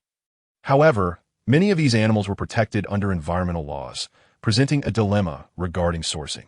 Lin Luo assured Chen that national treasures were excluded from this endeavor. Over the years, humanity had recognized the significance of animal protection, and if Lin Luo's plans materialized, the future of Blue Star could witness a resurgence of its former animal abundance. Lin Luo acknowledged the desire to open borders but deemed the timing premature, especially with the imminent release of the 9th-generation genetic reagent nationwide. Some who had departed were not meant to return. Chen An's eyes narrowed, envisioning the chaos that would ensue when the world learned of the evolutionary developments in Huaxia. Chen consented but expressed concern over potential opposition from the Eagle Nation. Lin Luo reassured him that while such resistance might have been plausible in the past, it was unlikely now. Time had passed since the last assault, and the Eagle Nation appeared to be in a state of calm. However, Timus faced scrutiny from Parliament following the war's failure and the loss of soldiers, with some lawmakers advocating for total war, only to be quelled by Timus's firm hand. To this day, the origins of the mysterious aerial voice remained unexplained. Reports flooded in, detailing Huaxia's resurgence on the world stage. As numerous diplomats departed the nation, seeking to barter resources in a manner reminiscent of the past, Timus's expression darkened as he pondered the implications of Huaxia's overtures for animal and technological exchanges, including secrets exclusive to Huaxia. The Eagle Nation, once poised to obstruct these moves, now found itself immobile, while clandestine satellite reports revealed an aircraft accompanied by a figure soaring at high altitude, a KX-18 model. No less, Timus realized the gravity of his previous decisions, grappling with the possibility that they had indeed been contending with the divine, as ancient myths of Huaxia suggested. The implications were staggering, and as Timus contemplated the ramifications of this revelation, he commanded silence amidst his astonishment. Timus's eyes widened as he declared, "No one shall disturb Huaxia without my command. All reasonable requests from Huaxia must be honored." That is final. The senior officials beside him, including Owen, were left in astonishment, recalling a chilling adage. The unknown is the most terrifying. What formidable power lurked within Huaxia? The Milky Way shimmered with countless stars, resembling a myriad of silver beads intricately embedded in the deep black tapestry of the night sky. It appeared as a faint, luminous ribbon stretching across the star-studded expanse. Yet this exquisite tableau was abruptly shattered by a resounding mechanical roar. In the distance, a colossal beast soared rapidly, awakening the celestial bodies. The meteors collided with the giant, shattering upon impact like eggs against a hard surface. This was no primeval monster, but a massive spacecraft, the size of which was beyond human imagination. Beep. Approaching target, Blue Star. Civilization level, 0.75. Difficulty, easy. Species, simian-like beings. Low-level species. Function, potential labor force or food for second-tier interstellar behemoths. Advance the Vanguard. As the command was issued, thousands upon thousands of small spacecraft, akin to meteors, were launched from the enormous ship, heading towards the distant Blue Star. The 7,584 star slave plan was initiated. Chapter 66. Dawn Operations. Good morning, Professor. Michel awoke early aboard the International Space Station, responding to a greeting from a colleague. He smiled and poured himself a cup of coffee while admiring the view of Blue Star. From this angle, it truly appeared magnificent, enveloped entirely by azure oceans. If only Blue Star could remain. Suddenly, the machine flickered rapidly, Startling Michel, he quickly opened his computer to see a red, racing across the screen at a speed surpassing light. IT originated from the direction of Jupiter, where the vanguard was located. Identify the material, he commanded. Yes, the staff sprang into action. With their current technology, traversing such vast distances was impossible, but they could utilize numerous probes and satellites for identification. Soon, they reached a conclusion, size comparable to a space station. Suspected meteor. Michel exhaled in relief. Direction: a meteor the size of space station poses no threat to Blue Star. The staff replied, we have locked its exact position and will report it to Blue Star for defensive preparations. Although Michel was a citizen of the Eagle Nation, he still held concern for Blue Star. The staff prepared to calculate the trajectory. One suddenly paused, trembling in fear. "Da-da!" he exclaimed, drawing the attention of those nearby. When they turned to look, they were all left dumbfounded. Michel had dropped his cup of coffee, the scalding liquid splattering against his skin, yet he felt nothing. The screen was filled with an overwhelming number of red dots. Countless in number, he swallowed hard, his voice quaking with terror. They have finally arrived. The Eagle Nation's headquarters on Blue Star received the report from space, plunging the entire nation into a state of emergency. A joint organizational meeting convened, with Timas personally attending. The moment of human crisis had arrived that I require the full cooperation of all nations. Do not conceal anything. However, do not worry, for we in the Eagle Nation will protect your safety. We shall intercept the danger in outer space. This meeting was broadcasted live globally, causing an uproar. Were aliens truly on their way? What was happening? Look at the video provided by the Eagle Nation Space Department.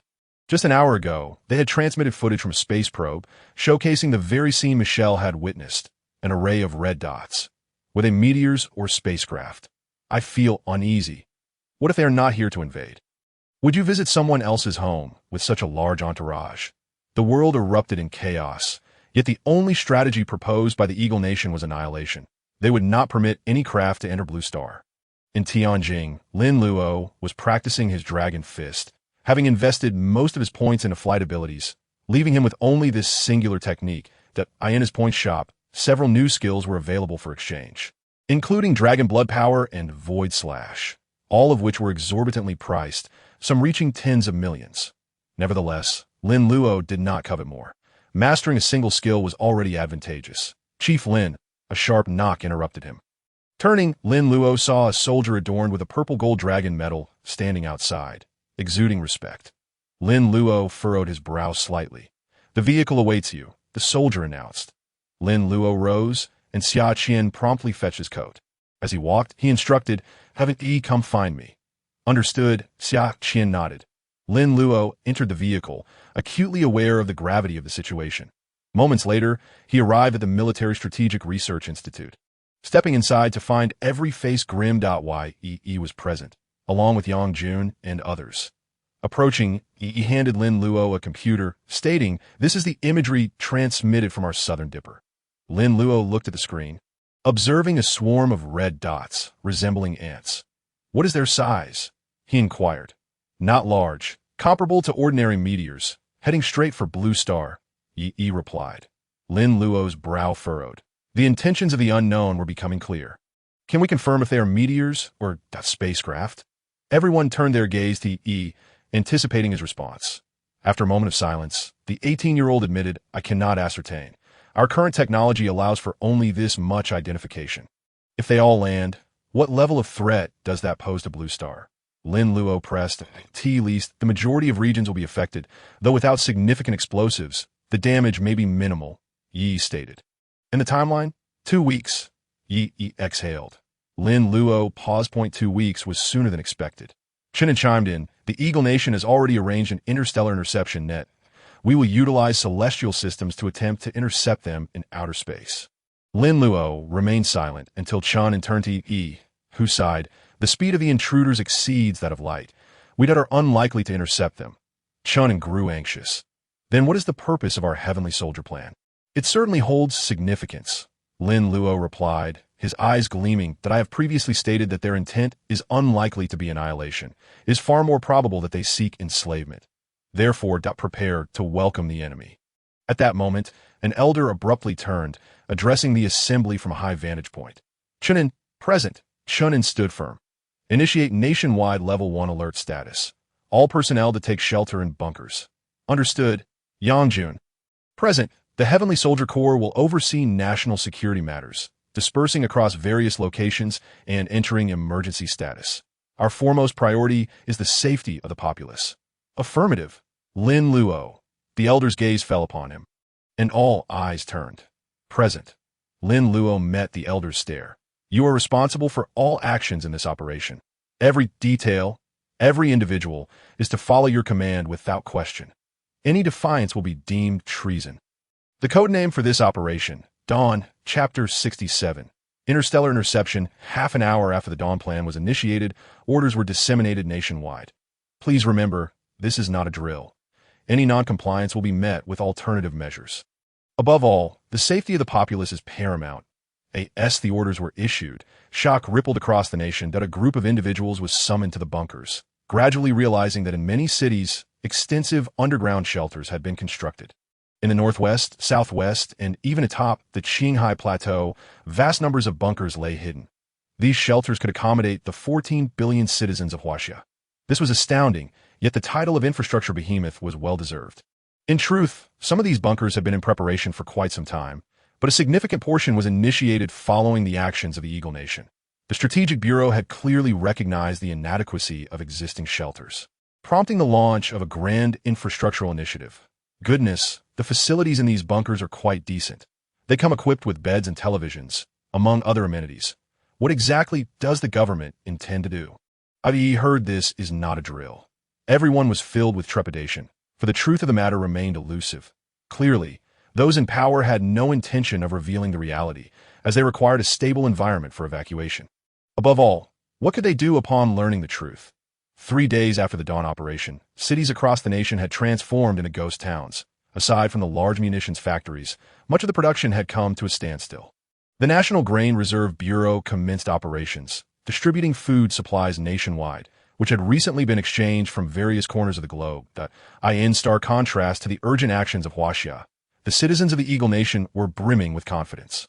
They had long prepared for the planetary project, fortified by the Tri-Body Protective Interstellar Interception Network. The ambitions of the Eagle Nation were grand. They sought to completely subjugate the inhabitants of Blue Star and had even arranged for a live broadcast. This event was to be transmitted via satellite to nations across the world. They had even declined assistance from the Bear Nation, clearly indicating that this achievement was theirs alone, not to be claimed by anyone else. For this purpose, they had devised a variety of promotional slogans. Ladies and gentlemen, prepare your popcorn and gather around your cinemas, televisions, or online platforms to witness a live broadcast that rivals the most spectacular of science fiction blockbusters. Rest assured, your lives will remain safe, in a matter of days. The reputation of the Eagle Nation soared. Regardless of the circumstances, it was certain that the citizens of the Eagle Nation wished to assist Blue Star. As for their exploitation of the world, let that be forgotten for now. People placed their trust in the Eagle Nation, believing in their technology and anticipating an extraordinary broadcast.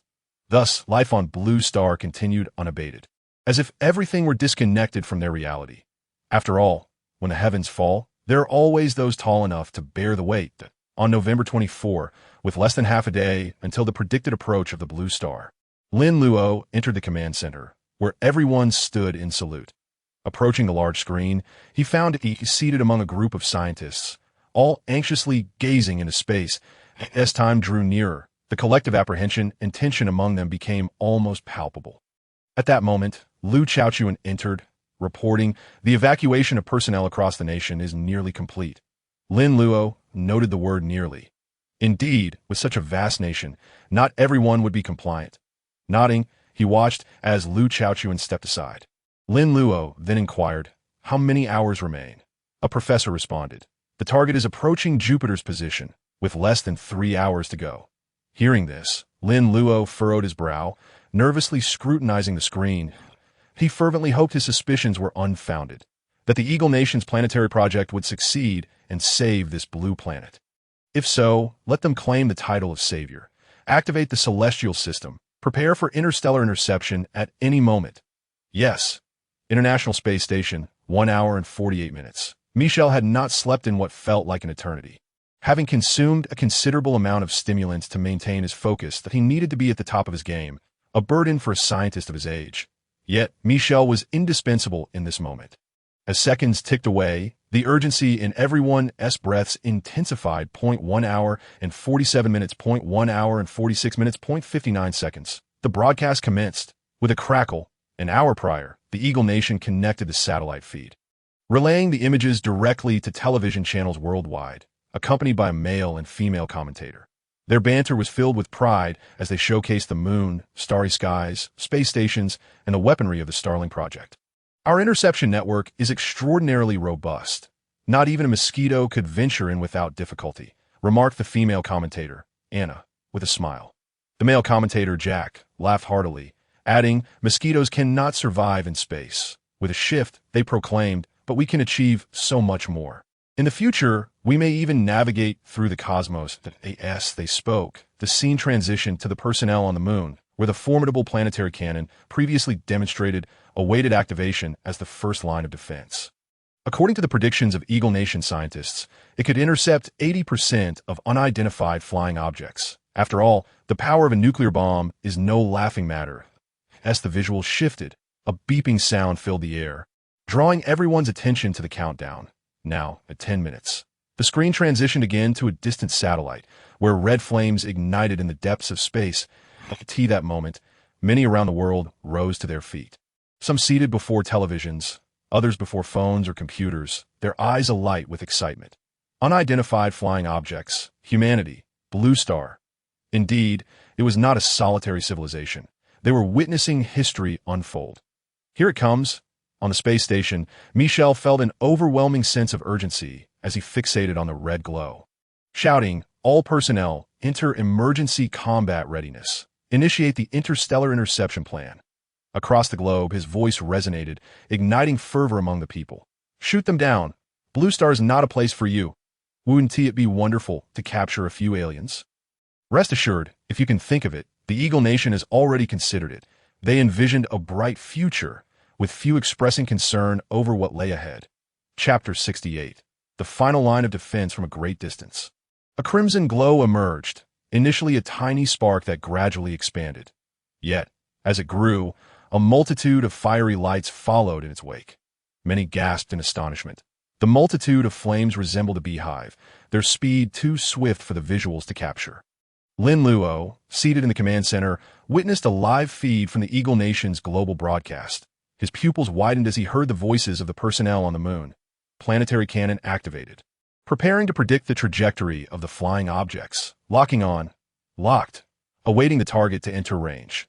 Eastern War Zone, similarly seated in the command center, Zhang San's grip on his cup trembled uncontrollably. As the commander of the Night Army, Lin Luo had entrusted him with the task of assisting the main forces in annihilating the enemy. Ever since unlocking the genetic restrictions of his mental powers, Zhang San's senses had sharpened. This intuition transcended mere physical perception, akin to an instinctive awareness. Reminiscent of when he sensed that Yang Jun was in grave danger, he had asked Lin Luo about the future of humanity. To which Lin Luo had replied, "Be born, survived." It was a vague answer, devoid of grand proclamations. Indeed, survival has always been humanity's greatest challenge. Zhang San stepped onto the balcony of the base, gazing at the night sky. Hearing the broadcast voice, "The target is about to enter the designated trajectory. Planetary cannon prepared for launch. Countdown. 5 seconds. 5, 4, 3, 2, 1. Launch." Zhang San clenched his fists tightly, wishing to intercept everything in the void of space. Zhang San, longed to return to his former life as a prestigious lawyer. The moment the blaring alarm sounded, all attention fixated on the screen, where the flying object's appearance became clear to the spaceship. "It's a spaceship," someone shouted. Without prompting, everyone could see. These vessels were not the conventional craft of human imagination, but rather elliptical in shape, resembling meteors. However, the gleaming metallic machinery revealed their true nature. Alien spaceships. Cheers erupted as some screamed in delight. UFO enthusiasts rejoiced at the sight of an actual spacecraft, feeling their lives were now complete. Some even hesitated to call the Eagle Nation's National Security Bureau, attempting to halt the impending operation. However, all was set in motion.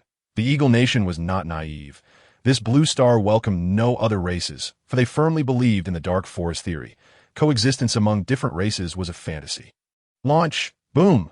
On the moon, 10 planetary cannons fired simultaneously, a culmination of global resources. Each cannon was aimed at the same target, simultaneously loading nuclear warheads, ready to fire. Supercomputers calculated trajectories. Launch.in that moment. The visuals began to flicker and blur. Yet the observers could still see the depths of the cosmos, where 10 red beams shot forth from the moon, just as the distant red objects entered the firing range, before the gaze of all.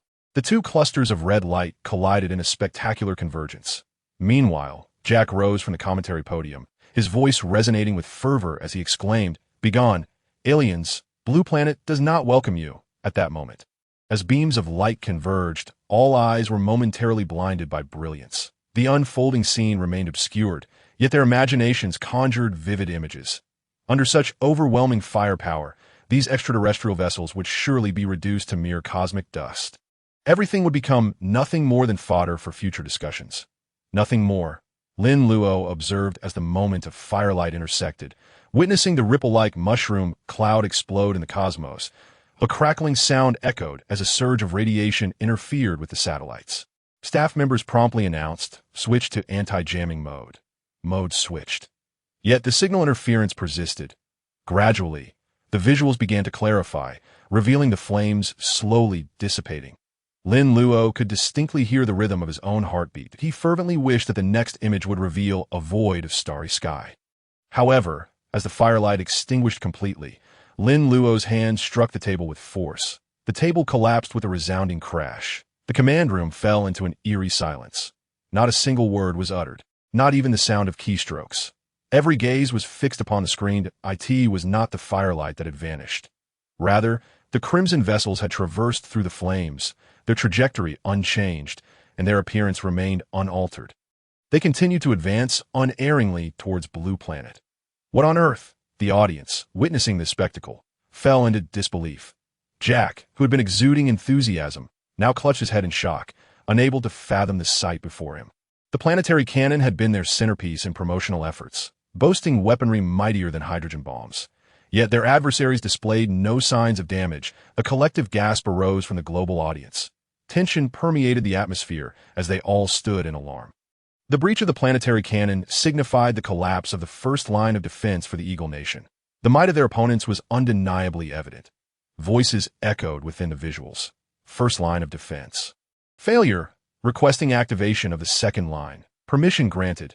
Second line activated. Initiating now. At that moment, aboard the space station, Michel stared intently, his legs trembling as he caught sight of the approaching vessels. As a scientist, he was driven by an insatiable thirst for knowledge. Yet he comprehended that these alien beings would bring only destruction to Blue Planet.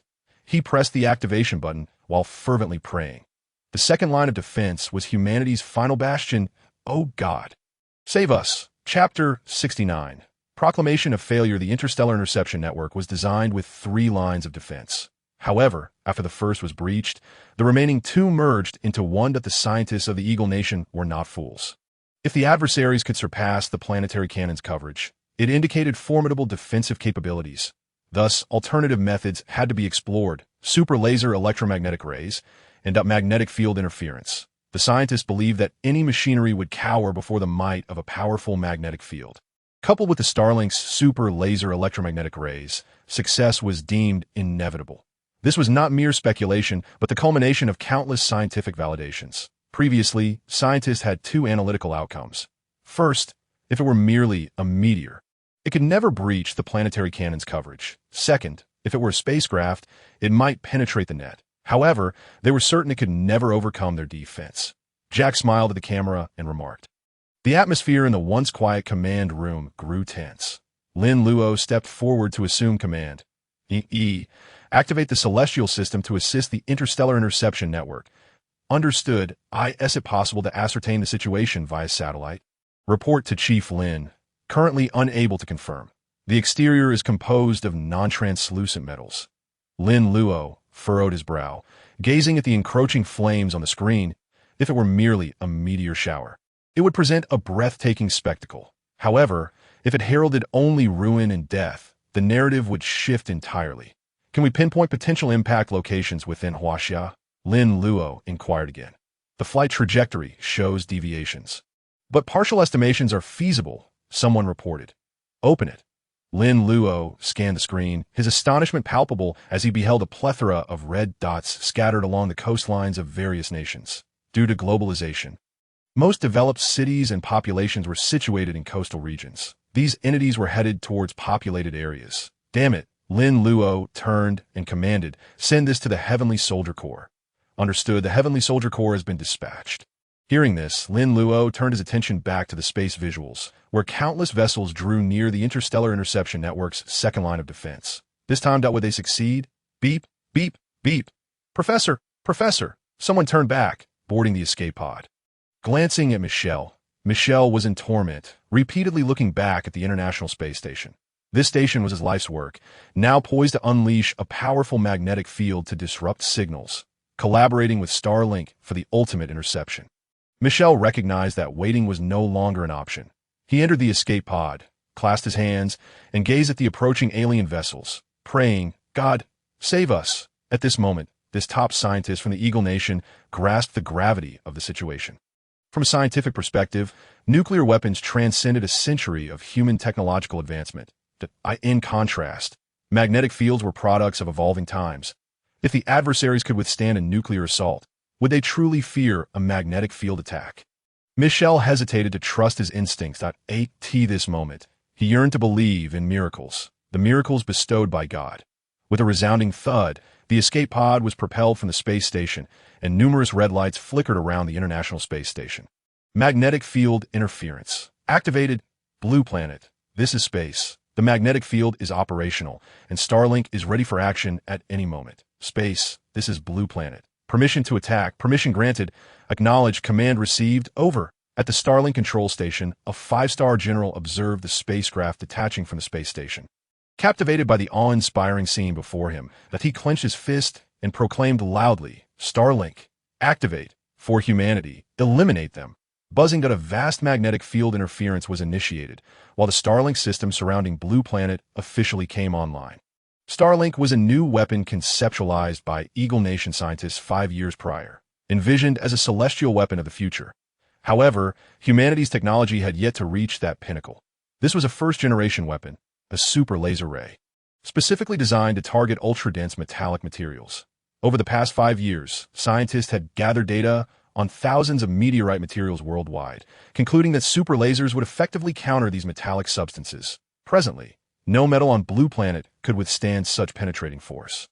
Initiate, with a swift motion, a total of 14,355 satellites activated simultaneously, unleashing countless streams of blue light that interconnected the satellites from the distant cosmos. It appeared as a colossal blue fishing net. A truly magnificent sight. Initially, Eagle Nation scientists had dubbed it the Blue Spiderweb. The visuals revealed that the alien vessels were nearing the space station's position. Beep, beep, entering magnetic field interference range. Fire, the 5-star general commanded. Concurrently, thousands of satellites unleashed powerful laser rays towards the distance. Whoosh, whoosh. Multiple beams converged along a singular path. Just then, a massive wave of red energy, resembling a river, surged into the blue light. Everyone paused. What is that? It's Huaxia's satellite system. Huaxia has also made its move. Huaxia possesses such formidable weaponry. The convergence of red and blue light formed a straight river of energy, colliding violently with the advancing red fleet. Boom! In the next moment, the cosmos erupted in a splendid display of fireworks. How beautiful! The Eagle Nation is truly formidable. The global audience gasped in awe at this spectacle, astonished by the technological prowess of the Eagle Nation. Jack and Anna, once again elated at the commentary podium, could hardly believe the grandeur of the visuals, the might of their nation. "Long live the Eagle Nation!" he cried out. The barrage of comments echoed the sentiment. Yet, all eyes remained fixated on the screen, where the joyous expressions morphed into confusion, astonishment, and ultimately to panic. "It's charging, it's coming!" Someone covered their face and shouted in horror, for they had witnessed the crimson extraterrestrial vessel pierce through the laser beams and collide directly with the space station. The diminutive station, amidst the swarm of alien crafts, resembled an ant, effortlessly crushed. Subsequently, they collided fiercely with the Starlink interception net. Boom! In the next instant, the onlookers beheld the satellite being obliterated by the extraterrestrial craft. 1, 2, Countless satellites erupted in a spectacular display of fireworks in the vastness of space, akin to the dazzling festivities of a peaceful era. The five-star general stood in the control center, observing the alien craft hurtling towards him. Laughing maniacally, laced with fear and concern, he knew he was about to meet his maker, that humanity's final defense had been declared a failure. Chapter 70. I am Lin Luo at this moment. Night had fallen. In the ground command center of the Eagle Nation, a technician, his eyes reddened, stood up and gazed at the bustling crowd in the hall behind him. His voice trembled as he announced, "Call failed. All personnel in space have perished. The Starlink system is incapacitated." At that moment, someone began to weep softly. The control room was engulfed in cries and silence. The screen went black, leaving the global audience in stunned silence. What was happening? A failure? Could it be that humanity was to meet its end? In that instant, people recalled a crucial fact. If the Eagle Nation succeeded, they would be deified. But what if they failed? Panic and anxiety rapidly spread through their minds that in the moment of their last defenses collapse, governments worldwide initiated emergency protocols. Nations like Fusang and the Sun Never Sets began urging citizens to quickly seek shelter in bomb shelters, advising all citizens to refrain from venturing outside if unnecessary. However, many governments soon realized that some satellites in outer space had malfunctioned due to the collisions, and these satellites were intricately interconnected. Suddenly, communication became their foremost concern. They scrambled to find ways to alert people to seek refuge while desperately contacting the Eagle Nation for any further emergency guidance. At 8 o'clock in Tianjin. It was a moonless night, the sky pitch black. Lin Luo stood atop a towering building, gazing skyward as he lit a cigarette. At that moment, Yi approached him, his expression more serious and grave than usual. Lin Luo understood that something was imminent. Suddenly, a flash of light illuminated the sky, and moments later, a red fireball broke through the dark clouds, entering their line of sight. 1, 2, and then more and more. The entire sky was aglow, though it was night. It appeared as bright as day. The crimson lights surged toward the earth. Lin Luo felt his breath quicken. He knew humanity's fate was about to change irrevocably. Would they survive in the crevices of existence, or become mere specks of dust in the cosmos' timeless history? Lin Luo was ready. "Brother Lin," Yi said. "Yes," Lin Luo replied, extinguishing his cigarette. "When can we go outside? Please cooperate with our work." I asked when we can go outside. Inside the bomb shelter, many began to grow impatient. Although provisions were available, most were accustomed to a life of freedom and yearned to return home rather than remain trapped in the wretched shelter. However, the staff at the door wore expressions of confusion, as they, too, were unaware of the situation. They had received no orders, only directives to execute this command. "Yes, it is an order. Please cooperate with our work." At that moment, a forceful staff member responded, prompting an irate elderly woman nearby to declare, "I want to go out today, and we'll see about that." In this place, they could only watch television and play on their phones. Unable to do anything else, the staff attempted to obstruct her, but more and more people joined in. This scene was not isolated. Similar occurrences happened across bomb shelters nationwide. The typical outcomes were either suppression or release.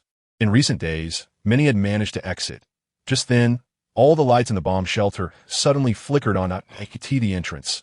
Armed individuals approached. Panic ensued as people recoiled, and a staff member nervously inquired, What unit are you from?" Although the newcomers wore uniforms, they were unfamiliar. "Sorry, no comment," replied the leader. "From now on, we are in control here." "Control? Well, you have to enforce that," the elderly woman retorted angrily. The leader remained calm, saying, "There's no need to rush." Just then, the large screen in the bomb shelter lit up, and all the televisions automatically turned on, crackling to life.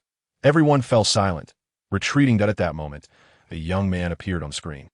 "Who is this?" They were astonished, expecting to see an elder they revered and recognized. Instead, it was not. "Hello, I am Lin Luo." In a certain underground bomb shelter in Jiangbei City, Zhang Ming had been feeling quite bored. Fortunately, he had unexpectedly reunited with his dorm mate Lu Tao during this time. "That I wonder how Lin Luo and the others are doing." "Yeah," Lu Tao remarked, "something must be going on today." As they conversed, the screen suddenly flickered, revealing the earlier scene. Both jumped up from their beds, with Lu Tao's head colliding painfully against the iron frame above. Lin Luo," Lu Tao exclaimed, momentarily forgetting his pain, staring at the familiar figure on the television. This startled many nearby. It was indeed their dorm's fifth member, Lin Luo. Unfortunately, today I must meet with you all that if I could, I would wish for this moment never to arrive. Lin Luo's voice continued. What does this mean? Can we not speak properly? Someone questioned that I asked this person, perhaps the elder's son.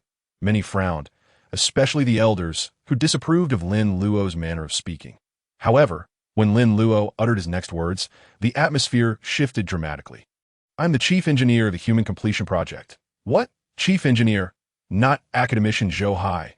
Everyone was dumbfounded, staring at the young man on the screen.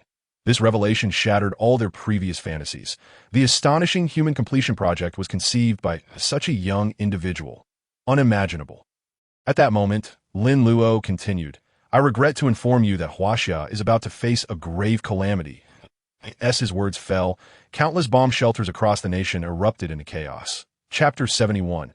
Extraterrestrial beings. It seems we are truly on the brink of war with the Eagles. Speculations ran rampant among the crowd. Even before entering, they had already fervently speculated that only the Eagle Nation could push Huaxia to this extent. Just then, the scene shifted to outer space. The audience fell silent at what they beheld. Spaceships resembling meteor showers. Images of lunar cannons targeting the vessels, and the final shattering of Starlink. What is this? A new film. Some rubbed their eyes, unsure if they had seen correctly. Others exclaimed about an epic blockbuster. Yet, Lin Luo's voice resonated sharply. Our threat does not originate from the blue planet, but from outer space. Yes, extraterrestrials have arrived. What? This stirred a tempest of reactions, akin to igniting a powder keg.is today, April Fool's Day. Are there really aliens? Are they invading our blue planet?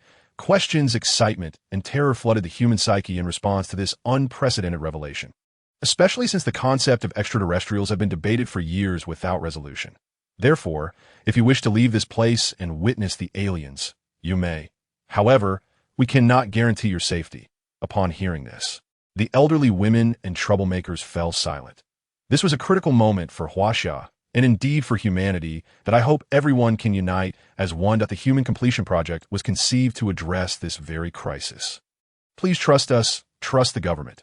While you hide in the bomb shelters, our Huaxia soldiers await on the ground. Let us wish for their safe return. As the moment approached, the camera prepared to shut down. Lin Luo waved his hand, contemplating the unspoken words on his speech, that he gazed ahead and declared, I believe humanity shall prevail. Click, the camera turned off. The surrounding staff and viewers, including Yang Jun, were deeply moved. Lin Luo's final words imparted a powerful impact. Humanity shall prevail. How could humanity ever lose? This is their home. In the new Golden Mountain of Eagle Nation, a group of fervent astronomy enthusiasts set up telescopes atop the high peaks. They yearn for the cosmos, dreaming of extraterrestrial worlds. This is it. This is the place, exclaimed a tall, robust man. Based on their observations and extensive data calculations, they believed a spaceship would land here. Upon hearing this, the crowd gasped in astonishment. Some wielded cameras, others smartphones, and a few even prepared gifts, convinced that extraterrestrial beings represented something wonderful, perhaps even communicable. Approximately 10 minutes later, a thunderous roar echoed across the mountain. It's coming, the robust man shouted.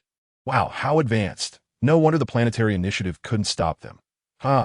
We are witnessing history. They raised their cameras to capture the moment, and some even began live streaming. Boom! The machine approached the ground, not with a gentle landing, but with a tremendous impact. The deafening crash resounded, sending clouds of dust billowing. The towering mountain was pierced, leaving a gaping hole. This scene was recorded, and within mere minutes, the live stream's viewer count surged from a handful to millions. Drawn in by the title, UFO Strikes Live. I believe we are destined to be recorded in history, the male broadcaster exclaimed, his voice brimming with excitement. The audience erupted in jubilation. Humanity's innate curiosity for the unknown has persisted since its inception. Viewers, the dust seems to be clearing.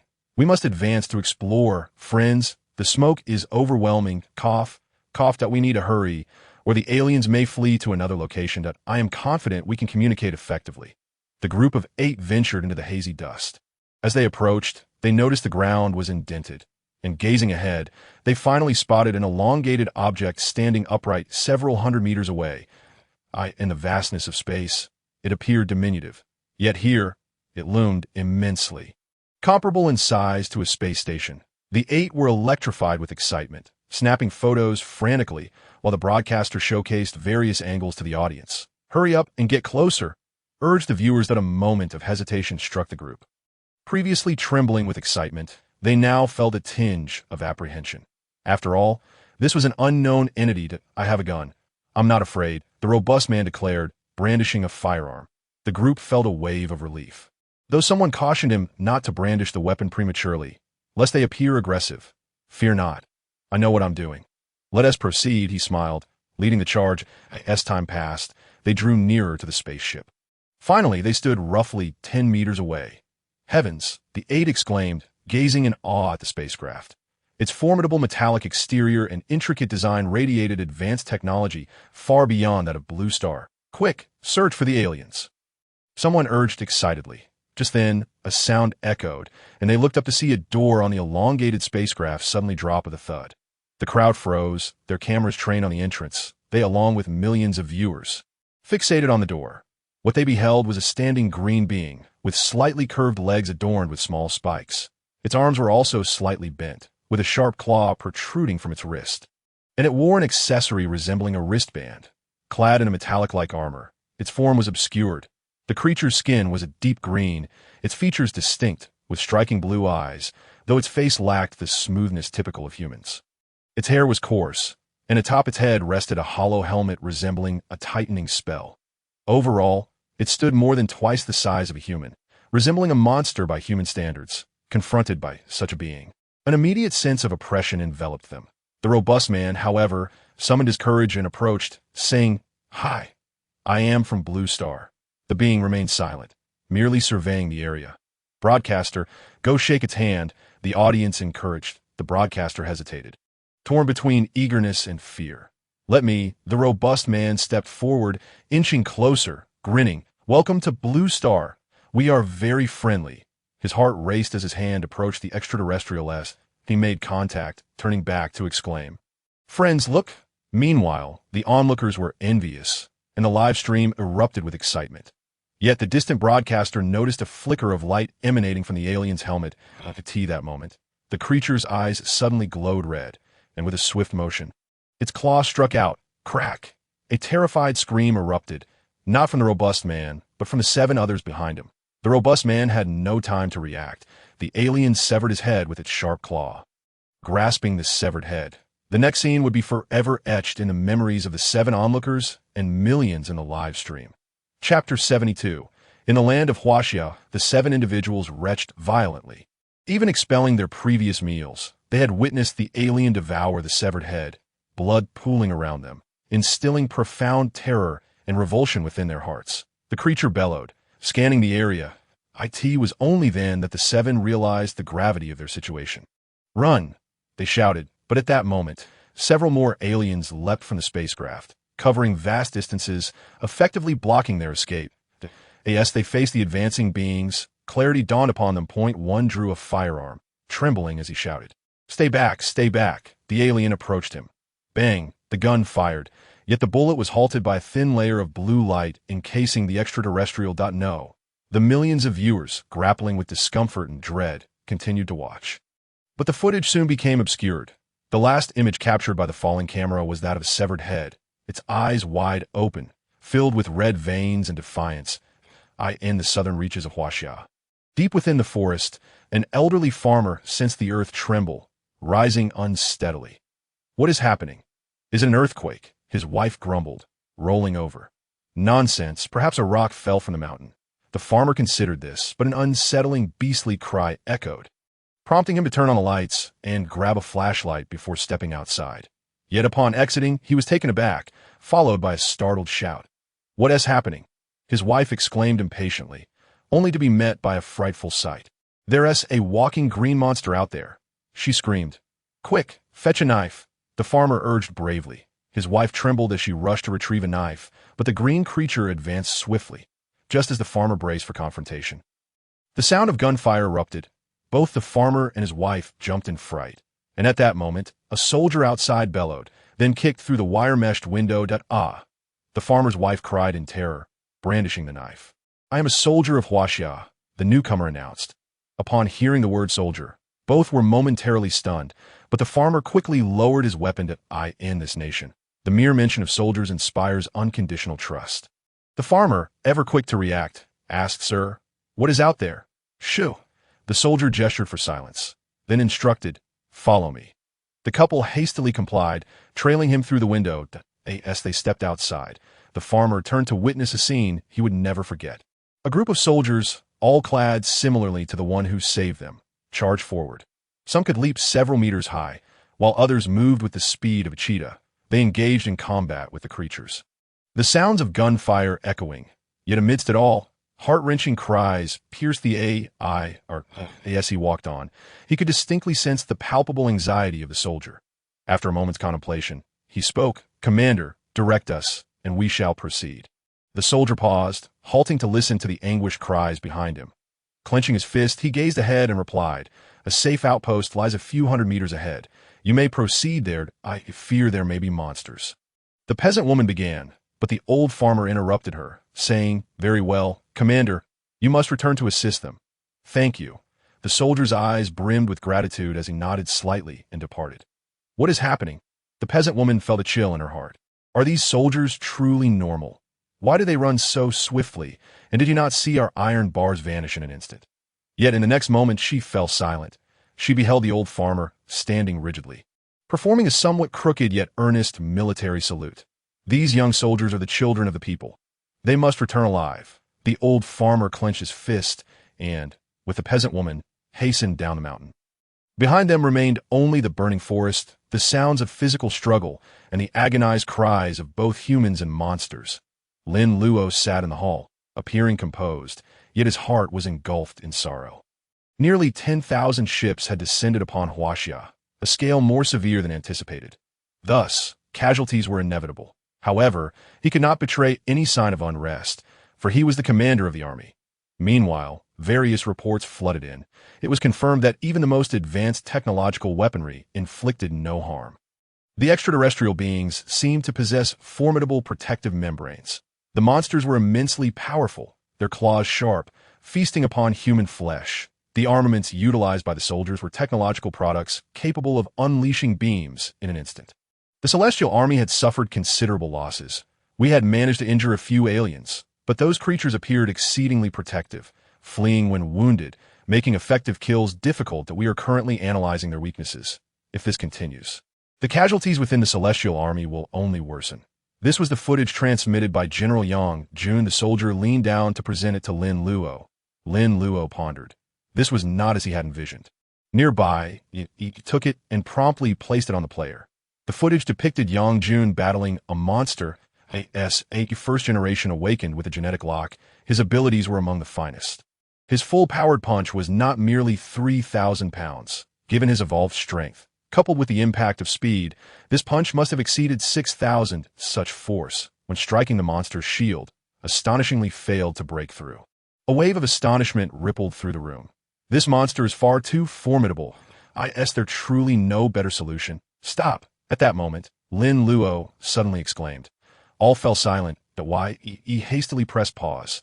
Lin Luo squinted, scrutinizing the footage.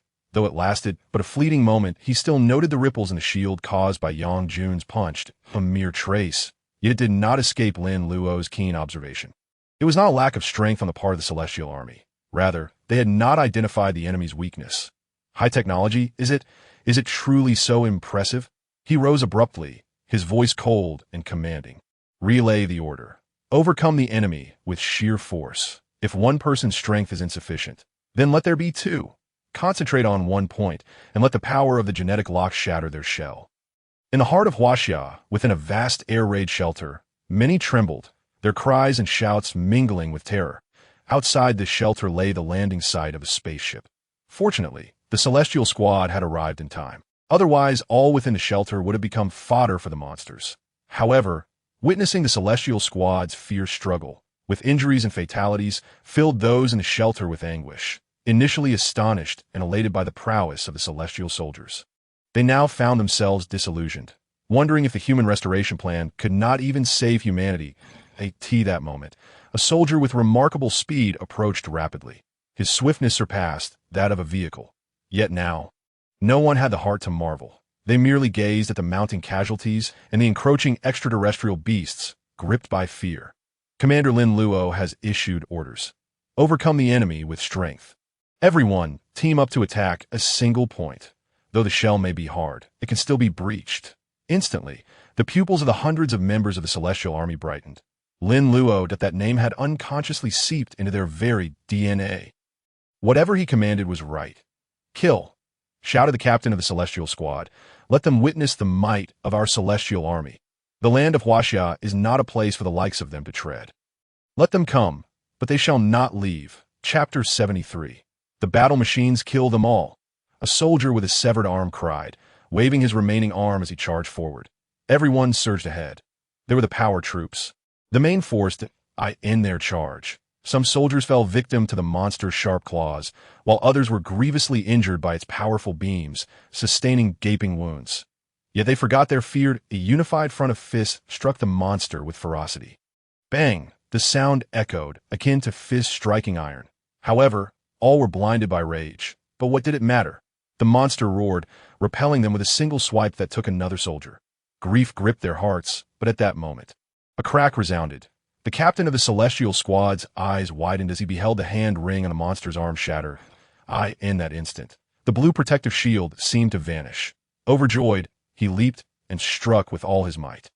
The speed of his fist and the force behind it were so great that he himself was unaware until it was too late. His fist had violently penetrated the monster's skull. This scene was breathtaking. The captain of the Celestial Squad felt a sticky warmth on his arm as he withdrew, gazing at the creature collapsing with widened eyes, and could not help but smile. Without high technology, you are nothing but a waste. A waste. They've been slain. They've been slain. The people in the shelter screamed in wild jubilation. The Celestial Army outside, invigorated, echoed their cheers. Long live Commander Lin Luo, they shouted, charging forward. If one attempt failed, they would try again and again. 10 minutes. Half an hour later, outside the shelter, the ground was stained with blood, some green, some red. Human heads lay scattered, but more were the corpses of the monsters. Retrieve the heroes' bodies. The captain of the Celestial Squad's eyes were bloodshot. Soldiers do not shed tears. He did not weep. Behind him were those he needed to protect. He must move on, with heavy hearts. The members of the Celestial Squad gathered the remains of their fallen comrades. Heads, though the subsequent battles became easier, losses still persisted. These were comrades with whom they had trained for months. Who could have foreseen such a day? Salute! Suddenly, a thunderous sound erupted from behind. The members of the Celestial Army turned to see a neatly arranged line of people standing outside the shelter, observing them, arms at their sides in military posture. This was a salute reserved only for the honor of Huaxia. The people would only salute those deserving of their respect. Effective kills. We have found the weakness. A communications officer leaped from his chair upon receiving the report. In the command room, joy erupted, with some embracing and celebrating. The staff member hurried to Lin Luo's side, gazing at him with deep admiration. Commander Lin, this is the battle report from the conflict in Central Huaxia. Though Lin Luo initially felt joy, it soon tempered as he inquired, how many have fallen? 13, and many brothers remain unconscious. The medical team has already rushed to assist. The staff member's tone grew somber. Lin Luo frowned. This wave had resulted in the death of 50 extraterrestrials, yet cost the lives of 13 brothers. This price was difficult to bear. However, if a solution could be found, things would improve. Lin Luo affirmed, indeed. The staff member, surprised by Lin Luo's comforting words, quickly looked up. The bodies are being expedited to Tianjin. Lin Luo nodded. After a while, reports arrived from Yang Jun and his team. Lin Luo's strategy had proven effective. Though somewhat barbaric, it had finally broken the deadlock. 3 hours later, Yang Jun reported that the extraterrestrial beasts within Huaxia had retreated, opting to hide, making them difficult to track. Should we pursue? Yang Jun inquired over the phone. Send Zhang San. We can't pursue them. Lin Luo contemplated before responding. Not yet. Our priority is to ensure the safety of the people in the shelter. Understood. Yang Jun nodded without hesitation. After hanging up the phone, Zhang San beside him inquired, General Lin, do you sense something amiss? Lin Luo nodded, taking a seat and responding, have you noticed it too? Zhang San remarked, a force capable of developing technology vastly superior to that of Blue Star cannot possibly be mere brutes. Yet their technology is indeed formidable. Lin Luo added, however, the speed and destructive power of the rays emitted from their wristbands far exceed our ultralasers by several folds. The protective shield they possess is utterly outrageous. Conventional rocket artillery proves ineffective against it. Only a concentrated force can penetrate their defenses. It's a simple analogy. A chopstick cannot puncture a balloon as swiftly as a toothpick, yet piercing the balloon with a chopstick is not insurmountable. Zhang Xin nodded, stating, I suspect these creatures merely operate as combat machines. Lin Luo concurred, having had similar thoughts upon learning of the alien being's specifics, that a race capable of interstellar travel could not possibly resemble this. With that thought, he gazed up at the sky, but alas, nothing was visible. He remarked, all will be revealed upon the dissection of the alien beings. Silence enveloped the vast expanse of Huaxia, with some still oblivious to the chaos outside. Those who had witnessed the events were immersed in a mixture of relief and terror for the future. Yet, a sense of assurance lingered, for a mysterious force stood guard outside, possessing powers beyond humanity's capabilities. This was the army of Huaxia. They were immensely grateful to the young chief engineer for having fashioned such a formidable military. Had it not been for him, the consequences would have been unimaginable. However, in various corners of the world, luck had not favored others. Chapter 74. Alien genes in the southern part of Asia.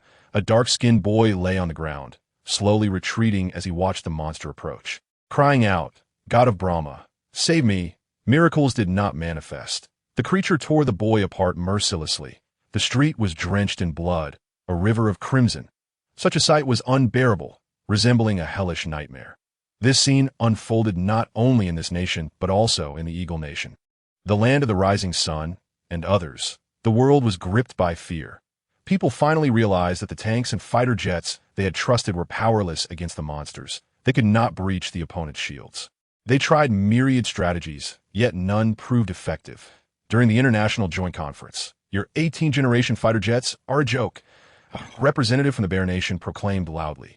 You and the Eagle Nation should have warned us about the impending alien civilization. What could we have done? The Eagle Nation representative retorted angrily, you think we possess the technology to counter this? The Bear Nation representative frowned, exclaiming, what has your planetary program accomplished aside from harvesting humanity? The Eagle Nation representative fell silent. The once grandiose proclamations had now turned into mockery. The monsters were currently rampaging across the Eagle Nation's territory. That I believe we all need to remain calm, spoke the representative from the Llama Nation. Upon this remark, both representatives took their seats. After a brief silence, the Bear Nation representative suggested, if it's truly dire, we should resort to nuclear power. The Eagle Nation representative laughed, replying, heavy firepower has no effect on their shields. What good would nuclear bombs do? What I mean is that the Bear Nation representative continued, let's destroy Blue Star. I would rather perish at my own hands and become food for those abhorrent creatures. The other attendees exchanged bewildered glances. The Bear Nation indeed embodied a fighting spirit. However, while they might not care for life, others still wish to survive. That I believe their intent is invasion. We could consider surrendering. A representative from another nation suggested hastily. This proposal plunged the room into silence once more. Surrender. Was it truly humanity's only recourse? Yet, merely a day had passed since the battle commenced. Was human civilization so feeble? Take a look at this report. Yi approached, handing a document to Lin Luo. Lin Luo glanced at it. It was authored by a foreign behavioral biologist. IT stated that after consuming sufficient sustenance, the alien creatures would retreat. This sustenance was approximately equivalent to the nourishment of 10 individuals over 24 hours. We conducted experiments, sending bears and other animals, but they seemed indifferent to those creatures. Solely targeting humans, that IT appears almost preordained. Lin Luo narrowed his eyes at the author. Tom, who is now deceased, Ye informed, a monster infiltrated his underground laboratory. Lin Luo's expression darkened, as he could only imagine the horrors outside. However, Huaxia was barely able to tend to its own affairs, let alone save anyone at that moment. 2 individuals wearing protective gear entered, reporting, General, the alien corpses have been transported to the Hope biological base. Lin Luo nodded, proceeding immediately. Upon his return to the Hope biological base, all operations had commenced in an orderly fashion. Zhu Yihui was leading the dissection efforts. These creatures exhibit remarkable vitality. Observe the position of this heart. Zhu Yihui gestured for his assistants to document key aspects. Noticing Lin Luo's entry, he briefly glanced up before continuing. What's the status? The wristband fragments have already been sent to the Ministry of Science and Technology. Zhu Yihue began examining the creature's cranial region, saying, I intend to dissect the head first. Its helmet's function remains unknown. The dissection proceeded systematically. Head, body, arms, and so forth. Astonishingly, the creature's bones were comparable to steel plates in strength. The claws protruding from its arms were particularly disconcerting. Zhu Yihue remarked, I believe we must commence genetic research. Lin Luo readily agreed. Just as Zhu Yihue was retrieving the gene apparatus, Lin Luo suddenly recalled something. Turning to Qin Yuan, Old Qin, do you remember our previous examination of that alien skull? Qin Yuan hesitated, his eyes widening in realization. These two are not the same. Indeed, Lin Luo affirmed. Moments later, Zhu Yihue returned with the gene apparatus. They now possessed a comprehensive genetic device, all of which Lin Luo had exchanged from the system, has so many genetic combinations. Zhu Yihue opened it and was instantly taken aback. Chief Engineer Lin. Come see this. Lin Luo had just witnessed the genetic diagram when alert chimed. Ding, you have encountered the submarine exotic beast species. Ding, this species belongs to the enhanced gene category. Enhanced gene? Lin Luo paused. Ding, acquiring a complete genetic diagram grants access to such powers.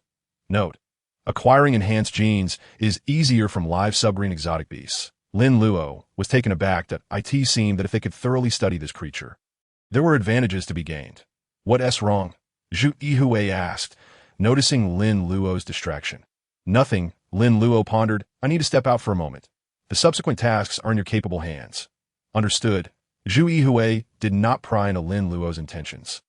As he watched Lin Luo depart, he prepared to remove the helmet from the creature's head. However, upon contact, he felt a resistance. Cautiously, he sought the source of the issue, turning back to the head, and gasped. Chief Engineer Lin, look. Lin Luo turned back and was equally astonished. Indeed, clenching his fists, Lin Luo felt a surge of fury. A metallic-like filament was directly connected to the creature's brain from the helmet. Chapter 75. The Roar of the Dragon. From the results of G3, it became apparent that their goal was to enslave the inhabitants of Blue Star. Thus, when Lin Luo witnessed the alien beast descending upon Blue Star and wreaking havoc, he was taken aback that he had surmised that they would arrive with high-tech intimidation. This realization clarified everything. The so-called submarine exotic beasts were likely creatures from some distant planet in the cosmos. Perhaps not unlike humans. Yet, they had been invaded and enslaved. This helmet served as a means of control. These individuals sought to intimidate us while ensuring their slaves were adequately fed. Lin Luo clenched his fists, veins bulging. The others swallowed hard upon hearing this revelation. The monsters they had vanquished were, like them, also enslaved beings. Should humanity falter, they too would become mere puppets. If humanity held no value, then it would simply be food for these monsters. In the northern regions of China, as December approaches, the chilling winds howl and heavy snowflakes dance through the air. Such harsh weather is typically unsuitable for human travel. However, amidst the blizzard, a small patrol unit remains vigilant, scanning the forest beyond. They belong to the Celestial Army's brigade, tasked with ensuring the safety of the local air raid shelters. At that moment, a helicopter descends from the sky, or rather, it appears that two figures plummet from the heights above. As landing in such conditions is nearly impossible, the members of the Celestial Army quickly approach and salute, having already received notification of their commander, General Lin's arrival. When they see the two figures land safely, they remain unfazed, as one of them is Zhang San, the commander of the Kamikaze Legion, which they attribute to his prowess. Yet as Zhang San descends, he continuously casts glances at Lin Luo, one after another, reflecting his astonishment. Just moments ago, when Lin Luo suggested they leap together, Zhang San feared it was a suicidal impulse. It turns out that General Lin harbors remarkable abilities, a revelation that astounds them. Standing in formation, the patrol unit gazes with excitement at the living legend, General Lin, realizing they are face-to-face with him. Lin Luo notices that some soldiers bear visible scars, while others are wrapped in bandages. He nods earnestly and pats each on the shoulder, saying, "You have worked hard." This simple acknowledgement does not evoke bitterness. Rather, it incites fervent enthusiasm. The squad leader replies, "General Lin has bestowed us with these abilities to defend our homeland. We protect not just ourselves, but our loved ones as well. Lin Luo nods in understanding, urging them to relax, and inquires, "What is the situation?" The squad leader responds, "By employing your methods, we have effectively countered the threats." It is curious, however, that while blades and firearms fail to harm these creatures, our human strength appears effective. Lin Luo refrains from answering their question and instead asks, "What about the monsters?" realizing he has spoken too much in the presence of their commander. The squad leader quickly states, "Those creatures, sensing defeat, retreated into the deep mountains that we prioritize the safety of the people. I exit this forest." Lin Luo questions. The squad leader nods affirmatively. Lin Luo exchanges a glance with Zhang San, who also confirms that as they proceed. The squad leader exclaims, "General Lin, what are your intentions? We need a live specimen," Zhang San declares. The squad leader hastily responds, "I will summon assistance." "That won't be necessary," Lin Luo interjects. "We are uncertain of how many extraterrestrial beings have landed here, so you should remain on guard." But you too, that the squad leader expresses concern. Zhang San stifles a laugh, recalling his earlier curiosity about why Yang Jun had not accompanied them. It was only upon disembarking that he fully comprehended the situation. "Fear not. He is with us," Lin Luo reassures, gesturing toward Zhang San. Zhang San's lips twitch, thinking to himself, "I am not that formidable." The squad leader, resolute, insists, "That is unacceptable. I have no objections to Commander Zhang accompanying us, but, General Lin, you must not take risks." Zhang San grimaces at the remark, feeling as though he is being undervalued. The squad leader, earnest and unyielding, pleads to join them, nearly dropping to his knees in desperation. As they venture deeper into the forest, the ground is obscured by a thick layer of ice and snow, rendering any footprints invisible. Lin Luo glances at Zhang San, who nods in affirmation. Closing his eyes, Lin Luo suddenly opens them wide, pointing northward, declaring, "This way."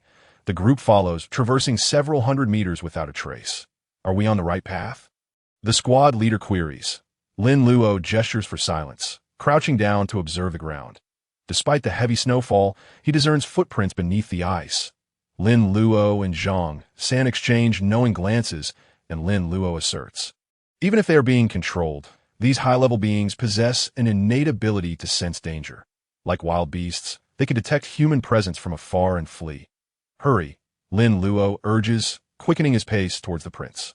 The others hasten to keep up, but Zhang San grows increasingly uneasy. If Lin Luo's assertion holds true, the adversaries are not merely cautious. They are indeed the aggressors. Suddenly, Zhang San's eyes widen, and he warns, "Be careful." At that moment, several trees crash down nearby, accompanied by guttural roars from the alien beasts, which spring forth from the shadows. Zhang San grits his teeth, realizing, "We are the prey." These alien creatures, with their jagged teeth and razor-sharp claws, pose a grave threat. Lin Luo's foremost concern lies with the lethal claws capable of slicing through bone as effortlessly as cutting through tofu.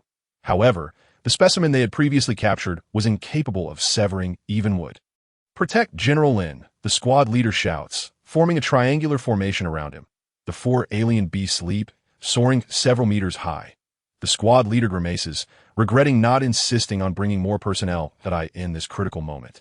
Lin Luo steps forward. "General Lin."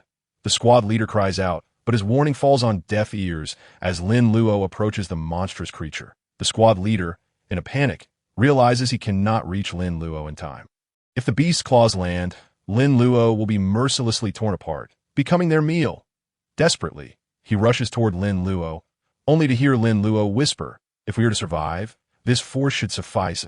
As the squad leader processes this, he watches Lin Luo leap into the air, pausing mid-flight before launching a powerful punch. In that instant, a resonant dragon roar echoes through the air. The squad leader and his comrades, including Zhang San, question whether they are hearing correctly. As Lin Luo channels the dragon's energy into his fist, he strikes the creature, attempting to rend him asunder. The squad of three and Zhang San watch in disbelief, momentarily doubting their own vision, until they hear a series of four distinct sounds. The first, the crack of the protective shield breaking. The second, the impact of Lin Luo's energy against the beast. The third, the creature exploding mid-air. And the fourth, the collective gulping of four individuals. They gaze at their seemingly gentle commander, who lands with a look of frustration and regret, muttering, I still haven't mastered my strength. I was careless, Zhang San, the squad leader. The team members A and B, the alien beasts, initially poised to retaliate, are seized by fear upon witnessing their comrade explode. Even in subjugation, their instinct for survival prevails. This human is far too powerful. They stand no chance against him. Roaring in terror, they flee. Yet, Lin Luo will not allow them to escape easily. He propels himself into the air once more. This sight leaves them in awe. Wow, our commander is truly a superhuman, the squad leader exclaims. Indeed, team members A and B nod vigorously, their eyes alight with admiration. Only Zhang San feels a bead of sweat trickling down his brow. He finally comprehends that within the Celestial Army, Lin Luo is not only the most intelligent, but possesses an unparalleled martial prowess.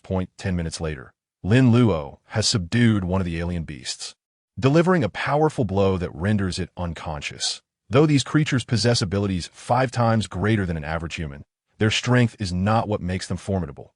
Rather, it is their protective shields, their wristbands, and their claws. He lifts the creature with one hand, unwilling to entrust it to anyone else, and declares, "Let us proceed." The others, still in shock, only respond when Lin Luo calls out again. The squad leader stutters. As they make their way back, Lin Luo glances up at the helicopter overhead. Holding the alien creature in one hand and Zhang San in the other, he addresses the squad leader. "I appreciate your assistance. Continue to safeguard this area. If you require support, be sure to report." "Understood," the squad leader replies, feeling a bit anxious about his lack of contribution. He salutes as they ascend into the sky, wiping his brow. Once the 3 of them return to the air raid shelter, patrolling soldiers rush up to inquire, "Captain, did you capture anything?" "We did," the squad leader affirms that as Commander Zhang really that formidable. "I thought the Kamikaze Legion was primarily psychic and not particularly strong in combat." A soldier remarks. The squad leader and his companions share glances, wanting to boast about Lin Luo's incredible strength, but ultimately remaining silent. However, after some contemplation, a sense of apprehension arose regarding the potential confidentiality of this matter, as Lin Luo had not explicitly permitted its disclosure. With this thought, the squad leader nodded, furrowing his brow, and fabricated a lie. "Not merely formidable, he is nothing short of divine." Unexpectedly, a soldier immediately retorted, "Do not speak so recklessly, in my eyes. There is but one deity, and that is our commander Lin Luo. Even if he possesses no ability to catch a chicken, it does not diminish my admiration for him." Upon hearing this, the 3 men broke into a sweat. "Are you certain that he lacks the strength to catch a chicken?" "My friend, it is you who is speaking nonsense." Upon returning to the base, the group found a spacious area cleared out, and they were astonished to see Lin Luo had indeed brought back a living specimen to avoid any unforeseen incidents.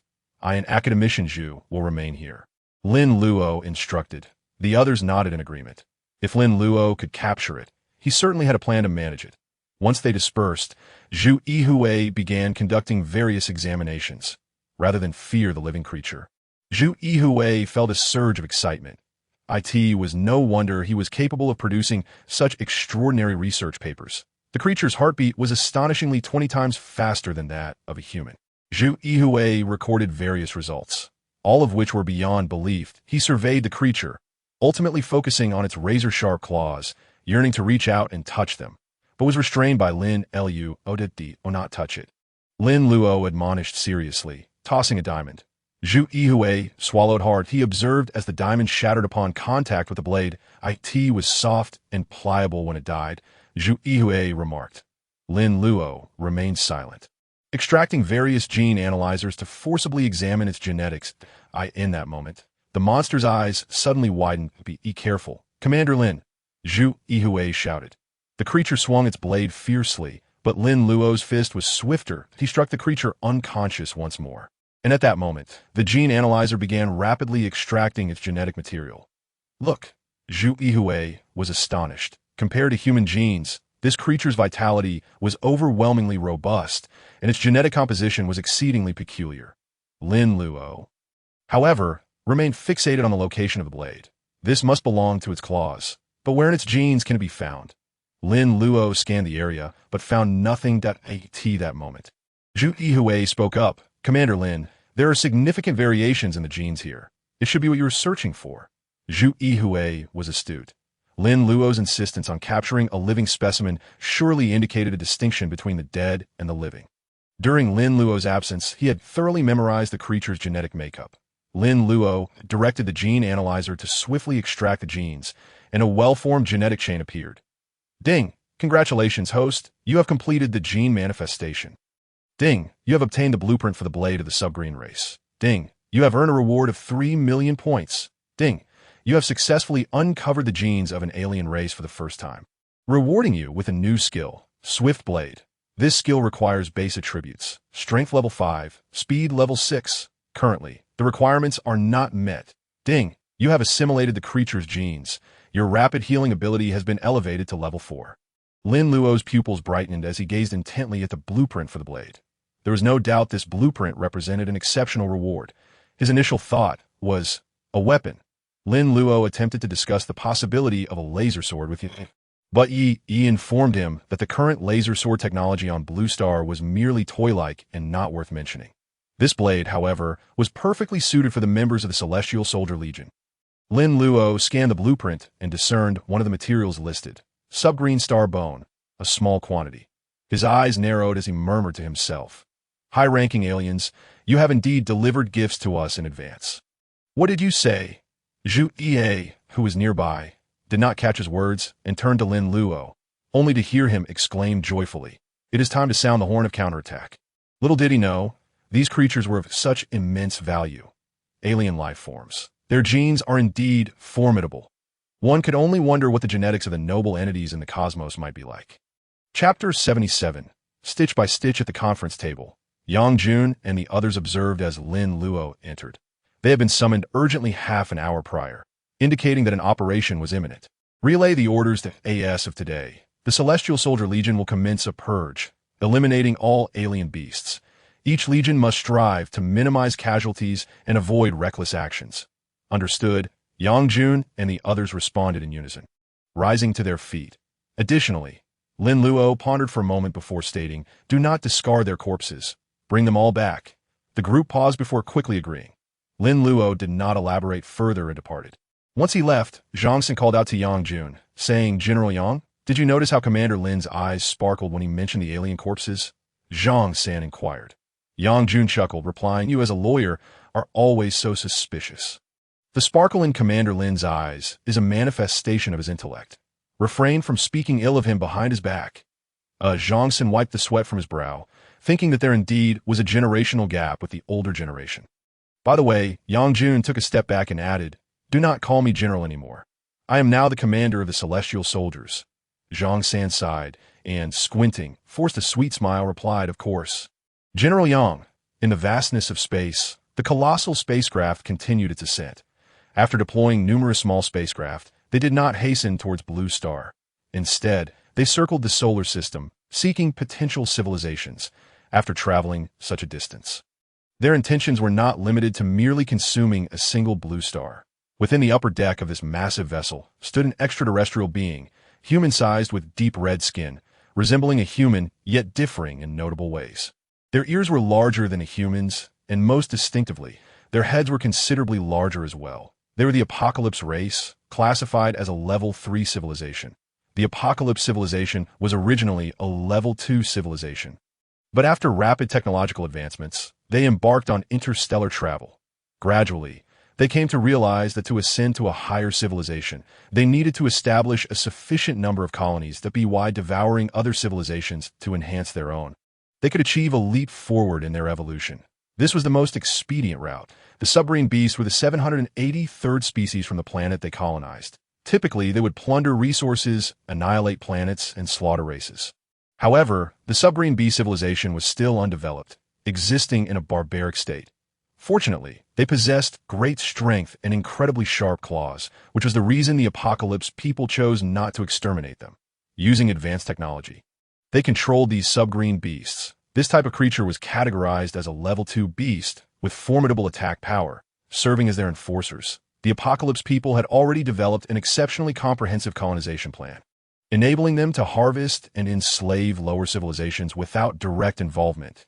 In simple terms, it was a cycle of exploitation, continuously gathering laborers and then using them to harvest more laborers. Ahead, The 715 star was identified as a source of civilization.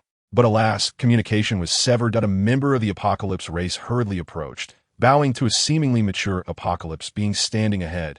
He was the leader responsible for this 9th colonial fleet of the Apocalypse. His name, if translated into Huaxia language, would be Wabalamida. What caused the severance? Initial assessments suggest it was interrupted by other colonizers. Wabalamida paused, appearing somewhat anxious as he inquired. What level are they? Currently unclear, but the history dates back at least several million years. Upon hearing this, Wabalamida released a sigh of relief, stating, the solar system is remote. It likely cannot produce any advanced civilization. Not necessarily. Look at this. The other being bowed and handed Wabalamida a fragment, stating this fragment contains information about Blue Star from tens of millions of years ago. Wabalamida took it and was instantly struck dumb. The howling winds and swirling snow made December's weather particularly harsh. Do not worry, old man. We are fine. The members of the Celestial Soldier team politely declined the food and clothing offered by the elderly, smiling as they explained, as soldiers, we cannot accept even a single thread from the common folk. The elderly man, observing the snowstorm and the soldier's attire, remarked, in this bitter winter, how can you not feel cold? The Celestial Soldier team merely smiled gently, slowly explaining that they were different. Currently, air raid shelters across the region were predominantly in a state of silence. Those alien beasts occasionally emerged to cause trouble, but were repelled one by the Celestial Soldiers. Guarding this area, the Celestial Soldier team noted that these alien beasts were becoming increasingly feral. They understood that this was likely due to a lack of food. These creatures fed on humans. And now, due to the protection of the Huaxia soldiers, they were unable to obtain nourishment. Soon enough, someone indeed discovered gnawed bones of bears and tigers in the forest, further corroborating this theory. Can we still go outside? A man in a suit approached and asked. After posing his question, he bowed his head and said, I apologize. I did not mean to press you. I merely long for my wife and children on the other side. Upon uttering these words, a profound silence enveloped the entire air raid shelter. Could they still venture outside? On the vast expanse of Huaxia, such formidable extraterrestrial beasts roamed, rendering them utterly incapable of self-protection. That moment, a horn echoed from afar. Everyone looked up. The assembly call, the call of the Huaxia army. Upon hearing this, the soldiers felt as if their very blood was awakened. In the distance, a convoy slowly approached, laden with numerous soldiers, all adorned with a crimson character representing the heavens along with the national flag of Huaxia. Team 738, the captain of the stationed Heavenly Soldier Squad, stood at attention and saluted that I am the commander of the 7th Company of Heavenly Soldiers. Commander Lin has issued orders to immediately transition from defense to offense. Let us restore peace to Huaxia, declared the leading soldier. The crowd was momentarily taken aback, including Team 738. What's wrong? Are you afraid? The captain frowned. No. Team 738 shouted in unison that we have been waiting for this moment. With a wave of the hand from the leading soldier, Team 738 joined the ranks of the army, leaving 2 members behind to guard the air raid shelter. They boarded the vehicle. The captain of Team 738 exclaimed, I've longed to tear these extraterrestrial scum to shreds. As soon as he spoke, the captain's brow furrowed slightly, clearly displeased. What's the matter? Did I say something wrong? The captain of Team 738, momentarily stunned, heard the captain say, Commander Lin has ordered that all slain extraterrestrial beasts must be brought back. If you tear them to bits, how will we report to Commander Lin? The crowd fell silent. The captain turned and shouted, Did you all hear that? Not a single thread or needle from those monsters is to be left behind. Chapter 78. The elimination plan, if any are left behind. Military discipline will be enforced. Yes, everyone exclaimed in unison. Though anxiety gripped their hearts, Captain, it shouldn't come to this, Commander Lin. The comprehensive elimination plan has been initiated that a total of 700,000 soldiers from the Heavenly Soldier Corps have joined the battle. A Heavenly Soldier reported swiftly to Lin Luo, who was seated in the hall. Lin Luo nodded, and as the soldier exited, Yi walked in, still wearing his cheerful smile. Lin Luo, you wanted to see me? Lin Luo handed him a blueprint, saying, Take a look. What is this? Yi accepted it, paused briefly, then glanced at Lin Luo before lowering his head again to study it, muttering to himself, Impossible. This can't be done. It's unscientific. He continued to mumble for several minutes. Lin Luo inquired. Can you manage it? Yi maintained a skeptical expression, replying, I can give it a try, but it truly defies scientific explanation. How is the research on extraterrestrial technology coming along? Is there anything we can pilfer for our use? Still under investigation. After saying this, he took the blueprint and left, still mumbling to himself, while Lin Luo chuckled behind him. The items provided by the system were inherently unscientific. Otherwise, how do you think you came into existence? Boom! A tremendous explosion erupted, and a heavenly soldier leapt over the peak of the explosion in a display reminiscent of a martial arts drama. They were the Speed Battalion, the most agile soldiers within the Heavenly Soldier Corps. Even though the soldier before them was rather portly, he observed the monster roar, having not eaten for days, making it even more ferocious and irritable. The creature abruptly raised its hand, aiming a luminous ring at the airborne soldier. Whoosh! The ring began to absorb energy. The soldier's pupils contracted. The power of this ring was terrifying. If it grazed him, his death would be inevitable. That moment. Two strength soldiers approached synchronously from afar, launching their attacks. Their immense power pinned the extraterrestrial beast to the ground, yet the creature struggled violently, its sharp claws aiming for their heads. However, they would not allow it to succeed. Initially, they thought these monsters were manageable, but now, they realized it was far too slow and weak. These creatures did not evolve. But they were different. They exchanged glances and nodded simultaneously. Just as they ducked to evade an attack, they almost simultaneously threw punches. With a powerful strike, they shattered the creature's protective shield.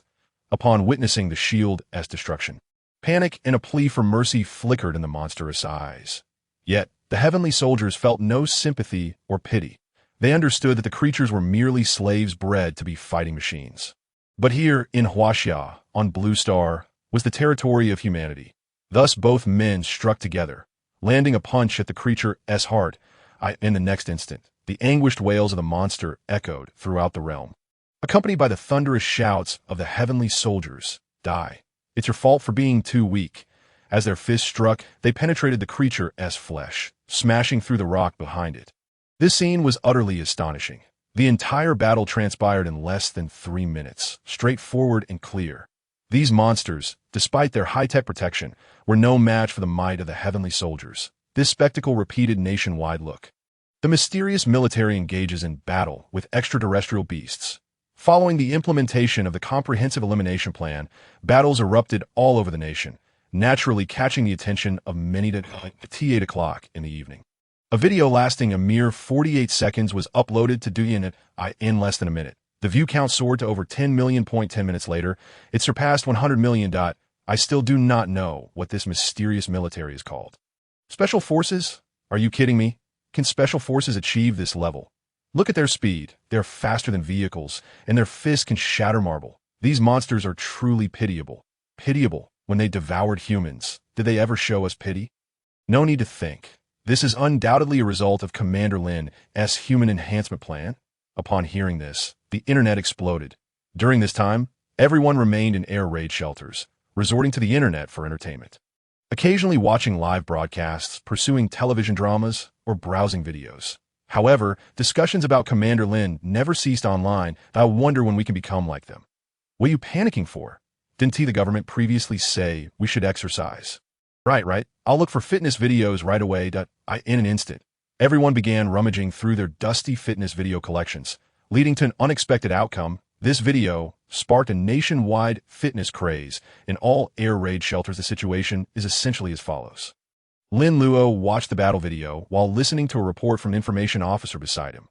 Were the casualties? Lin Luo inquired. The officer replied excitedly. Throughout the entire battle, there have been no fatalities.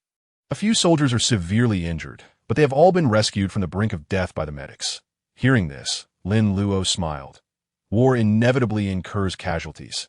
Initially, they would face fierce battles, yet humanity's learning capacity is remarkable, allowing for continuous improvement in tactics and techniques, especially in the Huaxia army. After all, the claim that the Huaxia army is the world's best is no jest.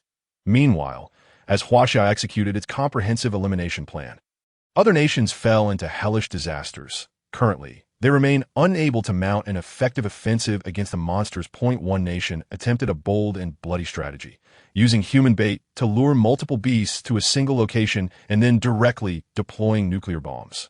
Unfortunately, the result was the monsters remained unscathed.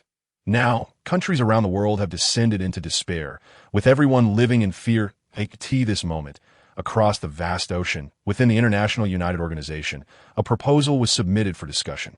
The proposal's title was lengthy, but it could be succinctly summarized in 2 words. Surrender. Chapter 79. The dull blade in this world. There is no one who does not fear death. Those who do not fear death either possess a belief more resolute than death itself, or have succumbed to despair in life. Thus, no one desires to perish. Hence, this proposal emerged. Surrender. First, attempt to communicate with the extraterrestrials. Second, offer sacrifices. Use the most heinous prisoners to feed the extraterrestrial beasts. Upon hearing this proposal, the room fell silent.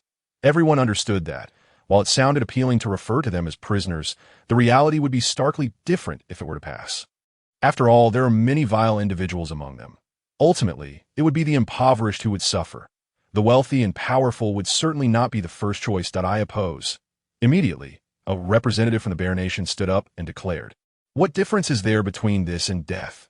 We, the Bear Nation, would rather die standing than surrender to those monsters." As he spoke, only a few nations acknowledged him, while the majority remained silent, behind many representatives.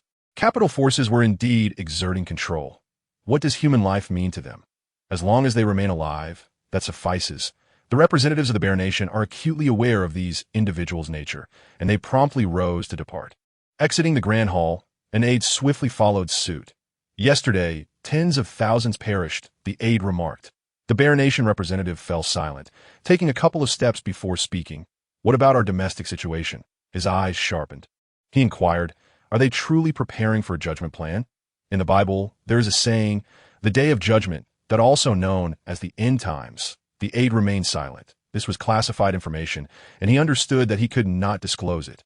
A glimmer of wisdom flashed in the Bear Nation representative's eyes as he declared, "You need not speak. I already know." He lifted his gaze to the azure sky, which appeared dark and foreboding in his eyes. Much like the future of humanity, on December 11th, a rare glimpse of radiant sunshine graced the day.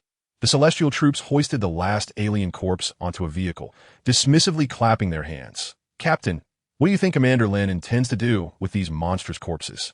"It's truly revolting," a squad leader commented. "Why are you complaining so much? Stop speaking ill of Commander Lin. That is truly distasteful," another soldier retorted, eliciting laughter from the group. One of the team members scratched his head, saying, "I wasn't gossiping. I was just curious." "Curiosity isn't an excuse," the squad leader replied brightly. "Commander Lin surely has his reasons for doing things." That a chorus of agreement followed, for in their hearts, Commander Lin was a figure of light. Thus that anyone who dares to speak ill would face their wrath. The squad leader hummed a tune as he boarded the vehicle. Behind them lay the final alien beast corpse identified by Huaxia.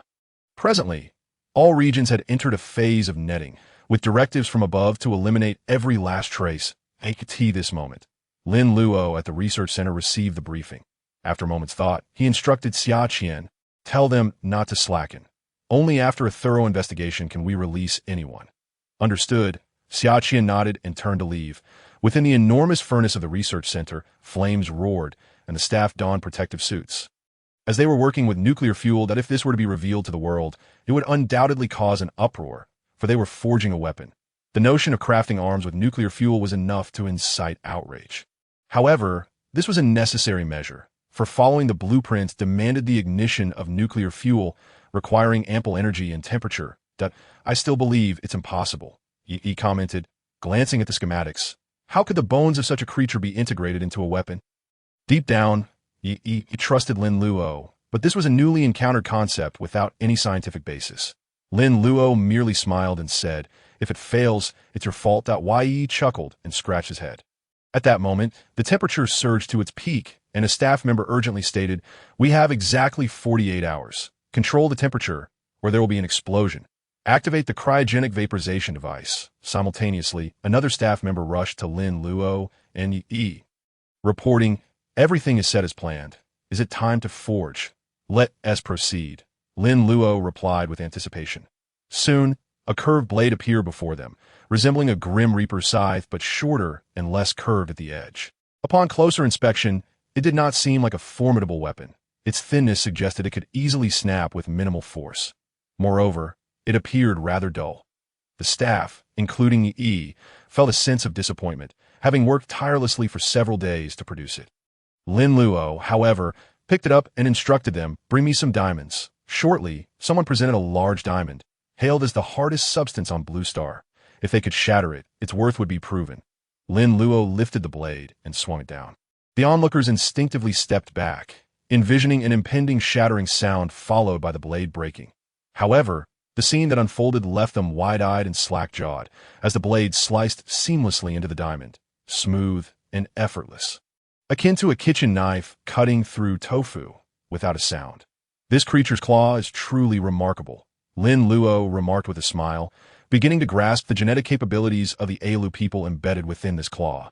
Much like the genetic locks in humans begin mass production, he decisively tossed it to Yi, who was so startled that he stumbled backward, causing the blade to embed itself in the ground.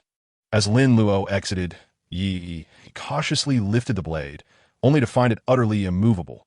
This was expected. Though it appeared light, it weighed 500 pounds. Without the strength of a celestial soldier, it was virtually unliftable. Straining to pull it up, he asked, "What is this weapon called, Brother Lin?" Lin Luo continued walking, replying, "It's called the Edge of No Blade." On December 12th at noon, the inhabitants of the bomb shelter completed their midday training and engaged in discussions about new developments. "I've noticed a significant boost in my physical strength lately.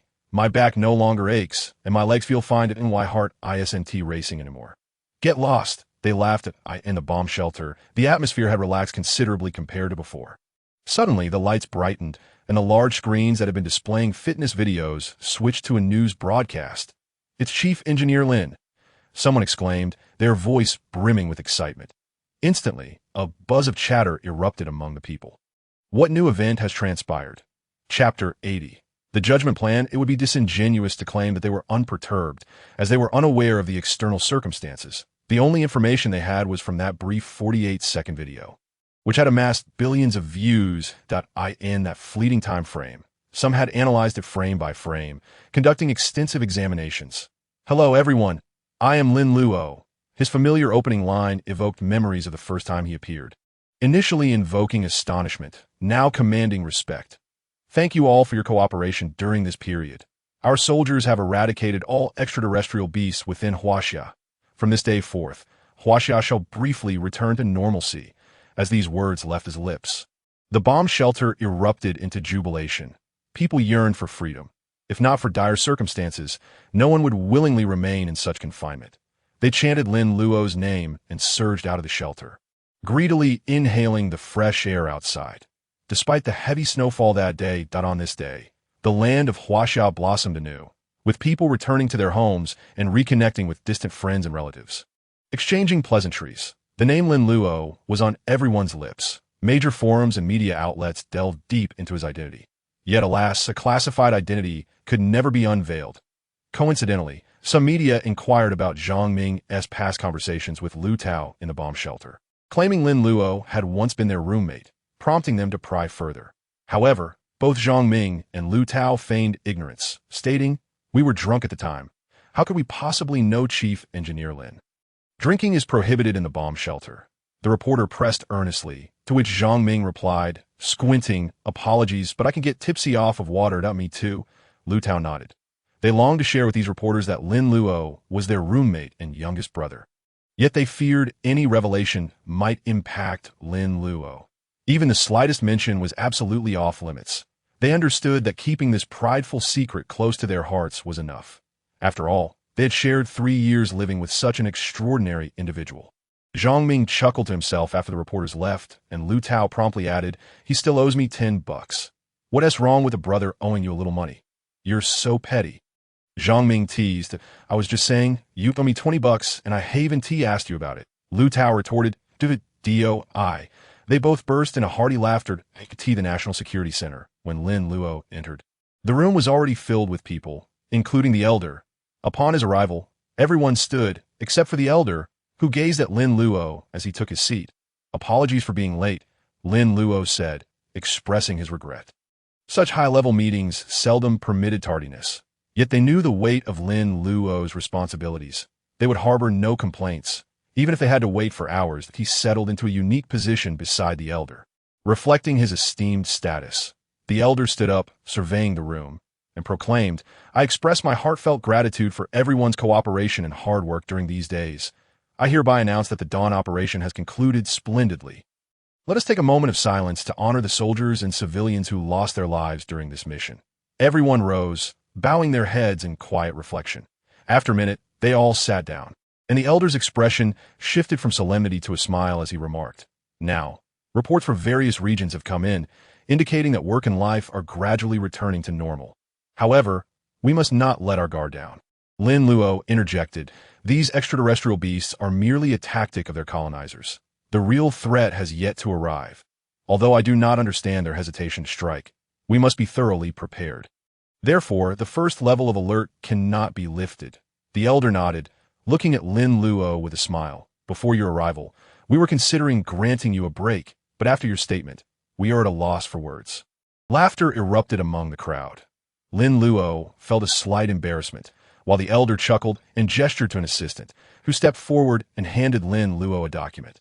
This was an information file detailing the current situation on Blue Star, revealing that in populous nations, tens of thousands perish daily at the hands of the extraterrestrial beasts, with some cases reaching as high as 100,000.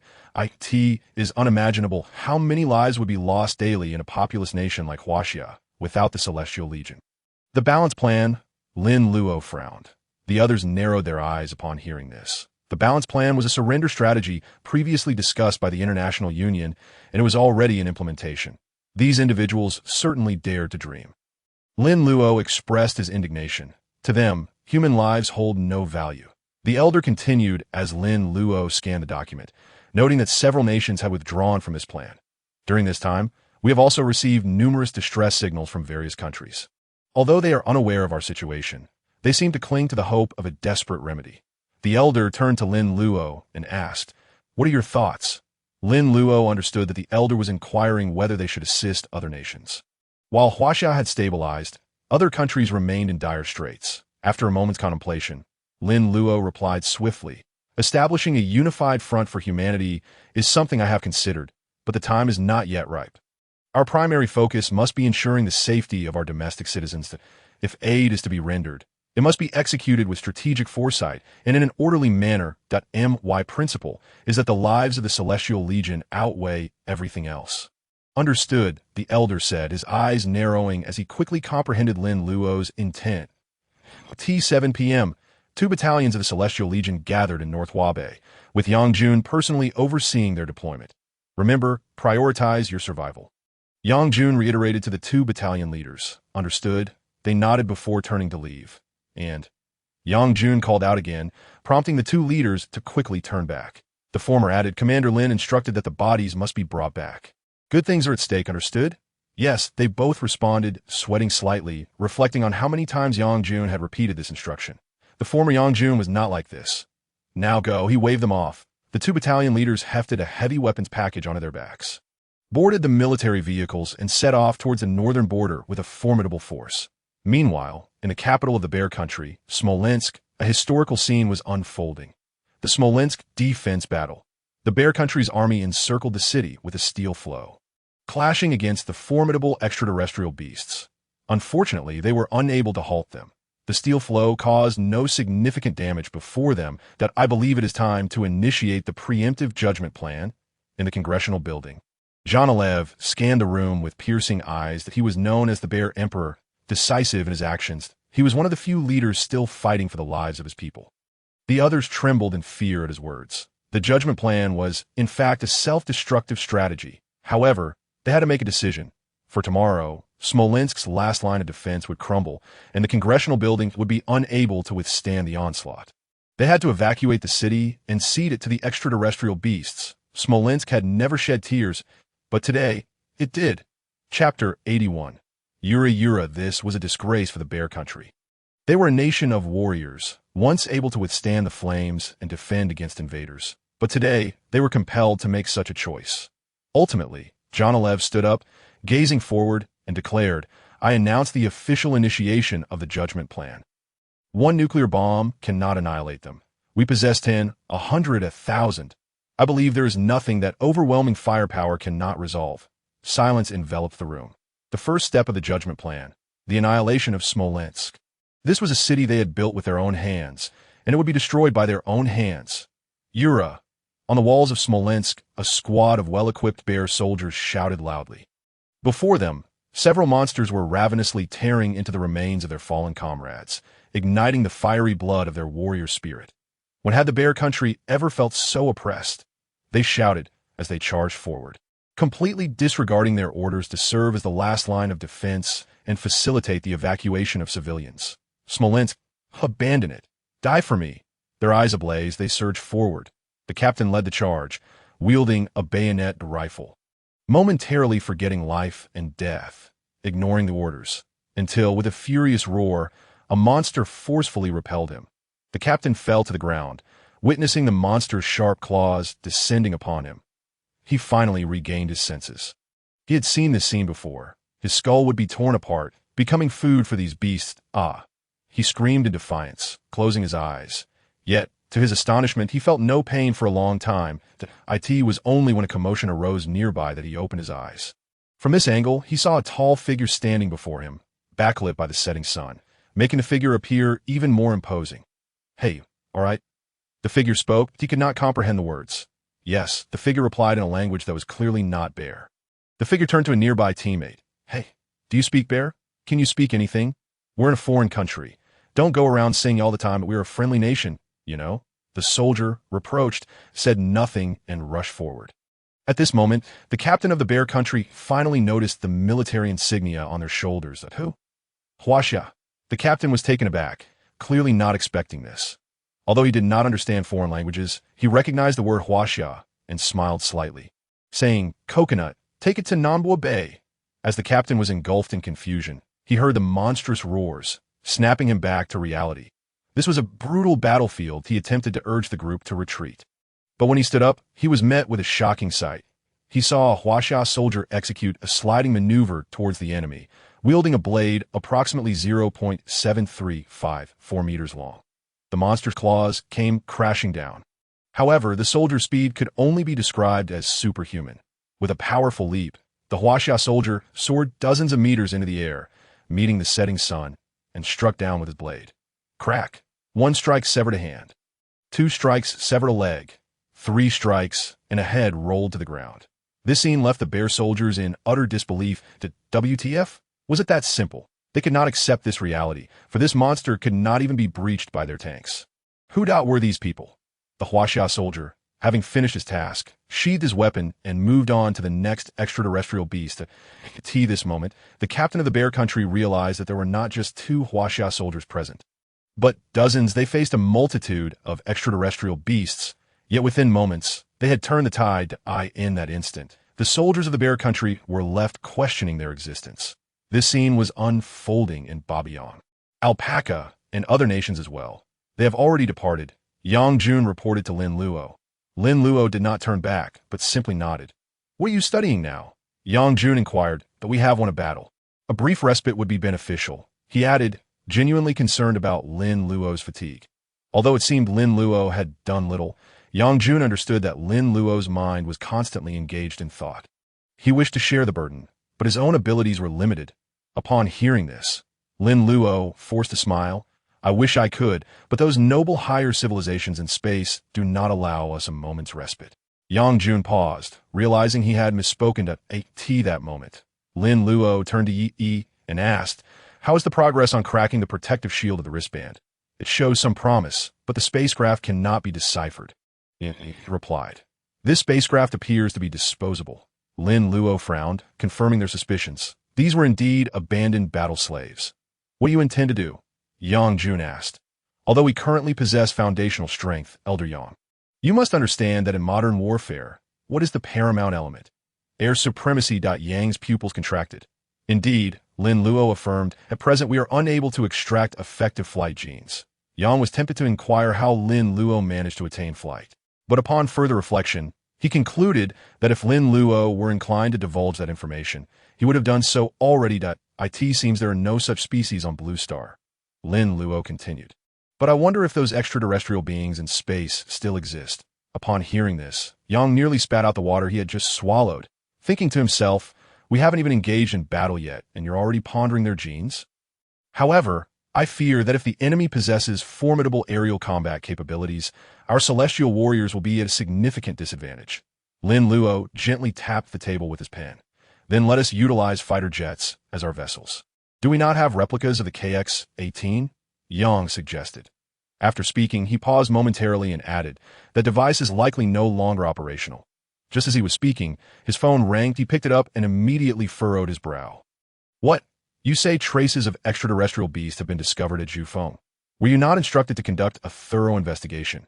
Dispatch nearby celestial warriors at once. And remember, the safety of the populace must come first. As he finished speaking, a voice on the other end replied, we have found enormous footprints here, but we cannot confirm if they belong to extraterrestrial beasts. Chapter 82. Celestial Warriors. Conduct an immediate investigation. As Yang hung up the phone, he turned to Lin Luo and said, I must step out for a moment. Lin Luo nodded. Such matters naturally do not require him to oversee every detail. The current domestic situation is manageable.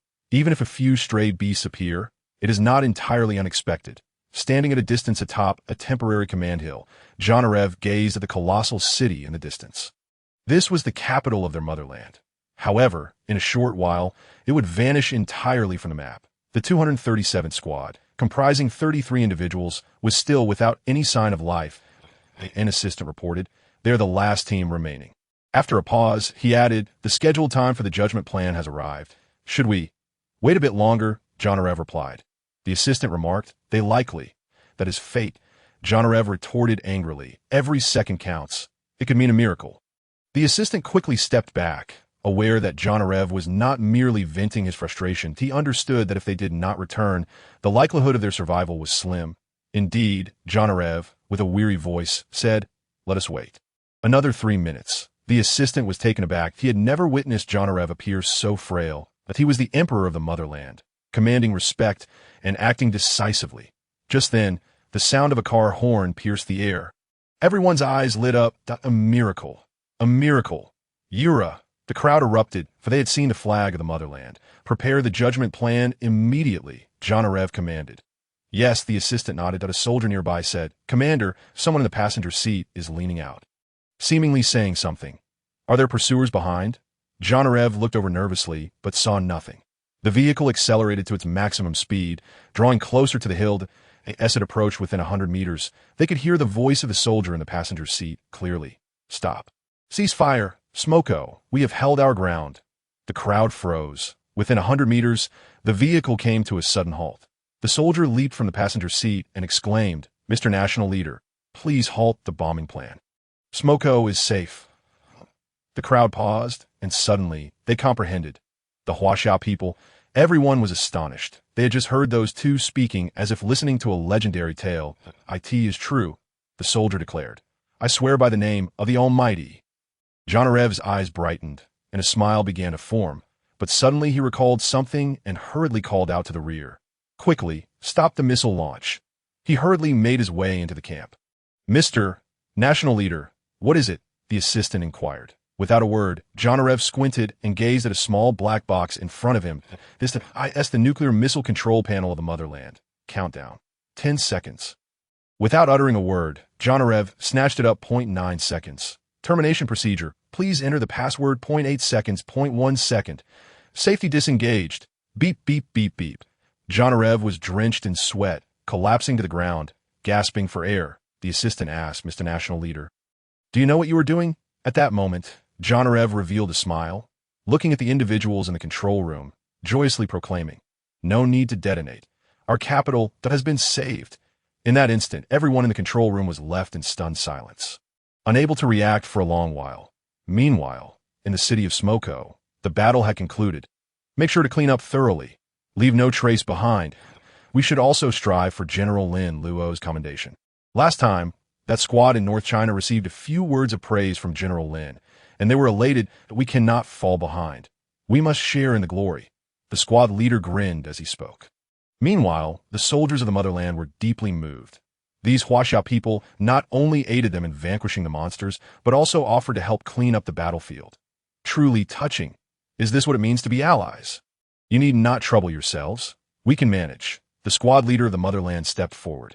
Unfortunately, the words he spoke were incomprehensible to the Huaxia squad leader. The squad leader of the motherland waved his hand, signaling his team members to come forward and assist, but the Huaxia leader immediately interjected. No need, we can handle it ourselves. Still, there was a language barrier, yet the soldiers of the motherland felt even more touched. Indeed, true brothers. The squad from the motherland glanced at the unsheathed woofing blade planted in the ground, swallowing hard, indicating with his finger, "May I touch it?" Just moments ago, he had witnessed this group wielding the blade to slay monsters, and he was eager to see what kind of artifact it was. Although the Huaxia leader could not understand the words, he grasped the intent this time, smiling. Okay. The squad leader of the motherland excitedly prepared to draw the blade. But it would not budge. Pulling with all his might, it remained steadfast. After 3 attempts, it still would not yield this moment. The Huaxia leader burst into laughter, and under his watchful gaze, he effortlessly lifted the woofing blade with one hand, affectionately draping his arm over the squad leader's shoulder. Yura. The squad leader of the motherland was drenched in sweat, fixated on the woofing blade being lifted with such ease, pondering, is the disparity between people truly this vast? As night fell, Lin Luo returned to his residence and found Xia Qian waiting at the door. Upon seeing him, she opened the door for him. How many did you take down? Lin Luo inquired with a smile. Xia Qian, surprisingly gifted, had awakened both speed and strength gene abilities. 7. With one heavily injured, she replied earnestly. Lin Luo's mouth twitched, thinking to himself, there's no need to be so serious. Is there? He waved his hand, ready to rest, but Xia Qian said, Commander Yang called, stating that the creatures at Zhufeng are not extraterrestrial beasts. Not beasts. Lin Luo was taken aback, asking, then what are those enormous footprints? The local indigenous people are preventing us from investigating, claiming these are their mountain gods, Xia Qian explained. Mountain gods? Lin Luo paused. Essay student who had undergone 9 years of compulsory education. He found it hard to believe such tales. He attempted to search for the term Zhufeng mountain god on his computer and discovered a plethora of discussions online. In 1973, an expedition team in our country encountered a snow mountain. They were presumed dead, but were found the next day lying at the foot of the mountain, according to the recollections of those present. They were rescued by mysterious beings. In 1983, a local resident went missing for several days, only to return unexpectedly while preparations for his funeral were underway, though he said little, only that he had been saved by the mountain god. In 1999, a curious team sought the whereabouts of the mountain god, but found no trace. However, they did discover enormous footprints in some concealed areas of the snow mountain. Lin Luo pondered deeply upon reaching the end of the account, rising to his feet and stating, it seems we must pay a visit to Zhufeng. Now, Xia Qian hesitated, then immediately said, I'll prepare the plane right away, and no need. Lin Luo smiled slightly, suddenly appearing behind Xia Qian, lifting her by the back of her clothing, and in the next moment, they found themselves soaring high above the ground. Xia Qian looked down and swallowed hard. This what it feels like to fly in the sky. However, what discomforted her was that why did this man carry her as if she were a small chick? Did he not regard her as a person? Oh well, let us just admire the beautiful scenery of the earth. Time flew by, and by the time Xia Qian felt her feet touch the ground, she could already see Yang Jun. What brings you here? Yang Jun was taken aback upon seeing Lin Luo's arrival, exclaiming, such trivial matters are well within my capabilities. However, Lin Luo surveyed his surroundings and replied, perhaps this is no mere trifling matter. Chapter 83. The world takes notice. Yang Jun was bewildered. What did Lin Luo mean by that? Inside the office, Chana was perusing various documents, as extraterrestrial affairs had been delegated to Lin Luo, relieving him of many responsibilities. Look at this pile of letters. It has exceeded 1 million, remarked an assistant with a smile. All of them expressed gratitude and well wishes for General Lin Luo. Chanan rarely lifted his gaze, responding with a smile. Without him, we would have been reduced to their level. However, he soon retracted his smile. What's the matter? The assistant, having accompanied him for many years, quickly sensed the change in his expression. Lin Luo has contributed so much here, yet we find ourselves unable to assist him in any meaningful way. Chen lamented, his frustration palpable, which elicited a sense of guilt within him. Isn't Lin Luo still unmarried? The assistant inquired. Indeed, Chen nodded, pausing momentarily before turning to the assistant. Are you suggesting that a pause ensued before he added? No, we cannot ascertain whether Lin Luo would welcome such a notion. During this tumultuous time, he already has so much on his plate. Precisely because he is so burdened, we should be more attentive to his needs. Shouldn't we? The assistant replied with a smile. We are not imposing anything upon him. We are not adhering to feudal traditions. After a moment of contemplation, Chen remarked, yet we lack suitable candidates that a person as exceptional as Lin Luo deserves only the most perfect match. Why not host a selection event? Suggested the assistant. Materialistic women would not suffice. Chen encountered, we could use a different theme for the competition, perhaps a talent show or a way to join the national team. How about selecting a spokesperson? The assistant proposed. That sounds promising. Chen responded with a smile. You handle the arrangements. However, we cannot proceed during this period. We must wait until the war concludes at that time. I shall ask Li Dong to gauge Lin Luo's sentiments. You truly are cunning. All the troublesome tasks seem to fall to Uncle Li, the assistant chuckled. Chen frowned, prompting the assistant to stifle his laughter. At that moment, a member of the communications department entered, stating, a call from the north. Read it, Chen instructed. The assistant began to read aloud, revealing nothing more than a letter of thanks and a request for a visit. It seems the issue has been resolved. Chen nodded, then inquired, is there anything else? Our celestial troop arrived just in time and prevented their trial plans, the communications officer reported, handing Chen a document. Upon glancing at it, Chen An's expression shifted. Indeed, they are a battle-hardened nation. When they cannot win, they resort to self-destruction. Fortunately, we arrived in time. The two men beside him chuckled lightly. The communications officer continued. Additionally, some supportive regions have sent gifts. The quantity is substantial. Chen paused, asking, what do you mean by substantial? The officer presented the details. Chen smiled wryly, stating a wealthy patron is indeed a wealthy patron, and the communications officer added, what else is there? Currently, our celestial troop has gained immense popularity abroad, with many regions reaching out for reinforcements, the officer exclaimed. How should we respond? This time, Chen did not look up from the documents and replied coolly. Did you say anything just now? Due to the celestial troop's support of other nations, news had undoubtedly spread. Their fierce combat style and formidable prowess had caused a stir across Blue Star. My heavens, they truly possess martial skills. What on earth is happening? What has transpired in the East? How have they achieved this? Legends of deities in the East began to circulate, raising the question of their veracity. Videos showcasing the celestial troops' feats against extraterrestrial beasts garnered billions of views, igniting fervent speculation among the populace, be it theology, martial arts, or even the notion that these soldiers had traversed time. These increasingly bizarre conjectures culminated in a perplexing situation laid bare on the desk of the Black Palace, leaving Timus tearing his hair out in confusion. Which theory do you believe holds merit? Timus inquired, yet no one could provide an answer, even standing before him with the so-called elite think tank of the Eagle Nation and the world. Useless, Timus erupted, his face reddened with anger. Have you made contact with him? Yes, but there has been no response, Blake replied. Useless, useless, Timus fumed, pointing an accusatory finger at him. Where are your agents? Your spies. They possess knowledge of many things we do not. How can you be so ineffective? In retrospect, it was terrifying to consider. The reasons for their swift victory in the previous war were becoming increasingly evident. Blake offered a bitter smile, harboring unexpressed frustrations. The head of the think tank spoke up. Sir, I believe our most pressing concern is to avoid further antagonizing them, that we must make every effort to mend the relations between our two nations. Timus and Blake paused. This statement might have held weight a year ago. But now, was there truly any hope? At the foot of Mount Zhu, ice and snow sprawled for miles, blanketing the entire plateau. Here, one could glimpse the azure sky and the distant peaks renowned as the pinnacle of the world. Take me to see the footprints, Lin Luo commanded. Yang Jun initially did not grasp the request, but quickly understood that Lin Luo was referring to the unknown creatures. They arrived at the base of Mount Zhu, where Lin Luo scanned the area, noting the proximity to a nearby village, approximately 4 to 5 miles away. The altitude here was roughly 2,700 meters, already quite elevated. though protective measures have been taken with the footprints. The harsh weather had caused them to be partially obscured by snow.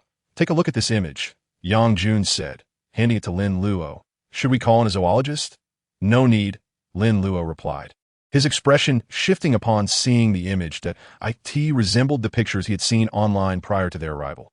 Similar to a bear's paw, but 3 times larger than a human's hand, with massive fingers and a palm that resembled a human's rather than a bear's. "Report." A soldier from the celestial troop rushed over, exclaiming, "We found it." "What have you found?" Yang Jun inquired urgently. "An extraterrestrial beast."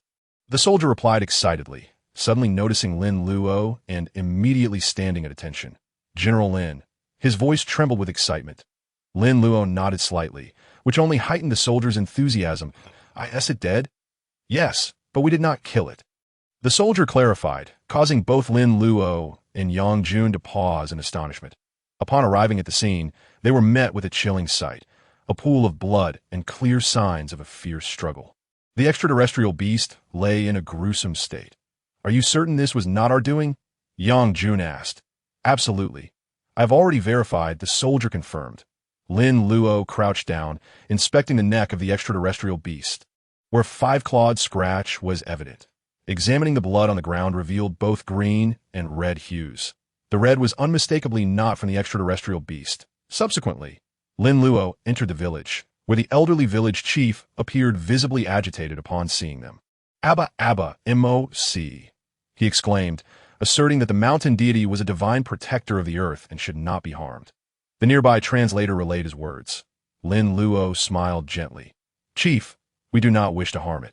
Rather, it appears the monster has injured it, and it may require our assistance." Amakaba, the old chief, clearly did not believe him. "Did you hear the howling of wild beasts and the fire some time ago? That was the mountain deity protecting you. This monster was slain by it," Lin Luo explained, presenting a photo. The chief remained skeptical. Sensing his doubt, Lin Luo gestured to Yang Jun, stating, "We are soldiers of Huaxia and would never lie."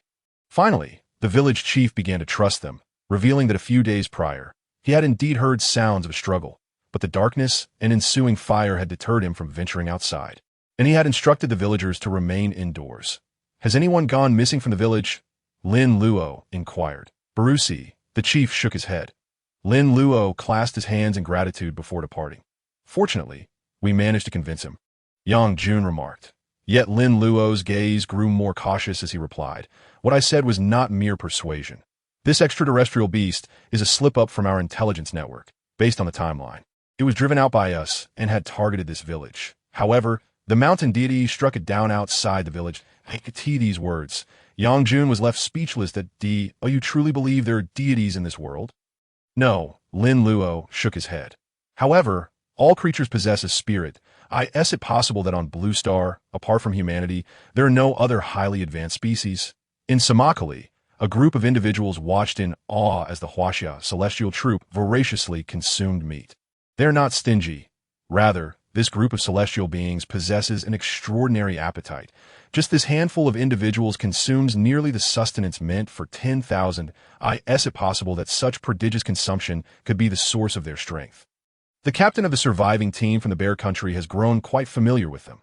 The captain from Huaxia, with a sudden grin that split his face, chose silence over words as General Lin stood up after their hearty meal. He turned to his companion, John Alev, and inquired, "Have the extraterrestrial beasts been loaded onto the transport? We are preparing to depart. Please convey my regards to your elder." John Alev expressed his gratitude, understanding that the camaraderie between nations is often fragile, fundamentally driven by mutual interests. This time, Huaxia's willingness to assist affirmed the wisdom of their alliance. That he added, "In addition to the bodies of the extraterrestrial beasts, we have also loaded some oil and food that you favor as tokens of our gratitude.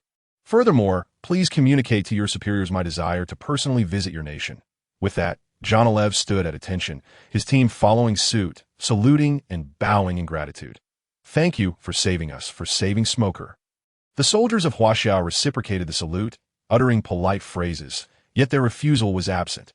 Unbeknownst to them, the resources John Alev referred to were far more exaggerated than they could fathom in the vastness of space.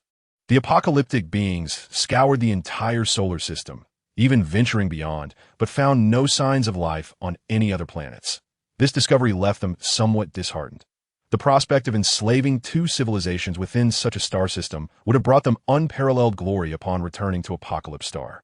In this light, it became evident that the civilization of Blue Star was still in its infancy. Valera gazed at the fragments in his hand, feeling a twinge of panic, yet he quickly regained composure, remarking, "Nonetheless, there exists some connection. Perhaps this time we shall uncover a treasure civilization." The deputy captain and others expressed their unrestrained joy. "Let us set forth, establish our coordinates." "Blue Star," Valera declared. There were several planets along this route that could be explored. For although the solar system may currently be in decay, its past must have been glorious. Time was of the essence. The inhabitants of Blue Star must have been sufficiently intimidated by our combat slaves, eager to surrender. Indeed, with a turn of his head, operations commenced. Valera scanned the fragments in his hand. Only the deputy captain appeared hesitant. He noticed an alarming number of signal sources had abruptly vanished. These sources were the control devices for the Green beings. Normally, their disappearance would indicate death. However, according to their previous data, the mightiest force on Blue Star was a nation known as the Eagle Nation. Yet this most powerful entity posed no threat in their eyes. Had they erred? The deputy captain pondered, concluding that the distance was too great for detection. After all, this solar system is an exceedingly remote, desolate star system. Nevertheless, even if the Green beast had perished, they remained indifferent, as they were merely slaves. Nothing more. For several days, Lin Luo searched the valley, fully aware that finding something akin to a needle in a haystack was an uphill battle. On the final day, he ascended to the peak of Zhu Peak, where the cliffs stood steep and perilous from the summit. One could gaze closely at the celestial bodies. Yet, those with acrophobia would find it intolerable to look down. After a thorough search yielded no results, Lin Luo resolved to return to Tianjing, when suddenly a soldier beside him exclaimed, "Is that snow tinged with red?"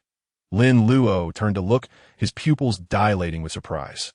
On the white cliff, an enormous figure blended seamlessly with the snow-capped mountain. Without Lin Luo's keen eyesight, the creature would have remained undetected. It seemed to sense Lin Luo's gaze, its eyes widening in shock. In that instant, their eyes met, one filled with astonishment, the other with delight. The surrounding soldiers were rendered speechless as the creature leapt into the air, defying gravity without wings. It was indeed flying. In that moment, Lin Luo was overjoyed. The creature lingered in midair for a moment, casting a challenging glance at Lin Luo, as if to say, "Come, chase me." The creature then departed into the distance, seemingly devoid of any hostile intent, soaring through space in search of its next hiding place. Suddenly, it heard a cheerful hi. Though it could not comprehend human speech, it recognized the presence of humanity. Turning its head, it was met with the familiar face of the very human it had just taunted. "Hi," Lin Luo greeted with a warm smile. Having lived a long life, he had never encountered such a request. The creature paused, scanning Lin Luo with a mix of trepidation akin to that of a human. It roared and hastened its pace. Its speed was unfathomable. After flying for 10 minutes, it turned its head to find the space behind it empty, releasing a sigh of relief. Yet, it suddenly felt a collision. Pain surged through it upon opening its eyes. It saw that kind smile once more, accompanied by the words, "I am a good person." The creature took a step back, quickly turning to flee in another direction, its body exhibiting intense agitation. Lin Luo furrowed his brows, recognizing this as a sign of panic. When a creature encounters a stronger being, it instinctively seeks to escape. It was clear that the creature understood Lin Luo was faster. However, it still chose not to attack, but to flee. As Lin Luo hesitated on whether to pursue, he noticed visible blood trails streaming from the creature's back due to its frantic movements. Lin Luo quickly chased after it, while the creature desperately sought to escape. Each time Lin Luo caught up, he patiently explained, but the creature would merely change direction to flee, with no other choice. Lin Luo resolved to inflict a small wound on his own arm, using his hand to cover the injury. While gesturing towards its back at that moment, the creature finally comprehended. After a moment of hesitation, it chose to halt. No harm," Lin Luo reiterated, pointing again at its back. "Thank you for saving those villagers." 30 minutes later, Lin Luo observed the creature, now bandaged like a mummy, and found himself somewhat speechless. His lack of medical expertise resulted in a rather crude bandaging job, yet it sufficed. Though its appearance was less than graceful, it was functional. The creature was entirely snow white, with a large head and belly, while its limbs appeared quite sturdy. With such a sizable belly, do you often steal food from the villagers? Lin Luo teased, giving its belly a playful pat. The creature huffed in discontent, clearly displeased with the gesture. Yet it understood that it could not overpower Lin Luo. Being plump is not your fault. Lin Luo sat down and inquired, "What species are you? And how did you come to be here?" Lin Luo's curiosity was piqued. However, the creature offered no answers, seemingly unable to comprehend his words. Just then, the creature stood alert, scanning its surroundings. Lin Luo recognized that Yang Jun and the others must be approaching. The creature roared at him, signaling its intent to leave. Lin Luo smiled gently and nodded. This creature displayed remarkable intelligence. Before departing, it turned back, letting out a roar that likely expressed gratitude. Lin Luo waved goodbye amicably as the creature vanished from sight. Once it was completely gone, he retrieved a hidden test tube filled with the creature's blood, sighing, "I am truly too kind. Caring for animals is a duty for all," unbeknownst to this greedy human. The departing creature clutched several strands of his black hair in its paw, sporting a silly grin. This was the true expression of J.O.Y. in Tianjing.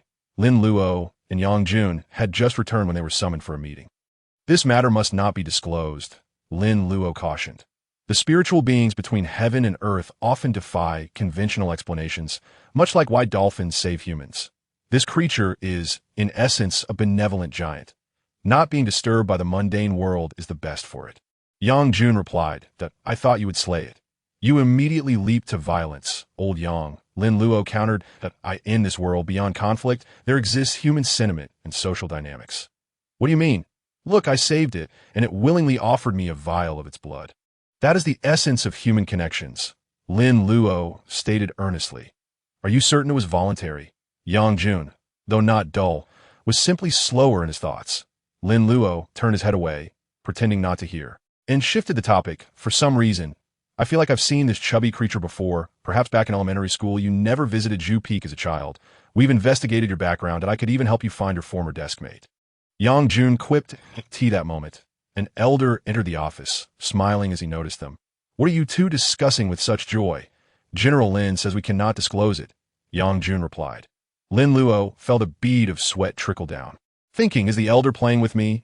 The elder laughed heartily, unperturbed, and said, "Take a seat. In this context." Apart from them, there were also Li Donglai, Chenin, and Wu Wenba. This was a battle report. The elder handed it to Lin Luo. Lin Luo glanced at it, nodded, and then remarked, "These nations truly spare no expense. The motivation behind this support is actually a gesture of goodwill. Of course, collecting the corpses of those alien beasts is also one of the reasons. If we do not intervene, their lives would be lost. Hence, they're willing to help." Chenin added, "I've already ordered the troops to withdraw." The elder continued, "Many nations outside are clamoring for our assistance." After speaking, he looked up at Lin Luo. Lin Luo pondered for a moment and said, "Now that the situation has stabilized and the allied nations have been largely resolved, we can consider extending assistance to other countries. After all, our demand for those extraterrestrial corpses is substantial. They are indeed valuable resources, and we need to equip our celestial soldiers with them." However, before Lin Luo could finish his thought, the elderly individuals present displayed sly smiles. "They need us," Li Donglai laughed awkwardly, finally seizing an opportunity to interject. However, as soon as he spoke, everyone frowned. Realizing he had misspoken, Li Donglai internally cringed as he heard the elder's reprimanding voice. "Donglai, what are you babbling about? We are a friendly nation, extending benevolent aid to all. Your mindset is flawed." Yes, everyone, including Lin Luo, nodded in agreement. I Donglai fell into a state of self-doubt, reflecting that perhaps it was better for him to remain silent. Urgent news! A soldier from a small nation on the desert continent burst into the office, startling the national leader. The leader, taken aback, inquired, "What is it?" "Huaxia has responded and agreed to our deal," the soldier exclaimed. The leader paused, then his face lit up with joy, asking, "Really?" "See for yourself." The soldier quickly presented the intel. Good. The leader's eyes glistened with tears.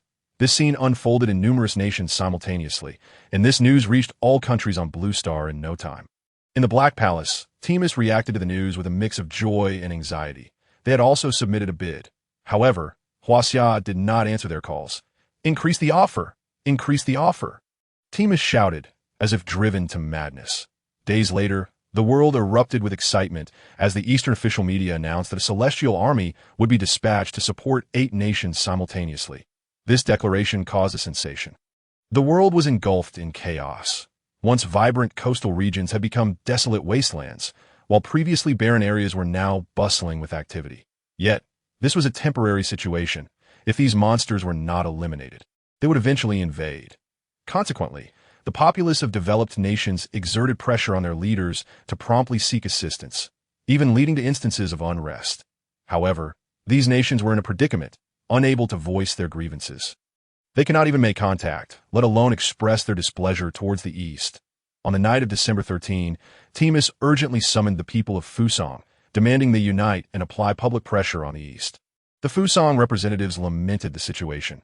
Who would dare offend the East? Yet, they had always followed the directives of the Eagle Nation and had no choice but to comply. Perhaps there was indeed a way. They had always been wary of international public opinion. After conveying the message back home, discussions ensued, and some agreed to the plan. On the morning of the 14th, Fusang and 3 allied nations issued a statement. The East is a major global power and should shoulder the responsibilities that come with it. Humanity is one.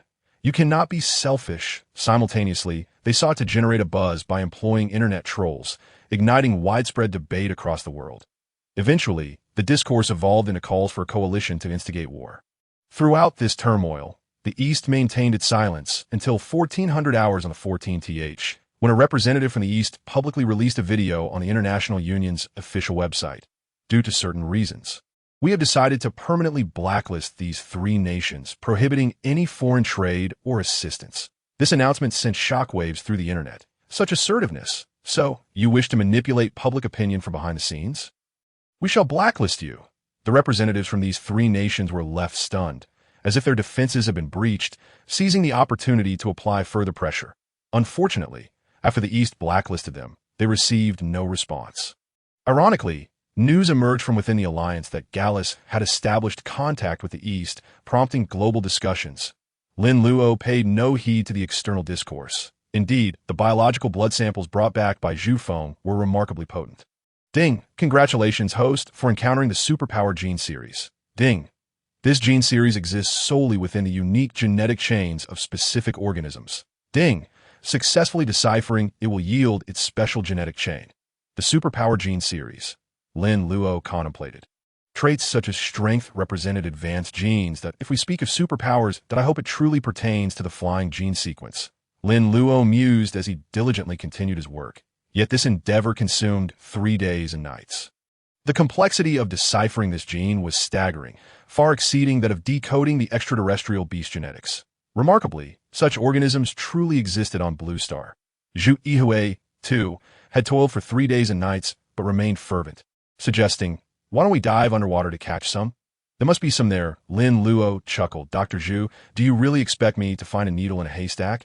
Zhu Yihui paused, then smiled wryly, replying, "I was merely jesting. I wouldn't dare. Let us take a break." As Lin Luo noticed a soldier from the Golden Dragon Regiment standing at the door with a document, he rose to step outside.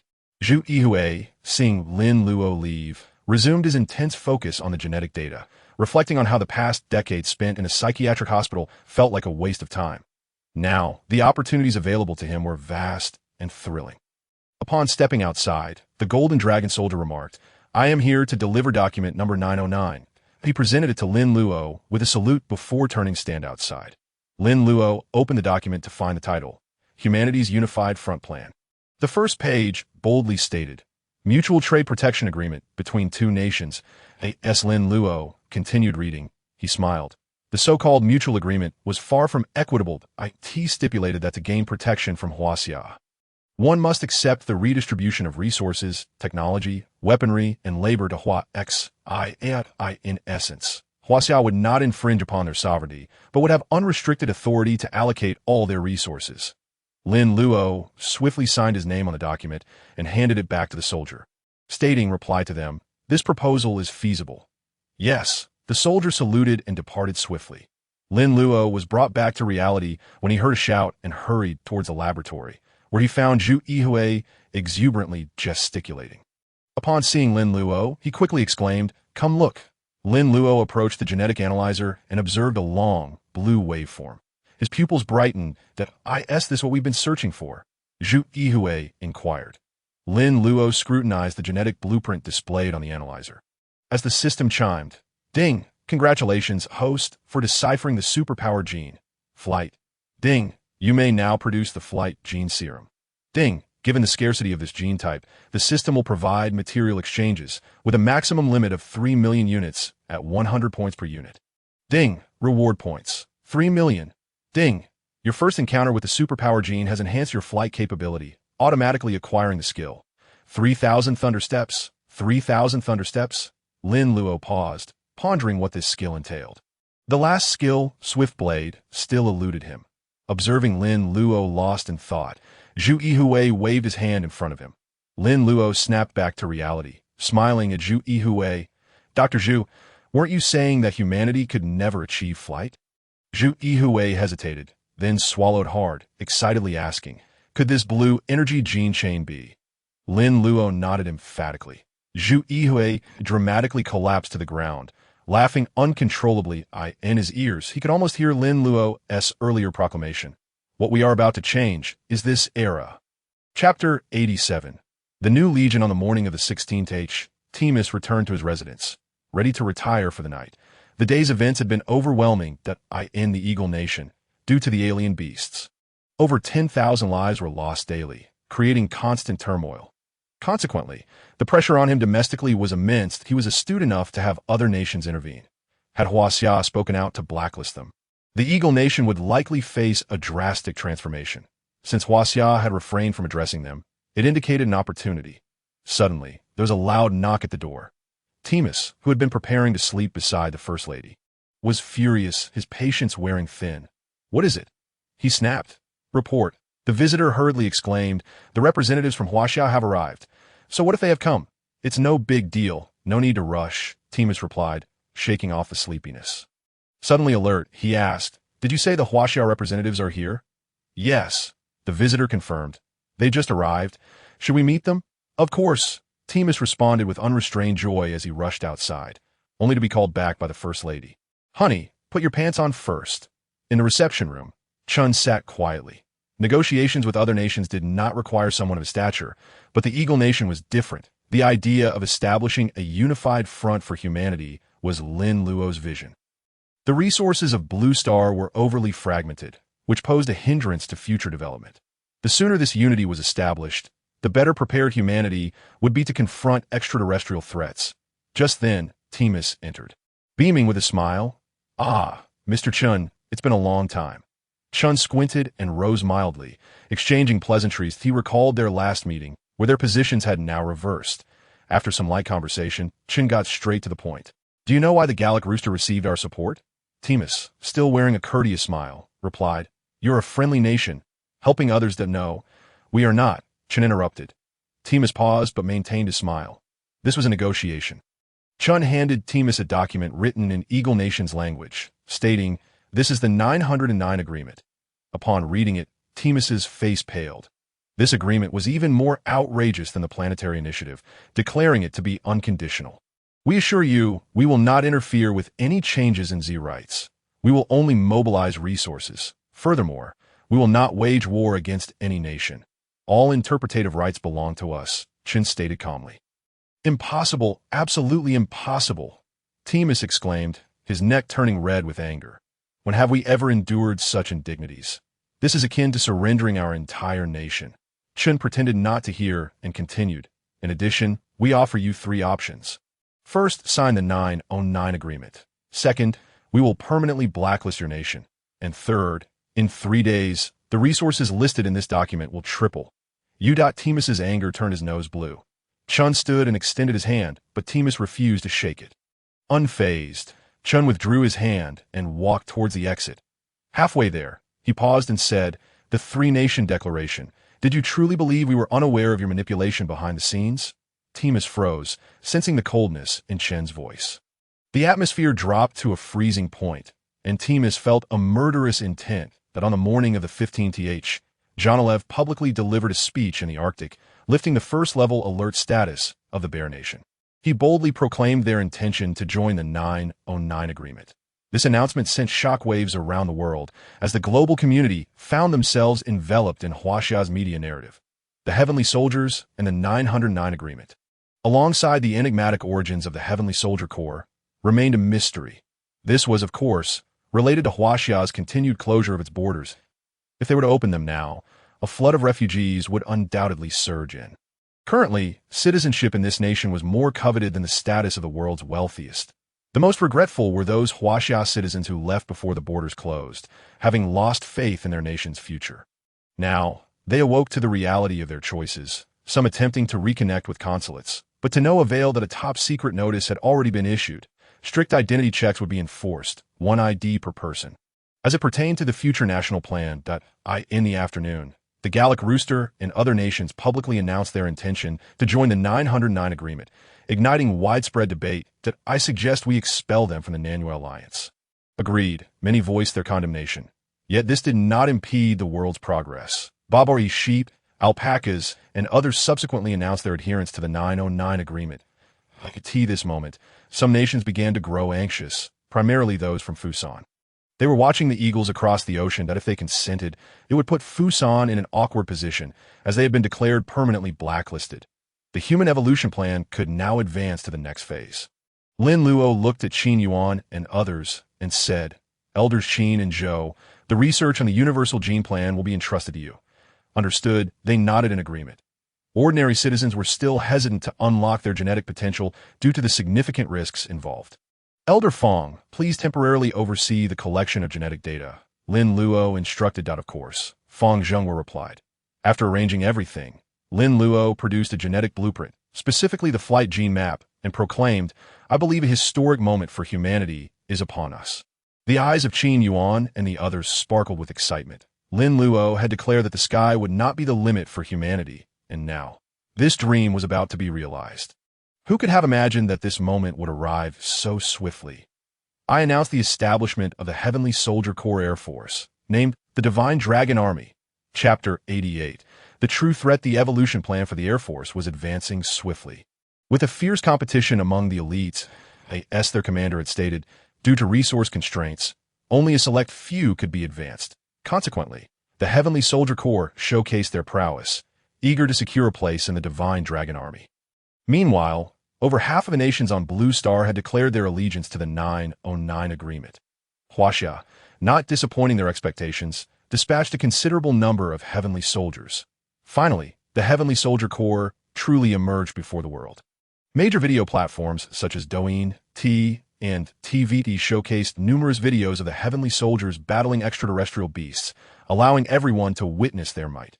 During this brief period, several nations lifted their state of alert. Frustratingly, the citizens of these nations, emboldened by idleness, began to wander freely. Hey, I just got a signature and a photo with a heavenly soldier.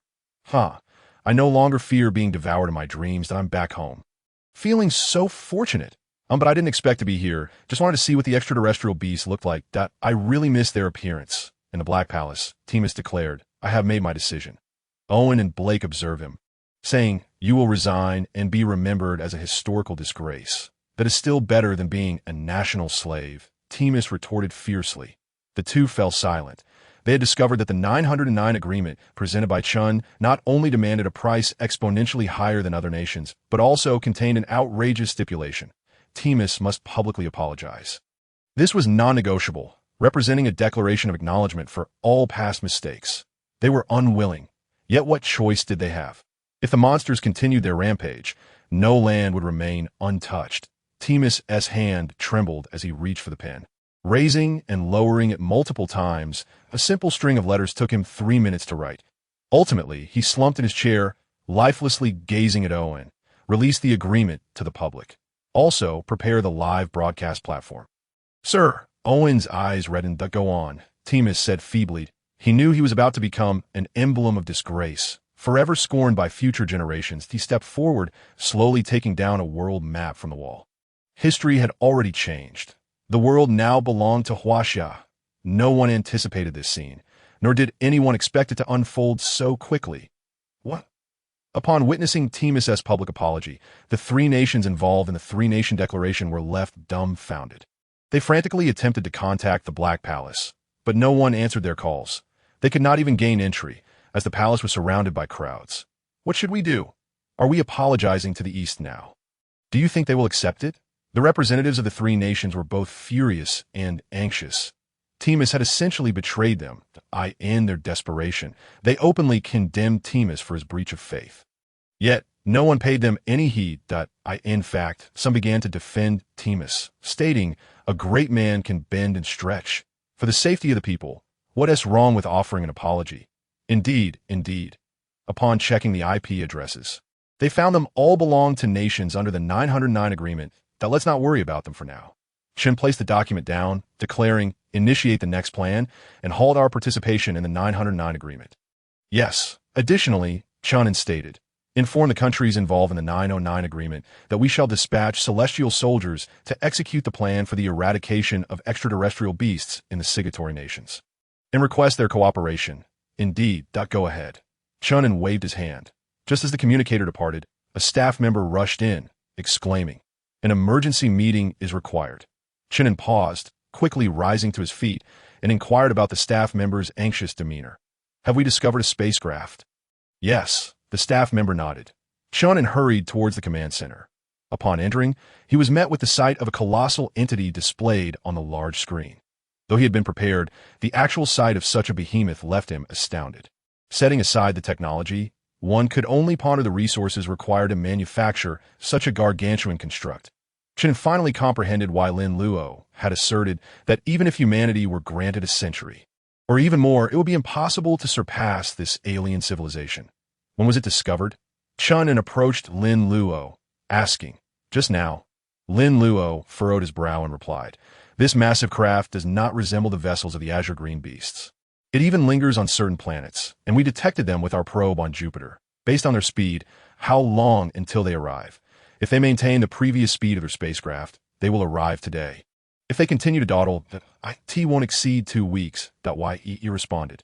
Upon hearing this, both Lin Luo and Chen fell into silence. 2 weeks, most, just 2 weeks. This time, things are getting serious. After all, their canine companion had been taken down, and it was time for the master to appear. Here, there are fragments of blue star as well. What kind of existence did the former blue star represent? Volamida's eyes were filled with astonishment. Along their journey, they had discovered such fragments on numerous planets. Unfortunately, history is far too ancient, allowing them only to glimpse shadows of the past. Yet, even these remnants were enough to leave them in awe. "Perhaps Blue Star truly harbors treasures," remarked a nearby apocalyptic star being with a smile. Volamida shared a hint of anticipation, though he remained unhurried. In truth, it was not that they did not wish to accelerate. Rather, the inherent speed of this behemoth was slow, and they needed to prepare for their return energy. In their view, ruling over a small, civilized planet like Blue Star would take merely a couple of days. "That's impossible." That moment, the vice captain interrupted their conversation with a statement. "What is it?" Volamida inquired. "We have detected a significant number of signal sources vanishing." The vice captain pointed to the database and explained. A week ago, he had not paid it much mind, but now he had to voice it, as more and more signal sources were disappearing. Volamida glanced at it, yet remained unfazed, stating, "Perhaps they have found a way to eliminate the azure green beasts. But that is of little consequence. It only proves their worth." The vice captain paused, contemplating, and found it quite reasonable, asking, "Where shall we fly next?" "Let us head to the nation known as the Eagle Country." Volamida grinned. Did they not claim to be the strongest? "If we are to engage, let us confront the mightiest. This way, we can instill fear and despair in Blue Star in the least amount of time." Chapter 89. A united front. A day later, a press conference announced the cessation of participation in the 909 plan, stirring up waves of turmoil. This moment, many countries finally realized that this was not a plea, but rather an opportunity presented to them. Some nations regretted their indecision, recognizing that they had previously possessed a chance, yet they chose to remain passive, unwilling to appease. They even believed they could manage on their own. Now, however, the 909 plan had ceased to include members. Meanwhile, Timus had nearly faced the wrath of generations past, until the Celestial Soldier Legion made their appearance in a flash. The Celestial Soldier Legion eradicated all extraterrestrial beasts within their territory in just 2 days. Suddenly, the narrative shifted. My goodness, we are indeed lagging behind. What is high technology worth? I always warned against offending them, for they truly possess formidable skills. The mysterious East is indeed no mere legend. Oh dear. I had the chance to immigrate, but I turned it down. I must be a fool that as discussion shifted, some even began to speak in defense of Timus. Throughout all this, Owen relayed the news to Timus, saying, "Sir, you may now venture outside. No one will throw eggs or shoes at you anymore." Timus reclined in his chair like a sloth, replying, "This is fine. They can take charge of the resistance plan, and we need not concern ourselves too much. Just follow their lead. You're simply giving up?" Owen chuckled. Timus shook his head. "No, it is merely that they are currently more prominent, so when the sky falls, they will bear the brunt of it. When the aliens arrive, they will likely seek them first." Owen smiled. Though some nations joined the 909 agreement reluctantly, they dared not defy it, even opting to comply voluntarily. Timus, in particular, took the lead as a role model. Concurrently, a massive influx of supplies began arriving from the oceans, land, and air to Huaxia. These materials included steel, oil, advanced technology, and copious amounts of food. Upon exposure, some even jested about how Huaxia people could consume so much. Yet, it was not that no one wished to learn from them. Many sought to imitate the capabilities and movements of the Celestial Soldiers. Some even boldly claimed to have discovered a method to grow stronger. Unsurprisingly, those individuals ended up in the hospital, some failing to emerge. Consequently, many subsequent videos of the Celestial Soldiers included a disclaimer: "Professional athletes performing. Please do not attempt this as a normal human." This sparked a plethora of jokes and light-hearted banter. Everyone envied and yearned for the day they too could resemble these Celestial Soldiers. But don't hold your breath. Ordinary people will have no such opportunity. Look, the majority of Huaxia's populace should still be normal. Some remarked, drawing widespread agreement. Little did they know, on this very ground of Huaxia, a grand competition of human strength was underway. The strength of a man. 3 pounds. Next, sir, do I have a chance of being selected? What do you think? You, a man, can only muster 3 pounds of strength and still have the audacity to ask? Next, in cities and villages alike. Numerous personnel were gathering physical data. Those with exceptional traits were directly taken away in police cars, eliciting envy from onlookers. Even without the state's announcement, they could surmise some things, how they envied those summoned for tea. When will it be my turn? Everyone urged calm, assuring that there would surely be opportunities, as long as they worked to keep fit. During this period, fitness short videos became immensely popular, creating several new internet celebrities. In this brief span, the Celestial Soldiers did not begin to expand. The purpose of inviting these individuals was merely to collaborate with the newly developed low-spec gene reagents. The first-generation gene reagents required individuals with exceptionally strong willpower to endure, while the second generation was significantly milder. However, with multiple injections, the ultimate effect could still be achieved. This was one of the goals of the Human Evolution Initiative. Yes, relax. Lin Luo instructed Li Donglai, who was among the first to receive the flight gene reagents. Now, Lin Luo had organized detailed classifications of the materials. The first type, the basic gene reagent, is akin to unlocking the gene lock. Once unlocked, abilities can undergo mutation. For instance, strength, mental power, etc. These attributes will leap. Yet one attribute will appear particularly formidable. Even if one awakens the gene ability of mental power, their strength will far surpass that of ordinary individuals. However, it also means increased consumption. The second type, the supernatural gene catalog. This category is currently defined by the system as capable of creating weapons and cannot be applied to human bodies. The third type encompasses superpower genes. This category consists of genes that cannot be found in the human complemented gene catalog and must be acquired through unlocking the gene lock and seeking out these extraordinary beasts. Li Donglai focused on his breathing. Harboring little hope, the team mused that if humanity were to achieve flight, it would require developing something akin to cheat. He closed his eyes, allowing himself to relax. Suddenly, he heard voices nearby. "I am flying." Wow, Li Donglai's eyes shot open in shock as he found himself soaring 10 meters high. In his panic, whoosh. He plummeted straight down to... The crowd gasped. Plop. Lin Luo closed one eye, peeking with the other. Just listening was painful. Ouch, Li Donglai's backside was sore. He looked at Lin Luo, who extended a hand, complaining, "Why didn't you catch me?" You want two grown men to embrace each other and fly through the air. Lin Luo queried. I don't lie hesitated, realizing there was some truth to that.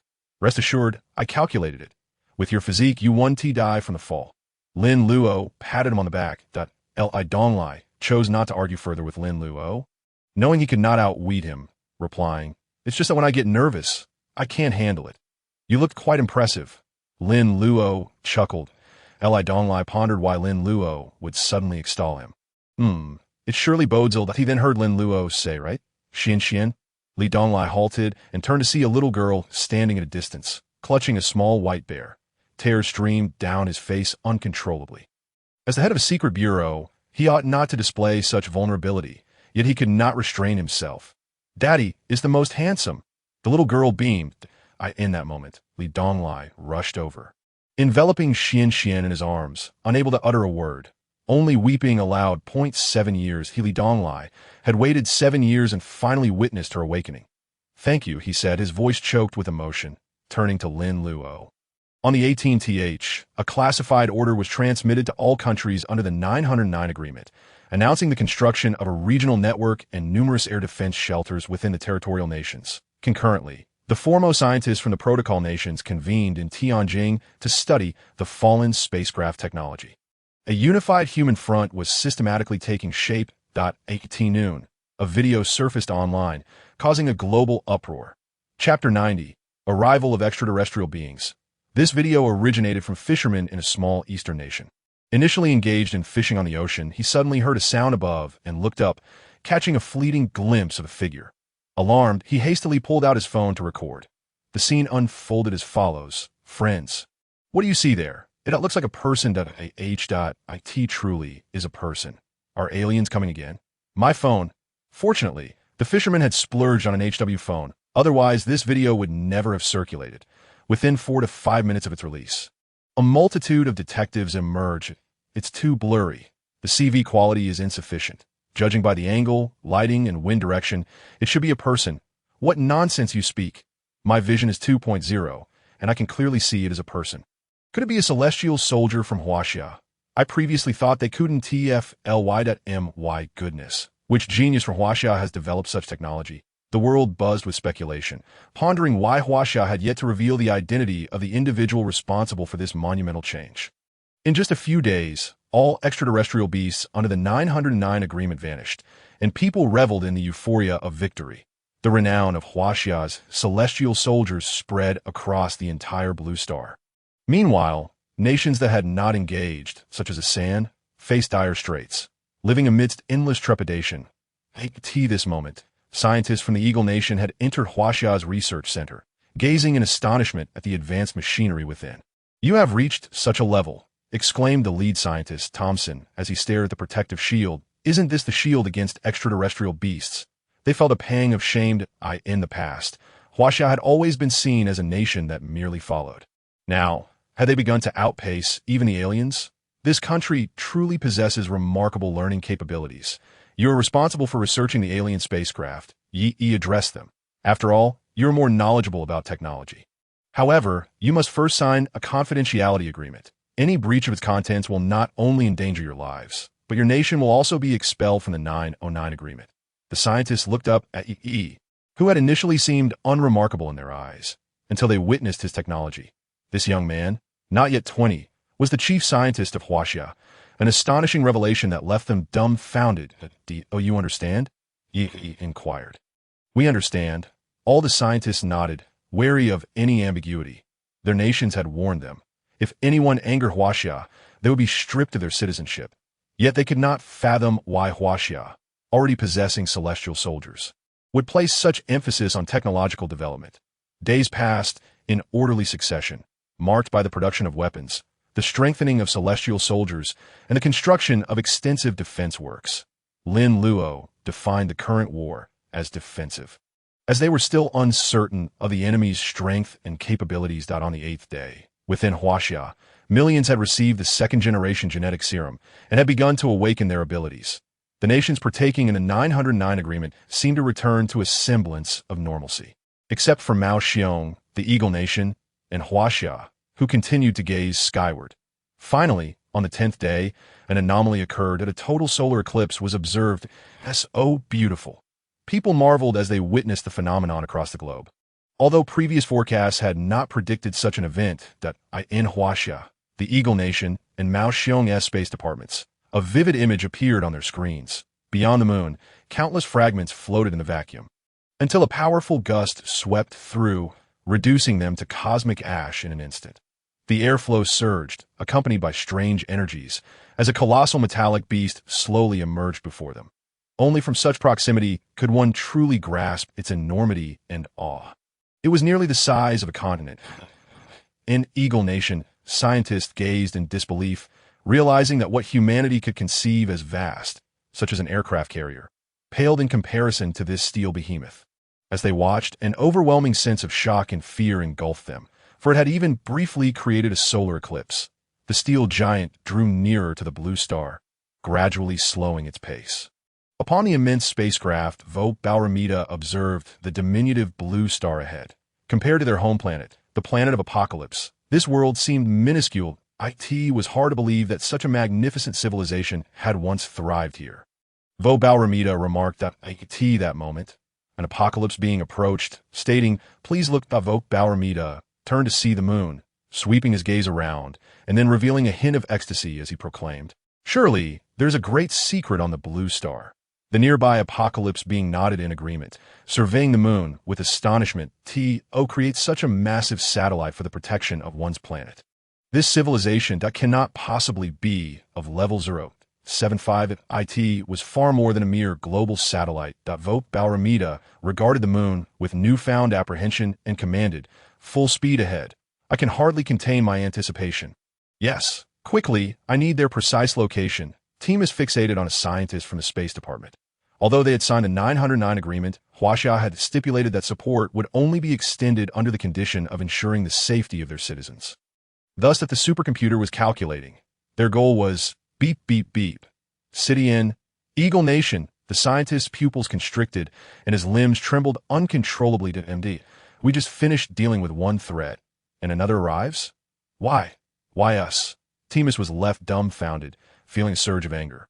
Were these extraterrestrial beings insane? Chapter 91. Always at Sea. December 31st marked the final day of the year on the Blue Star. Most people were busy reflecting on the past year's events, preparing to welcome the new year on this planet. Half were sleeping while the other half were active, just as any other day, until suddenly a tremendous roar shattered the air.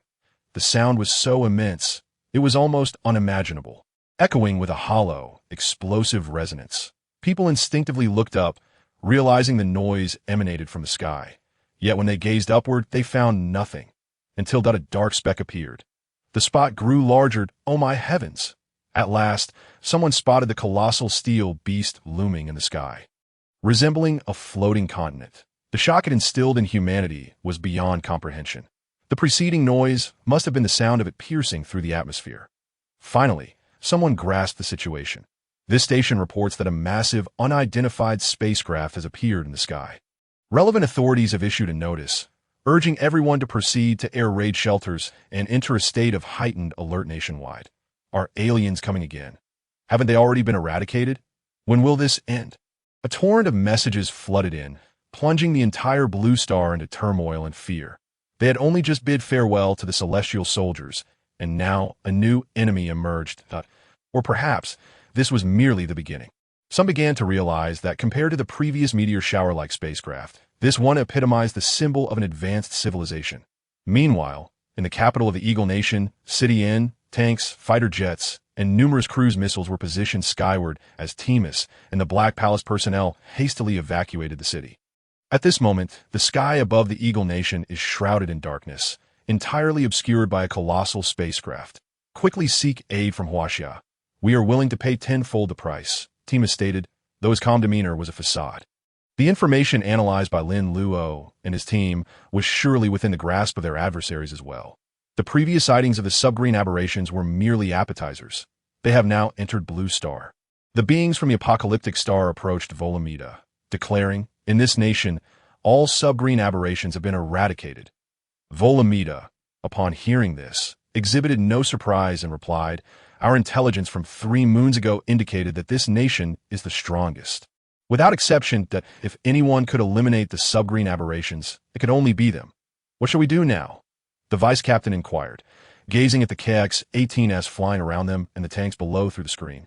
Volamita smiled and remarked, "Can such a level of technological civilization even be deemed as technology?" With a wave of his hand, he commanded, "Let them witness what true technology entails." "Yes," the vice captain responded, a smirk playing on his lips, his eyes gleaming with mockery. Fighters? Tanks? These were relics they had mastered millennia ago. Back then, as a secondary civilization, they deemed such things outdated. Let alone now, he turned to the nearby machinery and ordered, "Activate! Butcher!" As the voice command was given, a circular device enveloped in swirling blue energy began to rotate at the core of the metallic behemoth. This was the energy sustenance for this gargantuan spacecraft. A testament to unimaginable technological prowess, as a vessel the size of continental shelf required only this compact energy apparatus. As the energy swirled, the massive fortress of steel suddenly opened, releasing a swarm of entities reminiscent of bees. What were those? On the ground, the soldiers of the Eagle Nation looked up in horror at the densely packed swarm above, feeling a chilling dread. Unclear target. Lock on the target, not engage yet. Continue calling alien civilizations. In a response, in a moment of panic, the soldiers' pupils dilated. They witnessed the buildings in the area traversed by the mechanical swarm gradually vanishing into thin air. This scene was utterly terrifying. As they could not perceive the means of their annihilation, it was akin to being melted from afar. "Engage!" Requesting to attack, the soldiers cried out in alarm, for they saw the swarm advancing towards them. And before their very eyes, their comrades, their brothers, were utterly obliterated. "Attack!" the military commander bellowed, and in an instant artillery, aircraft, and missiles were mobilized. Yet they had no chance to close in on their foes. The shells detonated mid-air. Aircraft plummeted. Tanks vanished. No, entire cities were disappearing on satellite feeds, all watched in shock as a city simply ceased to exist. In City, once one of the most developed urban centers on Blue Star, the pride of the Eagle Nation, had vanished in an instant. Was this the power of extraterrestrial civilization? How could they possibly resist? Timus, witnessing this spectacle, slumped helplessly in his chair, abandoning any thoughts of seeking assistance from Huaxia. The technological gulf was insurmountable by any earthly force. As the swarm leaped and vanished instantaneously, the immense steel beast opened once more, releasing a torrent of blue energy, launching countless mechanical units towards the Eagle Nation. This time, the people saw clearly. These were not bees, but mechanical armors. Unlike any human-designed technology, they bore no visible weaponry. They could even see the beings encased within the armors in the words of the apocalyptic beings. This armor was known as energy armor, a form of mechanized combat suit that had transcended reliance on machinery, excelling in energy manipulation. This energy armor significantly enhanced the combat capabilities of the apocalyptic beings, who were already formidable. This moment, the land across the ocean echoed with cries of anguish and shouts of terror. Support, or not. An elder surveyed the crowd, having witnessed the obliteration of N City. They were filled with trepidation. Of course we must fight. Just as the words resonated, Lin Luo appeared before them. Prompting all to look up, they were puzzled by his unwavering decisiveness. We once speculated that the primary target of extraterrestrial civilizations is enslavement. Thus, the destruction of N City serves merely as a means to intimidate us. They certainly possess the capability to annihilate Blue Star effortlessly, but did they traverse such distances solely to obliterate us?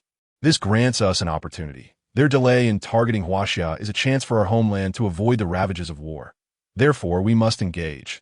Lin Luo spoke with conviction, asserting, "I believe our celestial warriors will not falter against them." As his words hung in the air, Lin Luo clenched his fists tightly. Given another decade, no, 5 years, humanity would undoubtedly ascend to a monumental evolutionary leap, and he was confident that they could intercept their foes in space. However, the enemy would not grant him such time. Fortunately, though the adversaries were well equipped, they were still underestimating their opponents. Chapter 92. The Celestial Warriors mobilized Bang. These Blue Star humans are remarkably weak. An apocalyptic being caught bullets fired towards it, the pellets from a shotgun, yet they were all grasped effortlessly in its hand. The burly white man wielding the shotgun was paralyzed with fear at this sight. They had seen such scenes in Hollywood films. Yet this was no longer mere fiction. It was unfolding before their very eyes. "Here you go," the apocalyptic being smirked lightly, shaking its hand, causing a burst of blue energy to ripple across the armor. And before the white man could react, his head erupted into a hive. The elder glanced at Shunin, who nodded in agreement. The elder exhaled deeply, turning to Lin Luo, stating, "Lin Luo, for the sake of Huaxia, for humanity, I consent to mobilize the Celestial Warrior Legion to support the Eagle Nation. All actions will be under your command. Everything across the nation will be at your disposal. This operation is codenamed Home." Yes, Lin Luo stood at attention, saluting.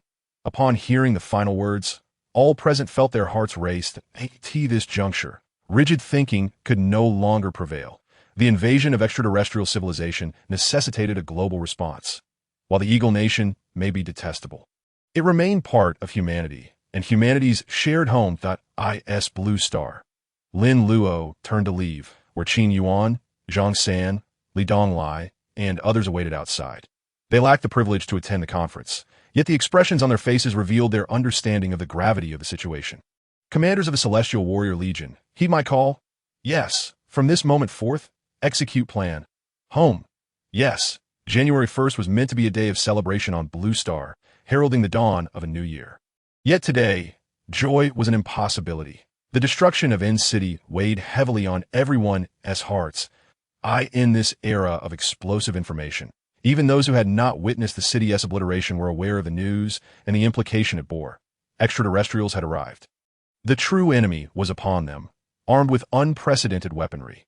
Even the Bear Nation revived their initial judgment plan. "We shall never submit to slavery," proclaimed Jonalev before the nation. If humanity were to falter, they would trigger a nuclear explosion. The other nations fell silent. All countries activated their highest-level security protocols, praying that the extraterrestrial civilization would not venture into their territories. But was that a possibility? It was only a matter of time. In the early hours of that day, 13 aircraft carriers, laden with the Celestial Warrior Legion, departed from the eastern coast, heading towards the other side of the ocean. Among these 13 vessels, 10 were allocated to Huaxia through the 909 agreement. Some even carried Eagle Nation soldiers who had just arrived. Moreover, countless KX-18 fighter jets filled the skies, carrying the Celestial Warrior Legion. "Thank you," the Eagle soldiers expressed, bowing deeply to the Celestial Warriors. The Celestial Warriors did not accept their gratitude. For Lin Luo had instructed them that this war was no longer solely the conflict of the Eagle Nation. It was not a battle for all humanity.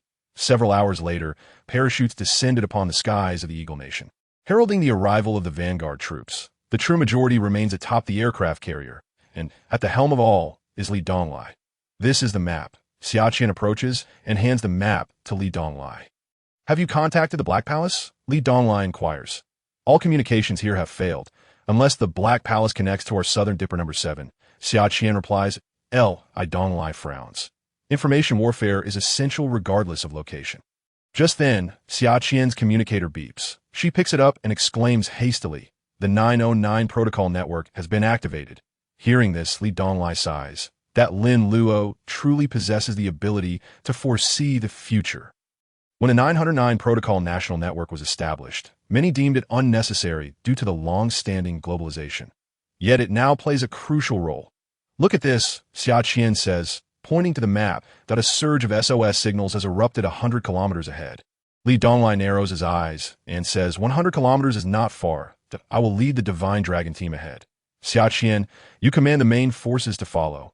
Yes, Xiaqian replies as Li Donglai waves his hand, leading over 100 members of the Divine Dragon team into action.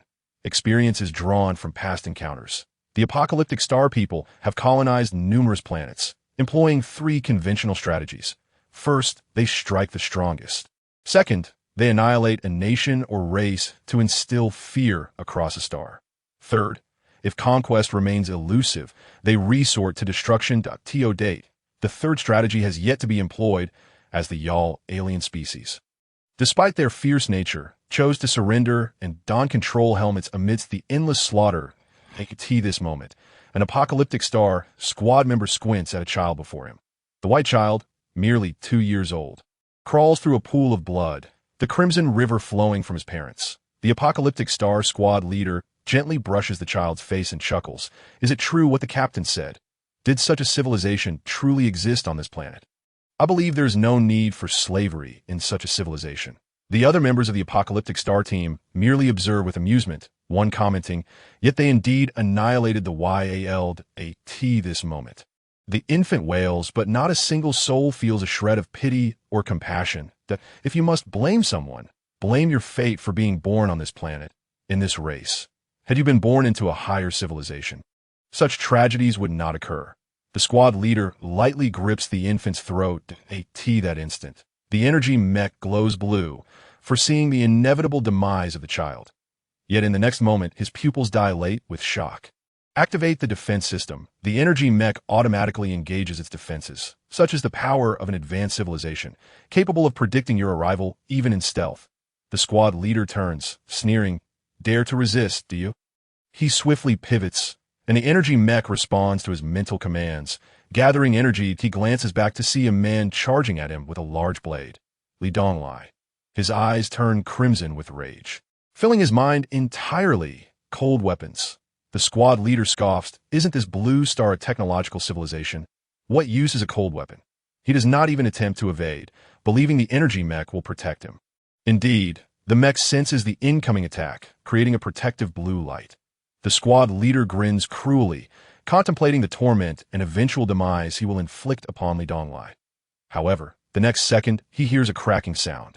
His pupils constrict as he watches a rusted blade pierce through the blue energy mech, aiming straight for his flesh. He is astonished. What weapon or power could penetrate the defenses of the mech? As his two brains race to comprehend, the energy mech suddenly erupts with a blue light, propelling him backward several dozen meters. Just as he believes he has escaped, he sees Li Donglai soaring high above. Following close behind, no. In that moment, his breath quickens. What is happening? Has he donned a mech too? Isn't he a member of the ape-like race? A blade pierces his arm, sending a wave of pain throughout his brain. The apocalyptic star beings possess two brain nerves, amplifying the agony. With a fierce shout, Li Donglai declares, "This energy mech is indeed terrifying." The moment of contact unleashes a massive energy shock, numbing his arms. It is only with this blade, devoid of a sharp edge, that he could possibly breach the mech's defenses. Li Donglai exerts force, bringing the blade down with a roar. "Die, you filthy creature." The squad leader's body snaps in two with that shout, his large eyes revealing disbelief that a civilization rated at 0.75 could possess the strength to shatter their level 3 energy mech. Could it be that the apocalyptic star people have provoked an entity they should not have? Alas, the remainder of the tale is now beyond his concern. He lies dead upon the soil of a 0.75 civilization world. Chapter 93.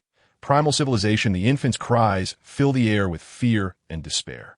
Li Donglai steps forward, one hand grasping the blunt blade, the other cradling the child. His arms are stained with the blood of the alien. This agent of Huaxia has assassinated countless whites, yet now he gazes upon the white child and softly assures, "Humanity will prevail." The blunt blade has indeed proven capable of breaching the enemy's energy mech. In this initial clash, casualties have been substantial. Our soldiers have succeeded in slaying their foes, yet the enemy's firepower is overwhelming. The energy rays from their mechs and unknown high-tech attacks pose significant challenges to our defenses. The success rate of ambushes will be higher, with the Speed Brigade and Divine Dragon Army holding greater advantages. Li Donglai's kills are being relayed back. Lin Luo receives the report swiftly that, in terms of proportionality, the Celestial Legion has suffered considerable losses. However, in warfare, casualties are an unfortunate reality. Thankfully, the majority are merely injured. With their mastery over genetics, the medical teams can easily treat their wounds. General Yang calls in. The communicator hands the phone to Lin Luo. "This is Lin Luo," that he answers that I have decided to personally lead the operation in the Eagle Nation. Direct confrontations are unfavorable for the Celestial Legion, that I shall employ infiltration tactics and a 3x3 strategy, that we will return to guerrilla warfare. Yang Jun's voice responds. Approved. Lin Luo only utters those two words before placing the communicator down. Each has their expertise, and in matters of warfare, Yang Jun and the other generals are far superior. At this moment, Yi enters, handing Lin Luo a report. The results have come in, according to satellite data and estimations. The energy protection device of that spacecraft is at least 100 times more powerful than that of the previous yawl. Lin Luo glances at the report and asks, "Is it impossible to confirm?" Energy is the fundamental force behind all operations in the world. The spacecraft that traversed from the distant M13 nebula must possess a device surpassing the Dyson sphere type. That device must be aboard. He explains. Given our current technological level, it is challenging to speculate on these matters. Lin Luo muses, pacing back and forth. Have a statistic from the Black Palace been sent over? They have, the communicator replies. As of now, they report hundreds of thousands dead, not including the casualties in City Inn. Upon hearing this, Lin Luo and others instinctively fall silent. They realize the enemy intends to annihilate a nation and instill terror across a star. Lin Luo presses his hands firmly on the table, knowing the war cannot become a protracted affair. Over 6 billion humans inhabit this blue star, and the vast majority cannot contend with these extraterrestrial beings. Thus, it is imperative to swiftly unearth the key to breaking the stalemate. Beep, beep, beep. Upon the steel behemoth, Vobala. Midar listens in shock to the reported casualties. What did you say? A sudden emergence of blue star humans has launched ambushes against us. The first officer reiterates, impossible, Vobala. Midar looks up, witnessing a staggering scene that a blue star human leaps 100 meters into the air, engaging in combat with a person clad in an energy mech. In terms of speed, their mech warriors hold no advantage. In fact, they lack the agility of their opponent. In the concluding moments of the footage, Vobala. Midar observes as the celestial soldier delivers a deadly strike. Albeit losing an arm to the energy mech's lethal ray, yet the celestial soldier remains unscathed, leaving with his severed arm and hand. The video concludes. An eerie silence envelopes the war room aboard the ship. Present are the captain and 38 squad leaders. This not a primitive civilization. Who can explain this to me? Vobara Midar roared in frustration, for within a mere day, over 10,000 of the apocalyptic beings had vanished without a trace. What was this formidable weapon they wielded?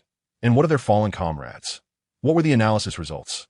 Vobara Midar surveyed his surroundings, but no one dared to respond. Had they all turned mute? With a thunderous shout. At last, one timid squad leader stammered, "We have indeed slain some of them. Though their destructive power is immense, their defenses are remarkably weak. Some are completely obliterated, while others, though injured, were fiercely reclaimed by their kin." Upon hearing this, Vobara Midar's fury reached its zenith. Yet, as the commander of a vast fleet, boasting over 1 million apocalyptic warriors aboard, he recognized that the fear they instilled was insufficient. With a cold tone, he commanded, "Send orders to deploy half the remaining warriors. I demand their unconditional surrender. Furthermore, ascertain their origins. It is imperative to understand the source of their abilities." At this juncture, a glimmer of greed flickered in Vobara Midar's eyes. The pinnacle of technology was akin to theology in comparison to the majority of star domains, a third-tier civilization held formidable strength. Yet before superior civilizations, they were but fragile entities. They required an opportunity for breakthrough. Could it be that such an opportunity had arrived? Reflecting on the discoveries made in the solar system, Vobara Midar felt a surge of excitement. In the dead of night, beneath a resplendent moon, the land lay shrouded in the oppressive shadow of a colossal iron beast, devoid of any lunar glow. Yet, beneath this metallic behemoth, slaughter continued unabated. In the depths of the wilderness, Li Dong gazed upon the fallen apocalyptic beings, crushing their skulls beneath his boot. Within the ranks of the celestial soldiers, a command was issued: eliminate any remaining foes. The enemy possessed formidable life detection devices, leaving only non-living materials, such as soil, capable of concealing their traces. Report this to Commander Yang. Li Dong instructed. Understood, the communicator replied. During their initial confrontations with the apocalyptic beings, the celestial soldiers had struggled to adapt. The alien creatures, though possessing immense strength, lacked combat prowess and intellect, allowing for swift resolution of encounters. The apocalyptic beings donned versatile energy armors, and had it not been for the prowess of their own warriors and their mastery of flight, the casualties would have been far greater. Later, Commander Yang personally supervised the operations, employing infiltration tactics and a triadic formation, yielding remarkable success. The apocalyptic beings fell victim to guerrilla warfare, finding themselves in a state of panic. However, their numbers swelled, and the casualties among the Eagle Nation's forces mounted. Commander Yang instructed, send the wounded soldiers and recovered alien corpses back to Huaxia. The communicator responded. Very well, Li Dong nodded, casting another glance at the immense machine hovering in the sky. He did not fear continuing the battle.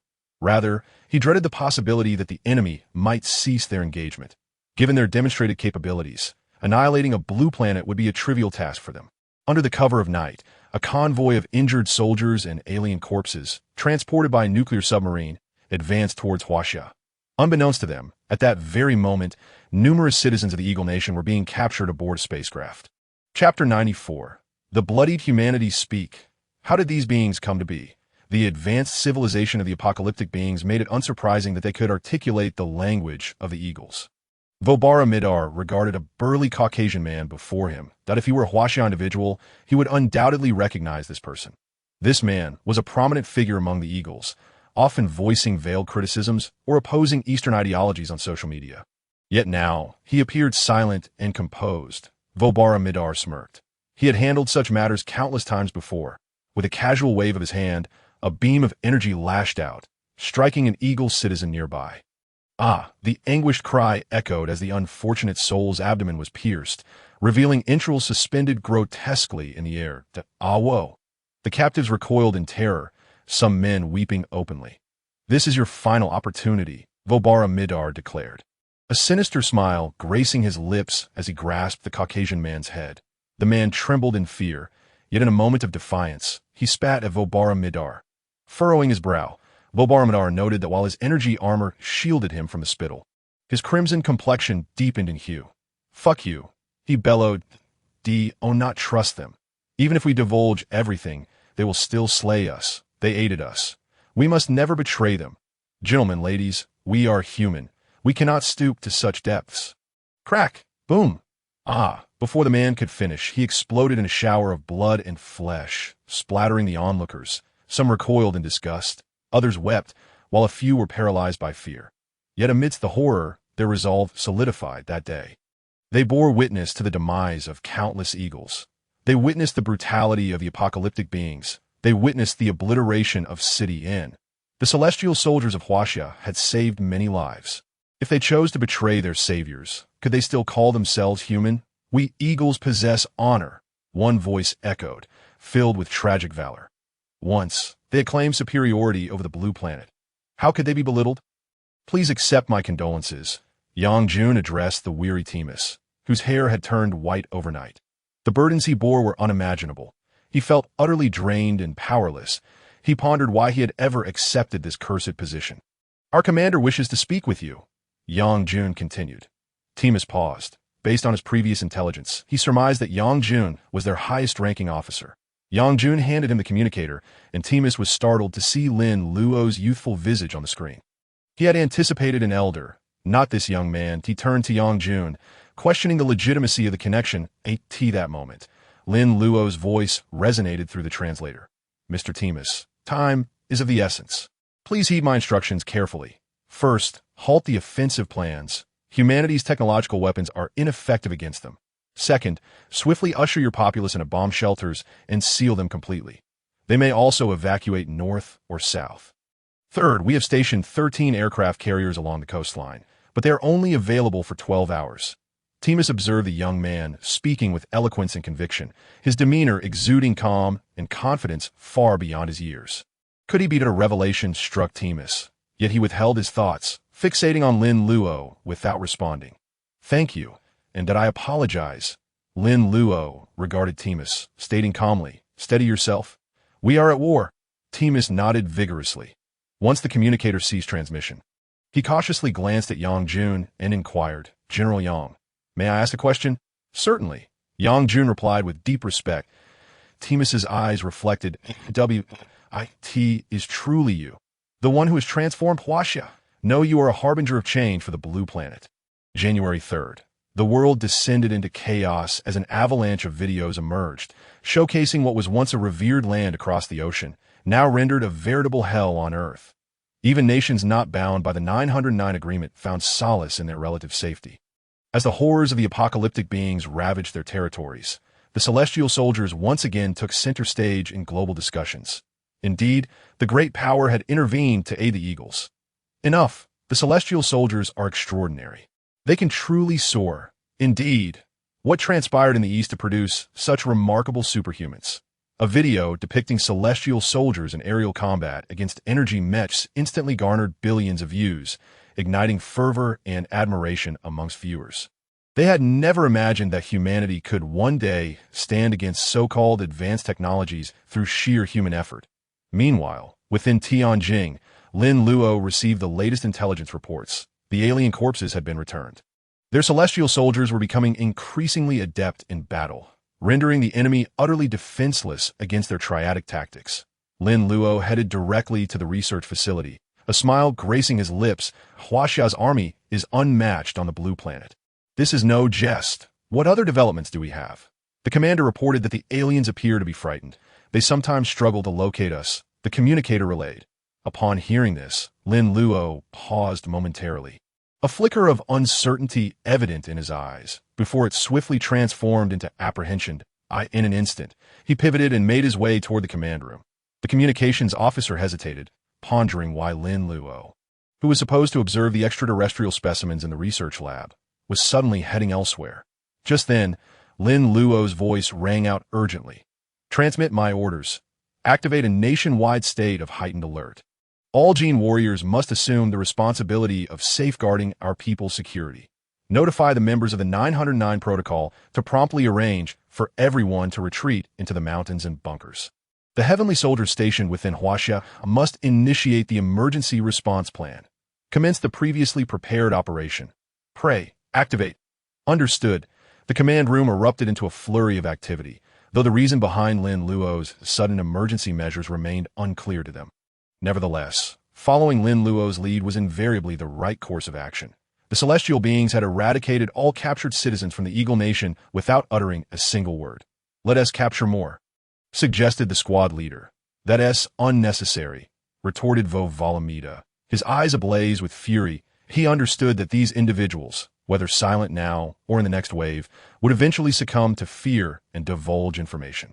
Much like the defiant Yalv beasts of the past, who ultimately yielded to the celestial beings. However, the commander, possessing dominion over more than 1 million soldiers, was now seething with rage. They are merely a 0.75-level civilization. What if they possess some extraordinary abilities? It changes nothing. Relay my commands. Deploy the entire army and transform the blue planet into a sea of blood. If they dare to resist, we shall strike until they no longer dare to do so. With a thunderous roar, Volamida ordered, and moments later, the steel behemoth opened all its gates, darkening the sky with a swarm of ominous figures. Chapter 95. The prey plan at 5 in the morning on January 3rd. Lin Luo finally arrived at the research lab.8t that moment. Zhu Yihui and his team had been laboring for several hours and were so engrossed that they failed to notice Lin Luo's entrance. How is it? Lin Luo inquired. Zhu Yihui looked up, bloodshot eyes revealing his exhaustion. Lin Luo frowned. Didn't TI instruct you to inject the second-generation gene serum? Zhu Yihui smiled. This is a special period.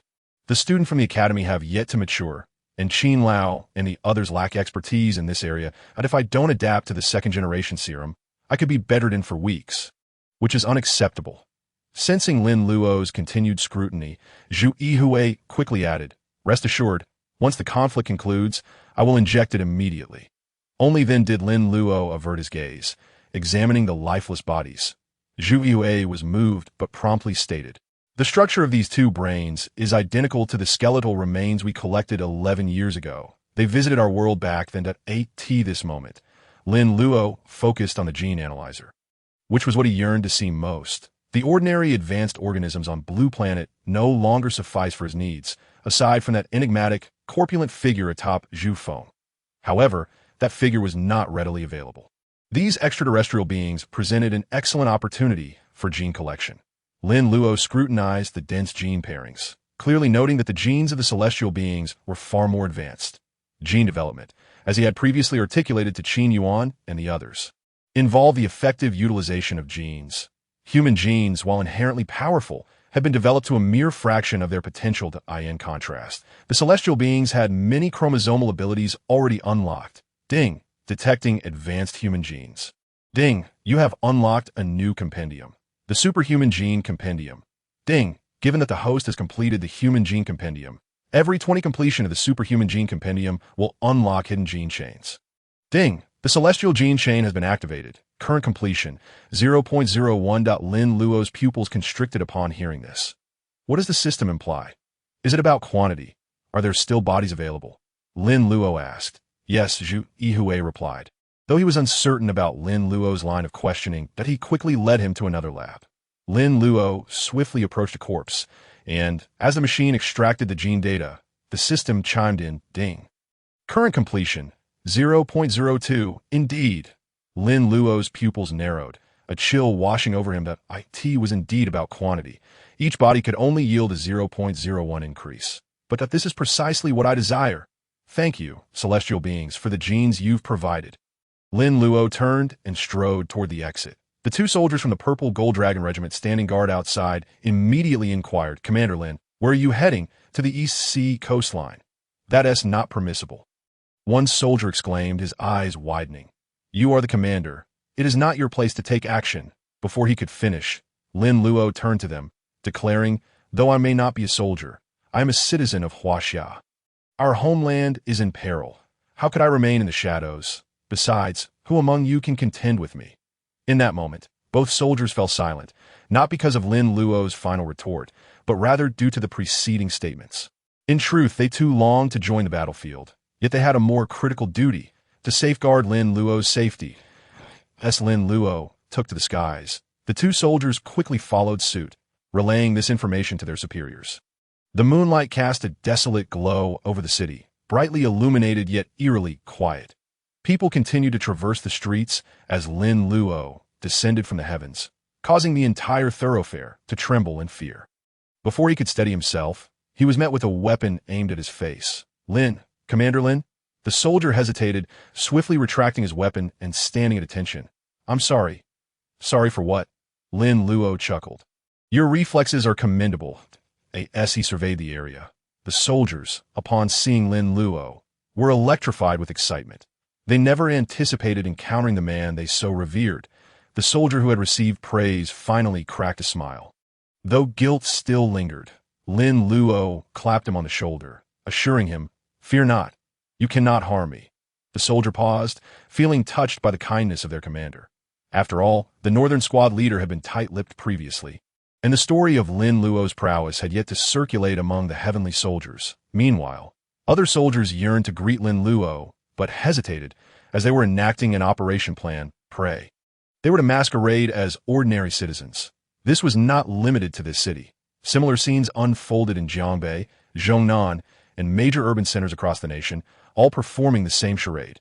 Please, vacate the area, the squad leader urged. However, Lin Luo spoke in an authoritative tone. From now on, all actions will be directed by me. The squad leader paused, quickly regaining composure and saluting, understood.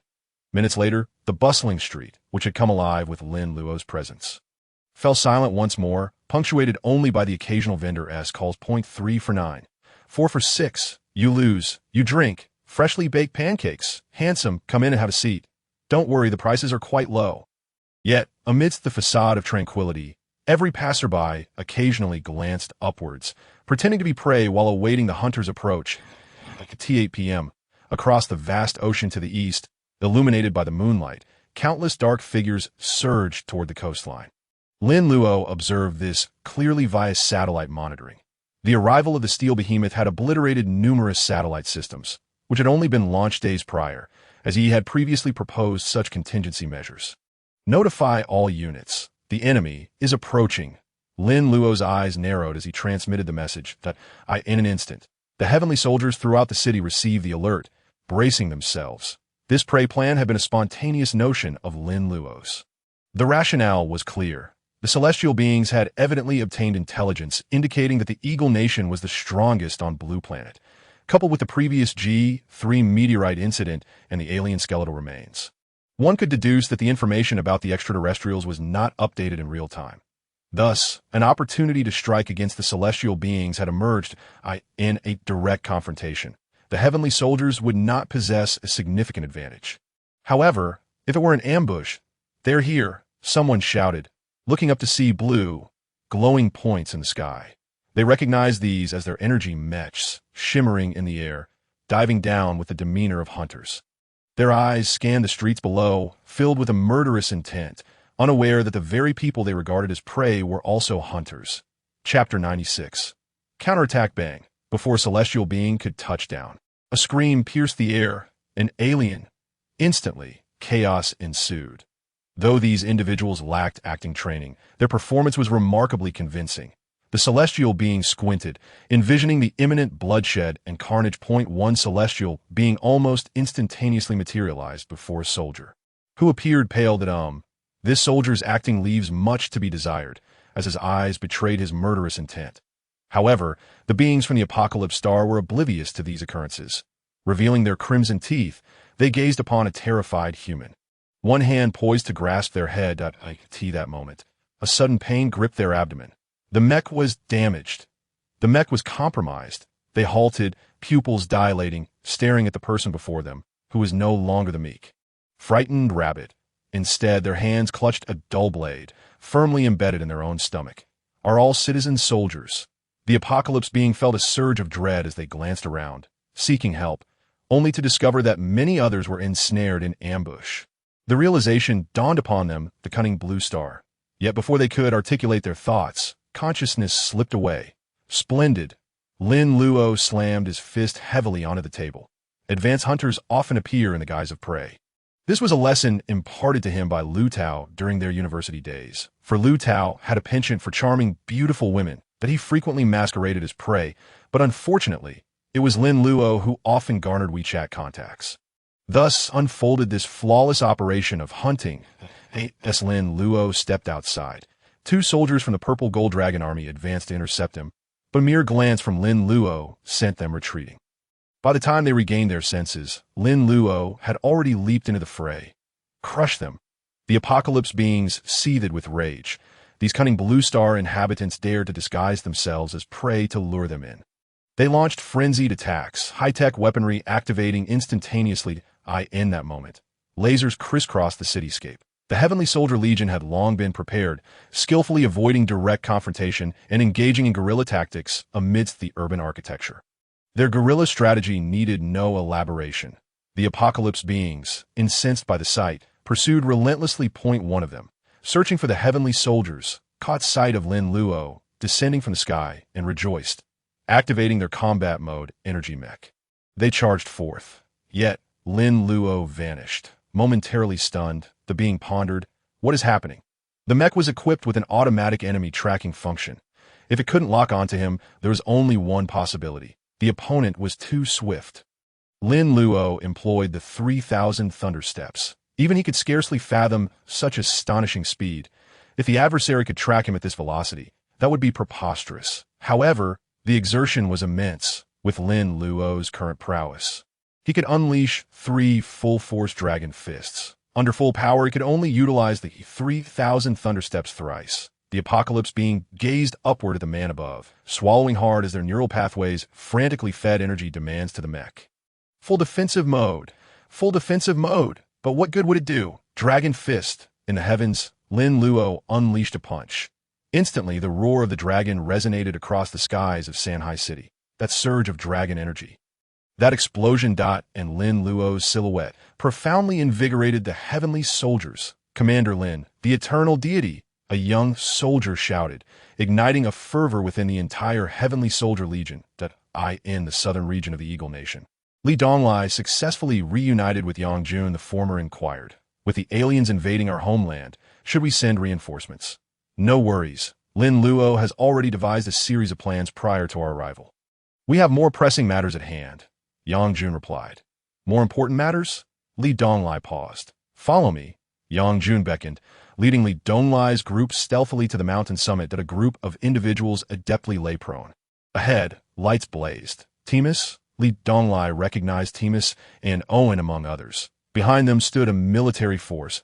That moment, several beams of blue light descended from the sky, and it was evident that they were the beings from the Apocalypse Star. What do they intend? Li Donglai frowned. Sure. Yang Jun gestured for him to put on his headset.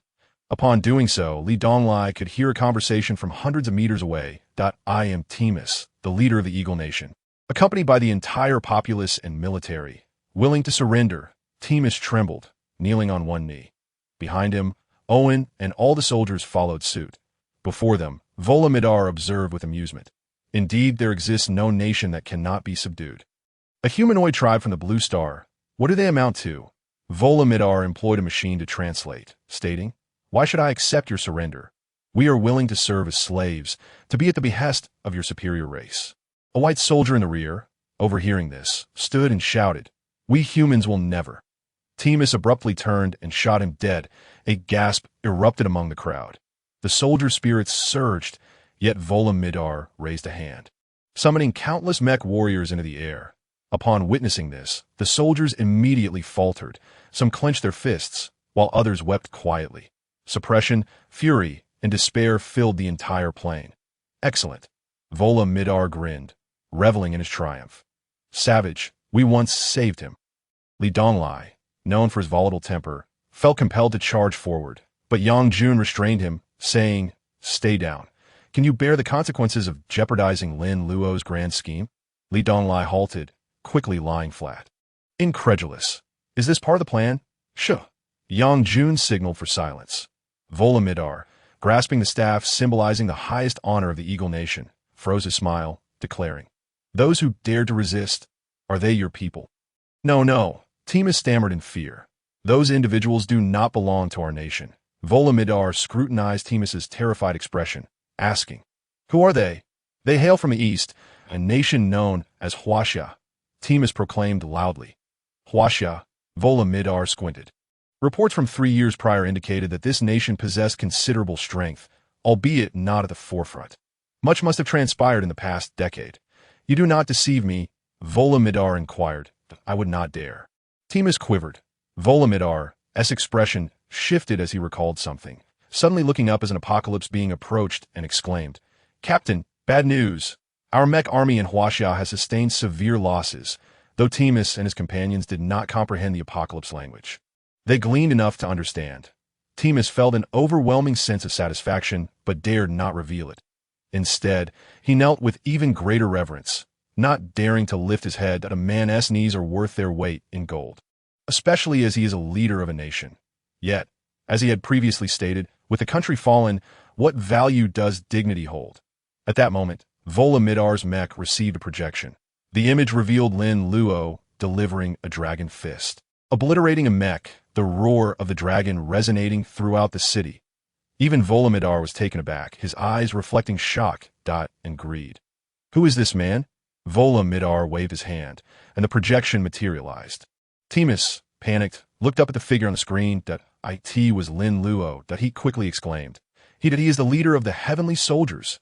He is the leader of the heavenly soldiers." Yang Jun's voice echoed. Promptly shutting off the communicator, Li Donglai was filled with confusion but dared not voice his frustrations. What was Yang Jun doing?